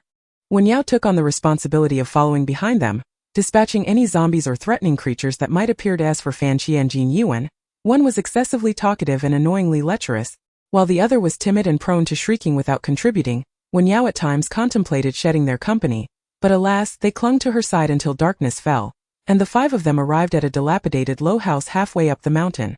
This structure, a former agricultural cement dwelling, had collapsed partially, the remaining half shrouded in dust and webs, with bones scattered on the ground. Whether human or animal remained uncertain, starkly white. After several hours of climbing, Qiuji, drenched in sweat and thoroughly exhausted, suggested, "Boss, with visibility poor at night, let us rest here for a while." "I'm utterly spent." Wen Yao understood that the mountain would be even more perilous at night and that diminished visibility was detrimental to zombie hunting. Thus, she had no objections, settling on a stone slab in the courtyard and retrieving some dry bread from her backpack. While the men busied themselves clearing the house, Jin Yuan, noticing the sky darkening, glanced around before approaching with enthusiasm. "Qiu Yao, do you need water? I've brought a few extra bottles. If you need that, I do not require any." Then. "Very well." Jin Yuan's smile faltered, her face stiffening as she awkwardly turned away. Wen Yao zipped up her backpack, her expression devoid of emotion as she watched her retreating figure. Jin Yuan, unlike the timid and weak Baixiaoduo, possesses a certain audacity and cleverness. She is adept at ingratiating herself and is particularly skilled at uttering flattering words. During her time in Camp F, rather than suffering the pitiful beatings endured by Baixiaoduo, she adeptly navigated her circumstances with sycophancy and adaptability, hardly experiencing much in the way of hardship. When she encountered Baixiaoduo and found herself rescued, she quickly seized the opportunity to align herself with them, feigning a pitiful demeanor and lamenting her own suffering and despair, often embracing Baixiaoduo in shared tears. Yet now it becomes apparent that some individuals, like rotten mud, truly cannot be propped up.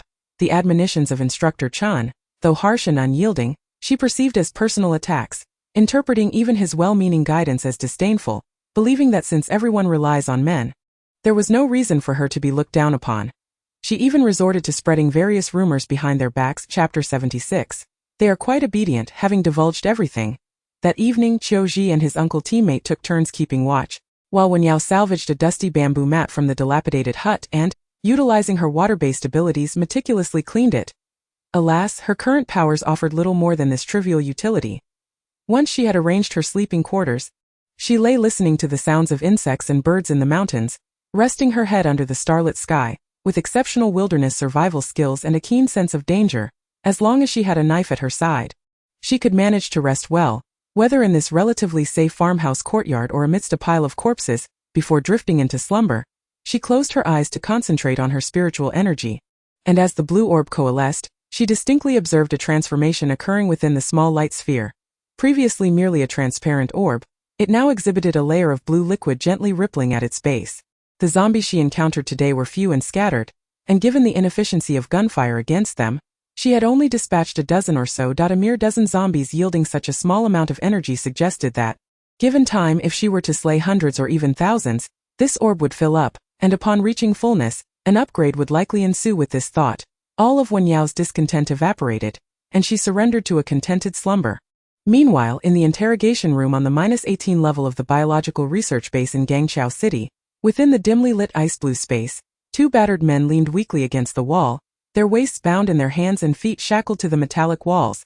Completely immobilized and left to endure their torment, not far from them, a devilishly handsome man reclined languidly on a black single sofa, idly toying with a gold coin, his cold, deep-set eyes observing the pitiable captives with indifference. Mingchen raised a hand, prompting the man wielding the whip to retreat. Drenched in sweat, the man on the sofa casually pressed the coin against his palm, then methodically donned a pair of white rubber gloves. Rising, he nonchalantly grasped a sharp knife and proceeded to approach them slowly, a low chuckle escaping his lips as he mused, as if relishing a delightful jest. "Let me personally test just how hard your bones truly are." As the sharp blade gradually sank into his skin, the man clenched his fists, his eyes wide with terror, large beads of sweat rolling down his forehead. Mingchen delicately traced the man's facial skin with his fingers, his tone soothingly gentle as if coaxing, "Will you speak or not? If not, I might just have to tear it away." The man tightly shut his eyes and gritted his teeth, still determined to resist. Not surprised by this response, Mingchen's dark gaze turned suddenly fierce, and he tightened his grip, continuing his actions downward. The sickening sound of skin parting accompanied by the man's heart-wrenching scream filled the air. The epidermis was entwined with veins, and the veins connected to flesh. Thus it was brutally stripped away. blood slowly seeping from the pink flesh, obscuring what was once a proper human face with bloodied white fingers. Mingchen lifted the chin of that bloodied face, his beautiful eyelashes gently lowering, a slight smile gracing his lips, his voice still tender and lingering. Then I shall continue to tear, so you can truly feel the exquisite pleasure of having your skin flayed. The guard stationed nearby, witnessing this gruesome scene, could not suppress a gasp, his face paling as he nearly retched. The skin fell to the ground, landing in the pool of congealed blood, and the captive man felt a surge of terror. His restrained hands left deep marks against the iron cuffs, twisting his features in agony as he hastily exclaimed, I'll talk? His eyes brimmed with despair, his voice trembling. I'll say everything. Just give me a quick end, I beg you. Hearing this, Mingchen smiled brightly, his gloved hand caressing the man's bloodied face as if in affection. Such a good boy. Half an hour later, Mingchen emerged from the interrogation room, leaning against the sink, languidly removing his gloves. Fengyan was approaching from the laboratory side and upon seeing the situation inquired, How did it go? Mingchen, having forgotten that a gold coin was resting in his palm, accidentally dropped it while removing his gloves. It bounced and rolled around before landing in a small pool of congealed blood. Noticing this, Fengyan hurriedly bent down to retrieve it, disregarding the filth, and respectfully handed it back to Mingchen. Sir Ming, your item. Thank you. Mingchen accepted it with a smile, casting a regretful glance at the bloodstains on the coin, before turning on the faucet. As the water flowed, he patiently and meticulously washed away the stubborn bloodstains, finally using the sleeve of his shirt to gently dry the droplets. Fengyan could not comprehend why Sir Ming had become so attached to an ordinary gold coin over the past couple of days. But he refrained from asking further, merely nodding. It seems that the task of interrogation is best suited for you, Sir Ming. With this matter concluded, Sir Ming, you should visit Director Fei. The development of the wood-type ability awakening agent has been successful, and Professor Fei has discovered that the frozen elemental crystal is solid rather than liquid, seemingly making extraction more convenient. Mingchen raised an eyebrow at this news, placing the gold coin into the pocket of his fitted shirt, then smiled, saying, It appears these mutated beings should indeed be sought in the northern continent. I quite enjoy visiting there. The two traversed several enclosed metallic corridors, arriving at the main laboratory where Fei Qianzhang was located. At the entrance of the laboratory, in addition to the researchers clad in white coats, there were several members of a combat team.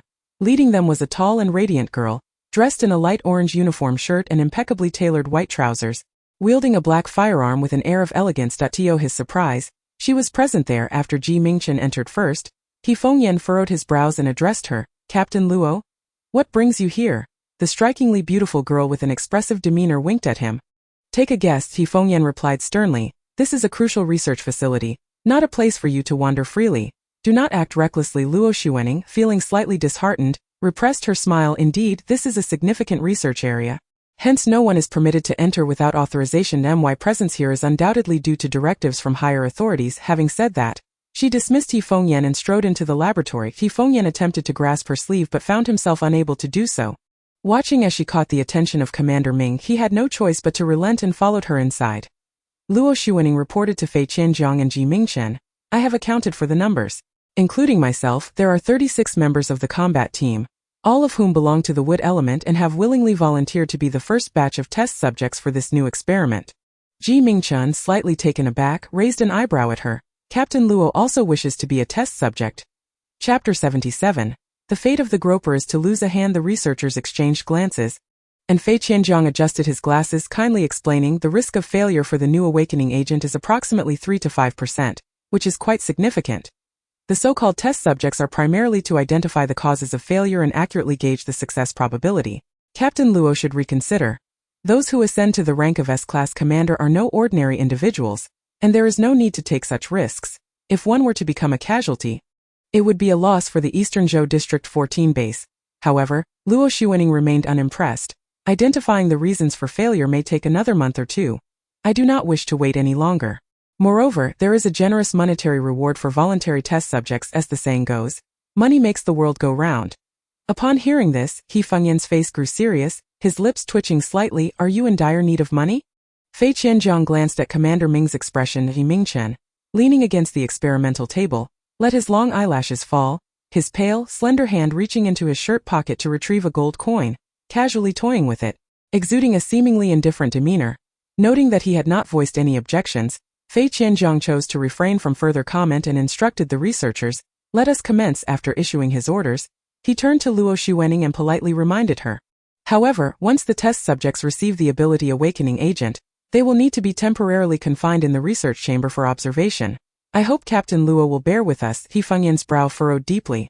But due to the presence of many witnesses, he ultimately refrained from voicing his concerns. As the pale crescent moon descended behind the western mountains, the sun emerged from the east, tracing an orange arc across the sky. It was a rare sunny day that in the early morning, as dawn began to break, a piercing scream echoed from the small courtyard in the mountains, followed by the sound of something thudding to the ground. Qiuji happened to be guarding the door, nearly dozing off, but upon hearing the scream, he immediately seized his weapon and rushed into the courtyard. Boss! In the dim corner of the concrete dwelling, Jin Yuan was jolted awake by the commotion, hastily rushing outside. What is happening? Yet, as everyone converged upon the courtyard, they were met with stunned disbelief. Instructor Fan.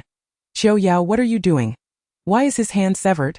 At that moment, Wen Yao stood with a blood-stained iron knife in hand, her boot pressing down on Fan Qia's chest. While one of his arms lay gruesomely severed, he clutched the gaping wound. His forehead veins bulging, sweat cascading down his temples, emitting a wretched wail of pain. Damn you! Before he could finish his curse, the girl struck down once more with a force akin to that of a butcher preparing meat. The coarse blade knocked his hand aside, landing brutally on the still bleeding stump, causing his eyes to roll back in agony, rendering him incapable of uttering another word. Wen Yao released her foot, disdainfully kicking the man aside as though he were a lifeless corpse. What's wrong? What else could it be? I was peacefully asleep and he was sneaking around me, trying to lay his hands on me. Fan Xia was notorious within the training camp, a despicable figure known for his lecherous pursuits. Taking advantage of his connections at the headquarters of the 14th district and his mediocre marksmanship, he had brazenly assumed the title of instructor, recklessly preying upon numerous young women during this assessment. His greasy, repulsive gaze had not escaped Wen Yao's notice, and his incessant displays of shooting prowess on the ascent had further disgusted her initially. Such a man was akin to a bothersome fly, flitting about and merely irritating, not yet a true adversary deserving of her direct intervention. However, now that he dared to extend his filthy hands towards her, she was more than willing to sever them with a knife. Qiuji observed the writhing man on the ground, then glanced at the striking girl with her brows slightly furrowed, swallowing hard and shivering in trepidation. Goodness, the fate of a lecherous hand is a severed limb. He couldn't help but feel a twinge of relief that when he had previously encountered the leader and made a lewd remark, she had wielded a shovel rather than a knife. Otherwise he might not have just ended up limping, but rather with a broken leg. Jin Yuan watched this scene in horror, covering her mouth with trembling hands, her entire being quivering, struggling to maintain her balance. The only composed individual was an unnamed older teammate, who had risen early and was now seated in the courtyard, whittling bamboo strips with an iron knife. Upon hearing the commotion, he merely paused momentarily, glanced at the writhing man and continued his task, indifferent to the chaos around him. Wen Yao handed the knife to Qiuji. Clean it. Qiuji dared not speak further, promptly nodding and departing. Jin Yuan leaned against the concrete wall, her face paling from overwhelming fear and trepidation, softly murmuring, He is an instructor. We as trainees surely have no right to lay hands on an instructor, do we? Chapter 78. I have given her many chances. In the cool morning breeze of the mountains, Wen Yao brushed aside the disheveled strands of hair at her temples and bent down to retrieve her silver gun, aiming the barrel directly at Fan Qia's head. With a single decisive action, Jin Yuan felt her heart tremble in fear, as the man on the ground sluggishly retreated, his bloody severed arms scraping against the earth, leaving a vivid trail of crimson. At this moment, his gaze towards Wen Yao was stripped of the previous lust and lewdness characteristic of a man gazing at a woman.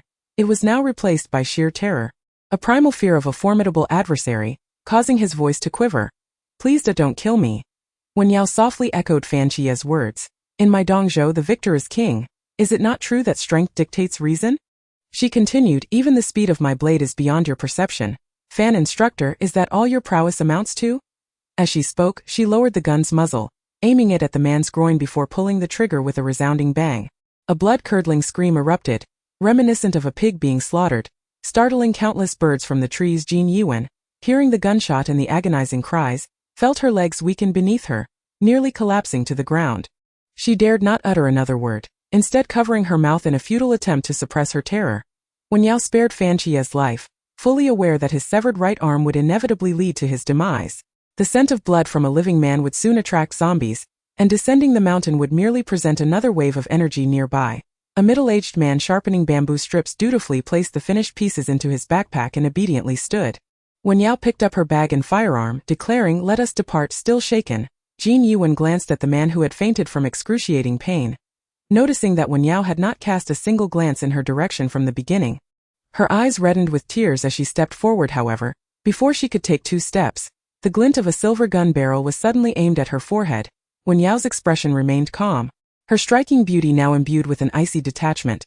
"Shen Yichuan, for the sake of our past as teammates, I shall not take your life." Tears streamed down Shen Yichuan's cheeks, her expression one of helplessness and sorrow. "But we are teammates. I have no need for a fool like you as a companion," Wen Yao retorted. A fleeting thought crossed her mind, and she chuckled lightly, turning to Shen Yichuan. "Moreover, did you not speak behind my back, saying isn't she just relying on men? What is there to be so proud of? Now the man you depend upon I could easily eliminate with 2 swift strikes. And what of the man I rely on? Can you do the same?" Only Qiuji, Beishao Duo, and Shen Yichuan had ever witnessed the convoy of the Dongzhou District 14 headquarters, and given that Qiuji had been preoccupied with preparatory training for evaluations, and Beishao Duo was inherently timid and averse to conflict, it was clear who would have the leisure to gossip about such ambiguous matters. Upon hearing this inquiry, Shen Yichuan's complexion drained of color, and she could only muster a feeble defense. "Those words were not mine. You have misunderstood me." Wen Yao, however, chose to disregard her, busily gathering her belongings and leading the 2 members of her team up the mountain. Feeling ignored, Shen Yichuan pitifully grasped Qiuji's sleeve, her voice softening as she implored, "Brother Ji, considering our shared past, will you take me with you? Please don't leave me behind. I beg you, don't abandon me. I am frightened." Shen Yichuan, slender and delicate, with a charming visage and drooping eyes, appeared quite pitiable in her tear-streaked state, resembling a weeping pear blossom, easily evoking sympathy. Qiuji undoubtedly possesses a tender heart, yet he is acutely aware that within this small team, he lacks the authority to speak. Leading him to silently wave his hand dismissively, the burly man wielding a bow paid her no heed, engrossed as he was in forging ahead along the mountain trail. It was then that Wen Yao, drawing a steel knife from Qiuji's back, stepped forward and pressed the blade against Shen Yichuan's neck. The instant the cold metal made contact with her skin, the girl let out a series of terrified shrieks, instinctively drawing back and crying as she retreated to the side. Wen Yao then sheathed her knife and commanded, "Get lost, Qiuji." As he chopped at the unruly branches, muttered softly, "If the boss spares her life, she surely cannot survive on her own, can she?" The elder man at the front paused, a rare moment of stillness in his step, his voice heavy with age as he shook his head and sighed. "This young girl lacks the courage to confront difficulties. She only seeks shortcuts and opportunism. Even if she is saved momentarily, she cannot be saved for a lifetime." Wen Yao lowered her eyelashes and nodded in agreement. "I have given her numerous chances. Once in Camp F, once in Camp D, and now during this assessment. Initially, I did not exclude her, yet she not only brought along that detestable Fan Chia to further annoy me but also did nothing to help." Wen Yao empathized with the despair and loneliness of being cast aside by the team. She understood well the harsh reality outside the safe zone, where walking alone was a daunting challenge. Thus, she would not easily abandon any teammate who chose to follow her, regardless of their strength, bravery, or even their cowardice. As long as they possessed a righteous heart and a desire to live with dignity, she would strive to provide them with an opportunity to survive. However, Shen Yichuan, lacking both self-respect and self-awareness, clearly did not merit such consideration. After ascending to the mountain's peak, the trio rummaged about until Qiuji spotted a triangular red banner beside a collapsed telephone pole, tethered to a broken rebar and half buried in the dust. His eyes lit up with excitement as he quickly unearthed it from the soil, then waved it towards Wen Yao, who was a short distance away, exclaiming, "I found it, boss! I found it!" When she approached, Qiuji eagerly handed her the banner, showering her with praise. "With so many mountains around, how did you know there would be a banner here?" Wen Yao replied nonchalantly, "I had no idea." Her primary objective was not the banner. She had merely chosen this mountain at random, as it appeared unvisited. Who would have thought such a stroke of luck would occur? "Hey, to think we completed the assessment in just 2 days out of the 15 allotted. You truly are impressive, boss." Qiuji's smile abruptly faltered, his expression stiffening. "Isn't the task for this assessment to retrieve the banner? Does the boss have other plans?" Chapter 79. Because someone does not wish for me to be hurt. Wen Yao drew a knife from Qiuji's back, stating, "That is your task, not mine." Given the shabby appearance and weathered demeanor of the other party, coupled with their bow and arrow and refusal to disclose their name, they exuded the aura of a wandering hero. Thus, Qiuji simply addressed him as hero. Qiuji, now resembling a wilted eggplant, asked feebly, "With 13 days remaining, what are we to do now?" Wen Yao replied, "Kill zombies. the elder chimed in, "Retrieve the banner." The two spoke almost in unison, leaving Qiuji looking around in bewilderment. Wen Yao turned her gaze towards the middle-aged man, who appeared to be in his 40s, yet his temples were already graced with strands of white hair, and his face bore the traces of deep-set wrinkles. His attire was tattered, and in his hands, he clutched a heavy, coarse bow and arrow, presenting the image of a disheveled vagabond as their teammate. The man was taciturn, having made little impression over the past 2 days, serving merely as a backdrop to the young individuals around him. When Qiuji occasionally attempted to engage him in conversation, the man largely disregarded it, having only spoken up twice since yesterday morning. Once was when he abandoned Shen Yichuan, and the other was at this moment with a voice weathered by time. He recounted. The number of participants and the conditions for each assessment in Camp D vary greatly.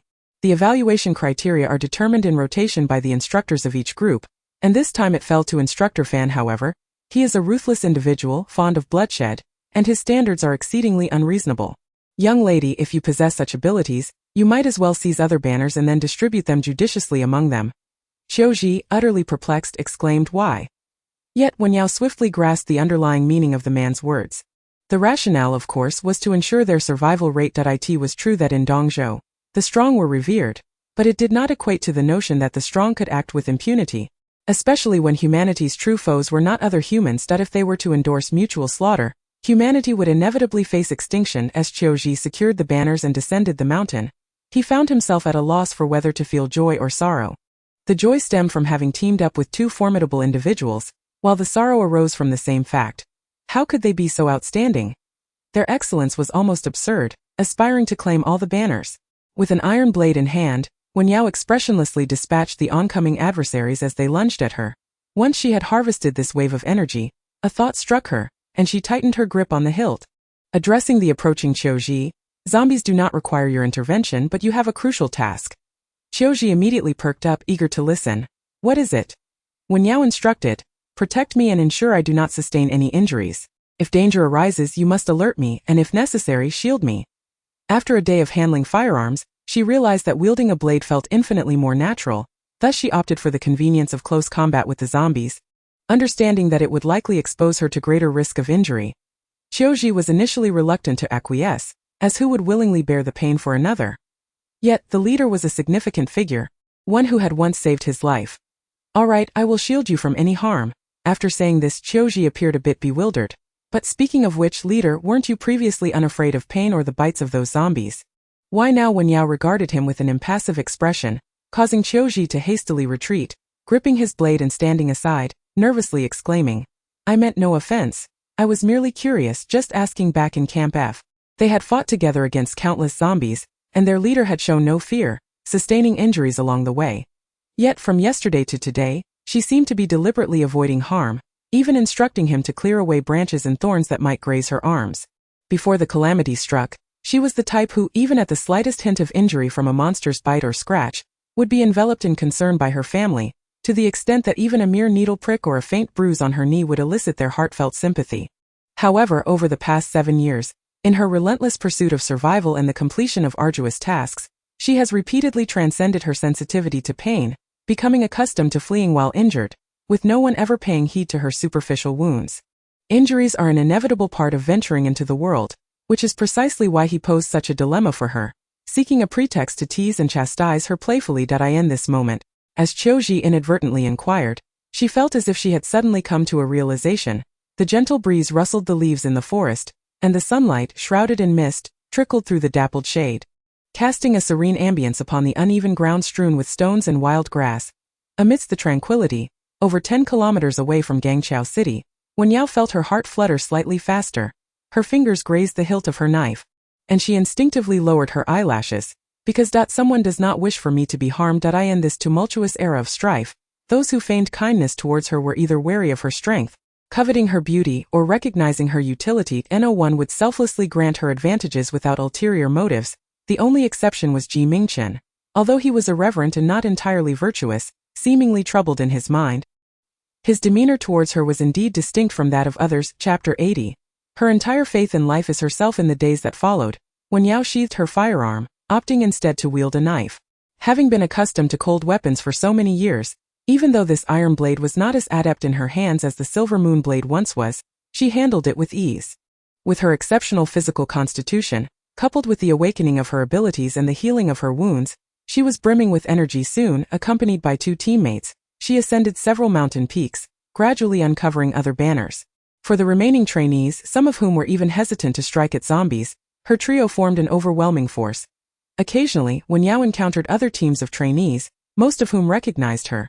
Even those unacquainted had heard of the illustrious Qiu Yao from Chan Kellen's group. They had presumed that this young girl merely possessed good physical fitness and excelled in training tasks, believing that she would not necessarily outshine them when faced with zombies on the battlefield.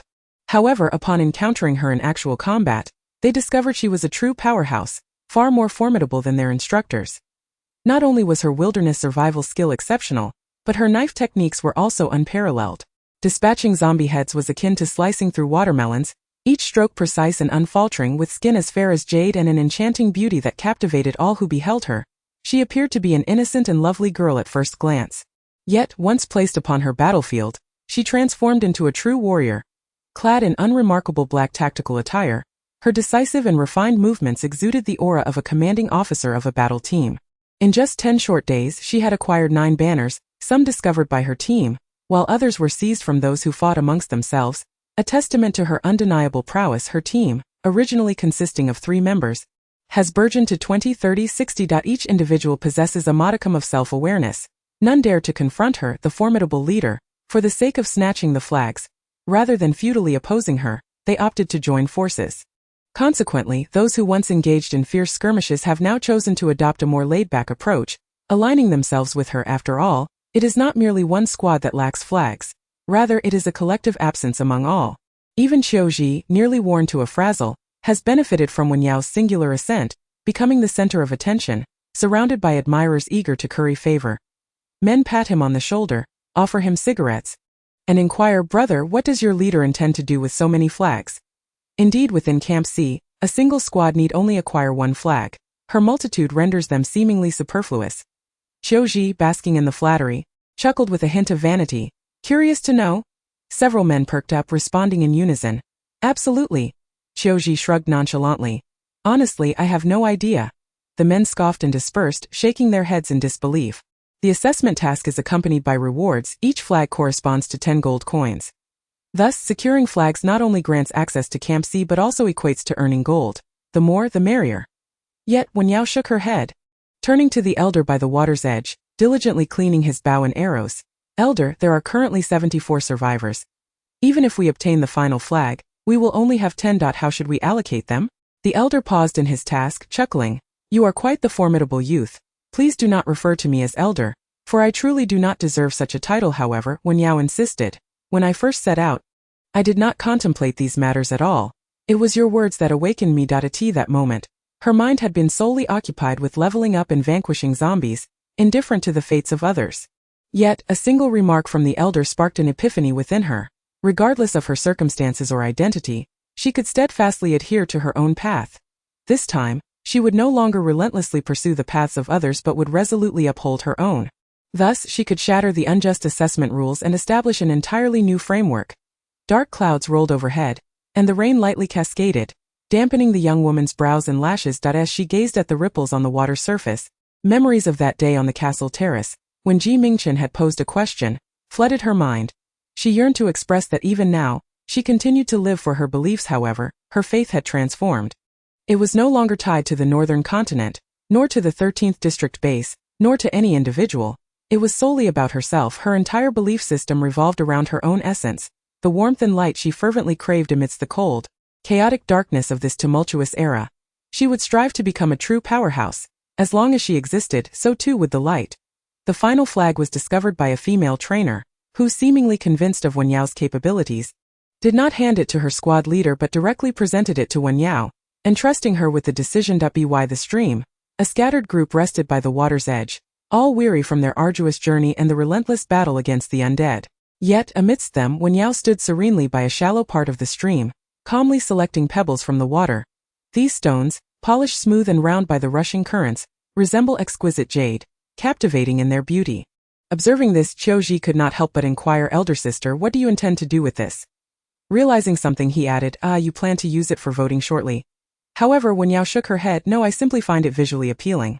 Upon hearing this, Qiuji felt a moment of disorientation. The overwhelming aura of authority emanating from her had almost led him to forget that she was, in fact, merely a young girl 2 years his junior. It was perfectly natural for her to have an affinity for pretty trinkets during her leisure time. Wen Yao did not possess any particular collecting obsession. She was merely reminded of the time spent with her sister at their grandmother's countryside home, where her mischievous sister would often wade into the water to collect beautiful pebbles for her, even deceiving her by claiming they were fairy gems that would grant wishes. At that innocent age, she believed wholeheartedly, cherishing those stones for quite some time. The joys of childhood always evoke a sense of nostalgia, and seeing the stones now prompted her to casually pick up a couple. Chapter 81. The perfect score. On the return journey, Wen Yao, as the team leader, held 10 banners in her hands, observing the performance of all the trainees. These individuals harbored diverse thoughts. Some were astute and perceptive, while others were foolish and defiant. Some accused her of arbitrarily altering assessment rules, wielding her strength to oppress the weak, while others claimed that had it not been for her, they would have perished at the hands of zombies, asserting that they should submit to the strong. Yet, Wen Yao paid little heed to their words. Within the lawless territory of Dongzhou, where killing and violence bore no consequence, she was free to act as she pleased. Crafting her own rules for the 60 or 70 trainees, those who killed and seized banners she would eliminate, while those who sacrificed themselves to save others she would reward. In the absence of justice, she would be the arbiter of fairness. Upon boarding the bus, Wen Yao distributed the last banner to a particular squad. One squad, having initially seized the banner, protested in outrage as they witnessed it being given to another squad. What gives? This banner was found by our squad. You took it from us and now you're giving it to another squad. As the chubby one finished speaking, a blade was suddenly pressed against his neck. Qiuji, wielding the knife, tapped his shoulder with the blade. Ask yourself honestly, did your squad truly find this banner? You knocked out the trainees from another team and took their banner, and yet you dare to claim it as yours? An older man interjected. In the perilous wilds outside the safe zone, a moment's carelessness can lead to death. Knocking them out is no different from murder. Wen Yao paid no mind to their chatter. Standing quietly by the door with her knife in hand, occasionally glancing regretfully at the wound on her arm, this injury was fine and delicate, evidently not inflicted by a zombie or wild creature, but rather likely caused by a thorny branch. In her haste to slay zombies, she had not been vigilant enough. The passengers on the bus engaged in conversation when suddenly one of them recalled something. Leaning over to peek at the seat ahead in confusion, hey, speaking of Instructor Fan, where is he? Indeed, it was strange that Instructor Fan was nowhere to be seen. Silence enveloped the group for a moment before hushed discussions ensued, and the perceptive among them could discern who was responsible for Instructor Fan's fate. Beside the car door, a female trainer tugged at Wen Yao's sleeve. When Wen Yao turned to look, the trainer whispered in her ear. Instructor Fan truly is a despicable person. However, as the camp's instructor, and with his cousin being a prominent figure at the 14th District Base headquarters, wouldn't it be rather unfortunate if he were to perish out here? Wen Yao fell into contemplation. Within Dongzhou, there existed no stringent laws prohibiting arbitrary killings, provided that the victim bore no significant merit or connections, or had committed crimes warranting death. These were matters for which no one would seek accountability. Yet, Instructor Fan was somewhat of a conundrum. If one were to claim he lacked capability, he certainly possessed some skill. His marksmanship was exemplary, and he had achieved minor accolades as a camp instructor. Furthermore, his cousin Fan Lin was reputed to be a commander of considerable renown, currently overseeing the prison of the 14th District. At that moment, she had been agitated, wielding her weapon with excessive haste, failing to ponder the implications. Now, reflecting upon it, she wondered if she had inadvertently stirred up trouble. The female trainer added, those who have offended Instructor Fan in the past have all been taken away by his cousin to the biology experiment building, where they met with a gruesome fate. Upon hearing this, Wen Yao glanced at the trainer and remarked, isn't his cousin abusing his power and seeking personal revenge? The trainer sighed. Alas, who can blame him for his capabilities? To be associated with the 14th District Base headquarters, he has connections everywhere. Even throughout all of Dongzhou, he stands above the rest. Wen Yao nodded thoughtfully that if that were indeed the case, then she had little to fear. In terms of connections, she was acquainted with several individuals from the 14th District Base headquarters herself. This afforded her a remarkably high chance of survival, far exceeding what anyone had anticipated. Some groups regarded entry into Camp C as a tremendous honor, feeling unworthy of the gold coins they had received in exchange for their banners, and thus presented them to Wen Yao. After all, it was she who had thwarted their reckless bickering and self-destructive violence, who had led the injured into battle, who had orchestrated their teamwork, and who had imparted upon them the skills of survival in the wilderness, along with strategies for dispatching living zombies. Moreover, They had all partaken in a lesson, gaining a profound understanding of why commanders lead their teams into combat across various continents and districts, and why the most united teams are the most formidable. These concepts had previously been beyond their realm of comprehension, yet they had learned them from that young and promising girl. Unexpectedly, the older man waved his hand in refusal. Take it back. At my age, with no children or attachments, unlike you young ones who revel in feasting and merrymaking, I have no need for such things. Qiuji, standing nearby, looked on eagerly. If he doesn't want it, can we split it? Wen Yao remained expressionless. Sure, I'll take 9 and you can have 1. Qiuji exclaimed. What? But boss, I've been clearing the way and shielding you from harm this entire journey, toiling like a dog. I may not have achievements, but I have endured hardships. Wen Yao counted the gold coins, lifting her gaze to him as if recalling something, and replied earnestly, aren't you still indebted to me for 8 gold coins? Consider this as settling that debt. Qiuji was momentarily speechless. Fine then. I merely perceive that, dear leader with such formidable backing, you hardly seem to be in want of gold coins, do you? It is I who am truly impoverished. My situation is quite dire. Perhaps you could show a modicum of compassion towards me. As the fugitive wife of the illustrious Commander Ming, should she desire gold coins, would it not be in quantities abundant? Is it worth fretting over such a meager sum? After contemplating, Wen Yao retrieved a single gold coin from her pouch and extended it to Qiuji, saying, Here, I pity you. Qiuji, refraining from voicing any criticism regarding the leader's frugality, silently accepted it. Thank you, dear leader. However, just as she emerged from the infirmary and had yet to turn a corner along the asphalt path, a cold, unyielding gun was pressed against her temple. Chapter 82. It seems Miss Yao must certainly miss Commander Ming. The assailant did not even wait for her to react before affixing iron shackles to her wrists and binding her hands behind her back. Wen Yao sensed that this person possessed exceptional skills. Despite her attempts to struggle, she found herself unable to break free from his grasp. Resigned, she turned her gaze towards the unfamiliar man clad in a black uniform. Who are you? The tall man, armed with a black firearm, noticed the composure etched on the girl's face and narrowed his eyes, responding in a calm voice. I am rather inclined to inquire, Miss Qiu. Just who exactly are you? With that, he raised a hand and commanded sharply, Take her away. Judging by their attire, they were undoubtedly personnel from the headquarters of the Eastern Continent's 14th District. But why would they arbitrarily apprehend her? Was it due to her slaying of Fan Qie, prompting those who failed to secure the banner to report her to Fan Qie's cousin? Or perhaps it was because her performance during this assessment had been exceptionally remarkable, inadvertently revealing her previous identity as the commander of the Northern Continent.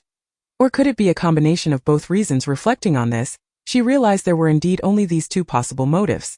Had she known, she would have been more discreet. Wen Yao tilted her head, scrutinizing the man behind the wheel, attempting to discern whether he bore any resemblance to Fan Qie's cousin. Where are you taking me? Wen Yao. Presumably, we are bound for the prison of the 14th District headquarters, a place encircled by iron bars, housing dilapidated concrete buildings and lowly bungalows, where notorious criminals are subjected to severe interrogation. The iron shackles were indeed troublesome. Unlike ropes, they could not be easily broken through sheer strength, and with her hands bound behind her back, she was unable to access her weapon, realizing her struggles would bear no fruit. Wen Yao resolved to conserve her energy and quietly observe the scenery outside the window, planning to devise a strategy once they reached the urban area. After all, there were many who recognized her at the 14th District headquarters. Encountering anyone familiar could lead to her salvation. Meanwhile, within the 4-story castle villa, at the desk before a computer screen, 2 men were intently fixated on the red dot on the map. Lin Zuren happened to have a rare moment of leisure today, and with a rare sense of amusement, he accompanied this eccentric individual in engaging in these tedious activities born of boredom. He adjusted his glasses, feigning a keen interest. Indeed, it seems that this pace is quite brisk. They must be traveling by vehicle? Mingchen nodded slightly, lifting his long, pale hand to maneuver the mouse, the cursor now resting upon the speed indicator. 56 km/h. Given the velocity, it is undoubtedly due to being in a vehicle. Lin Zuren stroked his chin, feigning a serious demeanor as he cast a couple of glances, nodding in agreement with the grave expression typically reserved for analyzing medical reports. He surmised, it seems Miss Yao must be quite fond of Commander Ming. The smile on Mingchen's lips grew increasingly unabashed, the faint blue glow of the screen illuminating his striking peach blossom eyes, sparkling as if adorned with starlight. At that moment, a man in uniform knocked on the office door. He had intended to report something, but upon observing the 2 men engrossed in their discussion, each more intent than the last, he assumed they were deliberating on some significant matter. Thus, he lowered his gaze and remarked, Commander Ming and Dr. Lin, please continue your work. My matters can wait. Lin Zuren adjusted his glasses, momentarily at a loss for words. How to articulate this dilemma? He was merely a physician, not a sorcerer. Devoid of any omniscient abilities. It must be a black sedan, Lin Zuren conjectured. Noting that the majority of vehicles at the base headquarters were indeed black. Mingchen nodded thoughtfully, and only when the car approached the castle villa area did he lazily rise. Smiling at Lin Zuren, I appreciate your company today, Dr. Lin, with a faade of respect yet internally rolling his eyes. Lin Zuren mustered a polite and courteous smile. It is indeed my duty. Before long, the car carrying Wen Yao arrived near the castle villa. She gazed out at the scenery and fortuitously spotted He Fengyan, who stood by the roadside, smoking and conversing with a girl beside him. Her eyes lit up, and she hurriedly called out from the car window. Captain He. Little did she know, the moment those words escaped her lips, gunfire erupted. The man in the passenger seat fired a shot through the seat beside Wen Yao, bellowing at her, "What are you shouting for? Keep your head down." Startled, Wen Yao's hair became slightly disheveled, her pupils constricting in shock as the chaos unfolded. Suddenly, more gunfire erupted from behind the car, bullets striking the metal shell with a cacophonous crackle. The thin man in the passenger seat looked utterly bewildered as he yelled out the window, "Who the hell is shooting at our car? Are you insane? Don't you know that firing is prohibited in the villa area?" The driver swiftly slammed on the brakes. Glancing through the rearview mirror, he saw the two individuals who had been conversing by the roadside now pursuing them. It was Captain He who had fired. His expression grave as he uttered something, though it was inaudible due to the distance. His companion, Captain Luo, stepped forward and shouted at them, "Stop!" He Fengyan, apathetic to the call, pulled at the rear door, finding it locked. Before turning to the two men at the front and cursing, "I reckon you two are tired of living. Open the door." The rear door clicked open, and He Fengyan scanned Wen Yao with a quick eye, noticing her hands cuffed behind her back, and inquired, "Are you all right? Has anyone interrogated you?" Calmly, Wen Yao shook her head and replied honestly, "Not yet." Meanwhile, the others exited the vehicle. The tall man who had been driving tilted his head in confusion and asked, "Captain He, are they your people?" He Fengyan ignored him, but the man, undeterred, retorted, "This little girl is quite extraordinary, daring to kill even an instructor during the city assessment. He murdered my cousin, and as the warden of the East Continent's 14th District Prison, do I not have the right to interrogate him?" Chapter 83. It seems you do not wish to see me at all. Be silent. You indeed lack the authority to interrogate. The girl in the orange attire stepped forward, assisting Wen Yao out of the vehicle before addressing the man. "Hand over the handcuff key."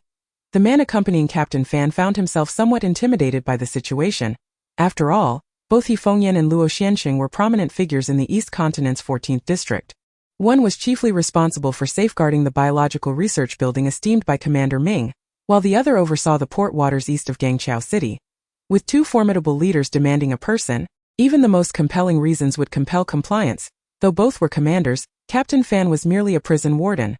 In Commander Ming's eyes, his significance paled in comparison to that of the two. Reluctantly, the man tossed the key to Luo Xianxing, who adeptly caught it and swiftly unlocked Wen Yao's handcuffs. After carefully inspecting the girl's delicate hands and confirming she was unharmed, she turned to the two men and commanded, "Leave." Immediately He Fengyan cast a glance at Fan Lin, smirking slightly. "Do not think I am unaware of your cousin. He has been running rampant in the suburban training camp, taking advantage of your status as his older brother, creating quite the scandal that even reached the city center. If such trash fell into my hands, I would not hesitate to put him down myself." Surprised that such family disgrace had reached Captain He's ears, Fan Lin could only lower his head and concede, "That you speak true, Captain He." Once the two men left in shame, He Fengyan turned to Luo Xianxing, noting her holding Wen Yao's hand, and frowned. "Why are you holding her hand?" A flicker of annoyance crossed He Fengyan's brow. "Mind your words." Wen Yao, being a rather reserved and introverted individual, typically possessed a gentle demeanor outside of battle or significant situations. Thus, even though she was unfamiliar with the exuberant girl before her, she did not resist the gesture of kindness. Luo Xianxing, being a connoisseur of beauty, adored attractive individuals of any gender, particularly those like Wen Yao, whose quiet demeanor and delicate appearance captivated her. The trio made their way along the tree-lined path towards the castle villa. He Fengyan, exasperated by Luo Xianxing's loquacity, remarked, "This is the castle villa area, tone it down a bit. Also, no one is interested in who you are." Luo Xianxing, wrapping her arm around Wen Yao, playfully patted He Fengyan's shoulder. "I wasn't speaking to you." "Oh, did someone say they were uninterested in me?" You certainly know. Luo Xianxing was more than capable of retorting, but did they not also ignore you? He Fengyan found himself at a loss for words, hesitating to respond, realizing he wasn't one to engage in idle chatter, and thus chose to disregard Luo Xianxing's banter. She glanced at him, then pulled Wen Yao, who had been walking in the middle, to the other side. We shall not walk with him. Foul men, not a single decent one among them. A somewhat shy and utterly at a loss for words, Wen Yao uttered. The final note lingered, imbued with a delightful curiosity. By that time, the day had darkened, and a man clad in a white shirt stood in the shadow beneath a tree, leaning against a gleaming sedan. He was half cloaked in darkness, half illuminated by the soft glow of a European street lamp, his figure contrasting starkly in black and white, shadows intertwining, rendering him akin to a ghostly spectre. The coolness of his pale wrist was adorned with a silver bracelet, and as he spoke, he rose with an air of languid elegance, his gaze directed toward the trio by the roadside. His customary smile tendered. Feng Yan glanced at Luo Xuanqing, who, realizing her misstep, quickly altered her tone and chuckled awkwardly. Well, men come in various types. Some are not worth a second glance. Yet, a man like Director Ming is undoubtedly a rare gem, a divine choice among millions, incomparable to mere mortals. Her demeanor shifted entirely, adopting a respectful tone as if serving, her previous confidence and audacity dissipating, akin to an eagle transformed into a quail. Mingchen, being somewhat eccentric, naturally played along, affectionately taking Wen Yao's freed hand and smiling at Luo Xuanqing, courteously expressing his gratitude. Thank you, Captain Luo.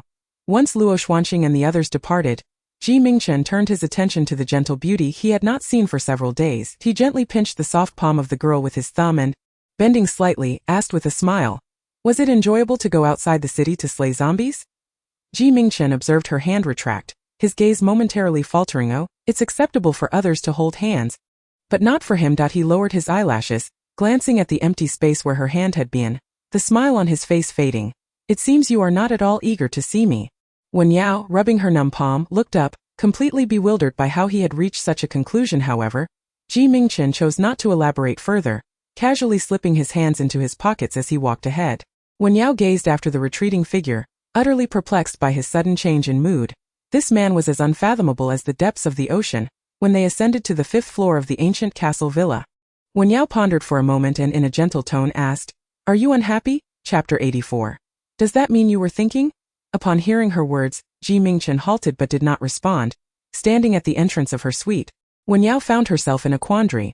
She neither wished to enter nor linger outside. Her voice, as soft and devoid of aggression as her gentle exterior, resonated in the quiet corridor, as if the very air had been sweetened by her presence.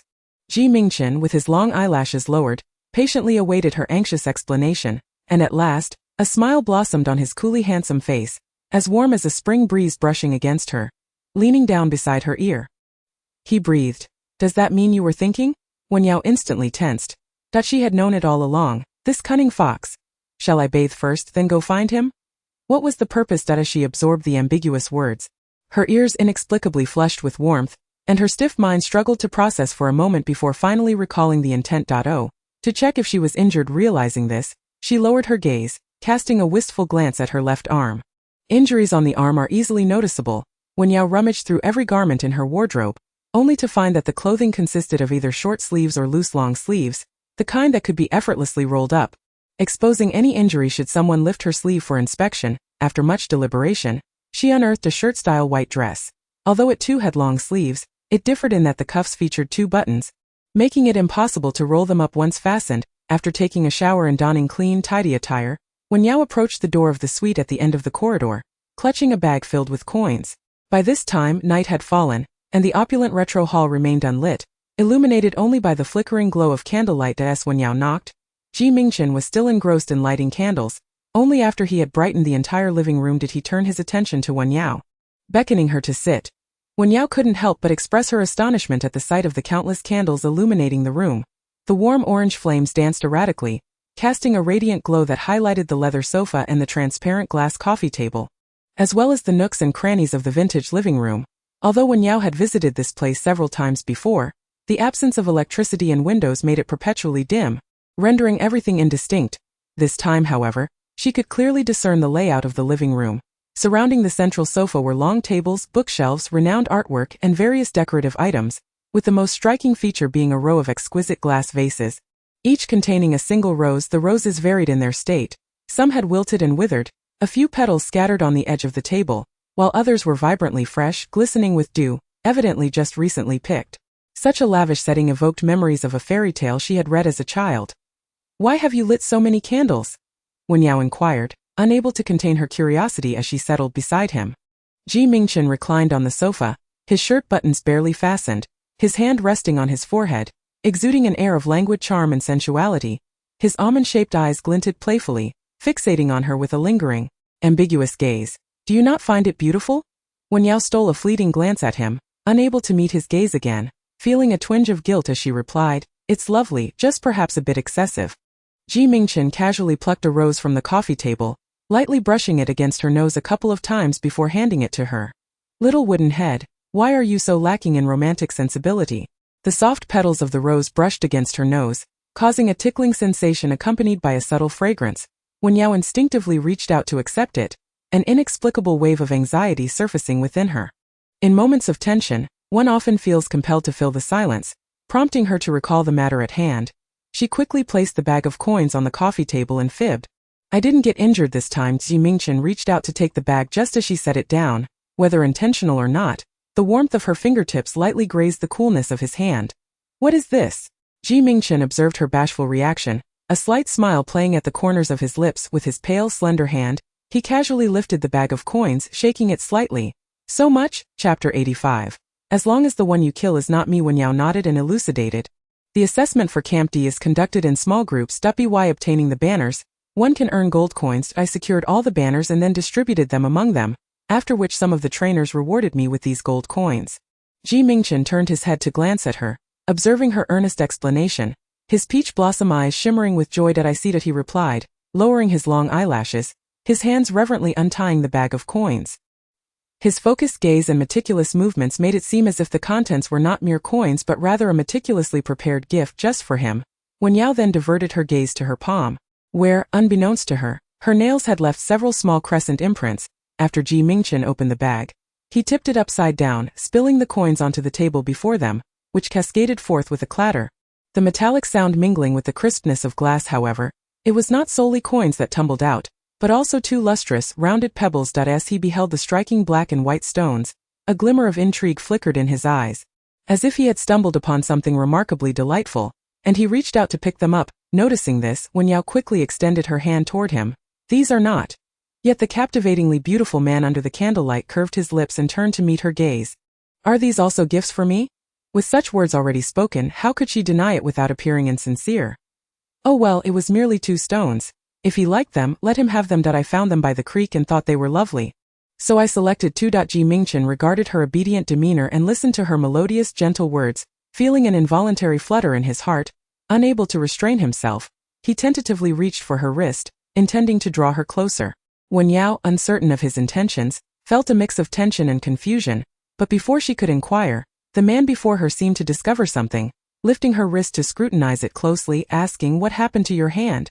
Previously overlooked, it was now under the bright candlelight that he noticed the faint red marks along the inner side of her delicate wrist, present on both hands. Wen Yao lowered her gaze. "These are from handcuffs." "Handcuffs? I killed Instructor Fan from Camp D, and Instructor Fan is the cousin of Captain Fan. Will this have significant repercussions?" "I'm sorry, I hadn't considered that at the time." "What are you apologizing for?" Mingchen's eyelashes fluttered downwards, his smile considerably dimmed, evidently displeased. "As it really nothing. Will Captain Fan." Wen Yao was not particularly afraid of Captain Fan's reaction toward her. Rather, she was concerned that offending him might create discord between Mingchen and his key subordinates. However, the man before her merely smiled cryptically, releasing her hand and leaning closer. "Dongzhou is not like Beizhou. There are no explicit prohibitions against killing. Whether murder is deemed illegal depends on the individual." But the distance between them seemed to diminish imperceptibly, and Wen Yao found herself enveloped in the flickering shadows cast by the candlelight. Unconsciously, she lifted her eyelashes, only to inadvertently lock eyes with his enchanting, watery peach blossom gaze. His eyes, deep as ink, were now illuminated by the candle's glow, sparkling like glass, both beautiful and bewitching. However, this was still insufficient.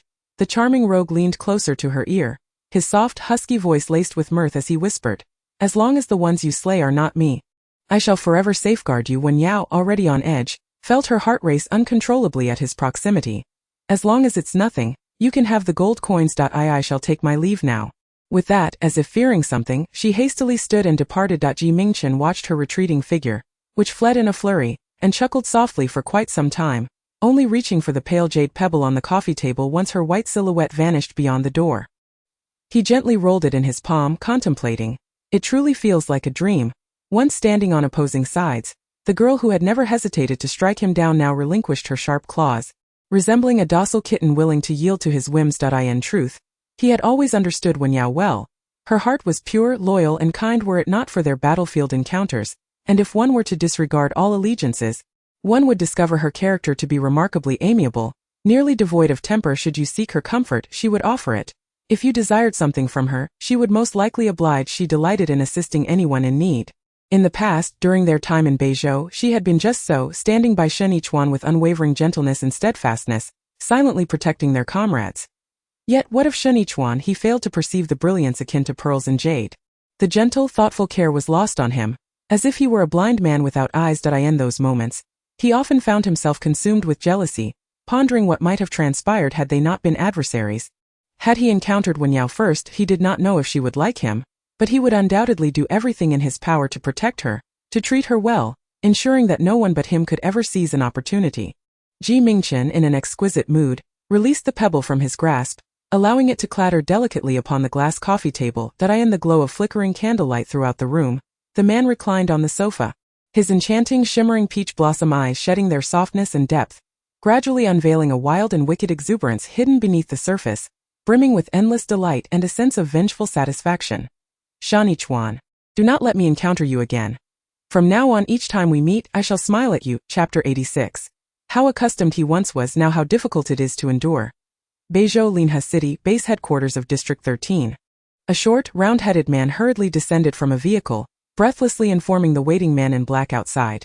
Captain Shen, it's all over. There's no hope left. Shen Yichuan's expression turned grave as he sternly inquired. What is the situation? Oh, right, and the secret path that led into Gangqiao City has now been sealed off. Shen Yichuan maintained a stern silence for a moment before asking again. And what of the two individuals who mingled with the refugee group to infiltrate the East Zhou district training camp? The short man shook his head once more. They are still untraceable. The training camp is under strict surveillance with scanning devices. They did not carry monitoring chips, and we cannot detect any life signs, making contact impossible. Thus, the mission assigned by the Lord must be considered a complete failure. The short-statured man anxiously glanced at Shen Yichuan, who furrowed his brow in silence. That's the most pivotal research district in the entirety of Dongzhou. District 14 conducted biological experiments on living subjects, acting as complicit enablers in a grim endeavor. The Lord of Beizhou, upon learning of this, entrusted District 13 with a significant mission, to ascertain the layout of the research complex in Dongzhou's 14th district. Preparing for a future conflict to ensure its complete annihilation, Shen Yichuan had received this task from the commander of the 13th district base, seizing the opportunity to divert a horde of zombies to Dongzhou's 14th district using a newly developed potent serum. He had initially anticipated that this catastrophic disaster would at least incite a period of turmoil. However, he was taken aback by the formidable strength of the 14th district's forces, far surpassing his expectations. The heavy rains of those days rendered fuel ineffective, while the zombies could freely mutate and resurrect. How then had they managed to remain unscathed, capturing all their dispatched personnel in one fell swoop? After a prolonged silence, Shen Yichuan remarked, "You should rest for now. I will seek an audience with the Lord to atone for this matter in due course." Upon returning to his quarters, Shen Yichuan's gaze casually fell upon a succulent potted plant on the wooden table. The blue, round porcelain bowl cradled frost-kissed green foliage, a rare sight in the snow-covered expanse of Beizhou. He wondered where Wen Yao had found it. He recalled her diligent efforts to water it during her stay, even bringing it out to bask in the sunlight on clear days. At the time, he had scoffed at the notion, believing it absurd for such a plant to survive in the harsh environment of Beizhou. Yet, she had gently countered, how would we know without trying?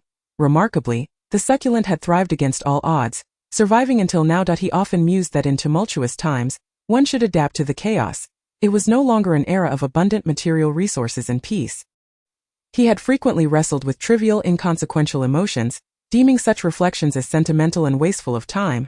Little did he realize that after instilling in her the values of calmness and rationality, in a future where she might not be by his side, what he would miss most were those fleeting moments of her endearing sentimentality. In recent days, memories of her had persistently resurfaced. He recalled the time she found a beautiful stone, her face alight with joy as she presented it to him, only for him to respond with a cold demeanor, urging her to engage in more practical endeavors. Disheartened, she had walked away, forsaking her treasure. He remembered her covering a wounded stranger with a blanket, only for him to chastise her for her compassion, urging her to move on swiftly. She had approached him, her steps faltering, gently coaxing him not to be angry when she struggled with her shooting practice.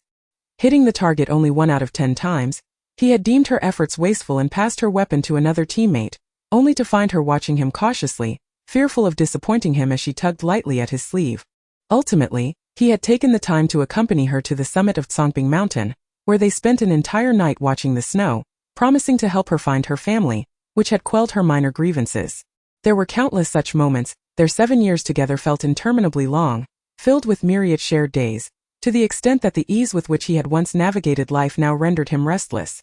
Countless thorns pierced him, densely packed and inescapable. Shen Yichuan, fully aware that he ought not to succumb to such thoughts, was repeatedly admonished by reason to dismiss these utterly meaningless reflections, yet he found himself utterly unable to restrain his emotions. Even in this current assignment, he was swayed by a painful sentiment, attempting to persuade 2 members of his team to probe into the whereabouts of Wen Yao. Shen Yichuan, do you not possess even a modicum of emotion? Emotion? I would rather deem it a weakness of humanity, serving no purpose other than to incite mischief. Yet humans are ultimately creatures of sentiment. This is not something easily overcome. That is you, not me. That is you. Not me. Not me. How ironic. Shen Yichuan stood before the table, trembling as he raised his hand to delicately pinch the small white stone resting beside the succulent. That as for her disposition, others may remain oblivious, but he understood her all too well. She had spent 7 years in Beizhou, and being sentimental as she was, even if she harbored prejudices against him, she would never ally herself with the rogues of Dongzhou. He was determined to personally convey to her just how much he cared, to embrace her tightly, and to provide her with everything she desired. The man at the table furrowed his elegant brows. His eyes slightly reddened as he suddenly applied pressure with his thumb on the stone, which instantly crumbled into shimmering powder, dispersing at the edge of the table. Chapter 87. Not a family, not in the same door. I find myself at a loss for words to describe this tumultuous feeling. Yet, it seems that the longer they spent together, the more pronounced her reactions to his proximity became. Mingchen, in terms of physique, appearance and voice, was truly a paragon among men. Over the years, even counting the countless male celebrities her cousin had pursued during their school days, she had never encountered anyone as strikingly handsome as he. Thus, it must be that his beauty was simply unparalleled, and it is only natural for her to respond in such a way. Is it not? Wen Yao touched her own face, furrowing her brow as she picked up the cup on the table, only to set it down moments later. It seems it would be best to limit their interactions in the future. It was as if she were poisoned, constantly plagued by some rather unsettling thoughts. Shortly after Wen Yao's departure, Mingchen arrived at the doorway of a room on the 2nd floor of the villa. He leaned languidly against the corridor wall, idly twirling the black gun in his hand while keeping an eye on the clock mounted on the opposite wall, when the hour hand clicked down to the number 9. A tall man appeared promptly around the corner of the corridor, followed by a slender subordinate. The latter, trailing behind, rubbed his shoulders and yawned, exclaiming, I'm utterly exhausted. Finally, I can get a good night's sleep tonight. While he spoke, a figure clad in white suddenly entered their line of sight. The 2 men exchanged glances, unable to conceal their surprise. The slender man lowered his voice to inquire, why is Commander Ming here? The tall man furrowed his brow in response, if you're asking me, who should I ask? Fan Lin immediately sensed a foreboding feeling. He was responsible for overseeing the security matters of Gangqiao City, with jurisdiction limited to the survivors within, and matters concerning team members or enemy spies were not typically within his purview. Therefore, it was rare for him to require Commander Ming's intervention. Such an unexpected visit could only suggest that something unfavorable was afoot. Fan Lin, stripped of his previous bravado, now bowed his head respectfully, asking in a humble tone, may I inquire what brings Commander Ming to seek me? Upon hearing this, Mingchen smiled once more. Rising languidly from his seat, he pointed towards the iron shackles in Fan Lin's hands, his voice melodious and amiable as he inquired, could Captain Fan lend me those for a moment? Fan Lin, feeling unable to refuse, obediently presented the 2 sets of shackles to him. Mingchen graciously accepted them and, with a gentle smile, said, please extend your hand. Fan Lin hesitated for a moment, his hand trembling as it reached out. Beads of cold sweat cascading down his forehead. Commander Ming? Have I done something wrong? However, Mingchen remained silent, his pale, elongated fingers deftly unlocking the handcuffs before snapping one onto the man's left wrist. The other hand, please. Panic surged within Fan Lin. Yet in the presence of this imposing figure, he dared not question further and extended his other trembling hand. The slender man beside him, witnessing the unfolding scene, felt a sense of despair wash over him and instinctively extended his hands as well. It was known that Commander Ming wielded a firearm in this ancient villa. He rarely displayed it unless absolutely necessary. If he chose not to comply, the consequences would surely extend beyond mere handcuffs. Mingchen regarded their outstretched hands with a smile, commenting how cooperative. Once both their hands were securely shackled, he twirled the small key from the handcuffs playfully around his slender finger before withdrawing his hand and offering them a polite smile. You shall be confined for 7 days, then. After dinner, Wen Yao found herself with nothing to occupy her time. Initially intending to check her energy progress bar before sleeping, she unexpectedly noticed that her wound was seeping fresh blood. Although she had previously bandaged it with gauze, she was unsure whether she had accidentally bumped it or not. The blood had soaked through the gauze, staining her white sleeve with a crimson line. Wen Yao paced around her room, realizing that there was nothing available for her to tend to her wound. There were no clothes or towels to use, all remained impeccably clean, and she had no desire to soil them. Reluctantly, she decided to venture out, cautiously descending the stairs to the 3rd floor in search of Dr. Lin. Lin Ziren was just about to exit his office when he spotted her, a hint of surprise crossing his face as he politely inquired. Miss Yao, is there something you need? Wen Yao, clutching her sleeve and keeping her hand behind her back, calmly asked, Do you have any gauze here, Dr. Lin? Lin Ziren adjusted his glasses, replying, Of course we have gauze. I can fetch some for you, but may I ask what you need it for? Wen Yao pondered for a brief moment before offering a rather absurd yet unassailable response, I need it for play. Lin Ziren, taken aback, thought to himself, not a family member, yet sharing a similar spirit. It was evident that Miss Yao and Commander Ming were indeed well matched, since it was merely gauze and not a vital medication.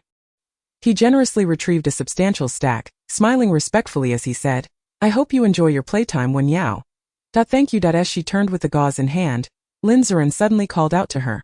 Wen Yao was puzzled by why Dr. Lin suddenly addressed her, but considering the generous supply of gauze he had provided, she nodded in acquiescence. All right. It seemed that those around Mingchen were quite considerate of him, each one genuinely concerned about his well-being. Even regarding his solitude, Wen Yao descended the staircase, and to reach her suite, she had to pass by the elevator. Initially, she bore no apprehension, but unexpectedly, as she approached the elevator's entrance, it chimed open. The dapper man inside, upon spotting her, exhibited a moment of surprise before breaking into a charming smile. What brings you here? Chapter 88. Naturally, it is to punish you personally. Wen Yao instinctively concealed her right hand behind her back. Not only was she holding the gauze in that hand, but her right arm bore a wound, blood staining her sleeve. It's nothing, just passing by. He tilted his head slightly, raising his handsome brow with a teasing inquiry. What delightful treasure do you have tucked away that you won't allow me to see? His typically melodious voice carried an unexpected lilt of jest as he sauntered closer. As if engaging in playful banter, Wen Yao's heart raced to her throat. Perhaps it was due to her prior deception that she felt an overwhelming sense of anxiety, akin to being caught in a childhood misdeed. As he drew near, she instinctively took a step back, clutching the gauze tightly. It's just a sanitary pad, do you really need to see it? She had thought that such a term would deter him, but he merely smiled gently. What is there that I cannot see? It seemed she had severely underestimated this man. Mingchen had only intended to tease her and had no real desire to pry into her private matters.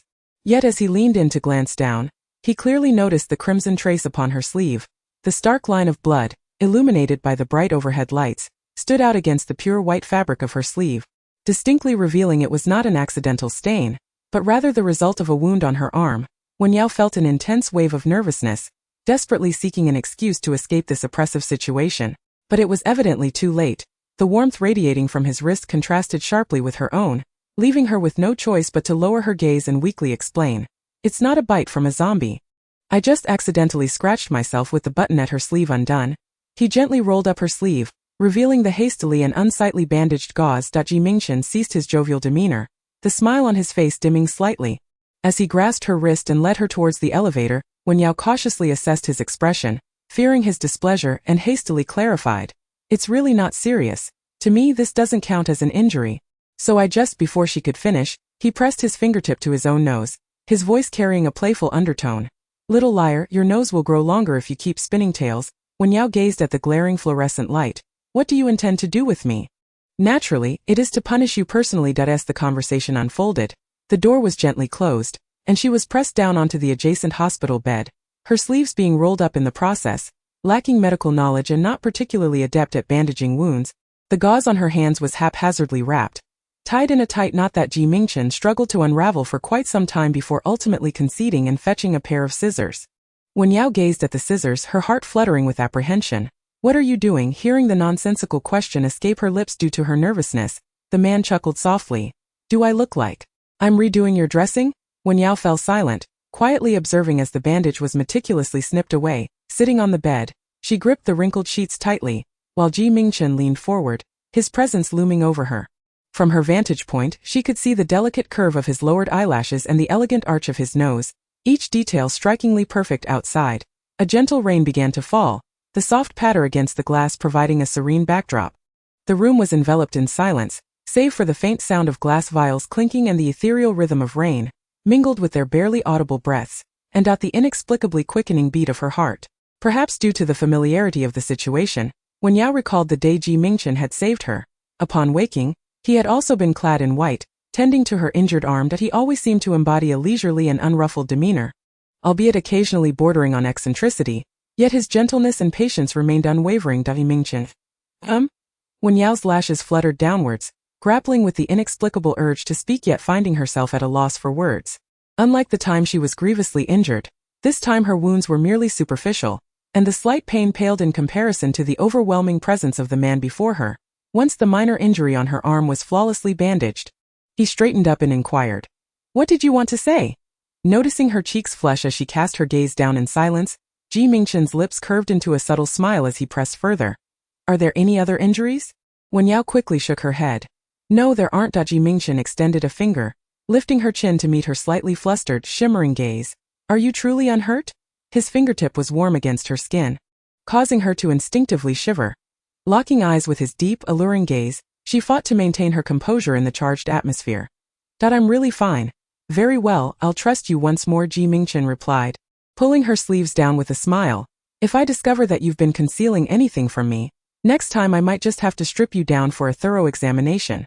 Wen Yao, already flustered by his touch, felt her face burn crimson at his words. Just as she contemplated fleeing the scene, his magnetic voice resonated in her ear. "Do me a favor." What? Chapter 89. Could it be that she harbors feelings for him? Mingchen, seemingly amused by some thought, reached out to her. "Help me wash my hands with your special ability." His fire-based ability for lighting candles, and her water-based ability for washing hands. It seemed he was thoroughly enjoying this game. However, this request was difficult for Wen Yao to decline. The other party had just bandaged her wound, and some medicinal agents and bloodstains had inadvertently stained his hands. It was no trouble for her to assist in washing them.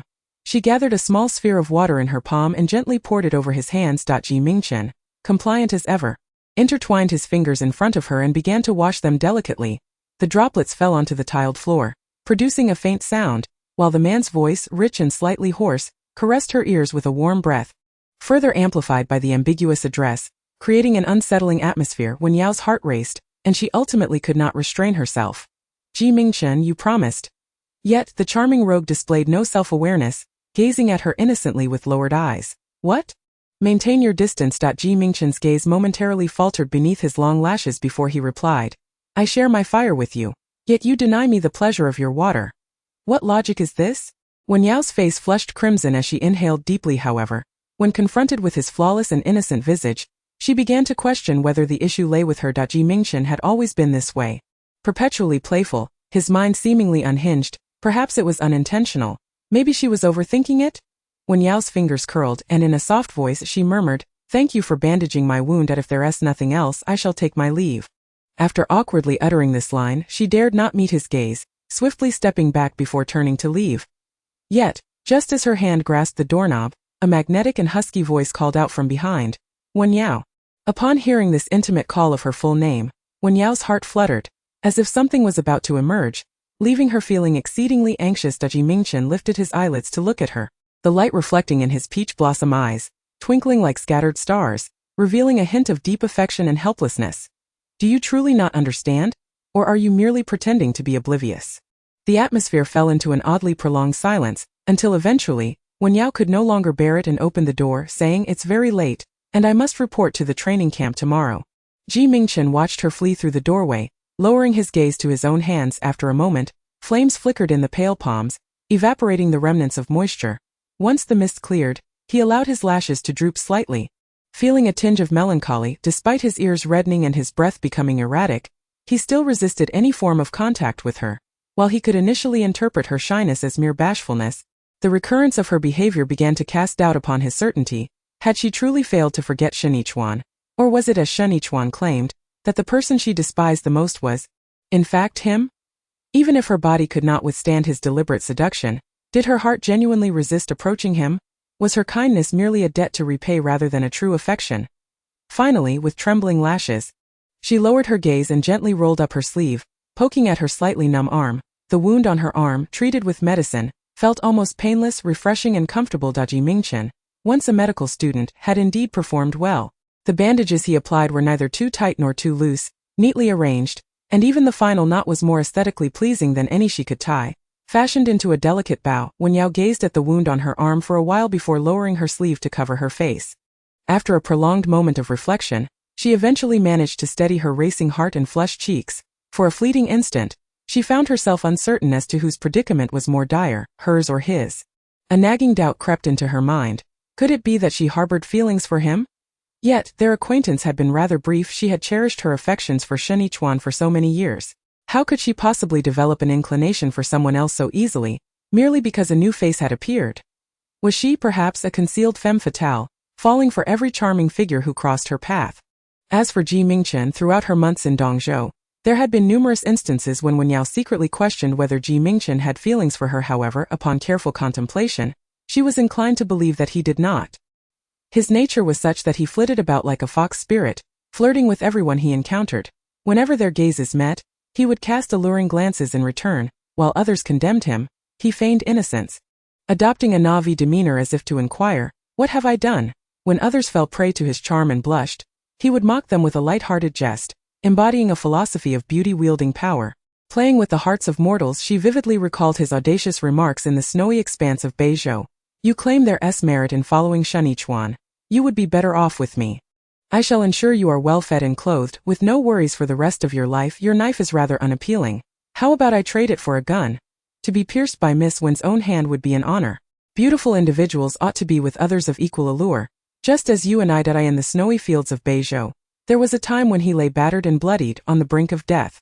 As she walked past, hesitating whether to deliver a final blow, he weakly coughed blood in her direction, his charm compelling her to withhold her hand. Yet, shortly after she distanced herself, an off-road vehicle came to a halt beside her. The window rolled down, revealing a well-dressed man in white who smiled politely at her, saying, "Thank you, Miss Wen, for sparing my life." His brazen flirtation and feigned innocence were abundant, with countless instances where their conflicts were minimal. Yet his incessant provocations compelled their group to pursue him relentlessly. Even though he had since tempered his antics, it was merely due to the fact that they were no longer adversaries. He found it less entertaining. A man like him, carefree and playful to the core, would leave one defeated if they approached him with any seriousness. Wen Yao took a deep breath, gradually calming her tumultuous emotions. In the past, in Beizhou, she had fallen for his tricks on numerous occasions. Should she be misled by his charm once more, she would truly be a fool. Chapter 90. On the path to his unreturnable home, having missed the orientation for Camp C, Wen Yao, clad in her training attire, found herself at a loss for what to do next. It was then that Qiu, noticing her bewilderment, explained, "The training at Camp C differs from the closed training at Camp D. It follows a basic task execution mode." "What types of tasks are there?" she inquired. "There are 3 categories of tasks: urban tasks, external tasks, and overseas tasks. External tasks involve eliminating zombies and gathering resources, akin to what we did in Camp F, but this time you will be accompanying the larger group, which is relatively safer, and the rewards are considerably higher." In summary, the tasks within the city primarily consist of menial labor, encompassing duties such as cleaning the streets, administering a zombie virus suppressant at the sewer stations, and inspecting the manhole covers along the route for any signs of damage to report to superiors. This assignment could be likened to that of sanitation workers or cleaners. It lacks any technical complexity and is purely physical labor. However, the advantage lies in the fact that it is nearly devoid of danger and offers a monetary reward in the form of gold coins. As for the overseas tasks, these have been newly introduced by the instructors of our batch in Camp C, involving assistance on the ferry to the 14th district of the eastern continent. This too is a menial task, as recently, not only have zombies overrun the outskirts, but the coastal ports of Port Bridge City are also plagued by sea monsters, necessitating additional manpower in that area. Wen Yao pondered thoughtfully. Sea monsters. She had heard of them and was aware that the coastal regions of the eastern and southern continents were known for such creatures. However, having previously resided in the icy tundras of the northern continent, she had never encountered one. Now, upon hearing Qiuji's words, her curiosity was piqued. She wondered if slaying a sea monster would yield energy. Qiuji continued to chatter enthusiastically. I've heard that they will select certain individuals from Camp BC to train as sailors, specifically to guard the ports against the sea monsters. Wen Yao cast him a glance and, noticing his animated expression, couldn't he help but inquire. So do you wish to become a sailor? Qiuji replied. Why not? It is said that becoming a sailor not only allows one to venture out to sea for battle, but also provides the opportunity to indulge in seafood daily, which sounds delightful. The 3 types of tasks are allocated to the instructors of Camp C on a monthly rotation, and this time it happened to fall upon Wen Yao and her companions, unfortunately, the city task. Rather than venturing out to slay zombies or seeking any material resources, their responsibility was to clean the streets. Yet for someone like Wen Yao, this proved to be exceedingly tedious. She held no particular obsession with gold coins, nor did she find pleasure in shopping.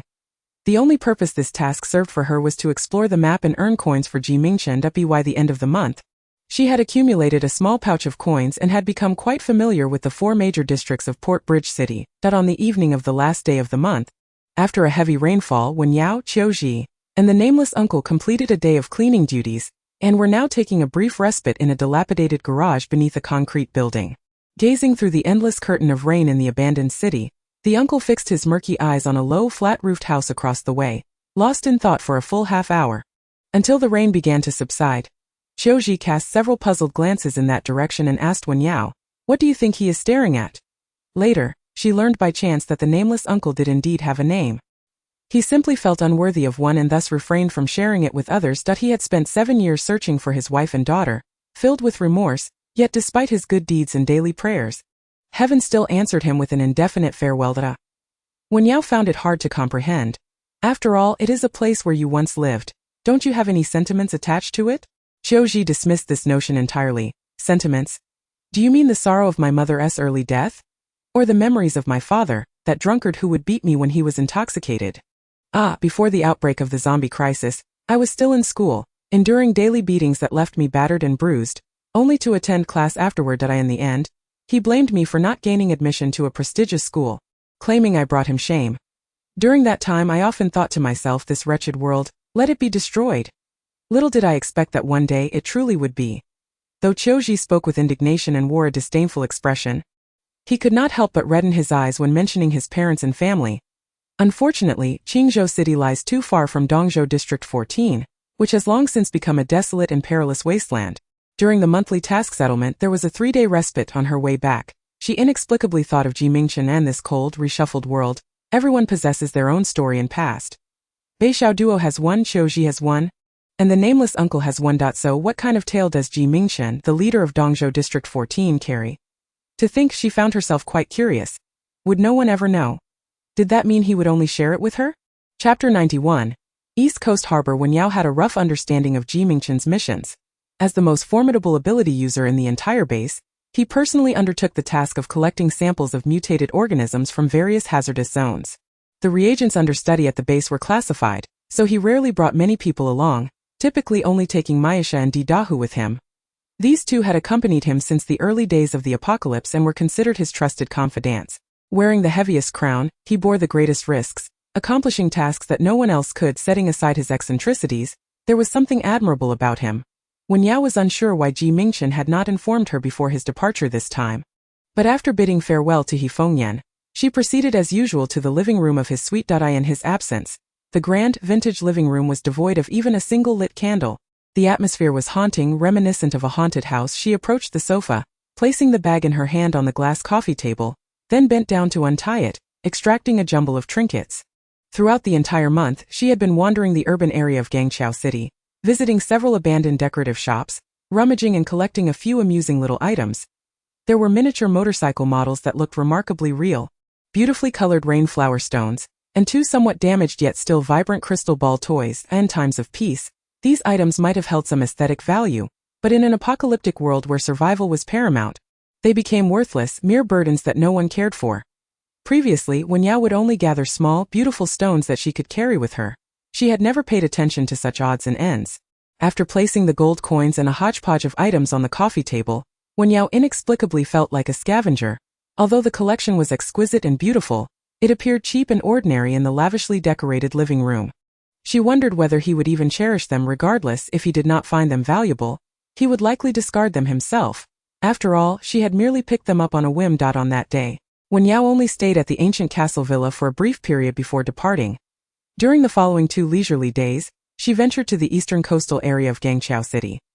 This region, though suburban, was graced by the sea, boasting vast stretches of sandy beaches and rocky reefs, along with several bustling docks. Initially, she merely intended to wander about, hoping to encounter a sea monster, but unexpectedly crossed paths with a few young men from Camp A. Noticing her beauty, her solitary presence, and the training uniform adorned with the insignia of Camp C, they approached her with casual flirtation. "Are you the little sister from Camp C? What brings you here all alone? Is there anything we can assist you with?" Within the training camps, a hierarchy existed among the 5 levels, often leading those of higher ranks to look down upon those below them. The young men, being of higher rank, frequently took liberties with strikingly attractive girls of lower status. As they tightened their grips on their weapons and moved aside, the young men were reluctant to let the matter rest. Eager to engage her further, however, before Wen Yao could react, the sound of gunfire echoed from the beach, startling the group into a panicked retreat, their gazes drawn towards the source of the shot. Above, dark clouds churned ominously, distant thunder rumbled, and the sea roared with tumultuous waves crashing against the black rocks, sending up frothy sprays of white. On one of the rocky outcrops stood a girl clad in an orange shirt and white trousers, her hair tied in a ponytail, wielding a black gun, who fired 2 more shots towards the group. Although the bullets missed their mark, they were clearly aimed in pursuit, prompting the young men to flee in terror. Is that Captain Luo? What is she doing here? How should I know why she is here? But why is she shooting at us? Did we provoke her?" With a playful demeanor, Luo Xuanqing chased off the 2 or 3 hapless youths before leaping down from the rocks, swiftly approaching Wen Yao with a radiant and exuberant smile gracing her striking features. "Miss Yao, what brings you here all alone?" Surprised to encounter a familiar face, Wen Yao responded politely, "I was just wandering about." "What brings Captain Luo here as well?" Luo Xuanqing tucked her gun into her waistband and cheerfully linked arms with Wen Yao. "Did you forget, Miss Yao? I oversee the eastern coast of District 14, and this is my territory. Most matters and people in this area fall under my jurisdiction. Since you are here today as your host, shall I show you around?" Naturally reserved and slow to warm up to others, Wen Yao was not accustomed to such intimate contact. However, recognizing the genuine warmth of her counterpart, and given that Luo Xuanqing was the S-level commander of the District 14 base, she felt it would be impolite to reject her kindness. With no pressing tasks at hand, Luo Xuanqing quickly tapped into her talkative and friendly nature, eagerly introducing Wen Yao to each dock in the coastal lifestyle. Resembling a tour guide, Wen Yao remained silent, absorbing a wealth of information from Luo Xuanqing, which included intricate details about their daily duties, the timings of potential sea monster attacks, the recent malfunctions of several monster detectors, and the state of seawater pollution. An influx of both useful and trivial knowledge. Hearing this, Wen Yao was somewhat taken aback and couldn't help but inquire, what Captain Luo mentioned should be considered a secret of District 14 in the Eastern Continent, right? Chapter 92. The scene must be quite astonishing and beautiful. Luo Xianjing, upon hearing this, remained unconvinced. Secrets matter little. After all, you are the beloved of Commander Ming. He will undoubtedly share everything with you. We, the commanders, take our orders directly from him, so there is surely nothing you cannot know. Luo Xianjing, stationed at the Eastern Continent's District 14 harbor, interacted daily with the captains and sailors, as well as the vast ocean, leading to an unbearable sense of monotony and solitude. As a commander, she could not freely engage in casual conversations with them, lest she compromise her authority. Thus, when she finally encountered someone with whom to converse, she certainly would not let the opportunity slip away. The 2 strolled along the beach toward the port, and upon reaching the foot of a colossal vessel, Luo Xianjing proposed, "Shall we take a look at our harbor ferry?" This largest vessel, the Noah, had been recently renovated over the past 2 years and was named after a mythological tale. It was currently hailed as the secondary base of District 14, with the 4 continents, north, south, east and west, falling one after another. Humanity's living space had been shrinking relentlessly, and no one could predict when District 14 would be next. Should the southwestern city wall ever fall, this ferry would serve as their escape route. Given the current circumstances, the virus spread was notably slower in the deep sea, and the mutated sea monsters were not as lethal as the zombie variants, suggesting that embarking on a sea voyage might still hold a glimmer of hope. Wen Yao looked up, following Luo Xuanjing's gaze, and beheld a towering giant ship amidst the tumultuous deep blue waves, set against a backdrop of a grim sky. The waves crashed in layers, while the colossal vessel stood silent. It was indeed magnificent, reminiscent of the disaster film she had watched as a child. Noticing her curiosity, Luo Xianjing took the initiative to lead her aboard the ferry, continuing to introduce the grand ship. Just like the headquarters of District 14, the interior of the ferry was exceptionally advanced and modern, boasting 5 levels, complete with various facilities, resembling a miniature human settlement. Unlike an ordinary ferry, there isn't much to see here. Let me take you to the Marine Biology Research Lab.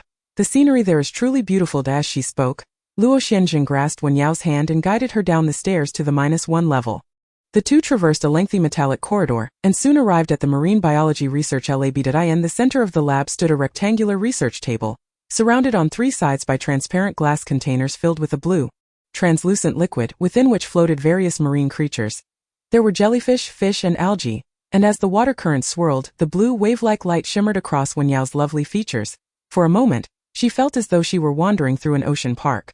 She pressed her hands against the glass wall and curiously asked, "Do these marine creatures still hold research value in this world?" While District 13 in the northern continent was also coastal, the temperature there was too low. Even the ocean resembled a flowing glacier, with the depths almost frozen solid, lacking such a diverse array of aquatic life and the threat of sea monsters. Thus there was no dedicated research lab for marine biology. Luo Xuanqing. Indeed, if you do not reside by the sea, you may not be aware of the peril posed by the sea monsters in the East and South Isles. These creatures swarm like a horde of zombies, launching collective assaults on humanity.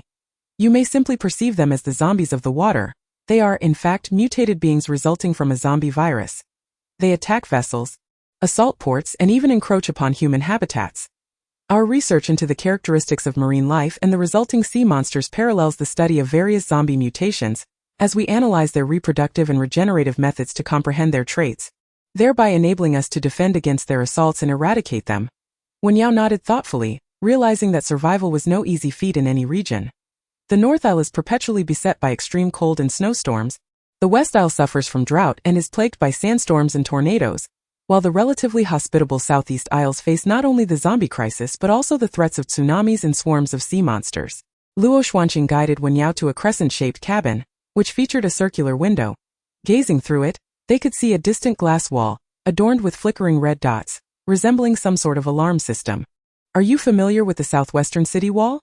That area is a slaughterhouse for zombies, whereas here serves as a slaughterhouse for sea monsters. The seawater conducts electricity, making it impractical to establish electric fences like those on land. It is quite challenging to intercept and eliminate these slippery creatures. In the past, this region suffered countless casualties among battle team members. Eventually, it was the Ming commander who ordered the transport of a new type of durable glass material from the East Isles District 1, erecting a glass wall in the shallow waters of this maritime domain. And no matter how smooth or agile the sea monsters may be, they are rendered helpless before this impenetrable glass wall. Having knocked themselves unconscious countless times over the years, Wen Yao was somewhat awestruck. Building a glass wall in shallow waters? It seems rather beyond imagination. Luo Xuanqing nodded in agreement. The engineering is particularly complex. I do not fully grasp it myself, however. The architectural blueprints were personally drawn by the Ming commander. During the construction, he stood here to ensure everyone's safety, perched upon the coastal rocks, undeterred by the elements. Any sea monster that dared approach was instantly incinerated, and I must admit, he is truly a genius. The development of East Isles District 14 into a super survival zone, second only to District 1, is entirely due to his singular efforts. Wen Yao envisioned the scene that on the rocky shore, amidst crashing waves, stood a man clad in a white shirt, his garments billowing in the wind, flames erupting from his palms and igniting the sea monsters amidst the damp surroundings. The image must have been breathtaking, and extraordinarily beautiful for reasons unknown. She felt an inexplicable discomfort when hearing of his illustrious deeds from others, yet remained oblivious to such feelings in his presence. It was obscure and indefinable, yet undeniably peculiar. Chapter 93. Long time no see. Captain Shen. Wen Yao hastily pulled herself from this subtle emotional state, lowering her gaze and shaking her head. It's nothing. As for tonight, you can stay here. There are plenty of cabins on the ferry. After a brief moment of hesitation, Wen Yao nodded in acquiescence. From the lips of Luo Xuanqing, it was revealed that the sea monster is a mutated marine creature, also a product of viral mutation, akin to a zombie, serving as a vessel of energy. As she possesses water-based abilities, she speculated that this entity might facilitate her evolution even more than zombies could. Meanwhile, a modified off-road vehicle came to a halt near the icy river protecting Linhe City in the northern continent. The moment the occupants disembarked, they were met with an overwhelmingly unpleasant and pungent odor, reminiscent of a fishy spiciness intertwined with a sour stench. Utterly nauseating, Mayasha fanned herself, nearly retching. What on earth is that horrid smell? Mingchen, with an air of elegance, raised his hand adorned with white gloves and delicately pinched the bridge of his nose. His usually serene countenance was momentarily marred by the odor, as he furrowed his brows slightly among the trio. Only Dida who remained unfazed, inhaling deeply and exclaiming in astonishment, "Goodness, what is that smell?" Mingchen raised an eyebrow in disbelief, his gaze incredulous. "Do you find it pleasant?" Dida who took another deep breath, his expression foolish. "It's not bad, just a bit stinky," Mingchen pointed calmly, his voice cool and clear. "The issue likely lies with that protective river. You should investigate." True to his nature, Dida who approached, foolishly inhaling deeply, only to find himself on his knees in the snow moments later. Retching. Ugh. Nearby, the two others stood silently in the snow. Mingchen's lips twitched slightly. Fool. Dida who knelt in the snow, his face flushed, still heaving. "Ugh." Mayasha remarked. In the early days of the apocalypse, garlic and chili were effective in repelling zombies, but after all these years, zombies have developed immunity to such things. How did they manage it? Dida who responded with a groan. Ugh. Mingchen's gaze swept over the man on the ground, unperturbed as he raised an eyebrow. What else could it be but a newly developed special agent? Zombies can mutate, and so can garlic and chili. This. He lowered his gaze and smiled gently. It truly is a wondrous and intriguing world, forever revealing delightful discoveries. Having finally finished retching, Dida who rose from the snow.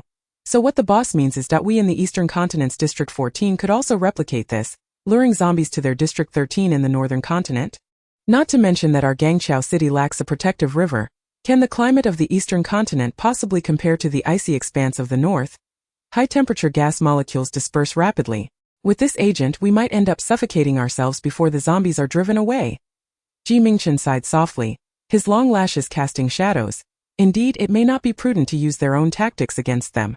They had merely intended to pass through this area, having discerned the cause in this surveillance blind spot, preparing to depart. Alas, just as Mayasha opened the car door, a sudden flurry of footsteps echoed nearby, followed by the crack of gunfire, multiple bullets slicing through the air with alarming speed. In a fraction of a second, Mingchen's lashes fluttered as he abruptly shoved Dida who aside, the bullets striking the metallic shell of the off-road vehicle, producing a deafening, jarring clang. Dida Hua was momentarily taken aback. Only after evading a barrage of bullets did he swiftly take refuge behind the off-road vehicle, gripping his submachine gun tightly, his voice tinged with anxiety. "Boss." Meanwhile, Mayasha rolled adeptly in the snow, and upon spotting the squad donned in black uniforms, her eyes gleamed with a mixture of surprise and concern. Encircling the vehicle, to the left stood an elite team of over 10 members, while to the right, a military vehicle from the Northern District approached. In front of them, another elite squad brandished their machine guns, and behind lay a moat filled with AI. In essence, they were ensnared, with no avenue for retreat. The situation was dire. Mayasha cast a calm glance at Mingchen, assessing. "They came prepared, lying in wait for us." Upon hearing this, Dida Hua panicked, his dark complexion starkly illuminated by the whites of his widened eyes. "What should we do?" Yet, despite being menaced by numerous firearms, Mingchen remained steadfast beside the vehicle. Exuding an air of tranquility with an elegant demeanor, he let his hands fall, interlacing his fingers and gently tracing the patterns on his silver bracelet. "Get in the car." Witnessing his composed demeanor, Mayasha felt a surge of reassurance, promptly opening the door and urging Dida Hua to enter first. The sound of gunfire erupted once more, striking the vehicle as a warning, as a man clad in black from afar commanded, "Take him down." At the sound of the order, dozens of armed men cautiously advanced. Having encountered Mingchen multiple times before, they were acutely aware of his cunning nature and dared not let their guard down. Even if he appeared unarmed, Mingchen lifted his eyelashes slightly, his peach blossom eyes curving with a gentle smile, his voice melodious and pleasing. "Long time no see, Captain Shan." Chapter 94. My only enemy is Shen Yichuan, standing 30 meters away in the snowy expanse. Shen Yichuan furrowed his brow, observing the composed smile of the man in white. Strangely, he felt an inexplicable sense of unease, surrounded and threatened by a multitude of guns. How could Mingchen remain so unflinching? Just how formidable were his abilities? After a moment of calm observation, Shen Yichuan locked eyes with the gunman to Mingchen's right, who promptly understood the silent cue and aimed his silenced weapon at the man in the middle. To Shen Yichuan's astonishment, after firing, the handsome man beside the vehicle remained utterly unfazed, even leisurely toying with his bracelet, casually leaning against the vehicle's frame.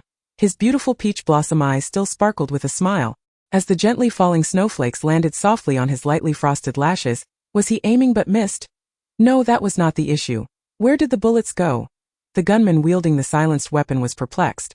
Firing several more shots in succession, however, it was this barrage that allowed him to glean the truth that in the fleeting fraction of a second, multiple bullets transformed into an almost imperceptible red line beside the man, dissipating into nothingness. He was an extraordinarily powerful ability user. The prowess of such an ability user not only amplified their strength, but also elevated their sensory perception far beyond the realm of ordinary individuals.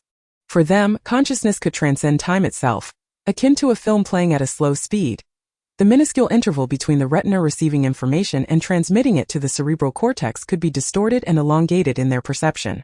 In other words, he possesses the ability to react while ordinary humans are scarcely able to perceive his presence, executing a complete dimensional assault. Slowly coming to this realization, the members of the armed team were left utterly dumbfounded, exclaiming in disbelief, "How could we miss at such a close range? What is there to capture?" Mingchen languidly raised his hand, and with the motion, the silver bracelet on his wrist slipped down, revealing a cluster of brilliant flames that erupted from his fair palm. The flames danced in reflection of the silver bracelet, casting a lustrous, pale golden sheen, and the next instant, onlookers beheld the very gunman who had just fired at him engulfed in flames, an unexplainable inferno surging around him, eliciting a harrowing scream that echoed in the air as he rolled into the snow. His features contorted into charred agony. Meanwhile, the composed man clad in white gently retracted his fingers, causing the flames to intensify momentarily, roaring with fervor for 2 seconds before reducing the living man to mere ashes. An immensely powerful supernatural being, a mind that wields fire, instantly incinerating a person to nothing but bone and ash. Such overwhelming prowess left anyone daring to fire upon him utterly intimidated. Inside the vehicle, Mingchen and Didahua were taken aback by the spectacle. After all, their leader had engaged them countless times in the past. Yet never had he showcased his abilities before this group, nor had he ever sought to kill, merely firing for sport. Today, however, he appeared to have shed his former guise, stripping away the last vestiges of sentiment, calmly declaring war upon them. Didahua, with his gun propped against the car window, slapped his forehead in realization. "Damn! I was just unnecessarily tense." Mingchen glanced at him as he finally comprehended, continuing with a grin, "Miss Wen isn't even part of this squad anymore. Why would the boss waste time playing with them?" Mingchen observed the varied expressions of the crowd from a distance, mercilessly dispatching a few more individuals. His dark, icy eyes radiated indifference, yet his demeanor exuded an eerie gentleness, rendering him both sickly and unhinged. "My only adversary is Shen Yichuan. Whether you choose to stay or depart is entirely up to you. For every one that leaves, I will release another." As he spoke, he chuckled softly, the sound resonating with a magnetic clarity, a mist of white curling from his slightly parted lips. "How rare it is that I wish to spare a few lives today." In the midst of the turmoil, Fang Lanin quickly turned to Shen Yichuan, her voice trembling with anxiety. "What should we do, Captain Shen?" Their meticulous calculations had failed to account for Mingchen's astonishing capabilities. How could he have been so easily struck by Shen Yichuan's gun before, and repeatedly wounded by Wen Yao's blade? He had always refrained from intervening, even choosing to endure pain rather than take action, waiting for Mingchen and Didahua to rescue him. Had it all been an act? Had he been playing a part for a full 6 or 7 years? Such absurdity was incomprehensible. Who on earth could be so deranged and idle? A palpable fear gripped everyone, with some at the fringes of the group paling at Mingchen's fiery display, already contemplating retreat.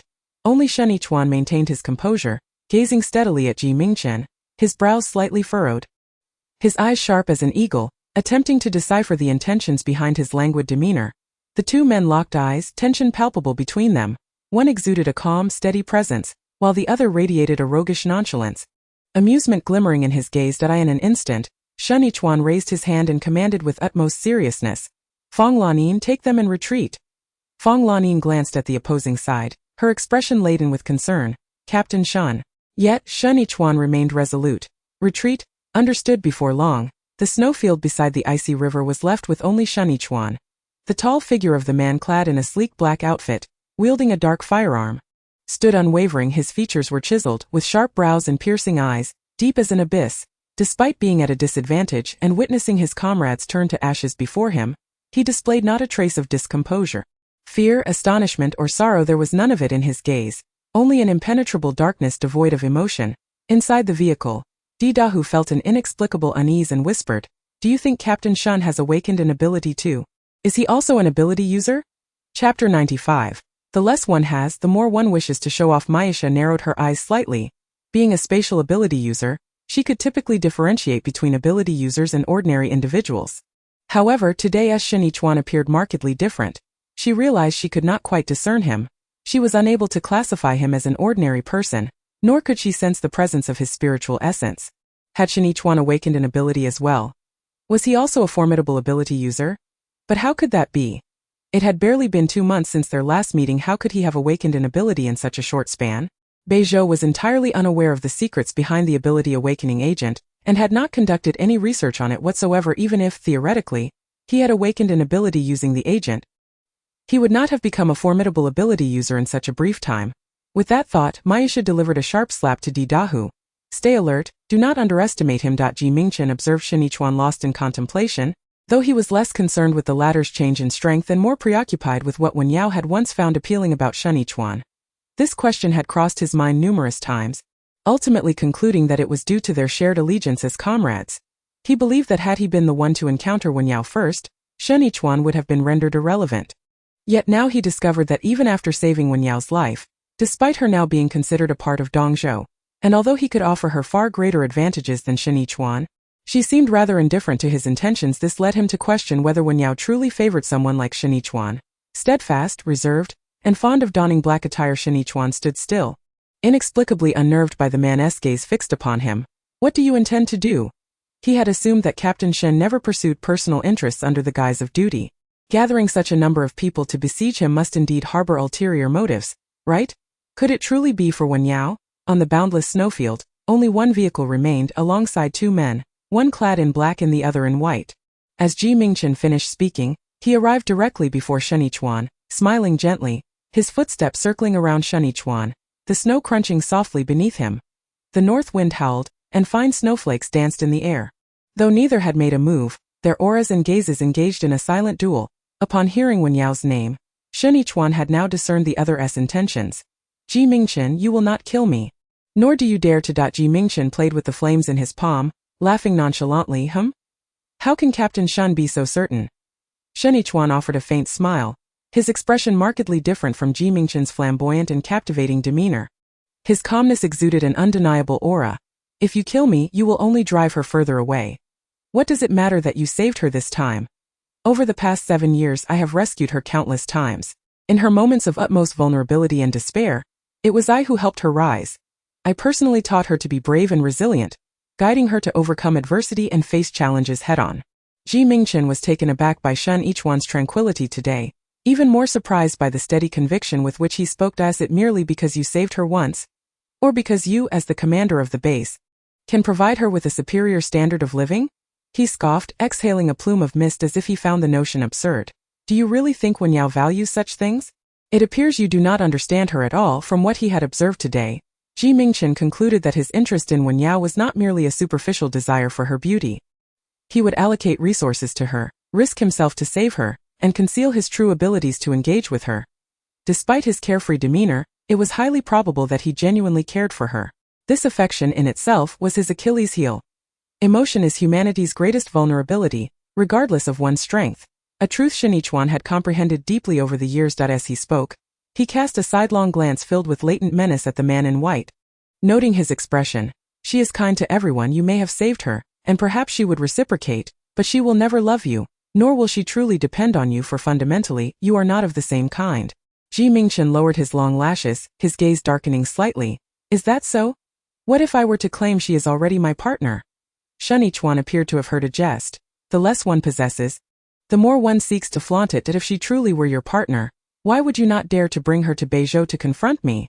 As he spoke, he turned slightly, and in that fleeting moment, he caught a glimpse of the flicker of desolation in Ji Mingchen's eyes and the distance. In an off-road vehicle, Di Dahua inquired of Mayasha, what do you think they're discussing?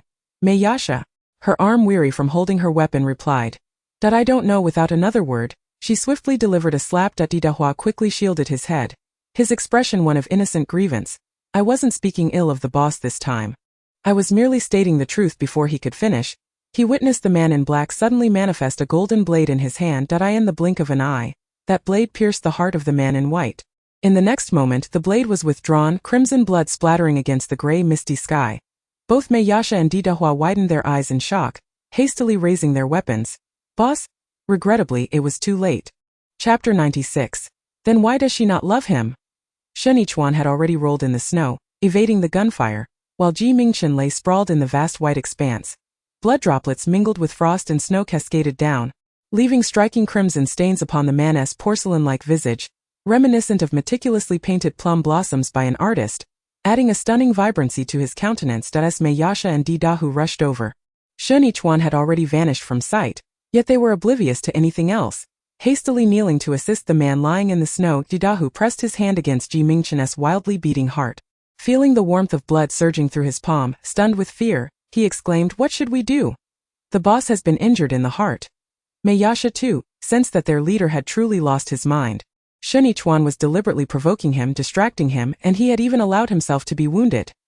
Allowing such an injury to the heart, though an ability user may not face certain death from a heart injury as an ordinary person would, it would nonetheless severely deplete their vitality, necessitating a prolonged period of recovery. If too much blood were lost, it could lead to a dangerous depletion of energy and damage to their spiritual essence. Mingchen's complexion turned pale as he lost blood, his lips devoid of color, long eyelashes coated with frost, yet the corner of his blood-stained lips curved into a smile. "Mayasha, do you think I truly cannot compare to him?" Shen Yichuan, bewildered by her leader's madness and nonsensical remarks, Mayasha urged, "Boss, please conserve your strength. Don't speak." To Mingchen then turned his head towards Didahu, offering him a sickly smile. "What do you think?" Didahu's dark countenance was etched with urgency, his chest heaving with anger. "Boss, how can you believe Shen Yichuan's words? You are the best person in the world. Even if 10 Shen Yichuans combined, they would not measure up to you." Mingchen's eyes fluttered shut, a hint of laughter escaping his lips as he replied, "Is that so? Then why doesn't she like him?" Suddenly, Wen Yao awoke from her peaceful slumber. Startled in her dreams, after a moment of staring at the clock on the wall, she slowly turned to gaze at the seascape outside the cabin. Through the circular glass window, the deep blue ocean churned with frothy white waves, cascading in layers, while the unique roar of the ferry mingled with the sound of the crashing out. It was 4:30 in the morning. The light was dim, and the single cabin was eerily quiet. Waking at such an hour, Wen Yao felt an inexplicable sense of loneliness. A lingering emptiness resided in her heart. With sleep eluding her, she decided to rise and take her silver gun before stepping outside. After encountering Luoxuanqing that day, she had been taken the next day to meet various sea monsters beyond the glass seawall, validating her hypothesis that water ability users found slaying sea monsters more beneficial for leveling up than battling zombies.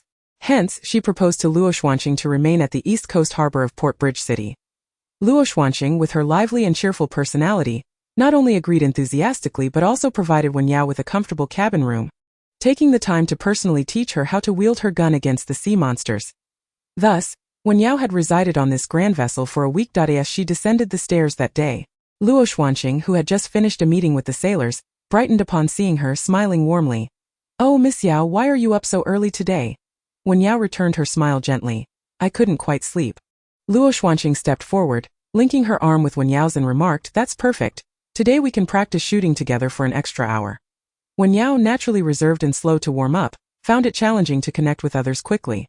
However, Luoxuanqing, a veritable chatterbox with an affable demeanor, complemented her personality perfectly, causing Wen Yao's initial sense of unfamiliarity to dissipate in no time. In just a few days, they felt as if they had known each other for ages. Moreover, Luoxuanqing's vivacious nature evoked a sense of familiarity in Wen Yao, often reminding her of her elder sister. Many years ago, she had been a quiet and introverted little girl, too timid to speak to others. Whenever her parents took her to visit her uncle's house, her sister would always take the initiative to play with her, linking their arms together and sharing various delightful experiences. The sound of Luoxuanqing's boots echoed against the deck as she approached a cage containing a juvenile sea monster. Turning her gaze toward Wen Yao, who was holding a gun at a distance, she inquired, "Are you ready?" After Wen Yao nodded, she shot the lock of the cage with a resounding bang. The repugnant, odorous mass erupted from its confinement. Lunging toward Wen Yao's position, the girl in the black uniform, wielding a silver gun with a focused expression, swiftly aimed at the yellow glowing, gelatinous sea creature. The first bullet was deftly evaded by the creature, while the second merely severed one of its tongues. It was not until the third shot, as the creature neared her, that she struck its rotund body, obliterating it and absorbing the ensuing energy. These black sea monsters, known as Haney, are currently the fastest breeding and most significant threat to humanity. They are a mutated form of soft-bodied marine life, entirely black and capable of assuming various shapes, with a smooth, reflective exterior that is slick and clammy to the touch. Exhibiting remarkable agility, they possess crimson eyes akin to those of certain crabs, and their grotesque mouths are filled with numerous slender, elongated tongues, their sharp, fine teeth glistening with blood. In summary, they are exceedingly repulsive. Wen Yao glanced at the foul-smelling black sludge left by the sea monster, letting out a sigh as far too agile. Killing just one is such a challenge that if they swarm, I might not stand a chance. I'd prefer to use a knife. She had honed her knife skills for a full 7 years, mastering an exceptional technique that was worlds apart from her abysmal marksmanship. Her shooting skills were only effective against stationary targets and sluggish zombies. When faced with formidable creatures that moved swiftly and nimbly, she felt utterly inept. Yet, Luo Xuanqing shook her head, insisting, "No, you must continue to practice with the gun. Sea monsters are not like zombies. While you can slay these relatively soft juvenile creatures with a knife, adult sea monsters with their tough hides and remarkably resilient skin would render your blade ineffective. Only gunfire can effectively eliminate them. We've studied this extensively. Additionally, as an ability user, honing your accuracy is crucial in combat. No matter how powerful your abilities are, if you can't hit your target, they are of no use. Do you understand what I mean?" Indeed she did. After Luo Xianjing concluded her words, she turned to the gentle and beautiful young lady, gently patting her shoulder. "Do not lose heart, Miss Yao. I believe in your capabilities." Wen Yao met Luo Xuanjing's gaze and nodded resolutely. All right. One must venture beyond their comfort zone, continually challenging and surpassing themselves. If faced with difficulties, one should confront them head-on. Chapter 97. This is unbearable, a burden beyond the capacity of ordinary individuals. On that day, Luo Xianjing accompanied Wen Yao in practicing marksmanship for an entire morning, followed by a meal at the ferry restaurant. It was during their meal that Wen Yao learned from Luo Xianjing that her rise to the rank of commander of the maritime battle group at such a tender age was due to her upbringing in a military family. She was the daughter of a general, with 3 generations of her ancestors renowned for their military exploits. From the age of 3, she had a penchant for toy guns, and by 7, she had handled her grandfather's real firearm. Her education spanned from elementary to high school in military academies, and even without the current calamity, she would most likely have become an officer. A true prodigy, a heroine of the age, Luo Xianjing remarked. "So, do not be discouraged by my marksmanship. I merely began my practice earlier than you." As the two engaged in a casual conversation, a shadow suddenly loomed in the restaurant. Hastily approaching them, Luo Xianjing, biting into a squid skewer, lifted her head to gaze at the anxious man and jested. "Ah, a rare visitor. Captain He, what brings you here? Care to join me for a seafood feast?" He Fengyan's expression was grave, and his words bore a tone of reproach. "You still have the leisure to jest? I sent you countless signals. Did you not pay attention?" Feeling inexplicably chastised, Luo Xianjing retorted, rising from her seat. "My signals at sea are inherently poor. What's wrong with not noticing? Why are you being so stern? We are of equal rank. You have no right to scold me." Wen Yao, seated opposite them, quickly reached out to tug at Luo Xuanjing's sleeve. "Captain Luo, please do not be angry." It was only then that Luo Xianjing tempered her temper. "I am letting this slide out of respect for Miss Yao." Noticing the tension, Wen Yao was about to bid farewell to Luo Xianjing. "Then I shall." "Wen Yao, isn't the incident at the headquarters unrelated to someone as insignificant as me?" The 3 of them entered a black sedan, with He Fengyan at the wheel while Wen Yao and Luo Xianjing occupied the back seat. Throughout the journey, He Fengyan maintained a serious demeanor, remaining silent. Sensing the awkward atmosphere, Wen Yao also chose to keep quiet, while Luo Xianjing, arms crossed and puzzled, inquired, "What significant matter necessitates the gathering of all S-level commanders? This has never happened before, has it?" As those words hung in the air, Wen Yao glanced at He Fengyan's back, her heart inexplicably racing. The eerie silence birthed an unsettling feeling within her. The seriousness of the situation at the headquarters, coupled with He Fengyan's unusual demeanor, suggested that it must be something of grave importance. What could it possibly be? Could it be Mingchen? Meanwhile, in the corridor of the medical wing on the 3rd floor of the castle villa, various medical personnel bustled about, each forehead glistening with sweat. Their expressions grave. Lin Zuran emerged from the operating room with blood-stained hands, wiping the sweat from his brow, inadvertently leaving 2 crimson streaks across his forehead. Thus, he, with blood streaming from his head, cast aside his usual demeanor as a refined healer and erupted in a furious tirade. "Are you suggesting that Commander Ming is truly mentally deranged? Is he genuinely afflicted with a self-destructive tendency? Why would he engage in such reckless behavior? Oh, so being an extraordinary individual makes one invincible, does it? He dares to harm even his heart. Now let him endure the excruciating agony that accompanies each day." Mayasha leaned against the wall, smoking a cigarette, and lazily lifted her eyelids to glance at him. "Is it stitched properly?" Lin Zuran took a deep breath. With our medical expertise, stitching it up is certainly feasible. But this involves the heart. Do you understand the implications of a heart injury? A rupture in a normal person's heart would be fatal, yet he dares to engage in cardiac puncture. Maisha inhaled another puff of smoke. Exhaling rings of it, seemingly lost in thought, Lin Zuren continued to ramble. However, there is no guarantee for his safety, as long as the bleeding is promptly controlled and his spiritual essence remains largely intact. He will likely need at least a month of rest with his heart just stitched. Each heartbeat will bring him relentless, searing pain day and night. It is unbearable, far beyond what an ordinary person could withstand. At his words, Maisha lowered her eyelashes and nodded. Dr. Lin, he is not in any grave danger. Only the two of us and Commander Ming are aware of the truth. Lin Zuren paused, momentarily perplexed. What do you mean by that, Captain Maisha? Maisha raised her gaze to Lin Zuren, articulating each word with precision. Due to the cardiac puncture, Commander Ming's spiritual essence has been compromised. Even if he miraculously survives, he will be rendered incapacitated, unable to protect the Eastern Continent's District 14 base in the future and the desolate, narrow corridor. The man's obsidian pupils reflected the visage of the red-haired woman. Her freckled face framed by calm, deep brown eyes. Lin Zuren stood in stunned silence for a moment before nodding earnestly. I understand. After Lin Zuren exited, Maisha turned and entered the operating room. The man lay with closed eyes, his handsome brow furrowed, his complexion as pale as parchment, stripped of his previous vigor, leaving behind only a haunting beauty marred by his injuries. This indeed presented an opportunity to thoroughly cleanse the internal personnel of the base headquarters. As Maisha concluded her thoughts and prepared to depart, an unexpected figure in black burst in. A burly man, tears and snot streaming down his face, collapsed beside the bed. Boss, please don't die. If you do, how will I and Maisha survive? The man's boisterous actions caused the injured man's brow to twitch, and he gradually opened his eyes and their shared gaze. Dida, who choked on his words. Boss? Are you all right? However, the man in bed, upon opening his eyes, appeared weak yet gentle, uttering his first word. Scram. His heart was already enduring excruciating agony, and this sudden jolt only exacerbated his suffering. Why couldn't he, this fool, just be foolishly dead? Maisha quickly pulled him away, delivering a sharp slap. Do you want to jolt the boss to death? Dida, who momentarily oblivious to the pain in his head, gazed up with tear-filled eyes. Is what Dr. Lin said true? Is the boss truly incapacitated and on the brink of death? Chapter 98. I feel quite joyful. Maisha initially intended to reprimand Dida Hua, but upon witnessing his genuinely sorrowful demeanor, she inexplicably felt a pang of compassion. Ultimately, she could only pull him away from the operating room, saying he won't die. Don't trouble the boss. Mingchen shifted his gaze from their retreating figures and looked up at the blinding white light on the ceiling. His enchanting peach blossom eyes sparkled as he smiled. Though the expression bore a sickly allure, he recalled the words spoken by Shen Yichuan, the moment when the blade was thrust towards him.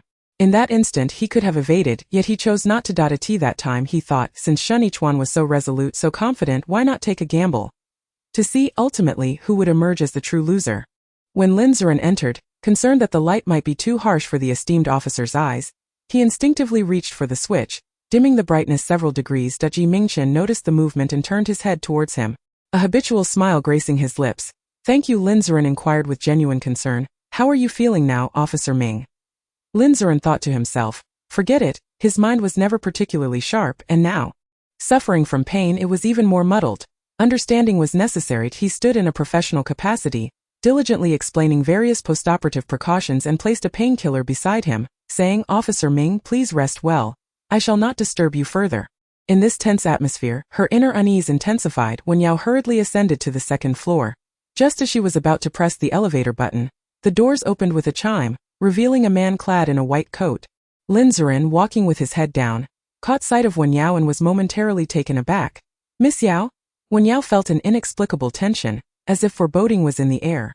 Has something happened at the base? Lin Zuren offered her a polite smile, though his voice bore traces of exhaustion. There has been an incident involving Officer Ming.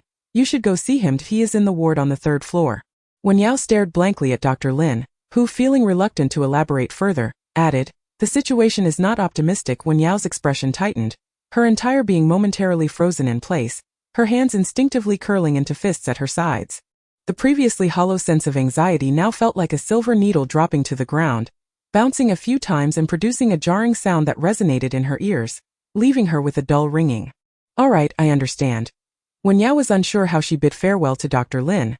She only knew that as she walked down the corridor on the third floor, She felt somewhat disoriented that Mingchen was in trouble. It was Mingchen who was in trouble. And because of his predicament, chaos ensued at the Dongzhou District 14 base headquarters.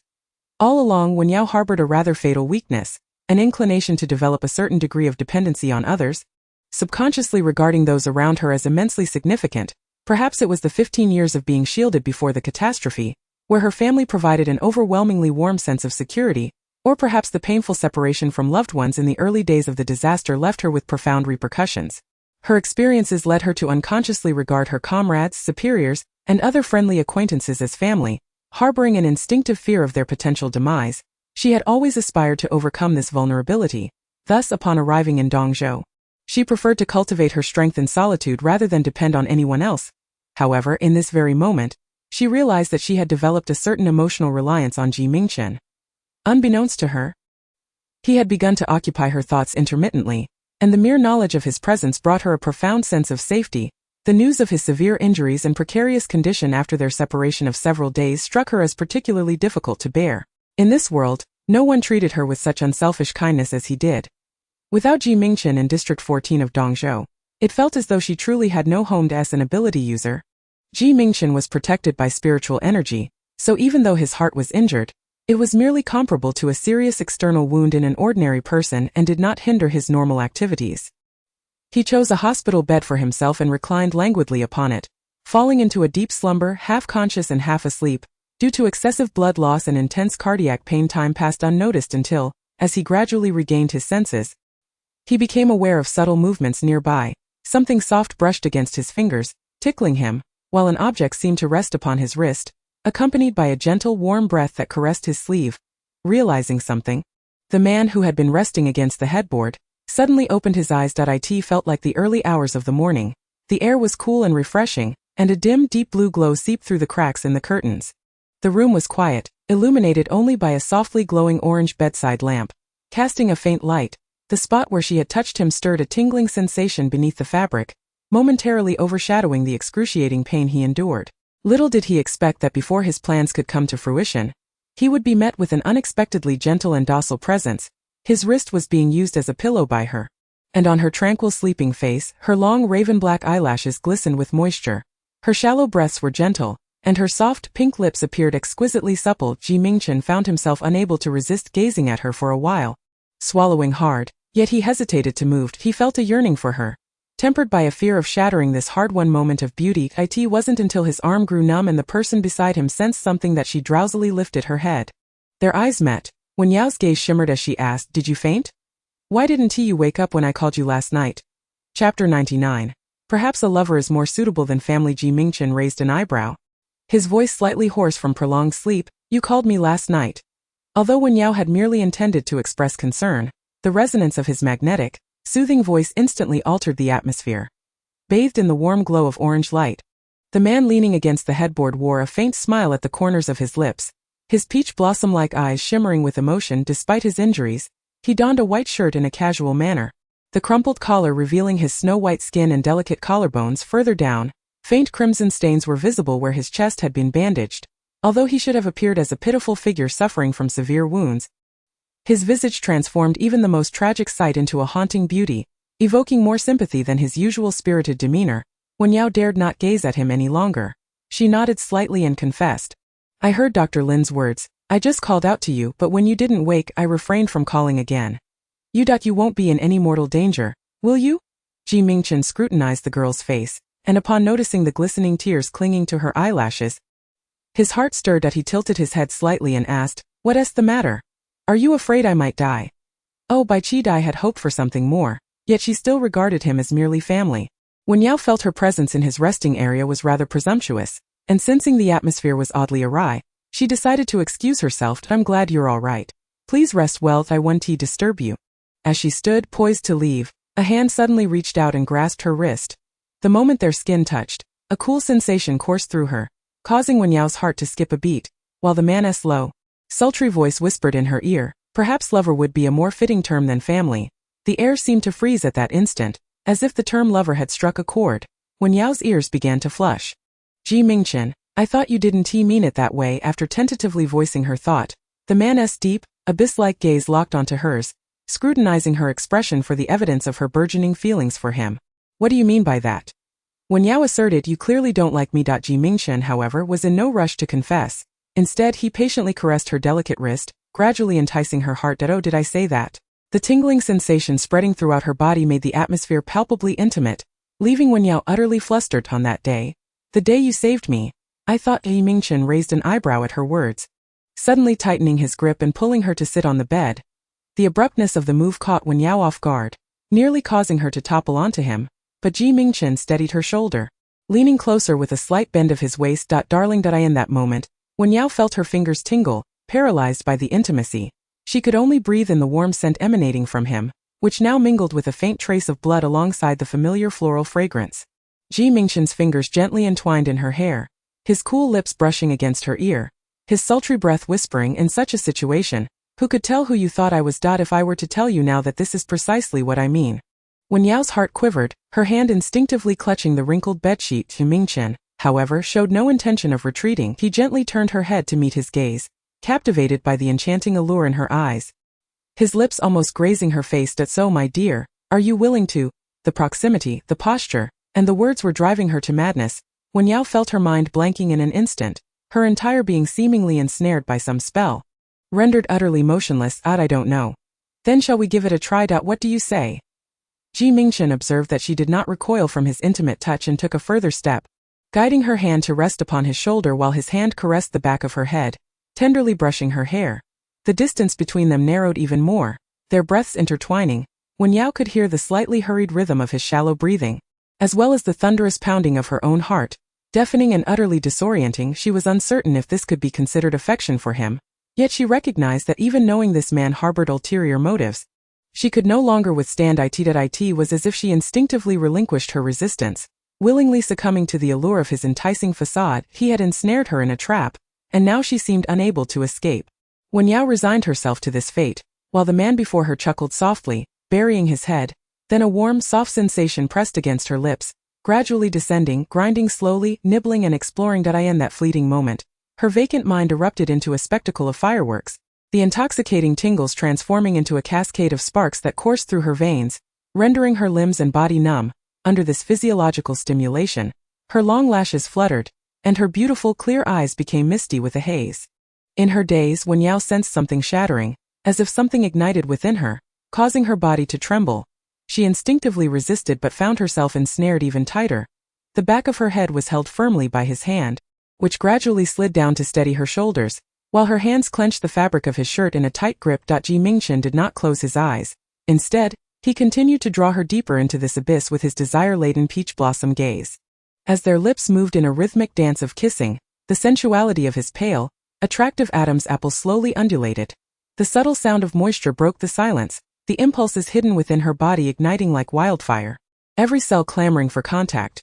The pain of a heart torn asunder and the pleasure of the kiss surged together, driving her gradually toward madness. But just as he was about to pull her onto the bed, intending to change positions and deepen the kiss, a sudden knock echoed at the door. The intruder's manner was anything but polite, the loud rapping shattering the ambience of intimacy. Boss, are you awake? Chapter 100. I bet. Right upon hearing the ruckus, Wen Yao momentarily panicked, realizing the direction of the situation. A wave of fear and embarrassment washed over her, and she felt as though she had been jolted from a deep slumber. She pushed Mingchen away, swiftly rolled off the bed, and covered her mouth with her sleeve, almost fleeing to the door when Hu saw her. He was momentarily taken aback, then cheerfully asked, Miss Yao, what brings you here? She scarcely caught a glimpse of the person at the door before swiftly turning away. Hua gazed at the hurried retreat of the young girl, bewildered as he raked his fingers through his hair in confusion. Recalling his pressing matters, he dismissed the thought and dashed into the room, exclaiming, Boss, someone has arrived from East Continent District 1. Before he could finish his report, a sudden warmth enveloped his head, and upon touching it, he recoiled in shock, exclaiming, Ouch! Boss, why are you burning my hair? Ouch! Mingchen lay back on the bed, his cheeks flushed with a delicate hue, resembling a beautiful maiden intoxicated by wine. His expression remained perpetually smiling. Yet at this moment his eyes radiated an icy chill. Get lost. Ouch! Boss, I was wrong, I'll leave right away. Please don't burn me, ouch! 5 minutes later, Hua arrived at the ground floor hall of the ancient castle villa. His hair resembling a scorched nest, with wisps of smoke still rising from it. His already dark complexion was marred with soot, and his clothes were tattered and charred, making him appear as if he had just emerged from a conflagration. Drawing the curious glances of various individuals within the hall, Mayasha expressed her astonishment. "I sent you to deliver a message to the boss, not to step on a landmine," with a woeful expression. Didahua lamented, "I truly was blown up. I don't know what has gotten into the boss. He seems to have gone mad. What have I done to offend him? I hadn't even finished speaking before I ended up like this." Mayasha frowned, waving her hand dismissively as if swatting at flies. "Go wash your face and take a rest, I'll come find you later." Wen Yao walked past everyone without a glance or a word, making her way to the room on the 5th floor. Once inside and securely locked away, she felt her composure slowly return. She touched her flushed cheeks, her legs weak as she made her way to the bathroom. In the glass mirror beside the bathroom, the fair-skinned girl's cheeks were flushed, her soft hair slightly disheveled, and her beautiful almond-shaped eyes glistened with moisture, looking damp and alluring. Her lips, once a soft pink, were now a vivid crimson, plump and vibrant, leaving a lingering sensation that was both numbing and tingling.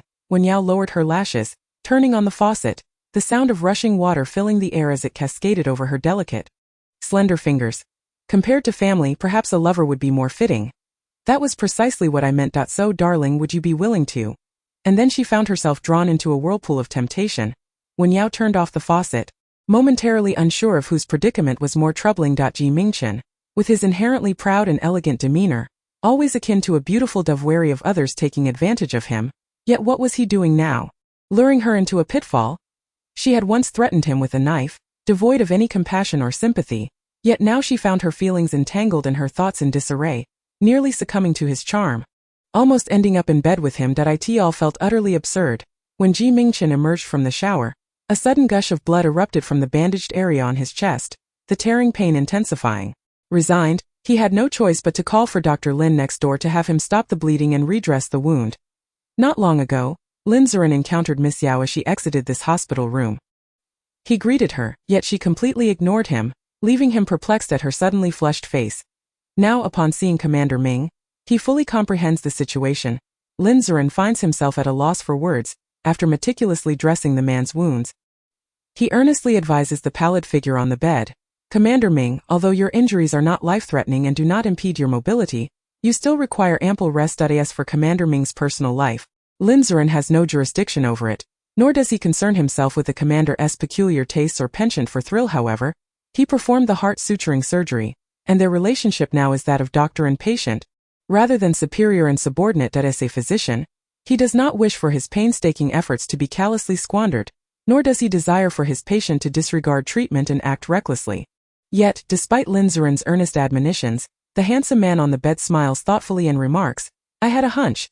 Although Mingchen's complexion is ashen, his expression is strikingly gentle, his peach blossom eyes sparkling like scattered stars, appearing resplendently beautiful. "Human sorrow and joy do not resonate. Dr. Lin, perhaps you cannot fully grasp my current state of elation." Lin Zuren, utterly baffled by the man's words, replies, "Okay." That he suspects that Commander Ming's most pressing issue might not be his heart, but rather his mind. No matter how much he instructs him, he likely won't absorb a single word. It might be more fruitful to converse with Miss Yao later, having grown accustomed to playing along with him. Lin Zuren, maintaining his composure, slips his hands into his white coat and politely smiles. "Then I shall not disturb your rest. Should you need anything, please summon me." Chapter 101. I am different. She first stood outside the 3rd floor ward for a while, then made her way to the dining hall on the 2nd floor. This was mealtime, and the restaurant was bustling with patrons, their chatter a cacophony. The usually orderly personnel within the base had erupted in excitement and trepidation over the past few days, as if their monotonous existence was about to be shattered by something unforeseen. Some were thrilled, others anxious, some fearful, and many hopeful.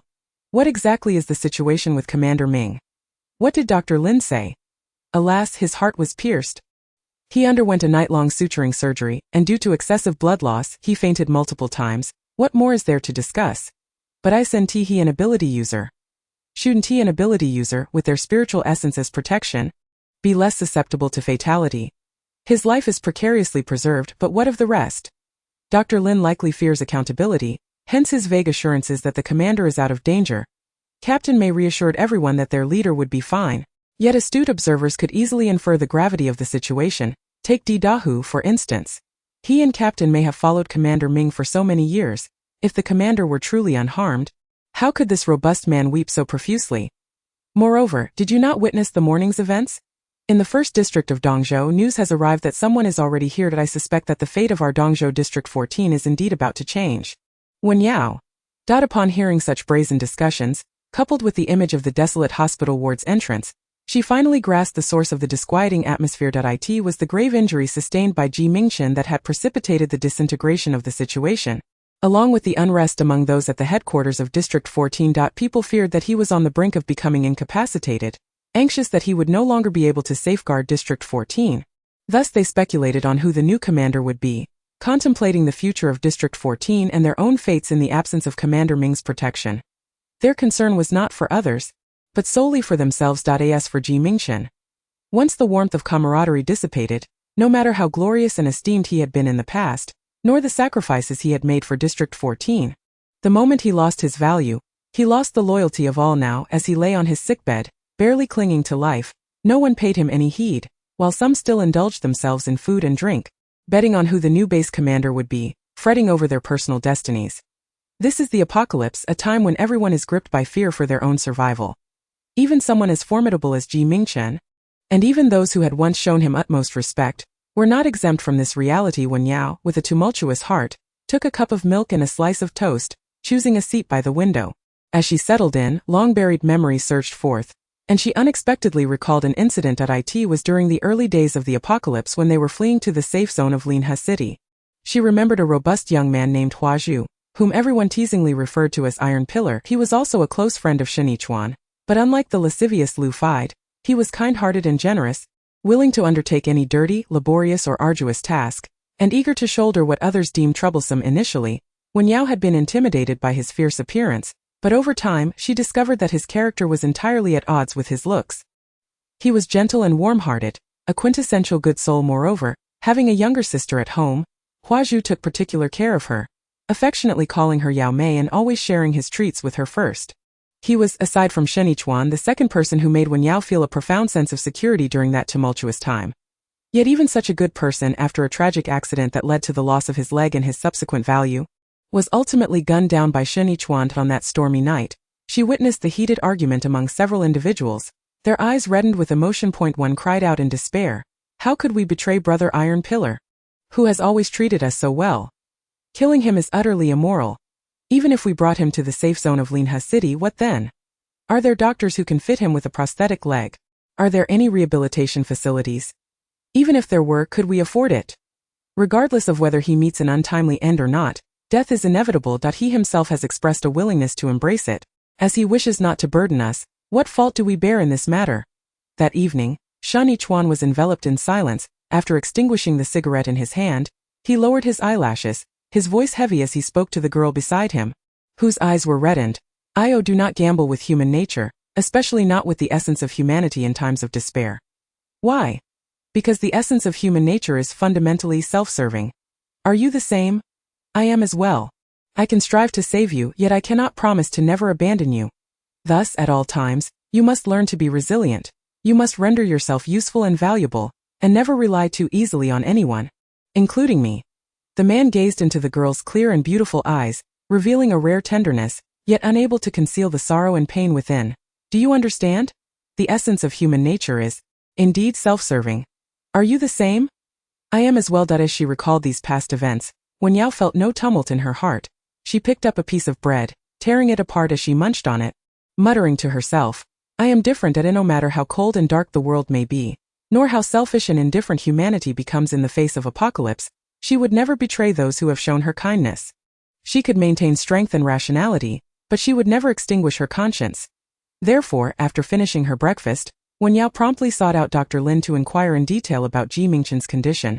Lin Zuren reassured her, saying, "Miss Yao, you need not worry. I have examined Commander Ming's injuries again this morning. He simply requires ample rest and his life is not in jeopardy." Wen Yao recalled the rumors she had overheard in the dining hall, briefly relaying them before asking, "Will the commander of the Dongzhou District 14 base be replaced?" Chapter 102. "You two should control yourselves." Lin Zuren pondered for a moment before calmly shaking his head. "Does that mean he won't be?" Wen Yao inquired. "It's not that he won't nor that he will. Rather, I do not know. Miss Yao, I hope you understand that I am merely a doctor focused solely on research, medication, and saving lives. The implication was clear. He would not concern himself with other matters of the base headquarters, nor did the identity of the commander of Dongzhou District 14 pertain to him.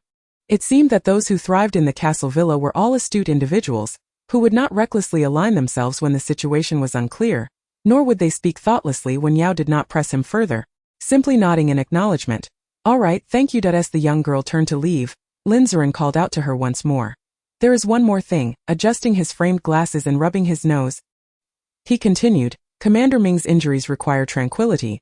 He has sustained heart damage, so his heart rate should not be elevated. He had initially prepared his words carefully, yet found it somewhat difficult to articulate, so, you two should control yourselves at least for a month. Wen Yao?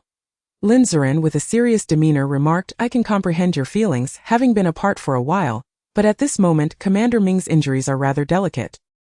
He cannot endure excessive stimulation, nor should he expend too much energy this morning. After Miss Yao emerged from the ward, Commander Ming suffered from cardiac pains and even vomited blood, such a situation that I believe it could have been avoided. Upon finally grasping the implication, Wen Yao felt her ears flush with embarrassment. It's not me. Lin Ziren fully understood her discomfort, adopting the demeanor of a perceptive physician who sees without speaking. I understand, and I have spoken to Commander Ming about this. However, you are aware of his obstinacy. Many things simply do not register with him. Thus, I could only relay the message to Miss Yao verbatim. Wen Yao, realizing that any explanation she offered would only serve to mask the truth, especially since she had indeed spent the entire night in Mingchen's ward and emerged blushing early in the morning, decided it was futile to argue. To the outside world, they were already seen as a couple, and the rumors had been circulating for far too long. There was little point in defending herself. All right, I understand. After bidding farewell to Dr. Lin, Wen Yao proceeded to the ward where Mingchen resided. Just before stepping inside, she hesitated, feeling somewhat daunted by the nature of their now openly acknowledged relationship. Mingchen was accustomed to a life of luxury, and his room reflected this, being a high-end suite complete with an ensuite bathroom and a sofa beside a floor-to-ceiling window. When the curtains were drawn back, sunlight filtered through the leaves, casting dappled shadows within. At that moment, he was seated leisurely on the sofa, his hands resting above the glass coffee table, casually peeling lychees with an air of nonchalance. The sunlight glinted off the glass table, accentuating the translucence of his hands, while the mottled shadows of leaves danced upon his pristine white shirt.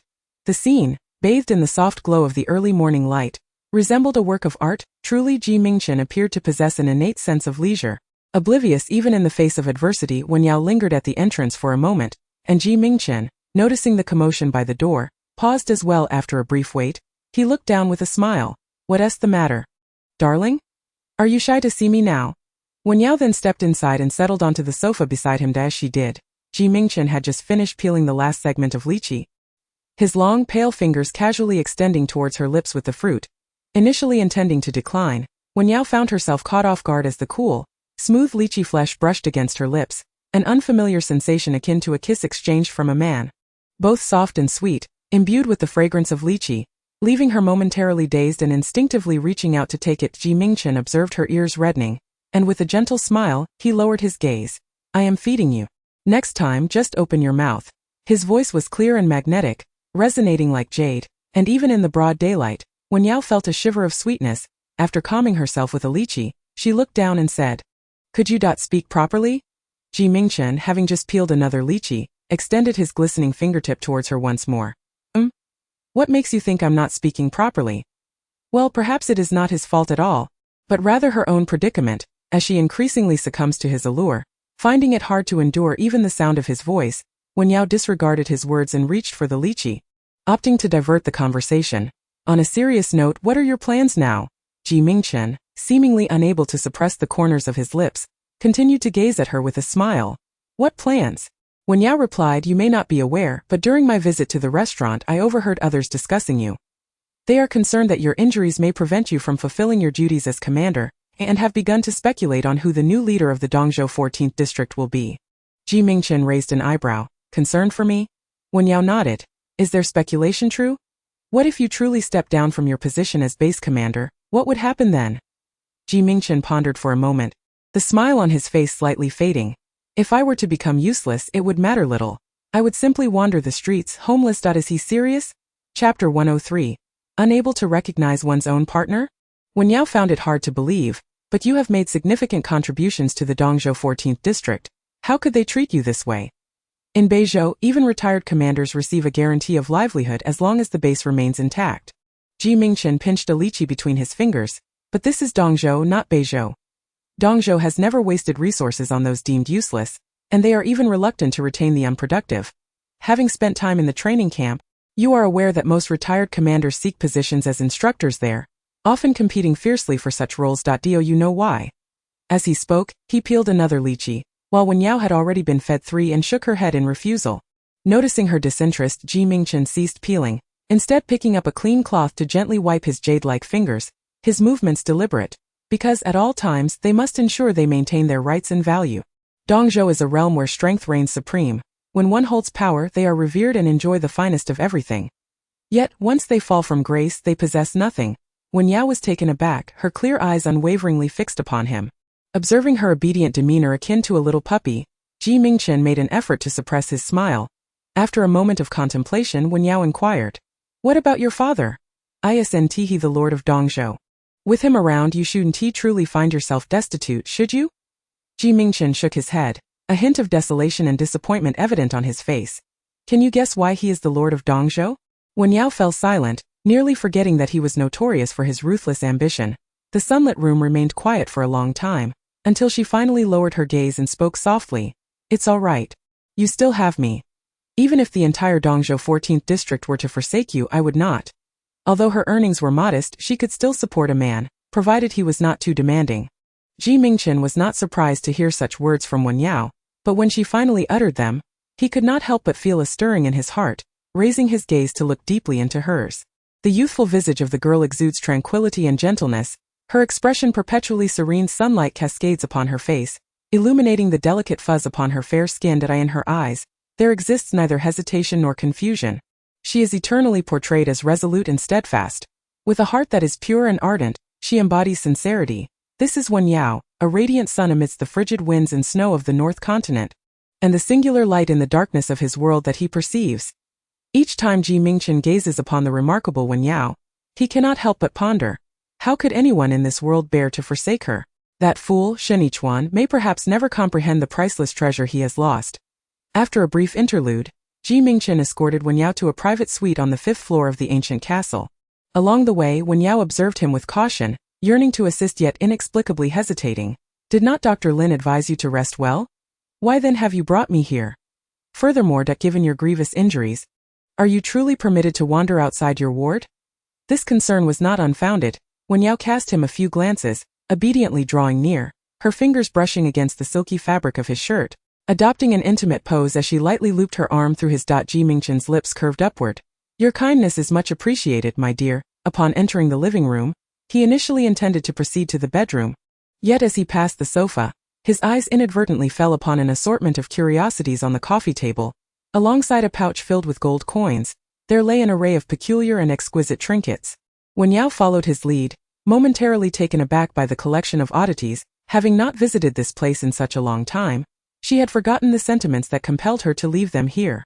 Now, confronted unexpectedly, she felt a twinge of embarrassment. Mingchen bent down to pick up a crystal ball, toyingly rolling it in his palm, his eyes clouded with inscrutable emotion.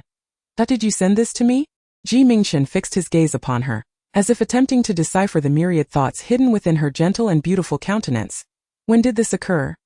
Mingchen's eyes remained steadfast on her. His peach blossom gaze slightly upturned, glistening with depth and emotion, as though a torrent of unspoken sentiments surged within him, yet it also seemed to radiate tenderness and affection. He suddenly felt a pang of regret for not being present at that moment and for not having come to see her sooner. Otherwise, he might not have endured such unnecessary anxiety. Wen Yao, feeling somewhat uncomfortable under his scrutiny, stammered, "What's wrong?" Mingchen lowered his eyelashes, gently brushing the dust from the crystal ball. "Whatever gift you bestow upon me, my dear, I shall cherish. Could you kindly place it for me?" Wen Yao paused momentarily. "Place it?" Mingchen nodded. "Yes, place it." Wen Yao, concerned for his wounds, proactively gathered the remaining trinkets. "Certainly, I shall assist you. Where would you like them arranged?" Mingchen guided her to a shelf adjacent to the bookcase. Behind the transparent glass lay a wooden display filled with an array of ancient artifacts and renowned paintings. As the glass cabinet door opened, revealing several vacant spaces, Wen Yao carefully arranged the small items she held. Just as she finished placing them and prepared to close the cabinet door, Her gaze inadvertently fell upon a picture frame containing an aged photograph, depicting two boys of differing heights. The tall youth, clad in a pristine white shirt, appeared to be in his teenage years, his gentle and radiant smile illuminating his features. Beside him stood a shorter boy, roughly 7 or 8 years old, whose delicate visage resembled that of a finely carved jade statue. He wore a white t-shirt paired with blue denim overalls, his expression also a smile, albeit one that bore a hint of shyness and awkwardness, as though it had been forcibly conjured. Wen Yao scrutinized the little boy's brows and eyes before shifting her gaze to the side, where Mingchen observed her with evident amusement. "Can't you recognize your own partner?" It seemed this individual had been remarkably handsome since childhood, his youthful allure now magnified in adulthood, shedding the innocence of his early years, resulting in an even more striking appearance. After arranging the items, Mingchen led her into the bedroom. He opened the wardrobe and glanced at the girl, who stood by the door, her heart racing with trepidation. "Why are you dawdling? Come here." Wen Yao's peripheral vision caught sight of the immaculate white bed, adorned with scattered crimson rose petals, resembling a luxurious hotel suite. She was uncertain of Mingchen's intentions in bringing her to his private chamber. This was her first foray into such a space, and she hoped it was not as she feared, especially since Dr. Lin had cautioned her. Chapter 104. "I am fond of you." Wen Yao's mind was awash with chaotic thoughts, yet as she approached the wardrobe, the man beside her said, "I need to change my clothes. Could you assist me in selecting one that Wen Yao me choose?" Mingchen chuckled. "It is your duty to select garments for your partner." Wen Yao shot him a peculiar glance. Although she struggled to comprehend why he wished to change clothes right after a shower, she amiably approached to help him pick a white shirt. To be frank, all his shirts appeared rather similar. Aside from their colors, she could discern no notable differences, and choosing was merely a matter of convenience, as his striking features and physique rendered the selection almost unnecessary. As she held the white shirt, Mingchen tentatively inquired, "Didn't you say you preferred black?" Wen Yao, taken aback by the question, replied, "I do not like black." "Then why do you always wear it?" Wen Yao pondered for a moment before honestly admitting, "Because black is resistant to dirt." Mingchen could not contain his laughter as he handed her the shirt, instructing, "Could you also assist me in changing?" The atmosphere was so laden with ambiguity that it was almost unbearable. Wen Yao had intended to leave but was momentarily frozen by his request. "Do you truly need my help to change?" From a distance of a meter, Mingchen lowered his gaze, his eyes curving softly as he smiled at her with a warmth that was beguiling. His deep, husky voice was both soothing and melodic. "I've sustained an injury. Raising my arm might prove inconvenient." Wen Yao was uncertain of the sincerity of his words. After a moment of hesitation, she acquiesced to his request and stepped forward, raising her hands to unfasten his buttons. He wore only this single garment on his upper body, and as each button was undone, it was not long before his torso lay bare, while his chest and abdomen were somewhat obscured by white bandages. Beneath them lay well-defined abdominal muscles. His skin was excessively fair, and the muscles beside his alluring V-shape revealed faint blue veins, a testament to his physicality. Muscles taut, pulse throbbing, an inexplicable sense of vigor enveloped him. This man was flawless in every aspect. Standing so close, merely casting a fleeting glance at Wen Yao made her cheeks flush with warmth, prompting her to hastily avert her gaze. Mingchen, attuned to her movements, kept a keen eye on her expressions, noticing her long lashes fall, and her cheeks tinged with crimson. He playfully inquired, "Do you like it?" Wen Yao already felt an unsettling tension. His words made her ears ring. Fearing the situation might escalate dangerously, she quickly took a step back, saying, "Mingchen, I believe it is necessary for me to be honest with you." Wen Yao struggled to articulate her thoughts. "I can't shake the feeling." Mingchen, unhurried, methodically fastened the buttons of his shirt, exuding an air of refinement akin to a prince, as if the flirtatious remark had never escaped his lips. "What is it?" After a moment of contemplation, Wen Yao cautiously confessed, "I can't help but feel that more than half of my feelings for you have been stirred by your allure, leaving me uncertain of their authenticity." Mingchen replied. "Oh." This time it was not about repaying a favor or treating him as family, but rather an admission of being seduced. Wen Yao, feeling somewhat guilty and anxious, continued, "I'm not quite sure how to explain it. It just seems like everything is happening too quickly. That I've never encountered someone quite like you." Considering herself not particularly articulate, she rambled on, ultimately resignedly asking, "Do you understand what I mean?" Mingchen secured the last button, his eyelashes casting a delicate shadow as they fell. Wen Yao discreetly lifted her gaze, noticing his apparent displeasure, and quickly added, "It's not that I'm rejecting you. I just feel that I shouldn't develop feelings for someone so swiftly. If it's merely a fascination with your beauty, then that feels quite improper." Mingchen said nothing, falling into silence for a moment before pressing his clenched fist against his lips. Suddenly, He furrowed his brows and coughed. Soon after, a trickle of crimson seeped from his mouth, landing on his freshly changed shirt. This sight startled Wen Yao, prompting her to reach out to support him. "Are you all right?" Mingchen's complexion turned ashen. His voice strained with pain. "Perhaps I've been standing too long. My heart aches." Wen Yao, disregarding everything else, hurriedly helped him to sit on the bed. "Then why not sit down or lie down? Do you need me to fetch Dr. Lin?" Mingchen wiped the blood from his lips, looking at her with weary eyes. "Dr. Lin is quite busy. I already troubled him once this morning that I can't keep bothering him." "What should we do then?" Wen Yao's gaze was fraught with anxiety, suddenly regretting her earlier thoughtlessness, nearly forgetting the severity of his heart condition. Mingchen wiped the blood from his lips again, tilting his head as his Adam's apple gently moved. "What were you saying? That you don't like me, and are reluctant to agree to be my partner?" Wen Yao believed she should not hold a grudge against an injured person. Already feeling a twinge of regret for her earlier words when questioned, she quickly shook her head, insisting, "I am not unwilling." Mingchen suddenly smiled softly, his expression gentle yet imbued with profound loneliness. "It's all right, my dear. If you truly do not harbor feelings for me, then I, however, have feelings for you." Wen Yao interrupted his despondent confession, picking up a tissue to wipe away the bloodstains on him one after another. She pulled out sheets of pristine paper, soon staining them crimson. Observing her flustered actions, Mingchen's gaze softened, and he weakly parted his pale lips, asking, "So apart from liking me, do you like anyone else?" Wen Yao replied, "There is no one else. It is only you." Mingchen inquired further, "Then tell me, what am I to you now?" Wen Yao found it perplexing that he had so much to say. Especially in such pain, could he not take a moment to rest? After discarding the used tissues, she settled beside him, embracing his neck while carefully avoiding his wounds, and whispered, "We are partners," fearing he might cough up blood again. She gently patted his shoulder in a soothing manner. "Please refrain from speaking for now, all right? Dr. Lin said you need to rest and avoid movement." Soft strands of hair brushed against her neck as her tender voice filled the air. Mingchen, in response, lifted his hand to caress her back, a loving kiss landing on the crown of her head as he smiled. All right, whether devious or cunning, it mattered little, as long as the outcome remained the same. His beloved belonged to him, willingly surrendering to his embrace. Shen Yichuan, 7 years of companionship. It seemed trivial compared to the mere months they had shared. That day, Wen Yao was oblivious to her own actions, muddled yet agreeing to be Mingchen's partner, subsequently spending the entire day by his side until darkness enveloped the sky. Only after parting from the charming rogue did her thoughts begin to clear, though an unsettling feeling of having been deceived lingered. How had she truly become his partner? Oh well, it was not such a significant issue. Chapter 105. Is this what a man in love looks like? That night, the sky outside was as deep as ink, adorned with twinkling stars. After confirming Wen Yao's departure, Mingchen cautiously entered the living room to report, "Boss, someone from District 1 of Dongzhou has arrived.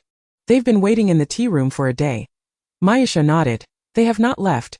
After a moment's thought, she added, "I have politely declined their visit on the grounds of your serious injury. But they insist on waiting." The amiable and gentle demeanor Mingchen typically exuded vanished entirely. Even his habitual smile now carried an air of chill. "They certainly possess a great deal of patience." Mingchen asked, "What does the boss intend to do?"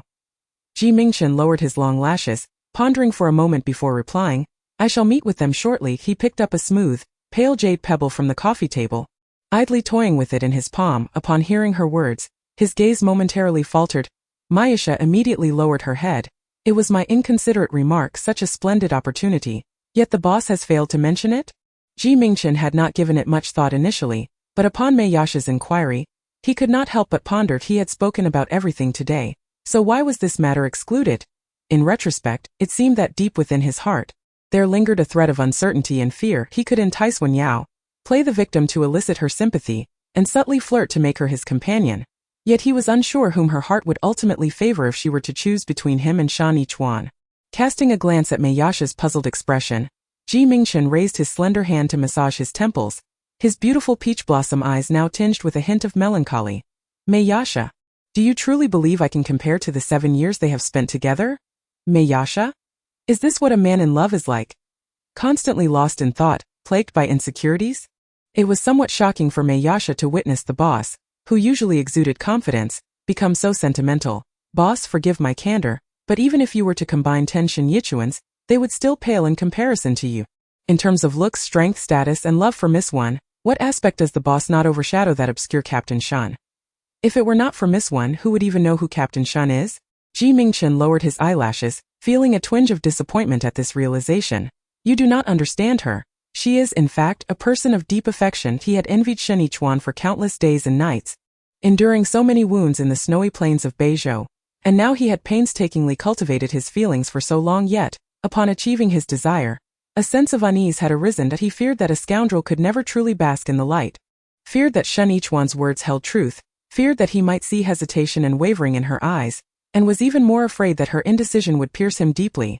Mei Yasha was utterly baffled by the boss's sentiments. But Miss Wen is already with the boss, isn't she?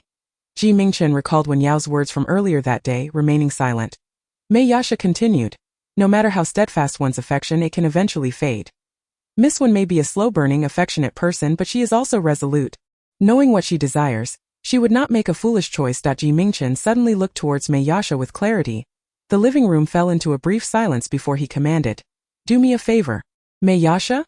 On the vintage leather sofa, the man of exquisite and frosty beauty appeared to have an epiphany, his candlelit peach blossom eyes twinkling like the stars. This is not something I can voice myself. In a few days, find an opportunity to subtly convey this to her. Mei Yasha, initially perplexed, soon understood after a moment of contemplation. Truly, he was their boss, brimming with cunning, while openly lamenting might imply a deliberate attempt to garner sympathy. Having another relay the message would only serve to portray him as more pitiable and innocent. To this, she promptly nodded. All right, boss, I will arrange it. In the tea room on the first floor of the manor, the man adorned with a black hooded cloak could no longer restrain himself and let his hat fall, revealing a face marked by a horizontal scar. He furrowed his brow and directed his gaze towards the man seated at the center of the room. Boss, what exactly does Commander Ming mean? We have traveled a great distance only to be left waiting here for an entire day. Is this how they treat guests in the 14th district of the Eastern Continent?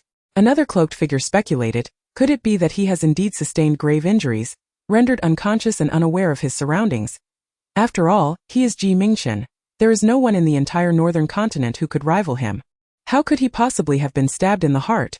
It must be a fabrication. The two men on either side exchanged words, while the fearsome-looking man in the center merely raised a teacup to his lips. Sipping quietly without uttering a word. Before long, a figure clad in white appeared at the entrance of the spacious hall. Chu Zhuoqing lifted his gaze to the leisurely approaching man, setting his teacup down with a light chuckle. Commander Ming arrives rather early. Mingchen took a seat on the sofa opposite him, dismissing any pretense of civility, and elegantly poured himself a cup of tea from the table. Speak, Commander Chu, what brings you here? Chapter 106. I only hope she can forever remain by my side. Chu Zhuoqing stroked his beard and smiled lightly. It is nothing of great consequence. The Lord has heard of Commander Ming's injuries and specifically sent me to check on your condition. Mingchen leisurely lifted the transparent teacup, twirling it between his fair fingers. Suddenly, he lowered his gaze with a smile.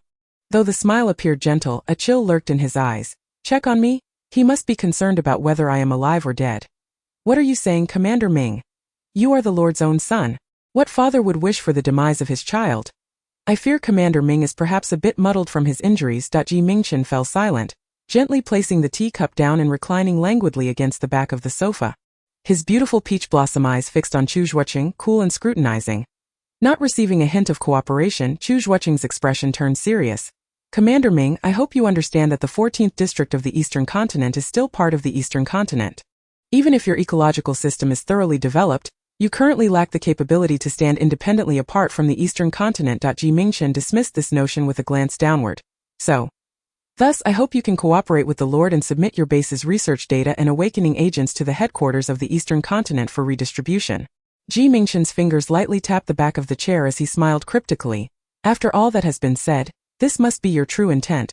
Seeing Mingchen's obstinacy, Chu Zhuoqing continued to persuade. In my opinion, you are viewed differently in the Lord's eyes. If you comply with his wishes, given your status, position and abilities, there is nothing the Lord would withhold from you. However, should you insist on opposing him, and if he were to command the exclusion of the 14th district from the Eastern Continent, your isolated borderland would face dire consequences. Whether you can sustain it remains uncertain. Do you think I care? Mingchen's exquisitely beautiful peach blossom eyes lifted, revealing a void of indifference. Teach me how to act, and I would not hesitate to destroy everything before you. Do you believe it? With eyes as sharp as an eagle's, Chu Zhuoqing regarded him, while Mingchen stood resolutely, unflinching in their confrontation. Moments later, Chu Zhuoqing was the first to lower his gaze and smile. The pure can cleanse themselves, yet the impure remain mired in their own filth. Do you truly believe, Director Ming, That your actions can insulate you from accountability and delineate your boundaries from that of the Lord? Mingchen's gaze remained fixed, yet the gentle warmth in his eyes evaporated instantaneously, replaced by a flicker of murderous intent.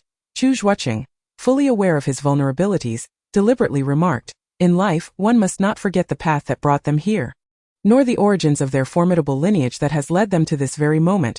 Without the Lord, there would be no Director Ming. Similarly, without District 1 of the East Continent, your District 14 would not have flourished as it has today."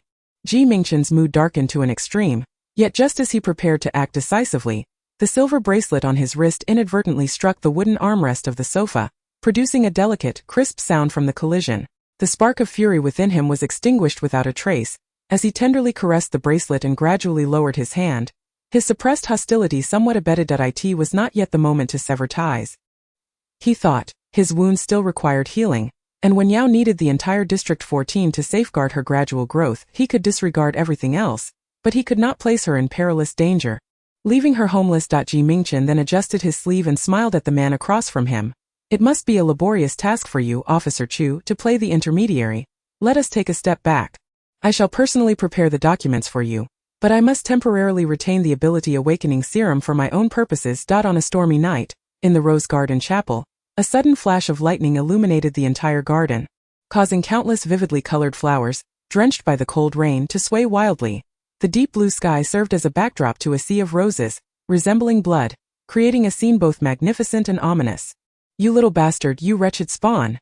It is all your fault. You are responsible for your brother's death, Mingchen, you heartless monster, fratricide and matricide.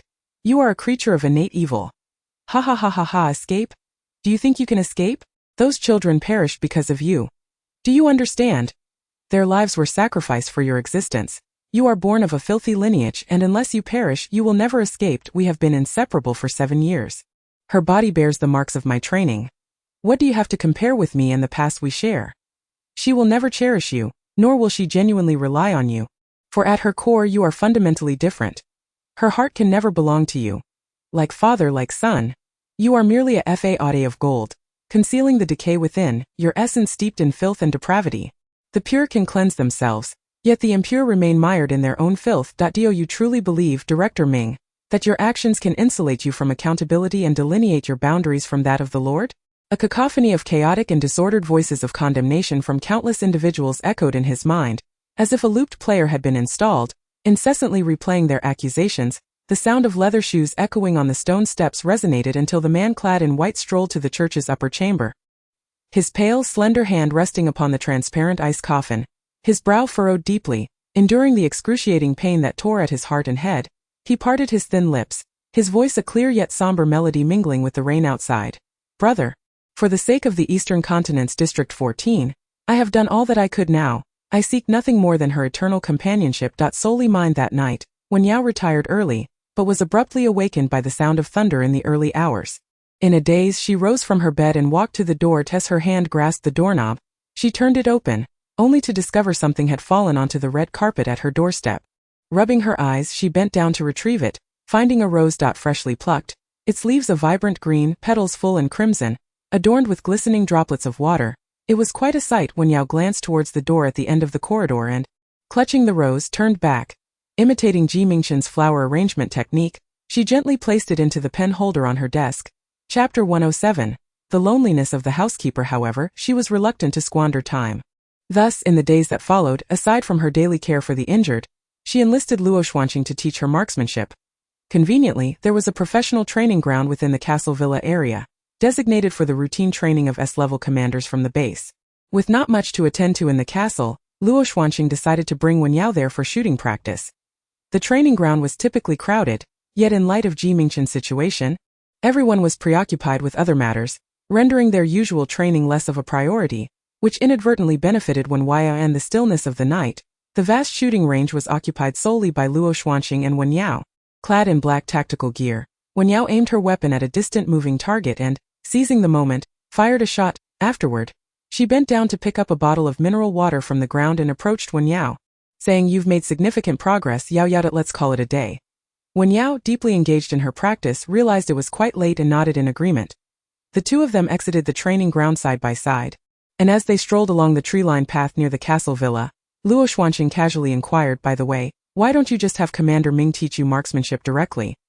Wen Yao, somewhat puzzled by the question, replied, isn't it true that you, Captain Luo, are the best marksman in the entire Eastern Continent's District 14 base? Luo Xuanqing, taken aback, questioned further, who told you that? Wen Yao answered, isn't it the consensus? Everyone says so. Luo Xuanqing, feeling an inexplicable sense of humility, corrected her earnestly, that statement holds only partial truth. Excluding Commander Ming, if we are solely considering the commanders, I have indeed ranked first in marksmanship assessments. However, in the entirety of the Eastern Continent's District 14 base, Commander Ming remains the finest marksman. Moreover, even when he holds a black gun, he seldom fires it. He often seems to play with it instead, and whenever danger arises, it is typically Mei Yasha or Di Dahu who take action. Luo Xuanqing was resolute in her assertion. Indeed, his marksmanship is truly infallible. A mark always hitting its target, he possesses an uncanny ability to target people's eyes with precision, as well as to strike at their pain receptors. Regardless of the distance or obstacles in the way, as long as he can see, he can hit his mark. Whatever his gaze falls upon becomes his prey, truly impressive. Wen Yao remarked, but I seem to recall that he has missed his shots on occasion. However, Luo Xuanqing shook her head, stating, impossible. If he misses, it is undoubtedly by design. At times, he finds a swift kill to be mundane and deliberately targets arteries, allowing his victims to bleed out painfully. Wen Yao nodded thoughtfully. She had previously believed that Mingchen's marksmanship, while commendable, could not surpass that of seasoned S-rank commanders like Mei Yasha or Luo Xianxing. It now appeared that the prowess was merely a result of the expert's reluctance to engage. As the two continued their idle chatter, they fortuitously encountered two figures near the entrance of the ancient castle villa. Beneath the tranquil, moonlit backdrop, two men stood tall and imposing at the villa's entrance. One of them, clad in white, leaned against a stone wall, illuminated by a dim, yellow light, while casually toying with a vibrant rose. Luo Xuanqing, bewildered, glanced at them before turning to the rapidly blinking He Fengyan. Captain He, have you gotten sand in your eyes? Upon hearing this, Mingchen directed his gaze towards He Fengyan, who promptly lowered his head, feigning indifference. Luo Xuanqing remained affectionately linked to Wen Yao's arm. Seeing nothing amiss with the two men, she resumed her conversation with Wen Yao. Next time we have the chance, I'll take you to the market on the east side of the city. Although it sells nothing but trinkets, the scenery is breathtaking. The seaside market and bonfire remind me of a film I watched in my childhood, and I wonder if you've seen it. Ahem. Her speech was abruptly interrupted as Luo Xuanqing turned with annoyance. Captain He, is your voice acting up again? He Fengyan glanced at the silently brooding Mingchen beside him and replied to Luo Xuanqing, why don't you check the time? Luo Xuanqing glanced at her watch. It's only 4:30 in the morning. What's wrong? Wen Yao, upon hearing the hour, was taken aback and quickly looked towards the castle villa, realizing that aside from the night watchman, there seemed to be no one else around. Had it grown so late? He Fengyan's lips twitched slightly. You can stay out all night without supervision, but could you refrain from dragging others into it? He Fengyan, unable to contend with Luo Xuanqing, chose to shift his attention to Mingchen. Mingchen remained serene, his gaze fixated on the arm that Wen Yao held onto, eventually lifting his eyes to politely address Luo Xuanqing. Captain Luo, those with families and partners should refrain from spending the night away from home. Leaving a spouse alone is quite disheartening. He Fengyan recognized that Mingchen was awaiting someone, yet his expression shifted upon hearing those words. Could it be that it was already 4:30 in the morning? Hadn't he sustained severe injuries? How long had he been waiting at this hour? Wen Yao was equally taken aback, however, upon encountering Mingchen's inexplicably desolate demeanor. She found herself experiencing a twinge of guilt. It is as if she were a wayward soul, a scoundrel who roams the night without a care. Chapter 108. Indeed, she has learned to misbehave. Luo Xuanqing cast a glance at the eagerly awaiting Commander Ming, then turned her gaze to the gentle and quiet Wen Yao beside her, inexplicably feeling a chill creeping down her spine. On the way back to the 5th floor of the villa, Mingchen deftly presented a rose to Wen Yao. For the past few days, he had been gifting her a rose each day, and thus Wen Yao had grown accustomed to it. She casually inquired, why are you waiting for me outside at this late hour? How long have you been here? Mingchen's eyes swept over the young woman walking beside him, a faint smile gracing his lips. Not too long, really. I came down at 9 and waited for 3 hours. After standing for a while, my chest began to ache, so I went up to change and then came back down to wait for another 3 hours. Altogether, it has been 6 hours. Wen Yao was taken aback. She stiffened her neck, looking up at the MNI in the soft glow of the lights. His profile remained strikingly handsome, yet his complexion was pale, his lips lacking color, suggesting he was not in the best of health. In the serene and quiet corridor, The warmth of his fingertip brushed against the sensitive inner wrist of Wen Yao, causing her to instinctively curl her fingers. Is there anything else?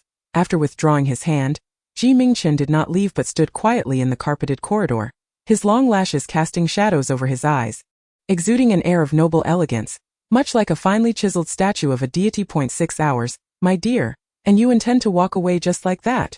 Wen Yao felt a twinge of grievance in his deep, lingering voice. Perhaps it was the guilt clouding her judgment, or perhaps it was the allure of his beauty. Either way, her immediate concern was not the tedium of waiting for 6 hours, but rather a genuine sense of sympathy for the toll it had taken on him.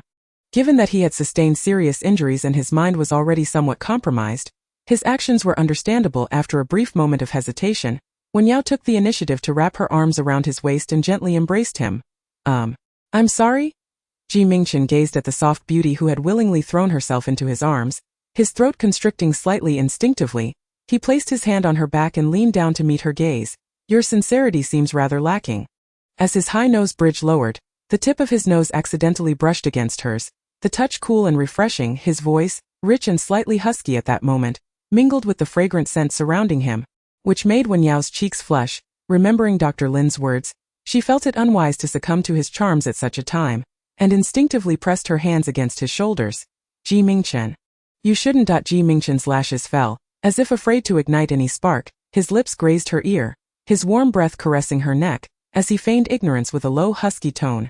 Shouldn't what? As he spoke, his hand subtly slid downwards, resting on the delicate curve of her waist, pressing her closer to him. Their bodies were tightly entwined, and even through the thin fabric, they could feel each other's warmth. Wen Yao's body inexplicably trembled, her rationality and emotions engaged in a fierce tug-of-war. Just as the man's kiss was about to descend upon her, she hastily raised her hand to cover his lips and, tilting her head in astonishment, exclaimed, Dr. Lin, how did you come up here? Her voice was soft and slightly breathless with urgency. This was the first time she had witnessed Mingchen display such a bewildered demeanor. She had not anticipated that this cunning fox, so adept at deception, could be so easily misled. Mingchen quietly gazed at the closed door for a moment before lowering his eyes and smiling. Tsk, he had indeed learned to be mischievous. Now he could even be deceived by her. Wen Yao had exceptional hearing and, upon detecting the faint sounds of footsteps on the carpet, she instinctively retreated a half step, her gaze warily fixed on the door. Tap, tap, tap. A gentle knock echoed against the door. Wen Yao's heart raced to her throat. Although she had not committed any egregious misdeeds, she felt an inexplicable tension and thrill at that moment. Reminiscent of playing hide-and-seek with her cousin during childhood, she dared not make a sound, but the magnetic, warm sigh of a man drifted in from outside. Little trickster, shall I wait for your partner? Mingchen recognized that Dr. Lin's instructions were genuine, hence he did not press the matter further. However, having just embraced such softness, it was difficult not to feel an itch of yearning, akin to being teased by a cat. He rolled his throat softly, chuckling as he turned to depart. It seemed that at some point, her mood had significantly brightened, and her smiles had become more frequent than before. Chapter 109. How could Shen Yichuan suddenly awaken his powers to injure you? The following day, upon waking, Wen Yao discovered that the ancient castle villa was markedly less populated. The casual inquiry revealed that a zombie tide had once again surged outside the city, and the eastern harbor was also in turmoil. Luo Xianying had departed early that morning. In simple terms, everyone was diligently attending to their respective duties. Recently, the emergence of enhanced abilities among various districts had sparked discussions. What are ability users? There has even been a report of an exceptionally powerful ability user in Beizhou. Did you not hear what that big-mouthed Didahu said the other day? Commander Ming was severely injured, thanks to a formidable metal-type ability user from Beizhou. Is that true? An exceptionally powerful metal-type ability user. Haven't we in Dongzhou yet to develop the awakening agent for metal abilities? Indeed. This matter is quite puzzling. I heard it was a certain commander from Beizhou, surnamed Shen, but I cannot recall his full name. It seems he had previously clashed with Commander Ming. I have never seen him so formidable before. But that day he conjured a golden blade with his bare hands and suddenly lunged at Commander Ming's heart. Commander Ming was still speaking at the time, completely caught off guard. The speaker's animated gestures and expressions drew attention. Wen Yao, who had been walking around the corner of the corridor, paused in surprise, her pace gradually slowing. Beizhou had not only produced ability users but also exceptionally powerful ones. No, that was not the crux of the matter. The key point was a metal-type ability user with the surname Shen Yichuan. As this thought crossed her mind, Wen Yao's steps halted, her hands clenched tightly at her sides, and her typically serene, almond-shaped eyes revealed an unusual glint.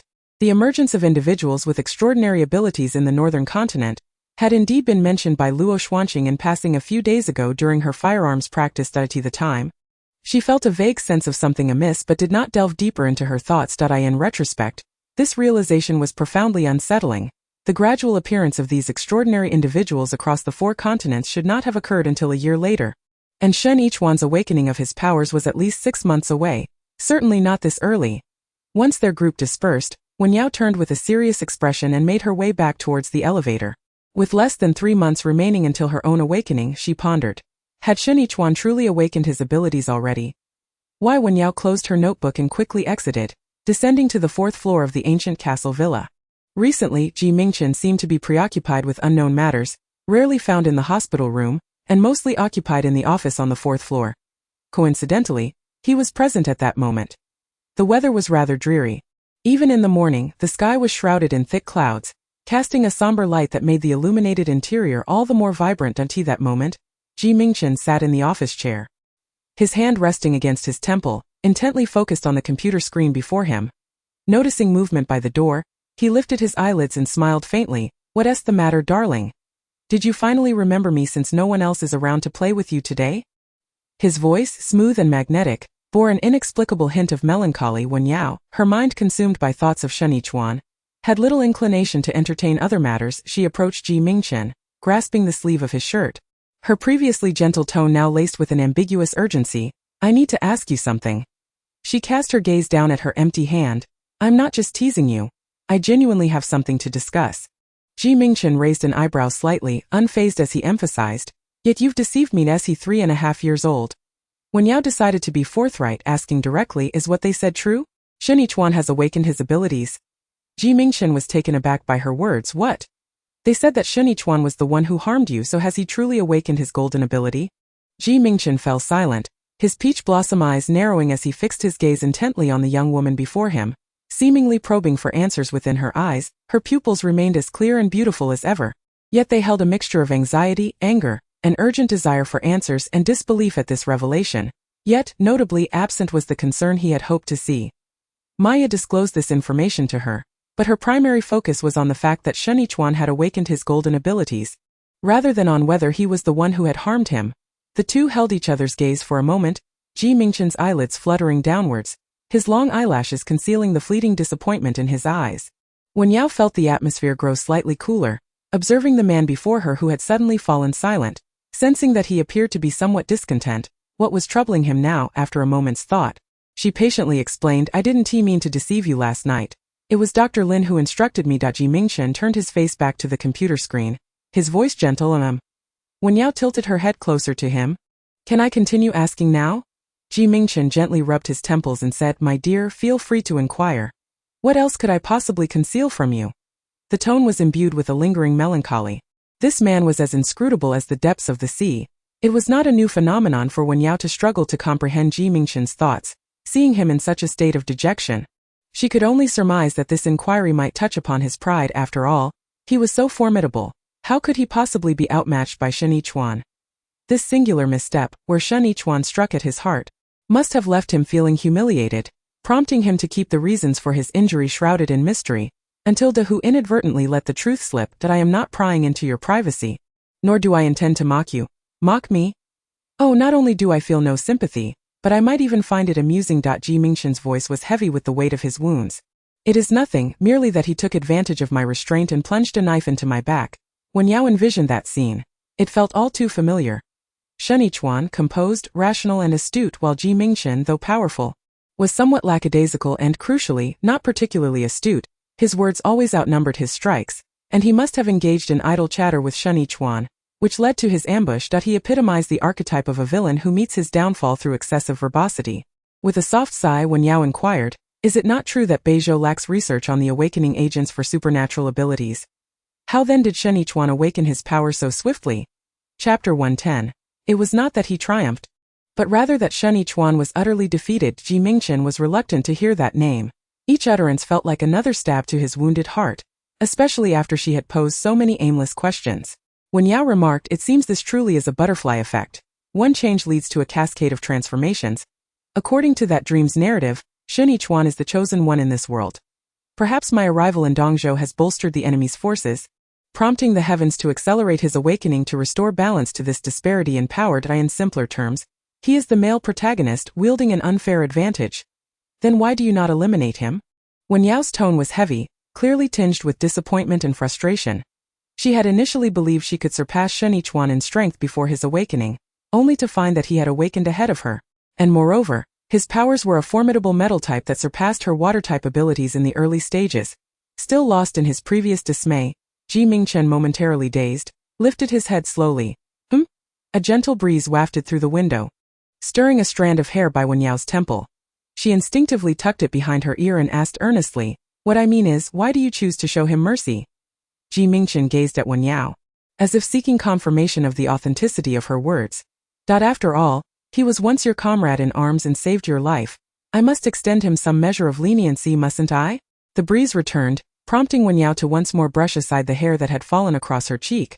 But has he not shown you any mercy? At this, Mingchen was completely taken aback. The clouds of despair that had gathered in his heart dissipating significantly at the moment her words were spoken. As the wind outside howled once more, the man raised his hand, his warm fingertips gliding across the delicate skin of the girl's cheek, before gently coaxing a rebellious strand of hair behind her ear. "So, my dear, do you care for me more than him?" While Wen Yao felt little when she tucked the strand of hair away herself, the mere touch of Mingchen's hand sent a tingling sensation through her. This man seemed to possess an innate charm. Even the warmth of his fingertips brushing against her cheeks stirred a subtle, perplexing itch within her heart. Lowering her eyelashes, her voice became considerably softer. "There is no comparison. One is an ally, the other an enemy. I have no reason to care for an adversary."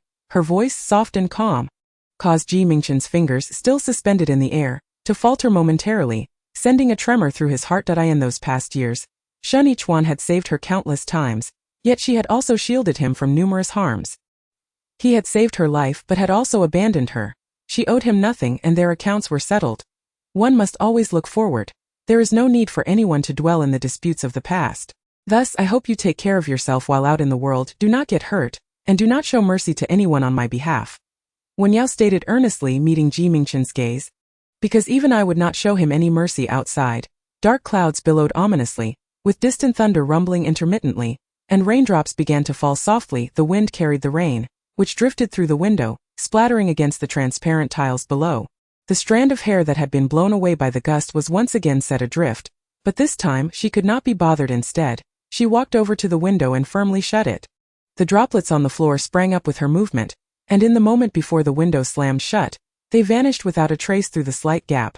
Once the glass window was closed, the sound of rain became distant due to the barrier, and the room fell into a tranquil silence. Mingchen gazed at Wen Yao's silhouette, now obscured in black as she closed the window, and felt an inexplicable resemblance between her demeanor and that of Shen Yichuan. The boundaries were clear, utterly rational. In matters that warranted no compassion, none would be given. He suddenly felt a wave of relief wash over him. This time he had not won the bet. Rather, Shen Yichuan had lost completely. Regardless of her feelings for him, they amounted to nothing in Shen Yichuan's eyes. After 7 years of companionship, he had taught her to be rational and strong, and now she applied the same principles to him. What was this called? It was akin to lifting a stone to crush one's own foot. How could it not bring joy? Due to the scarcity of individuals with special abilities, the classification of such powers remains ambiguously defined, with all practitioners exploring their potential. Currently, the size of one's spiritual core is the primary measure for classification. Whenever energy is fully charged, that small energy sphere expands, signifying a level up. At present, Wen Yao barely reached the 3rd level. While her physical attributes had indeed improved, her water abilities remained rather ineffectual.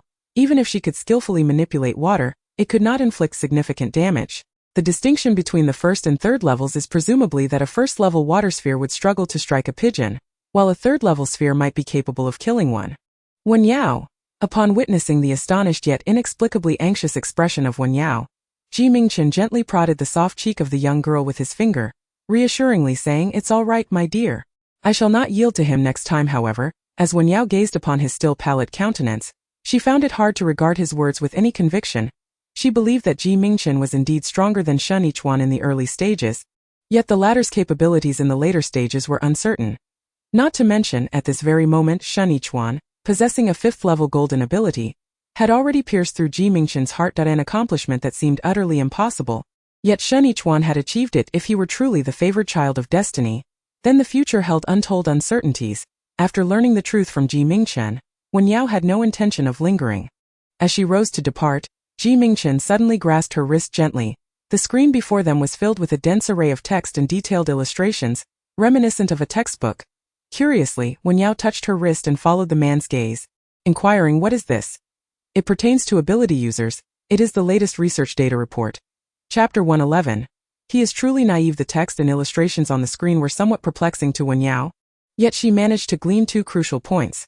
Firstly, within the line of sight of ability users, the colors of the luminous mist hovering over zombies denote their levels.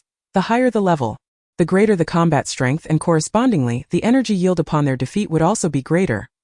The levels are assessed according to a color temperature scale, with deep blue being the weakest and crimson the strongest, providing a clear and intuitive understanding. Secondly, all mutated flora and fauna, apart from zombies, possess attributes akin to those of humans. Most plants are wood attribute, marine creatures predominantly water attribute, while other terrestrial mutated beings are categorized according to their survival strategies into various attributes. Defeating mutated organisms of corresponding attributes yields double energy, whereas defeating those with opposing attributes results in a halved energy yield, while others remain neutral.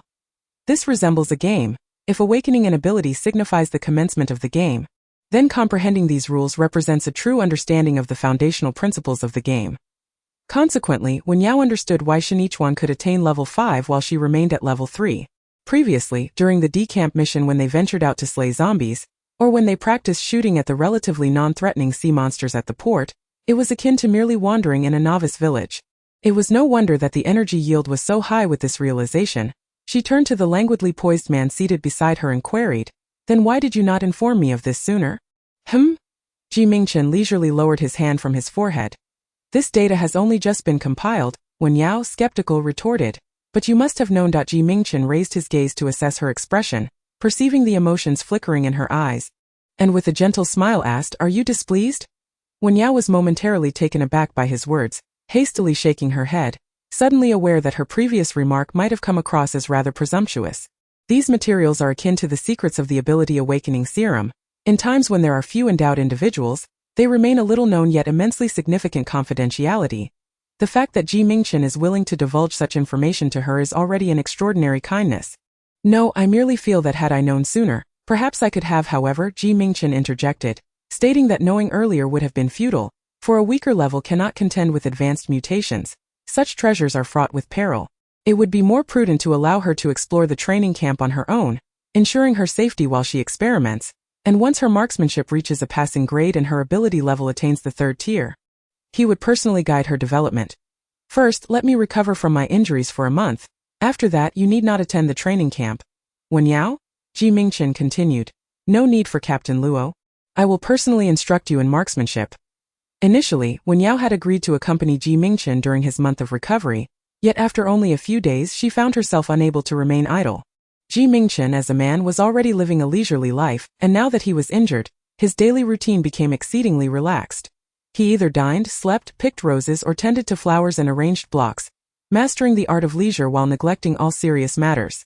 Were this a time of peace devoid of any crises, Wen Yao might well indulge in such idleness alongside him, but in the current state of affairs, she found it challenging to calm her restless spirit. The awakening of Shen Yichuan's abilities served as a clarion call. This was not merely a matter of Shen Yichuan being more formidable than her. It was a stark reminder that the world's evolution had accelerated. Following the engulfing of Shizhou by sandstorms, a multitude of monsters from the desert would soon assault Beizhou, and after the southern region was devoured by sea monsters, countless mutated creatures from the ocean would relentlessly attack Dongzhou. Hundreds of human-populated areas akin to Guangzhou City would ultimately succumb, leaving only a scant few remaining. What does this imply? The complacency of life within the safety zones resembles a precarious edifice suspended in mid-air, poised to collapse at any moment. Once it does, all that is beautiful and harmonious will be consumed by the monstrous terrors from beyond. At that time, zombies will scatter, and the land will be littered with the starving dead. All surviving humans will scurry like rats evading capture. Yet when Wen Yao conveyed these thoughts to Mingchen, the man merely lounged lazily on the sofa, flipping through a book. "Isn't this rather splendid? When more intelligent species than humans emerge, we might even be excavated, just as humans excavate dinosaur fossils." "Wen Yao, so being excavated makes you feel honored, does it?" Without lifting his gaze, Mingchen replied languidly, perhaps one day, 3 large-eyed, blue-skinned aliens will descend from a spaceship, discovering a mineral and upon testing it, exclaim, oh, it's the remains of Shen Yichuan. Wen Yao. He truly is quite childish. Mingchen turned another page of the book. Alternatively, a prince arrived on this shattered planet, planted a single rose and told her, you are my one and only rose. As he spoke, the elegantly poised man on the sofa lifted his eyelids, his gentle, smiling peach blossom eyes gazing at Wen Yao, filled with the bright glow of the candles illuminating the room, dazzling and resplendent.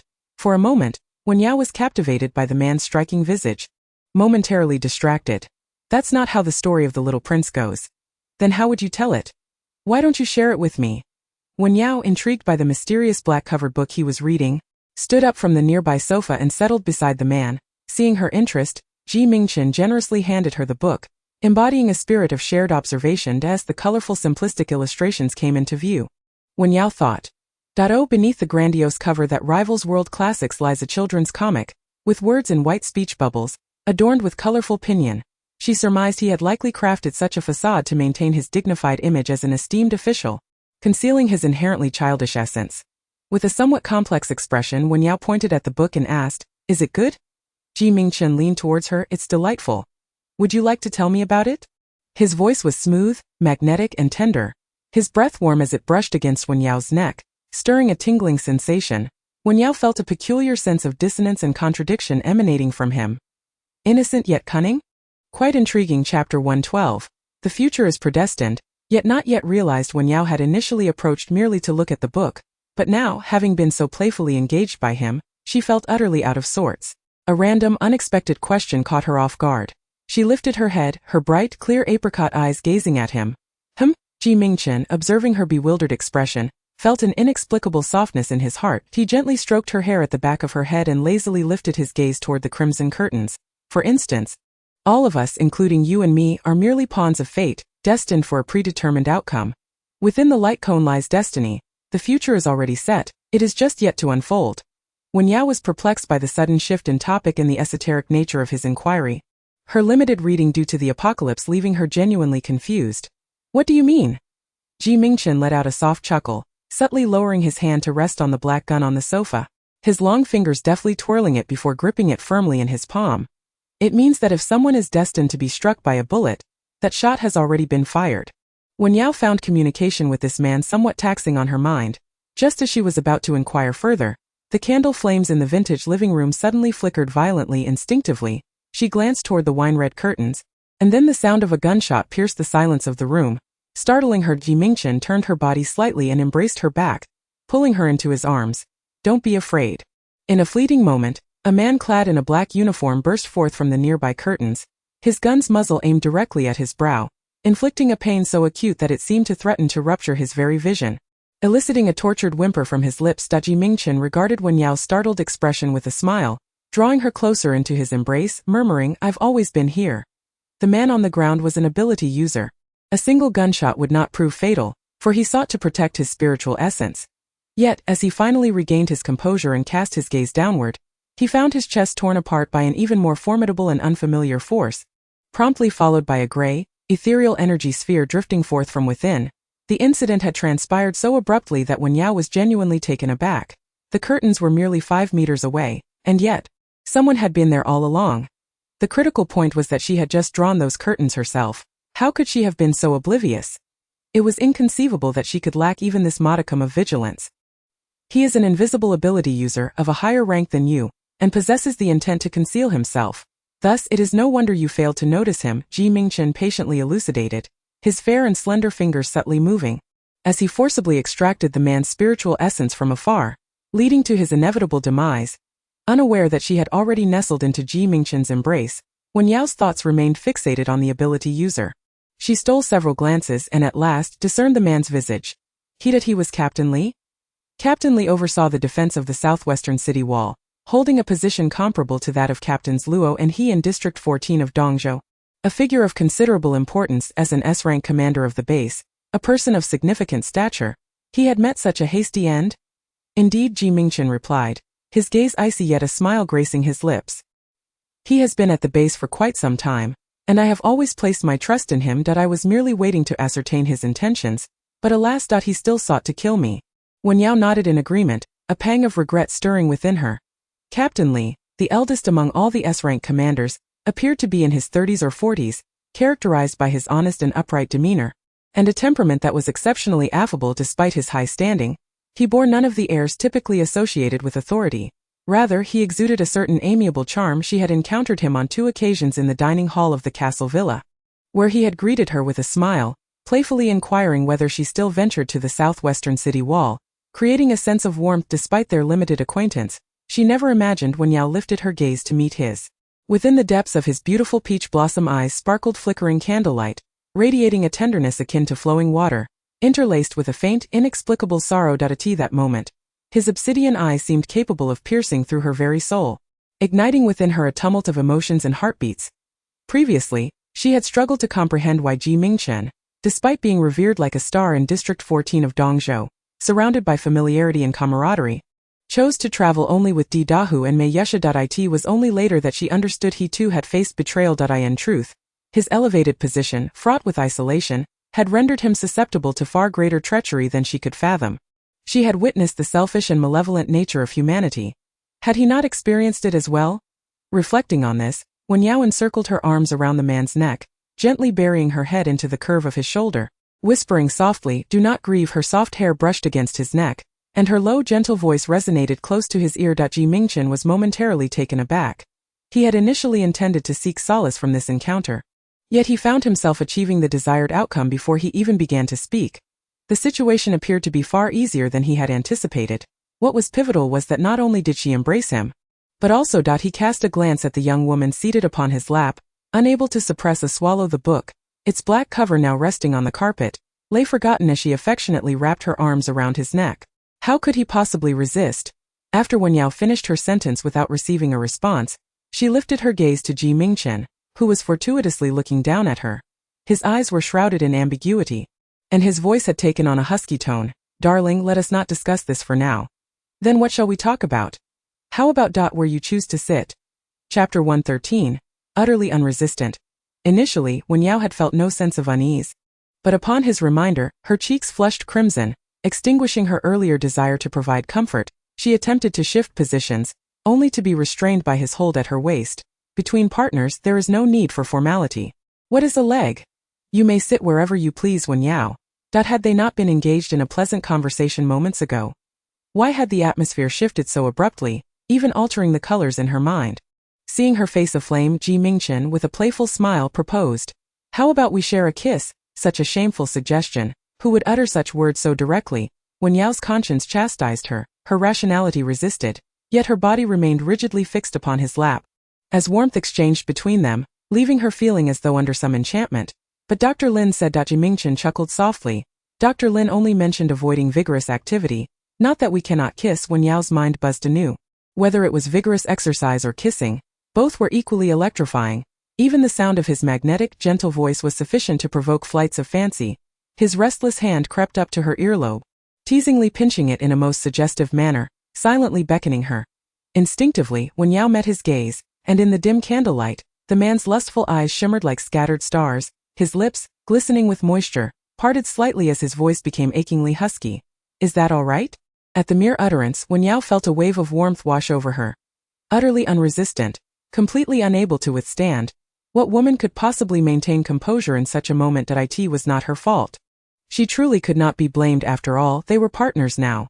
It was permissible to kiss, was it not? In her mind, it felt as though two little beings were engaged in battle, and the longer the stalemate persisted, the more emboldened the little devil became. "If you remain silent, I shall assume my darling has consented." With those words, the man's slightly disheveled breath descended upon her lips, and the timid little angel in Wen Yao's mind dissipated into nothingness.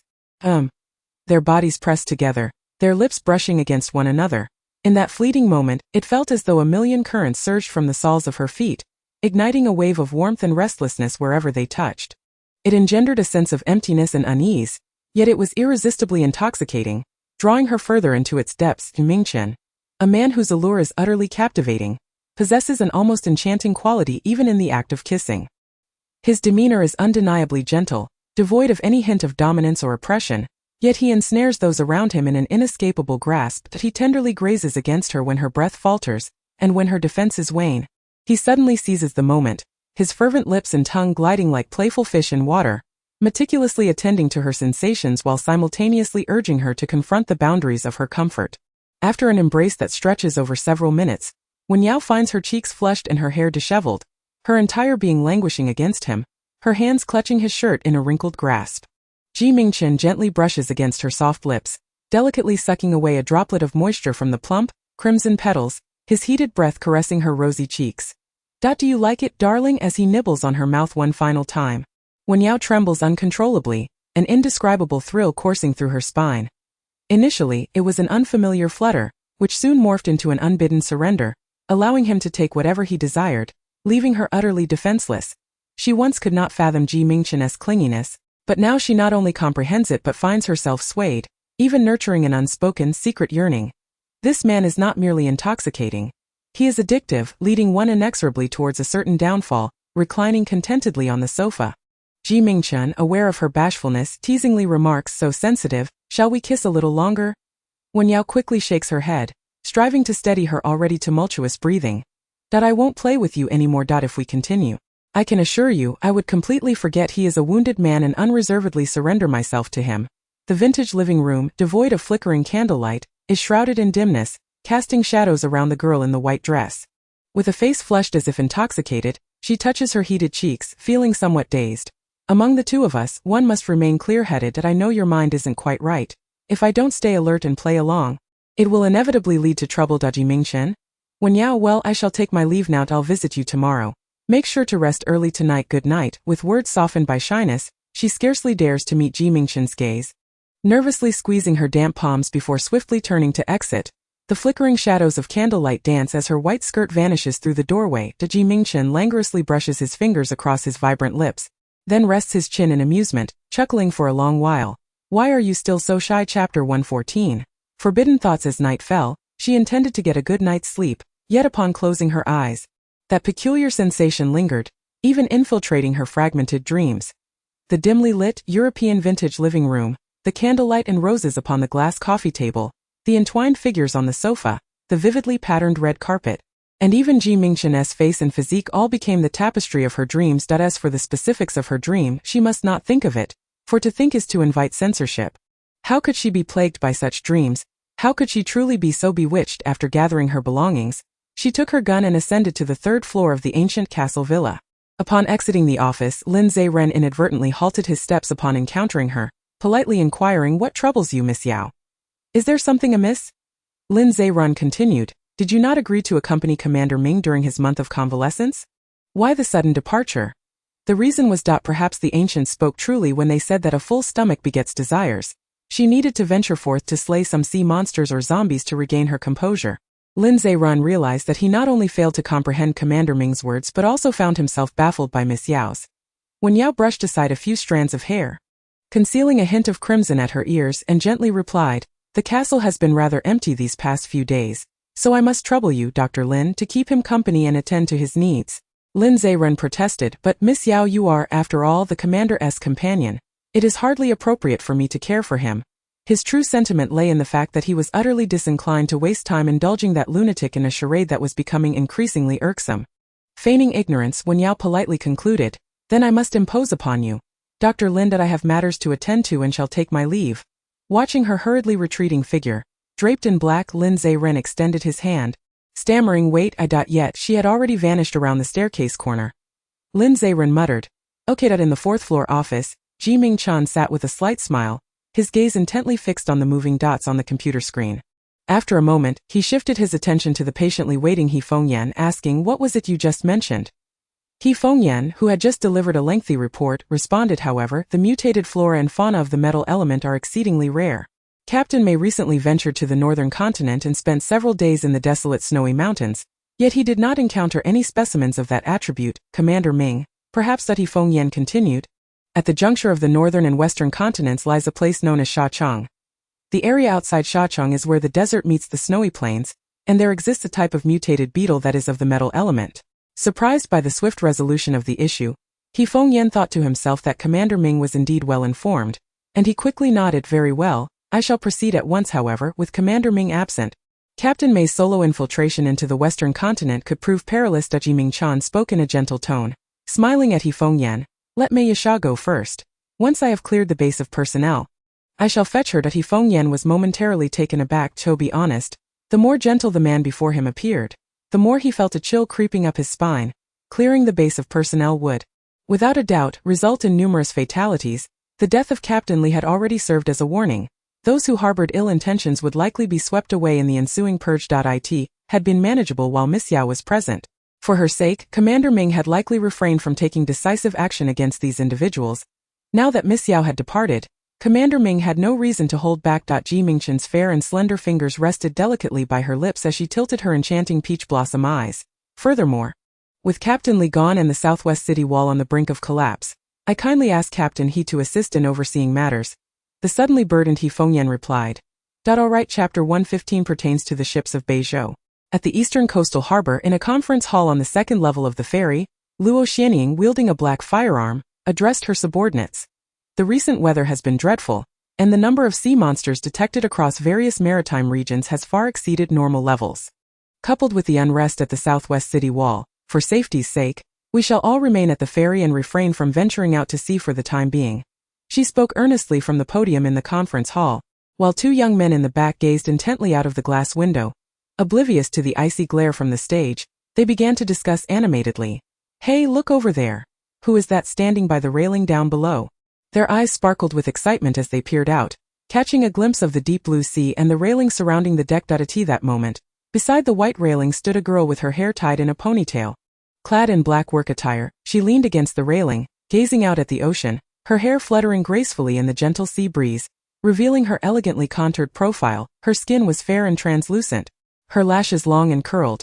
In terms of appearance, figure, and her innate gentle demeanor, she could only be described as a breathtaking beauty. Paired with the vast and boundless seascape, it formed an utterly stunning tableau. Alas, my camera is broken. Otherwise, I would have loved to capture this moment. Capture it for what purpose? It's clear she is a newcomer from the training camp. Why not just go introduce yourself later? The two of them leaned closer together, their gaze fixated outside the window, completely oblivious to the figure standing behind them with arms crossed. Everyone in the room held their breath for them until the girl in the orange shirt raised her firearm and struck each of them with the butt of her gun. Luo Xianying raised an eyebrow. So you two have gained some courage from your little excursion at sea, have you? Dare to disregard my words? The two young men instinctively shielded their heads, immediately conceding. Captain Luo. I was wrong. I won't dare again. Luo Xianying glanced out the window and stated sternly. I am assigning you both to stand guard outside the ferry for 7 nights. You must stand for no less than 15 hours each day. And you are forbidden from having dinner. With a brusque dismissal, Luo Xianying addressed the group. That will be all. The meeting is adjourned. When Luo Xianying descended to meet Wen Yao, she found Wen Yao had been quietly waiting on the deck for half an hour.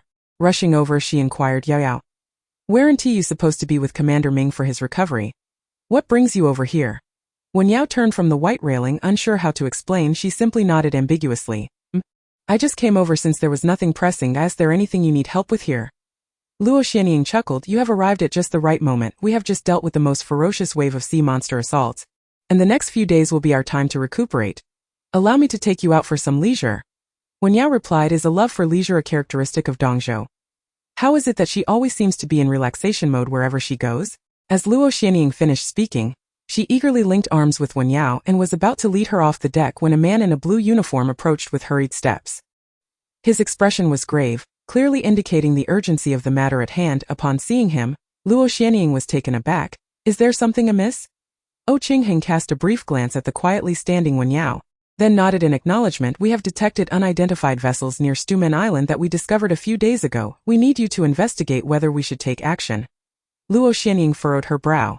Stumen Island was a recently uncovered, undeveloped land, and thus, it remained the only untainted sanctuary untouched by any virus to date. It is well known that the zombie virus has not only drastically reduced the human population, but has also led to the significant decline or even extinction of numerous flora and fauna. Therefore, the animals, plants, and even the pristine soil of this island are invaluable resources. Luo Xianying's expression shifted to one of seriousness. This small island is so well concealed. It took us years of searching to find it. How could other vessels appear so soon? Qingheng shook his head. That remains unclear. Wen Yao, standing quietly to the side, inquired, are these vessels from Beizhou? Qingheng directed his gaze toward the delicate beauty beside him, whose voice was as gentle as her demeanor.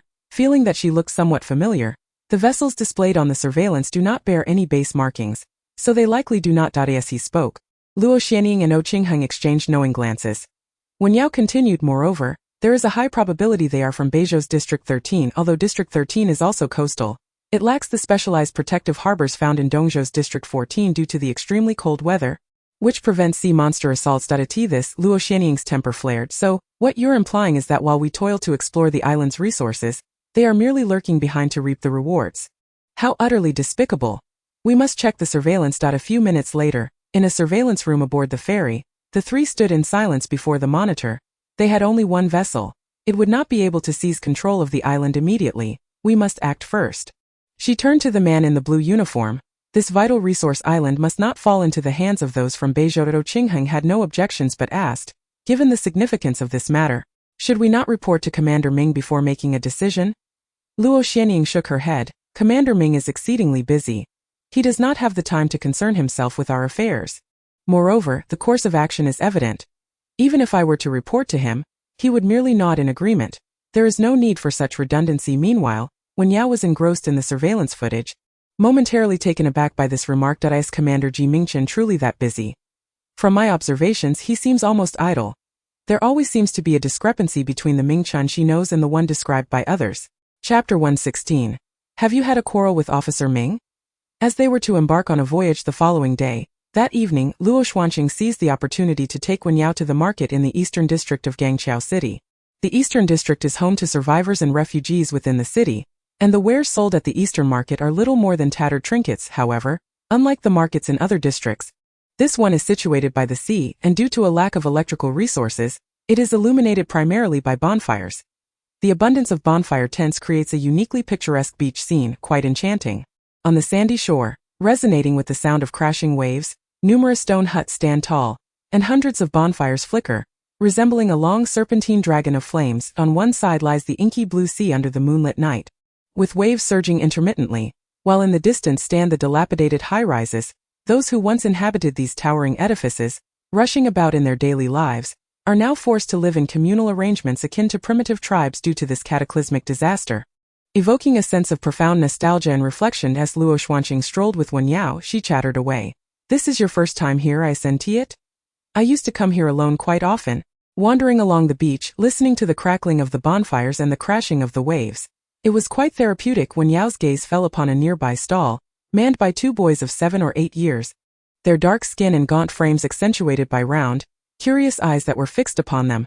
Indeed, it feels as though these years of catastrophe have unfolded like a nightmare. Luo Xuanqing twirled the gun in her hand and sighed. Who could argue otherwise? Human history spans 5 to 6 million years, and civilization has flourished for over 6,000. Everything seemed to be progressing steadily. Who could have foreseen such destruction?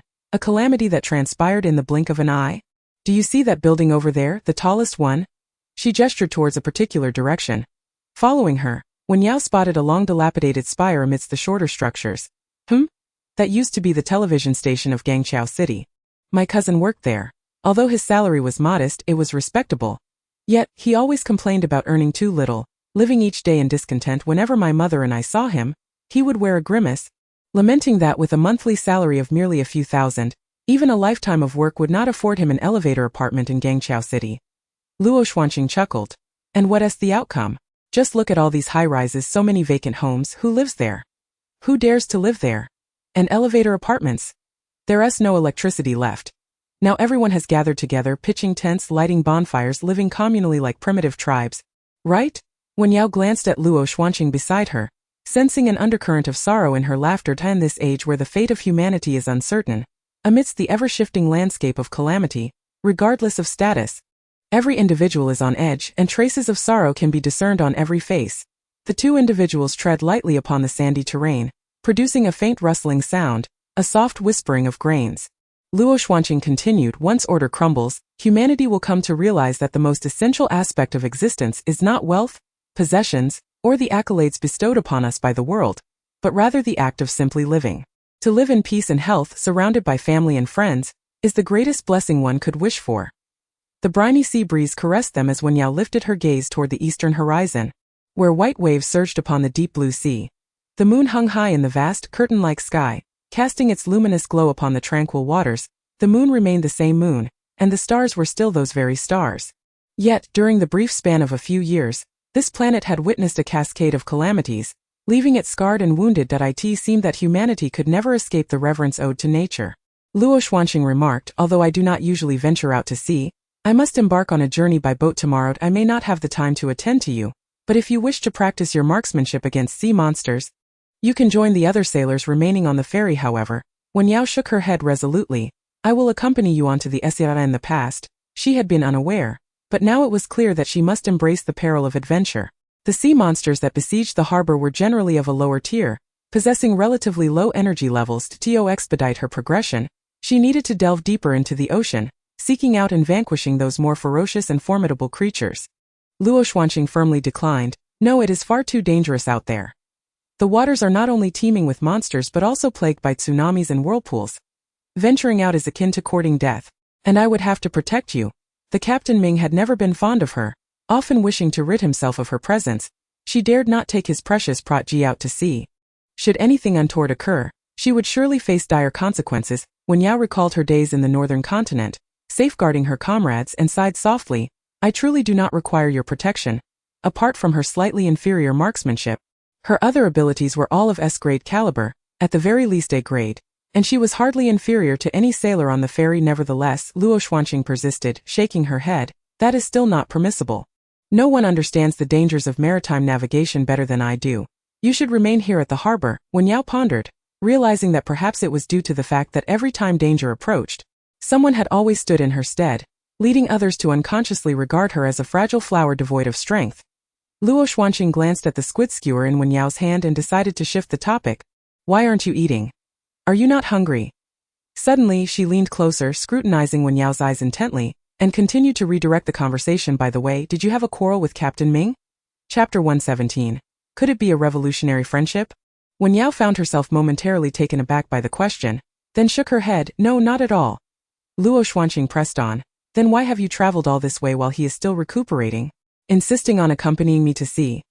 Wen Yao began. I just want to. But Luo Xuanqing diverted her gaze, taking a bite of the squid and interrupting. You two must have had a falling out. Wen Yao bit her lip, walking alongside her to clarify. We did not quarrel. Luo Xuanqing covered her ears and exclaimed, I won't listen, I won't listen. You must be arguing. Wen Yao observed Luo Xuanqing's determined attempt to divert the topic. She momentarily found a striking resemblance to her own sister, who used to shift conversations in much the same way. It was unexpectedly endearing. This sense of familiarity brought a smile to her face, igniting a desire to share. Softening her voice, she said, We are not arguing. I refuse to listen. However, I find our relationship somewhat peculiar. Upon hearing this, Luo Xuanqing's curiosity was instantly piqued. What? Aren't you two in a romantic relationship? What is so strange about that? The gentle sea breeze tousled Wen Yao's delicate hair, and in the deep, quiet night illuminated by the flickering bonfire, a glimmer of light danced in her almond-shaped eyes. After a moment's contemplation, she could no longer suppress her innermost thoughts, revealing the hidden intricacies and secrets of her heart. To be honest, I'm not quite sure what kind of feeling this is. Yet, every time I see him, I feel utterly distracted. Once she finished speaking, a wave of trepidation washed over her, tightening her grip as she turned to Luo Xuanqing, her voice soft. Do you understand what I mean? Luo Xuanqing remained silent for 3 seconds, her focus narrowing to, So you two haven't slept together yet? Oh my, it feels like I've stumbled upon a sensational scoop. Wen Yao responded, this conversation is going nowhere. When you find yourself thinking of him, gifting him things, worrying about him, desiring intimacy, what else could it be but love? Could it possibly be a platonic friendship? Initially feeling a bit bashful, Wen Yao couldn't help but retort as Luo Xuanqing spoke so casually. The gifts I give are merely to repay his kindness.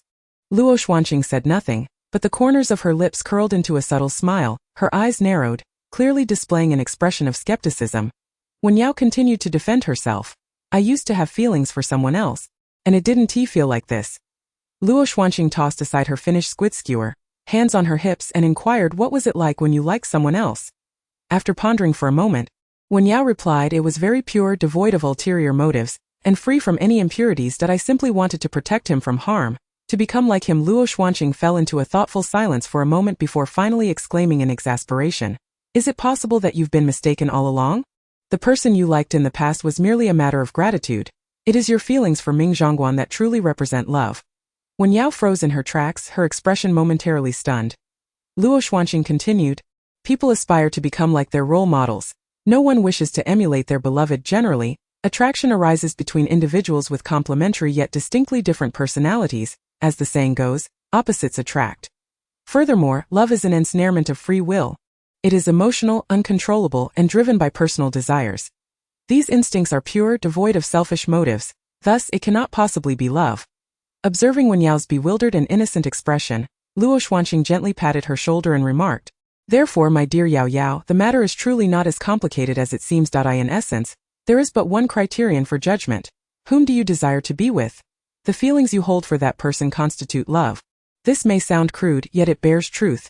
Devoid of physical desire as a foundation, everything else is mere nonsense. Wen Yao pondered for a moment. I will go out to sea with you, Luo Xuanqing replied. Wen Yao, perplexed, questioned, do I really need to inform him? However, Luo Xuanqing was resolute, of course you must. At the very least, you should let him know that if Commander Ming consents, I will take you wherever you wish. Wen Yao's eyes flickered, yet she remained silent. Wen Yao's cheeks flushed a delicate shade of crimson as she prepared to admonish Luo Xuanqing for her unrestrained words. Unfortunately, her companion had already dashed off across the sand, not only retreating to a considerable distance but also playfully waving at her, exclaiming, I'll be waiting on the ferry, see you tomorrow morning. Chapter 118. From the very first glance, she was filled with emotions.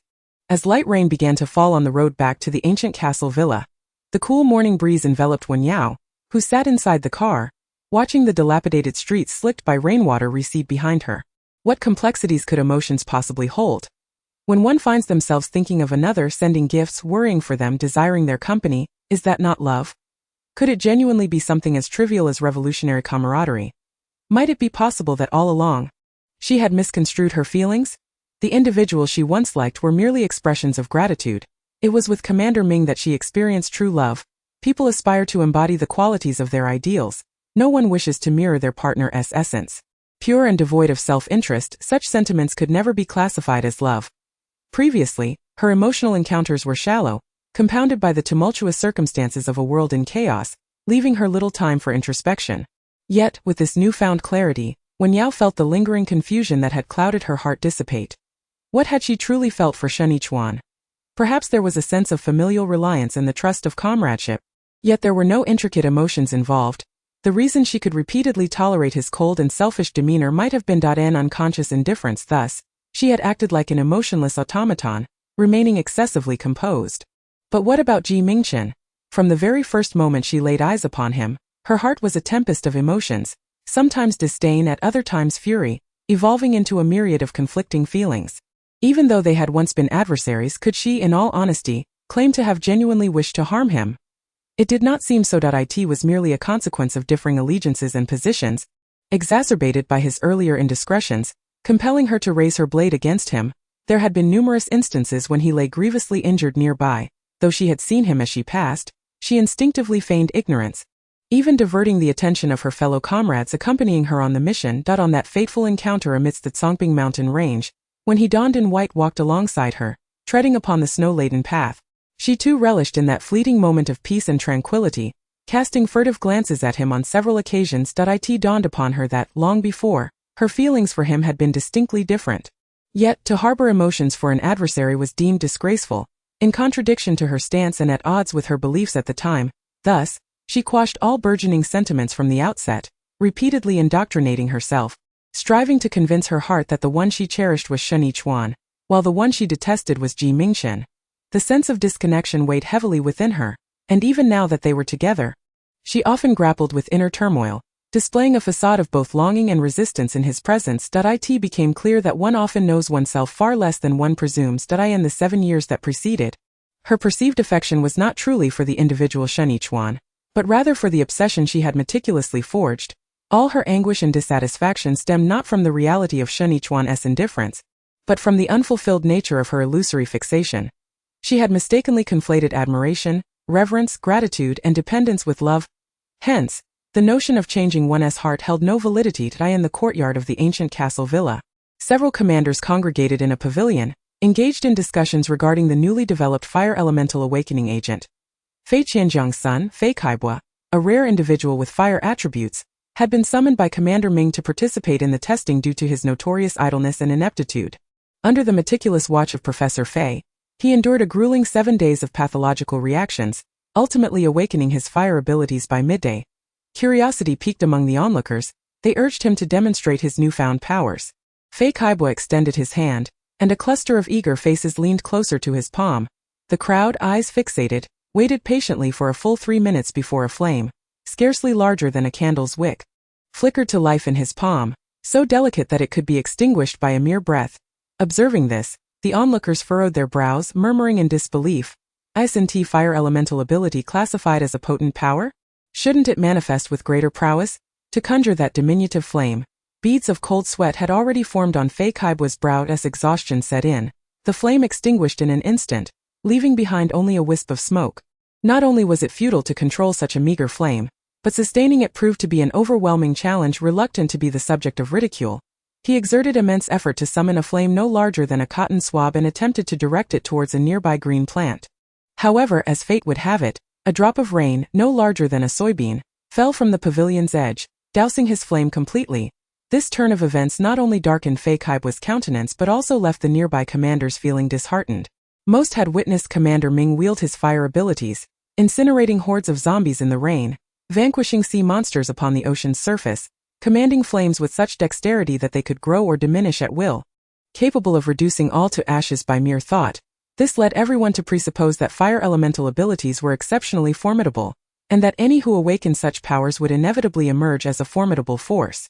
Until today, witnessing Feiqbo's actions, that they have come to a profound realization that it is not the prowess of the fire ability that is formidable, but rather the exceptional capabilities of their Commander Ming.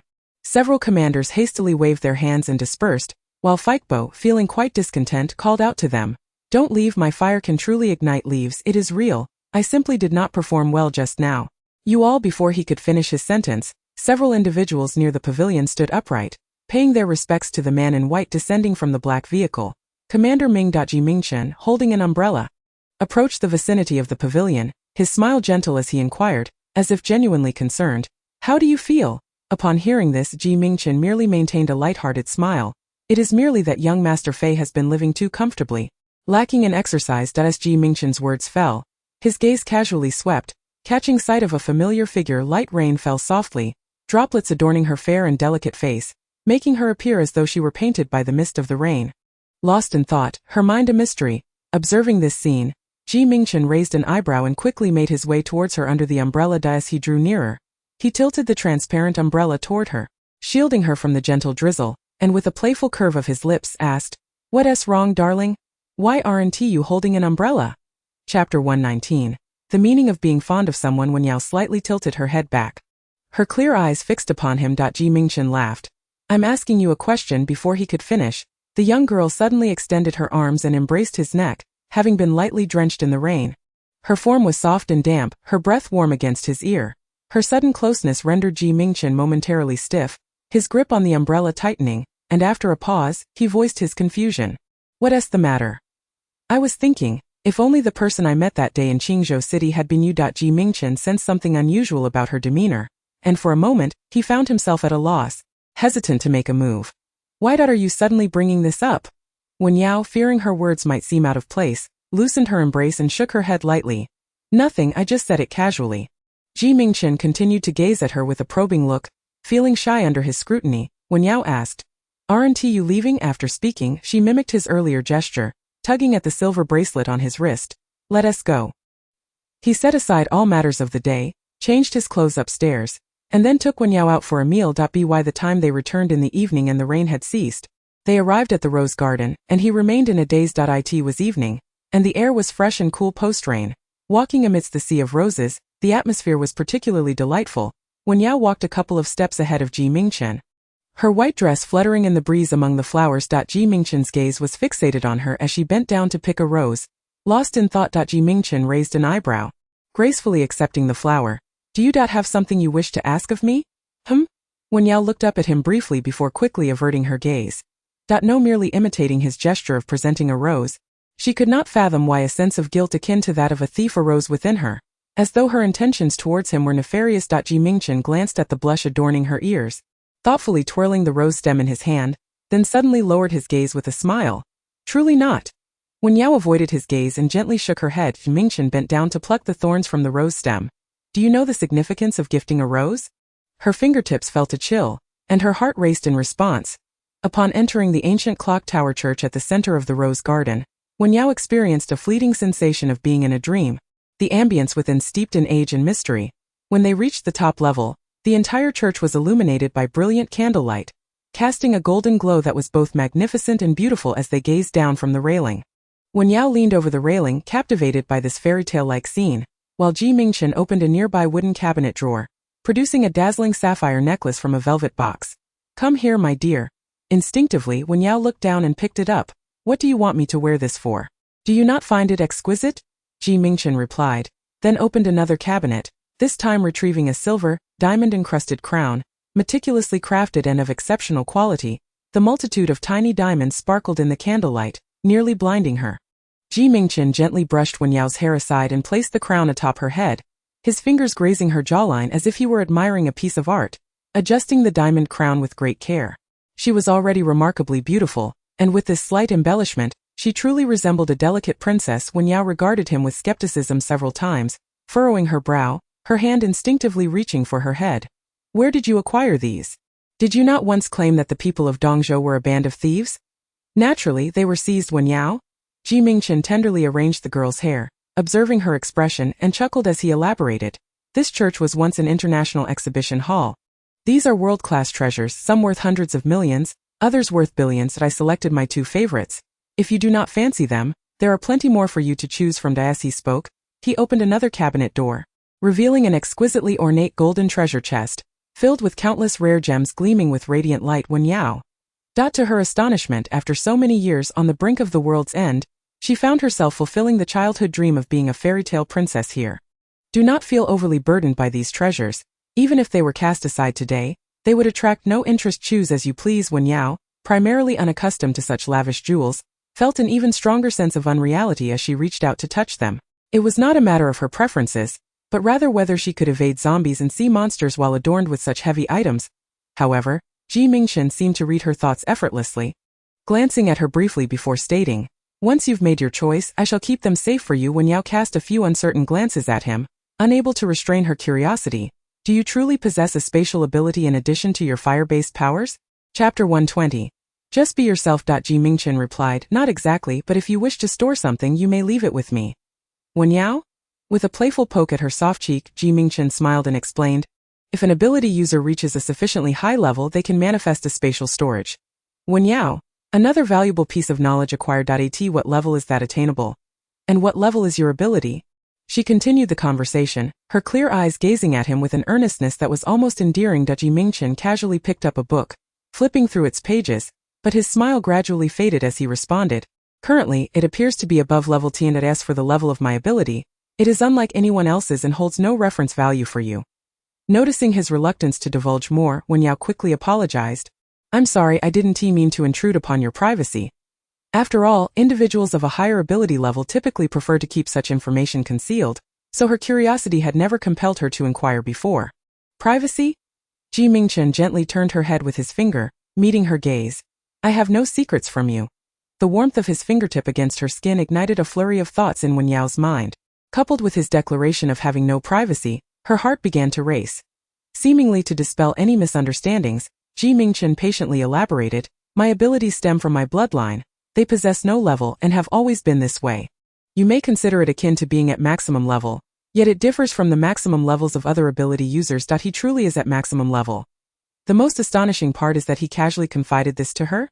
Wen Yao lowered her gaze. In light of this, Mingchen resembled a formidable antagonist from a game, an initially established maximum level character, yet his system diverged from that of ordinary players. In the established narrative, his sole role seemed to be waiting for the protagonist to level up and enact revenge.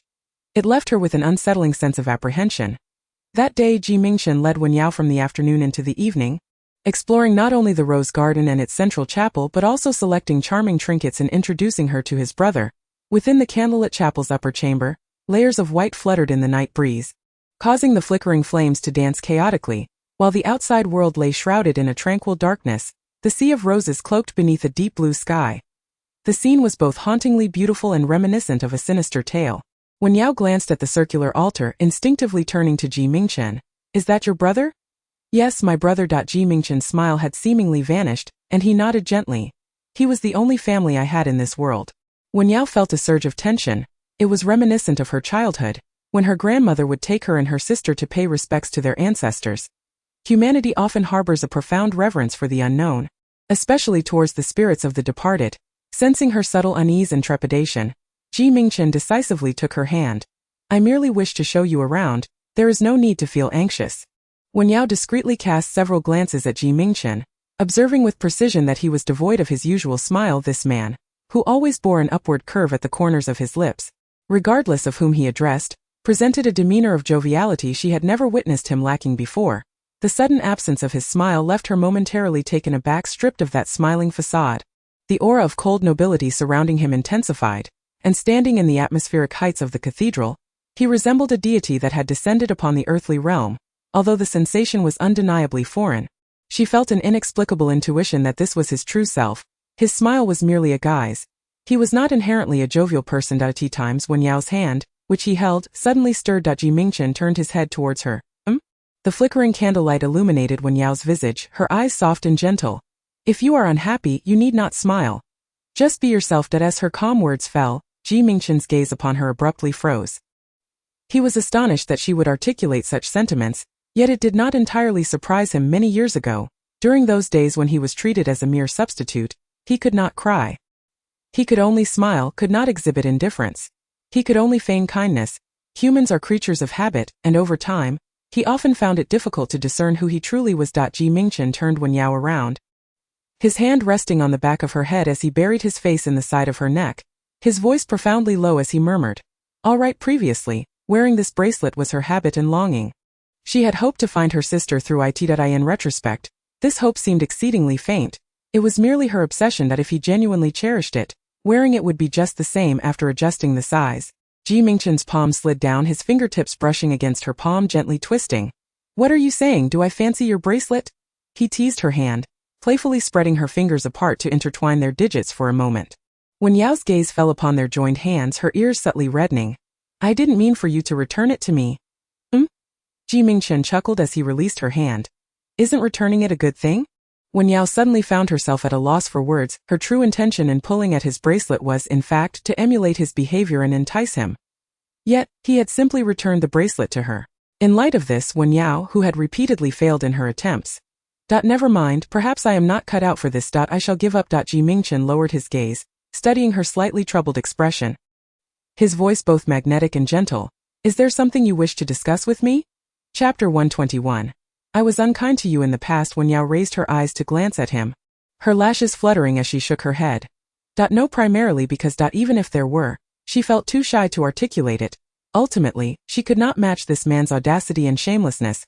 As he spoke, whatever lewdness came to mind, Mingchen regarded her with suspicion, a fleeting thought crossing his mind that she too might desire to draw closer to him, but he quickly dismissed it. How could it be? She is so shy. After that kiss on the sofa the other night, she vanished the next day without a trace. Hence, today he has restrained himself somewhat, making every effort to avoid making her uncomfortable. By the way, there is something I wish to discuss with you. Wen Yao recalled Luo Xuanqing's words about going out to sea. She seized the opportunity to inquire about Mingchen's thoughts. After listening, Mingchen seemed contemplative, then firmly declined.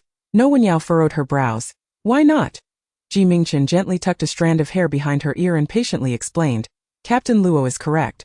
Venturing out to sea is fraught with peril. You lack experience in survival on the ocean, which makes it exceedingly dangerous.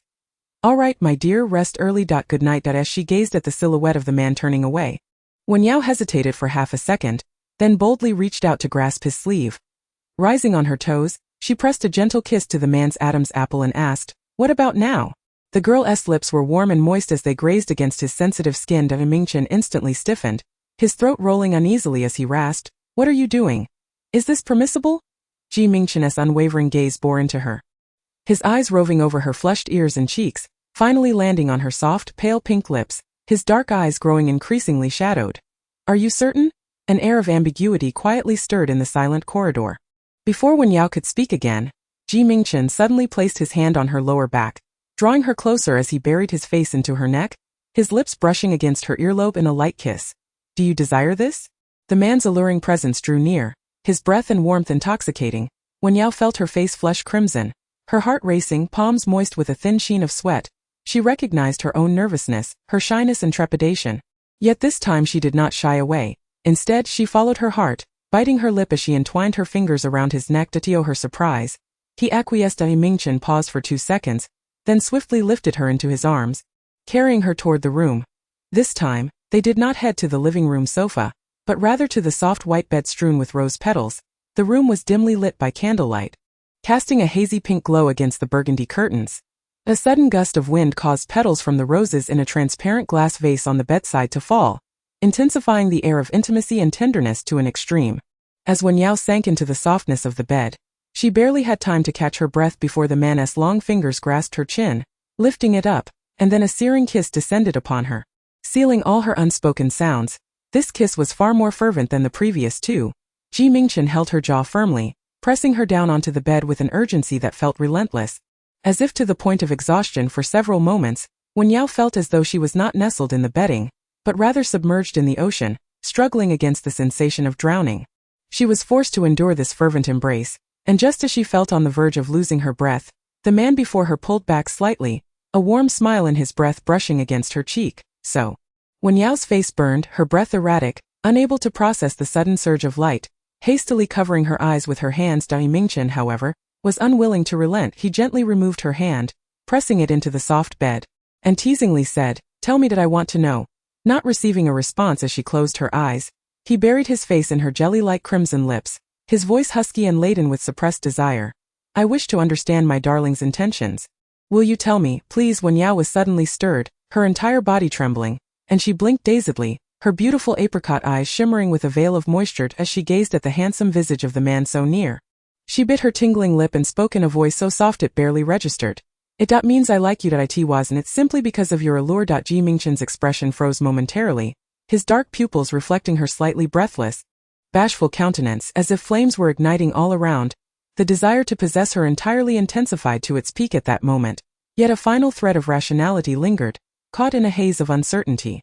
Was it too soon? Having just confirmed her feelings, would such actions cause her discomfort? Would she think that he was merely treating her well to possess her? Should he perhaps wait a little longer? The flickering candlelight in the room suddenly swayed violently. Wen Yao, feeling a bit shy after speaking, turned to smooth the crumpled fabric of his shirt. "I'm sorry." Mingchen, observing her in this manner, felt his heart soften. "Why should you apologize?" Wen Yao raised her snow-white arm and affectionately wrapped it around his neck. "I haven't treated you well before. In truth, she was kind to everyone as long as the relationship was not strained. But Mingchen was the only one who treated her exceptionally well without gaining much favorable regard in return. It was she who failed to recognize her own heart, perpetually evading it." Mingchen's body was already taut beyond measure, and now being embraced so tenderly, he stood on the brink of collapse from the strain of restraint. He swallowed hard, his voice now completely hoarse. "So now, is this a compensation, Wen Yao?" Mingchen let out a low chuckle, his hand trailing down to her slender waist, making her acutely aware, and mimicking her tone, he murmured, In the silent bedroom. The dim light amplified every sensation that in such intimate proximity, every feeling intended and unintended, was palpable. Wen Yao was acutely aware of what he insinuated. Confronted with the unfamiliarity of the unknown, a subtle fear intertwined with unspoken anticipation and longing lingered in her heart. Her cheeks burned, her lashes fluttered, and she fell into the snare of desire, devoid of any capacity for rational thought, until the light before her dimmed, and the man's kiss descended once more, this time far more tenderly, like a dragonfly skimming the surface, brushing through her hair, from her brow to the tip of her nose, and then gliding from her nose to her lips and down her neck to her collarbone.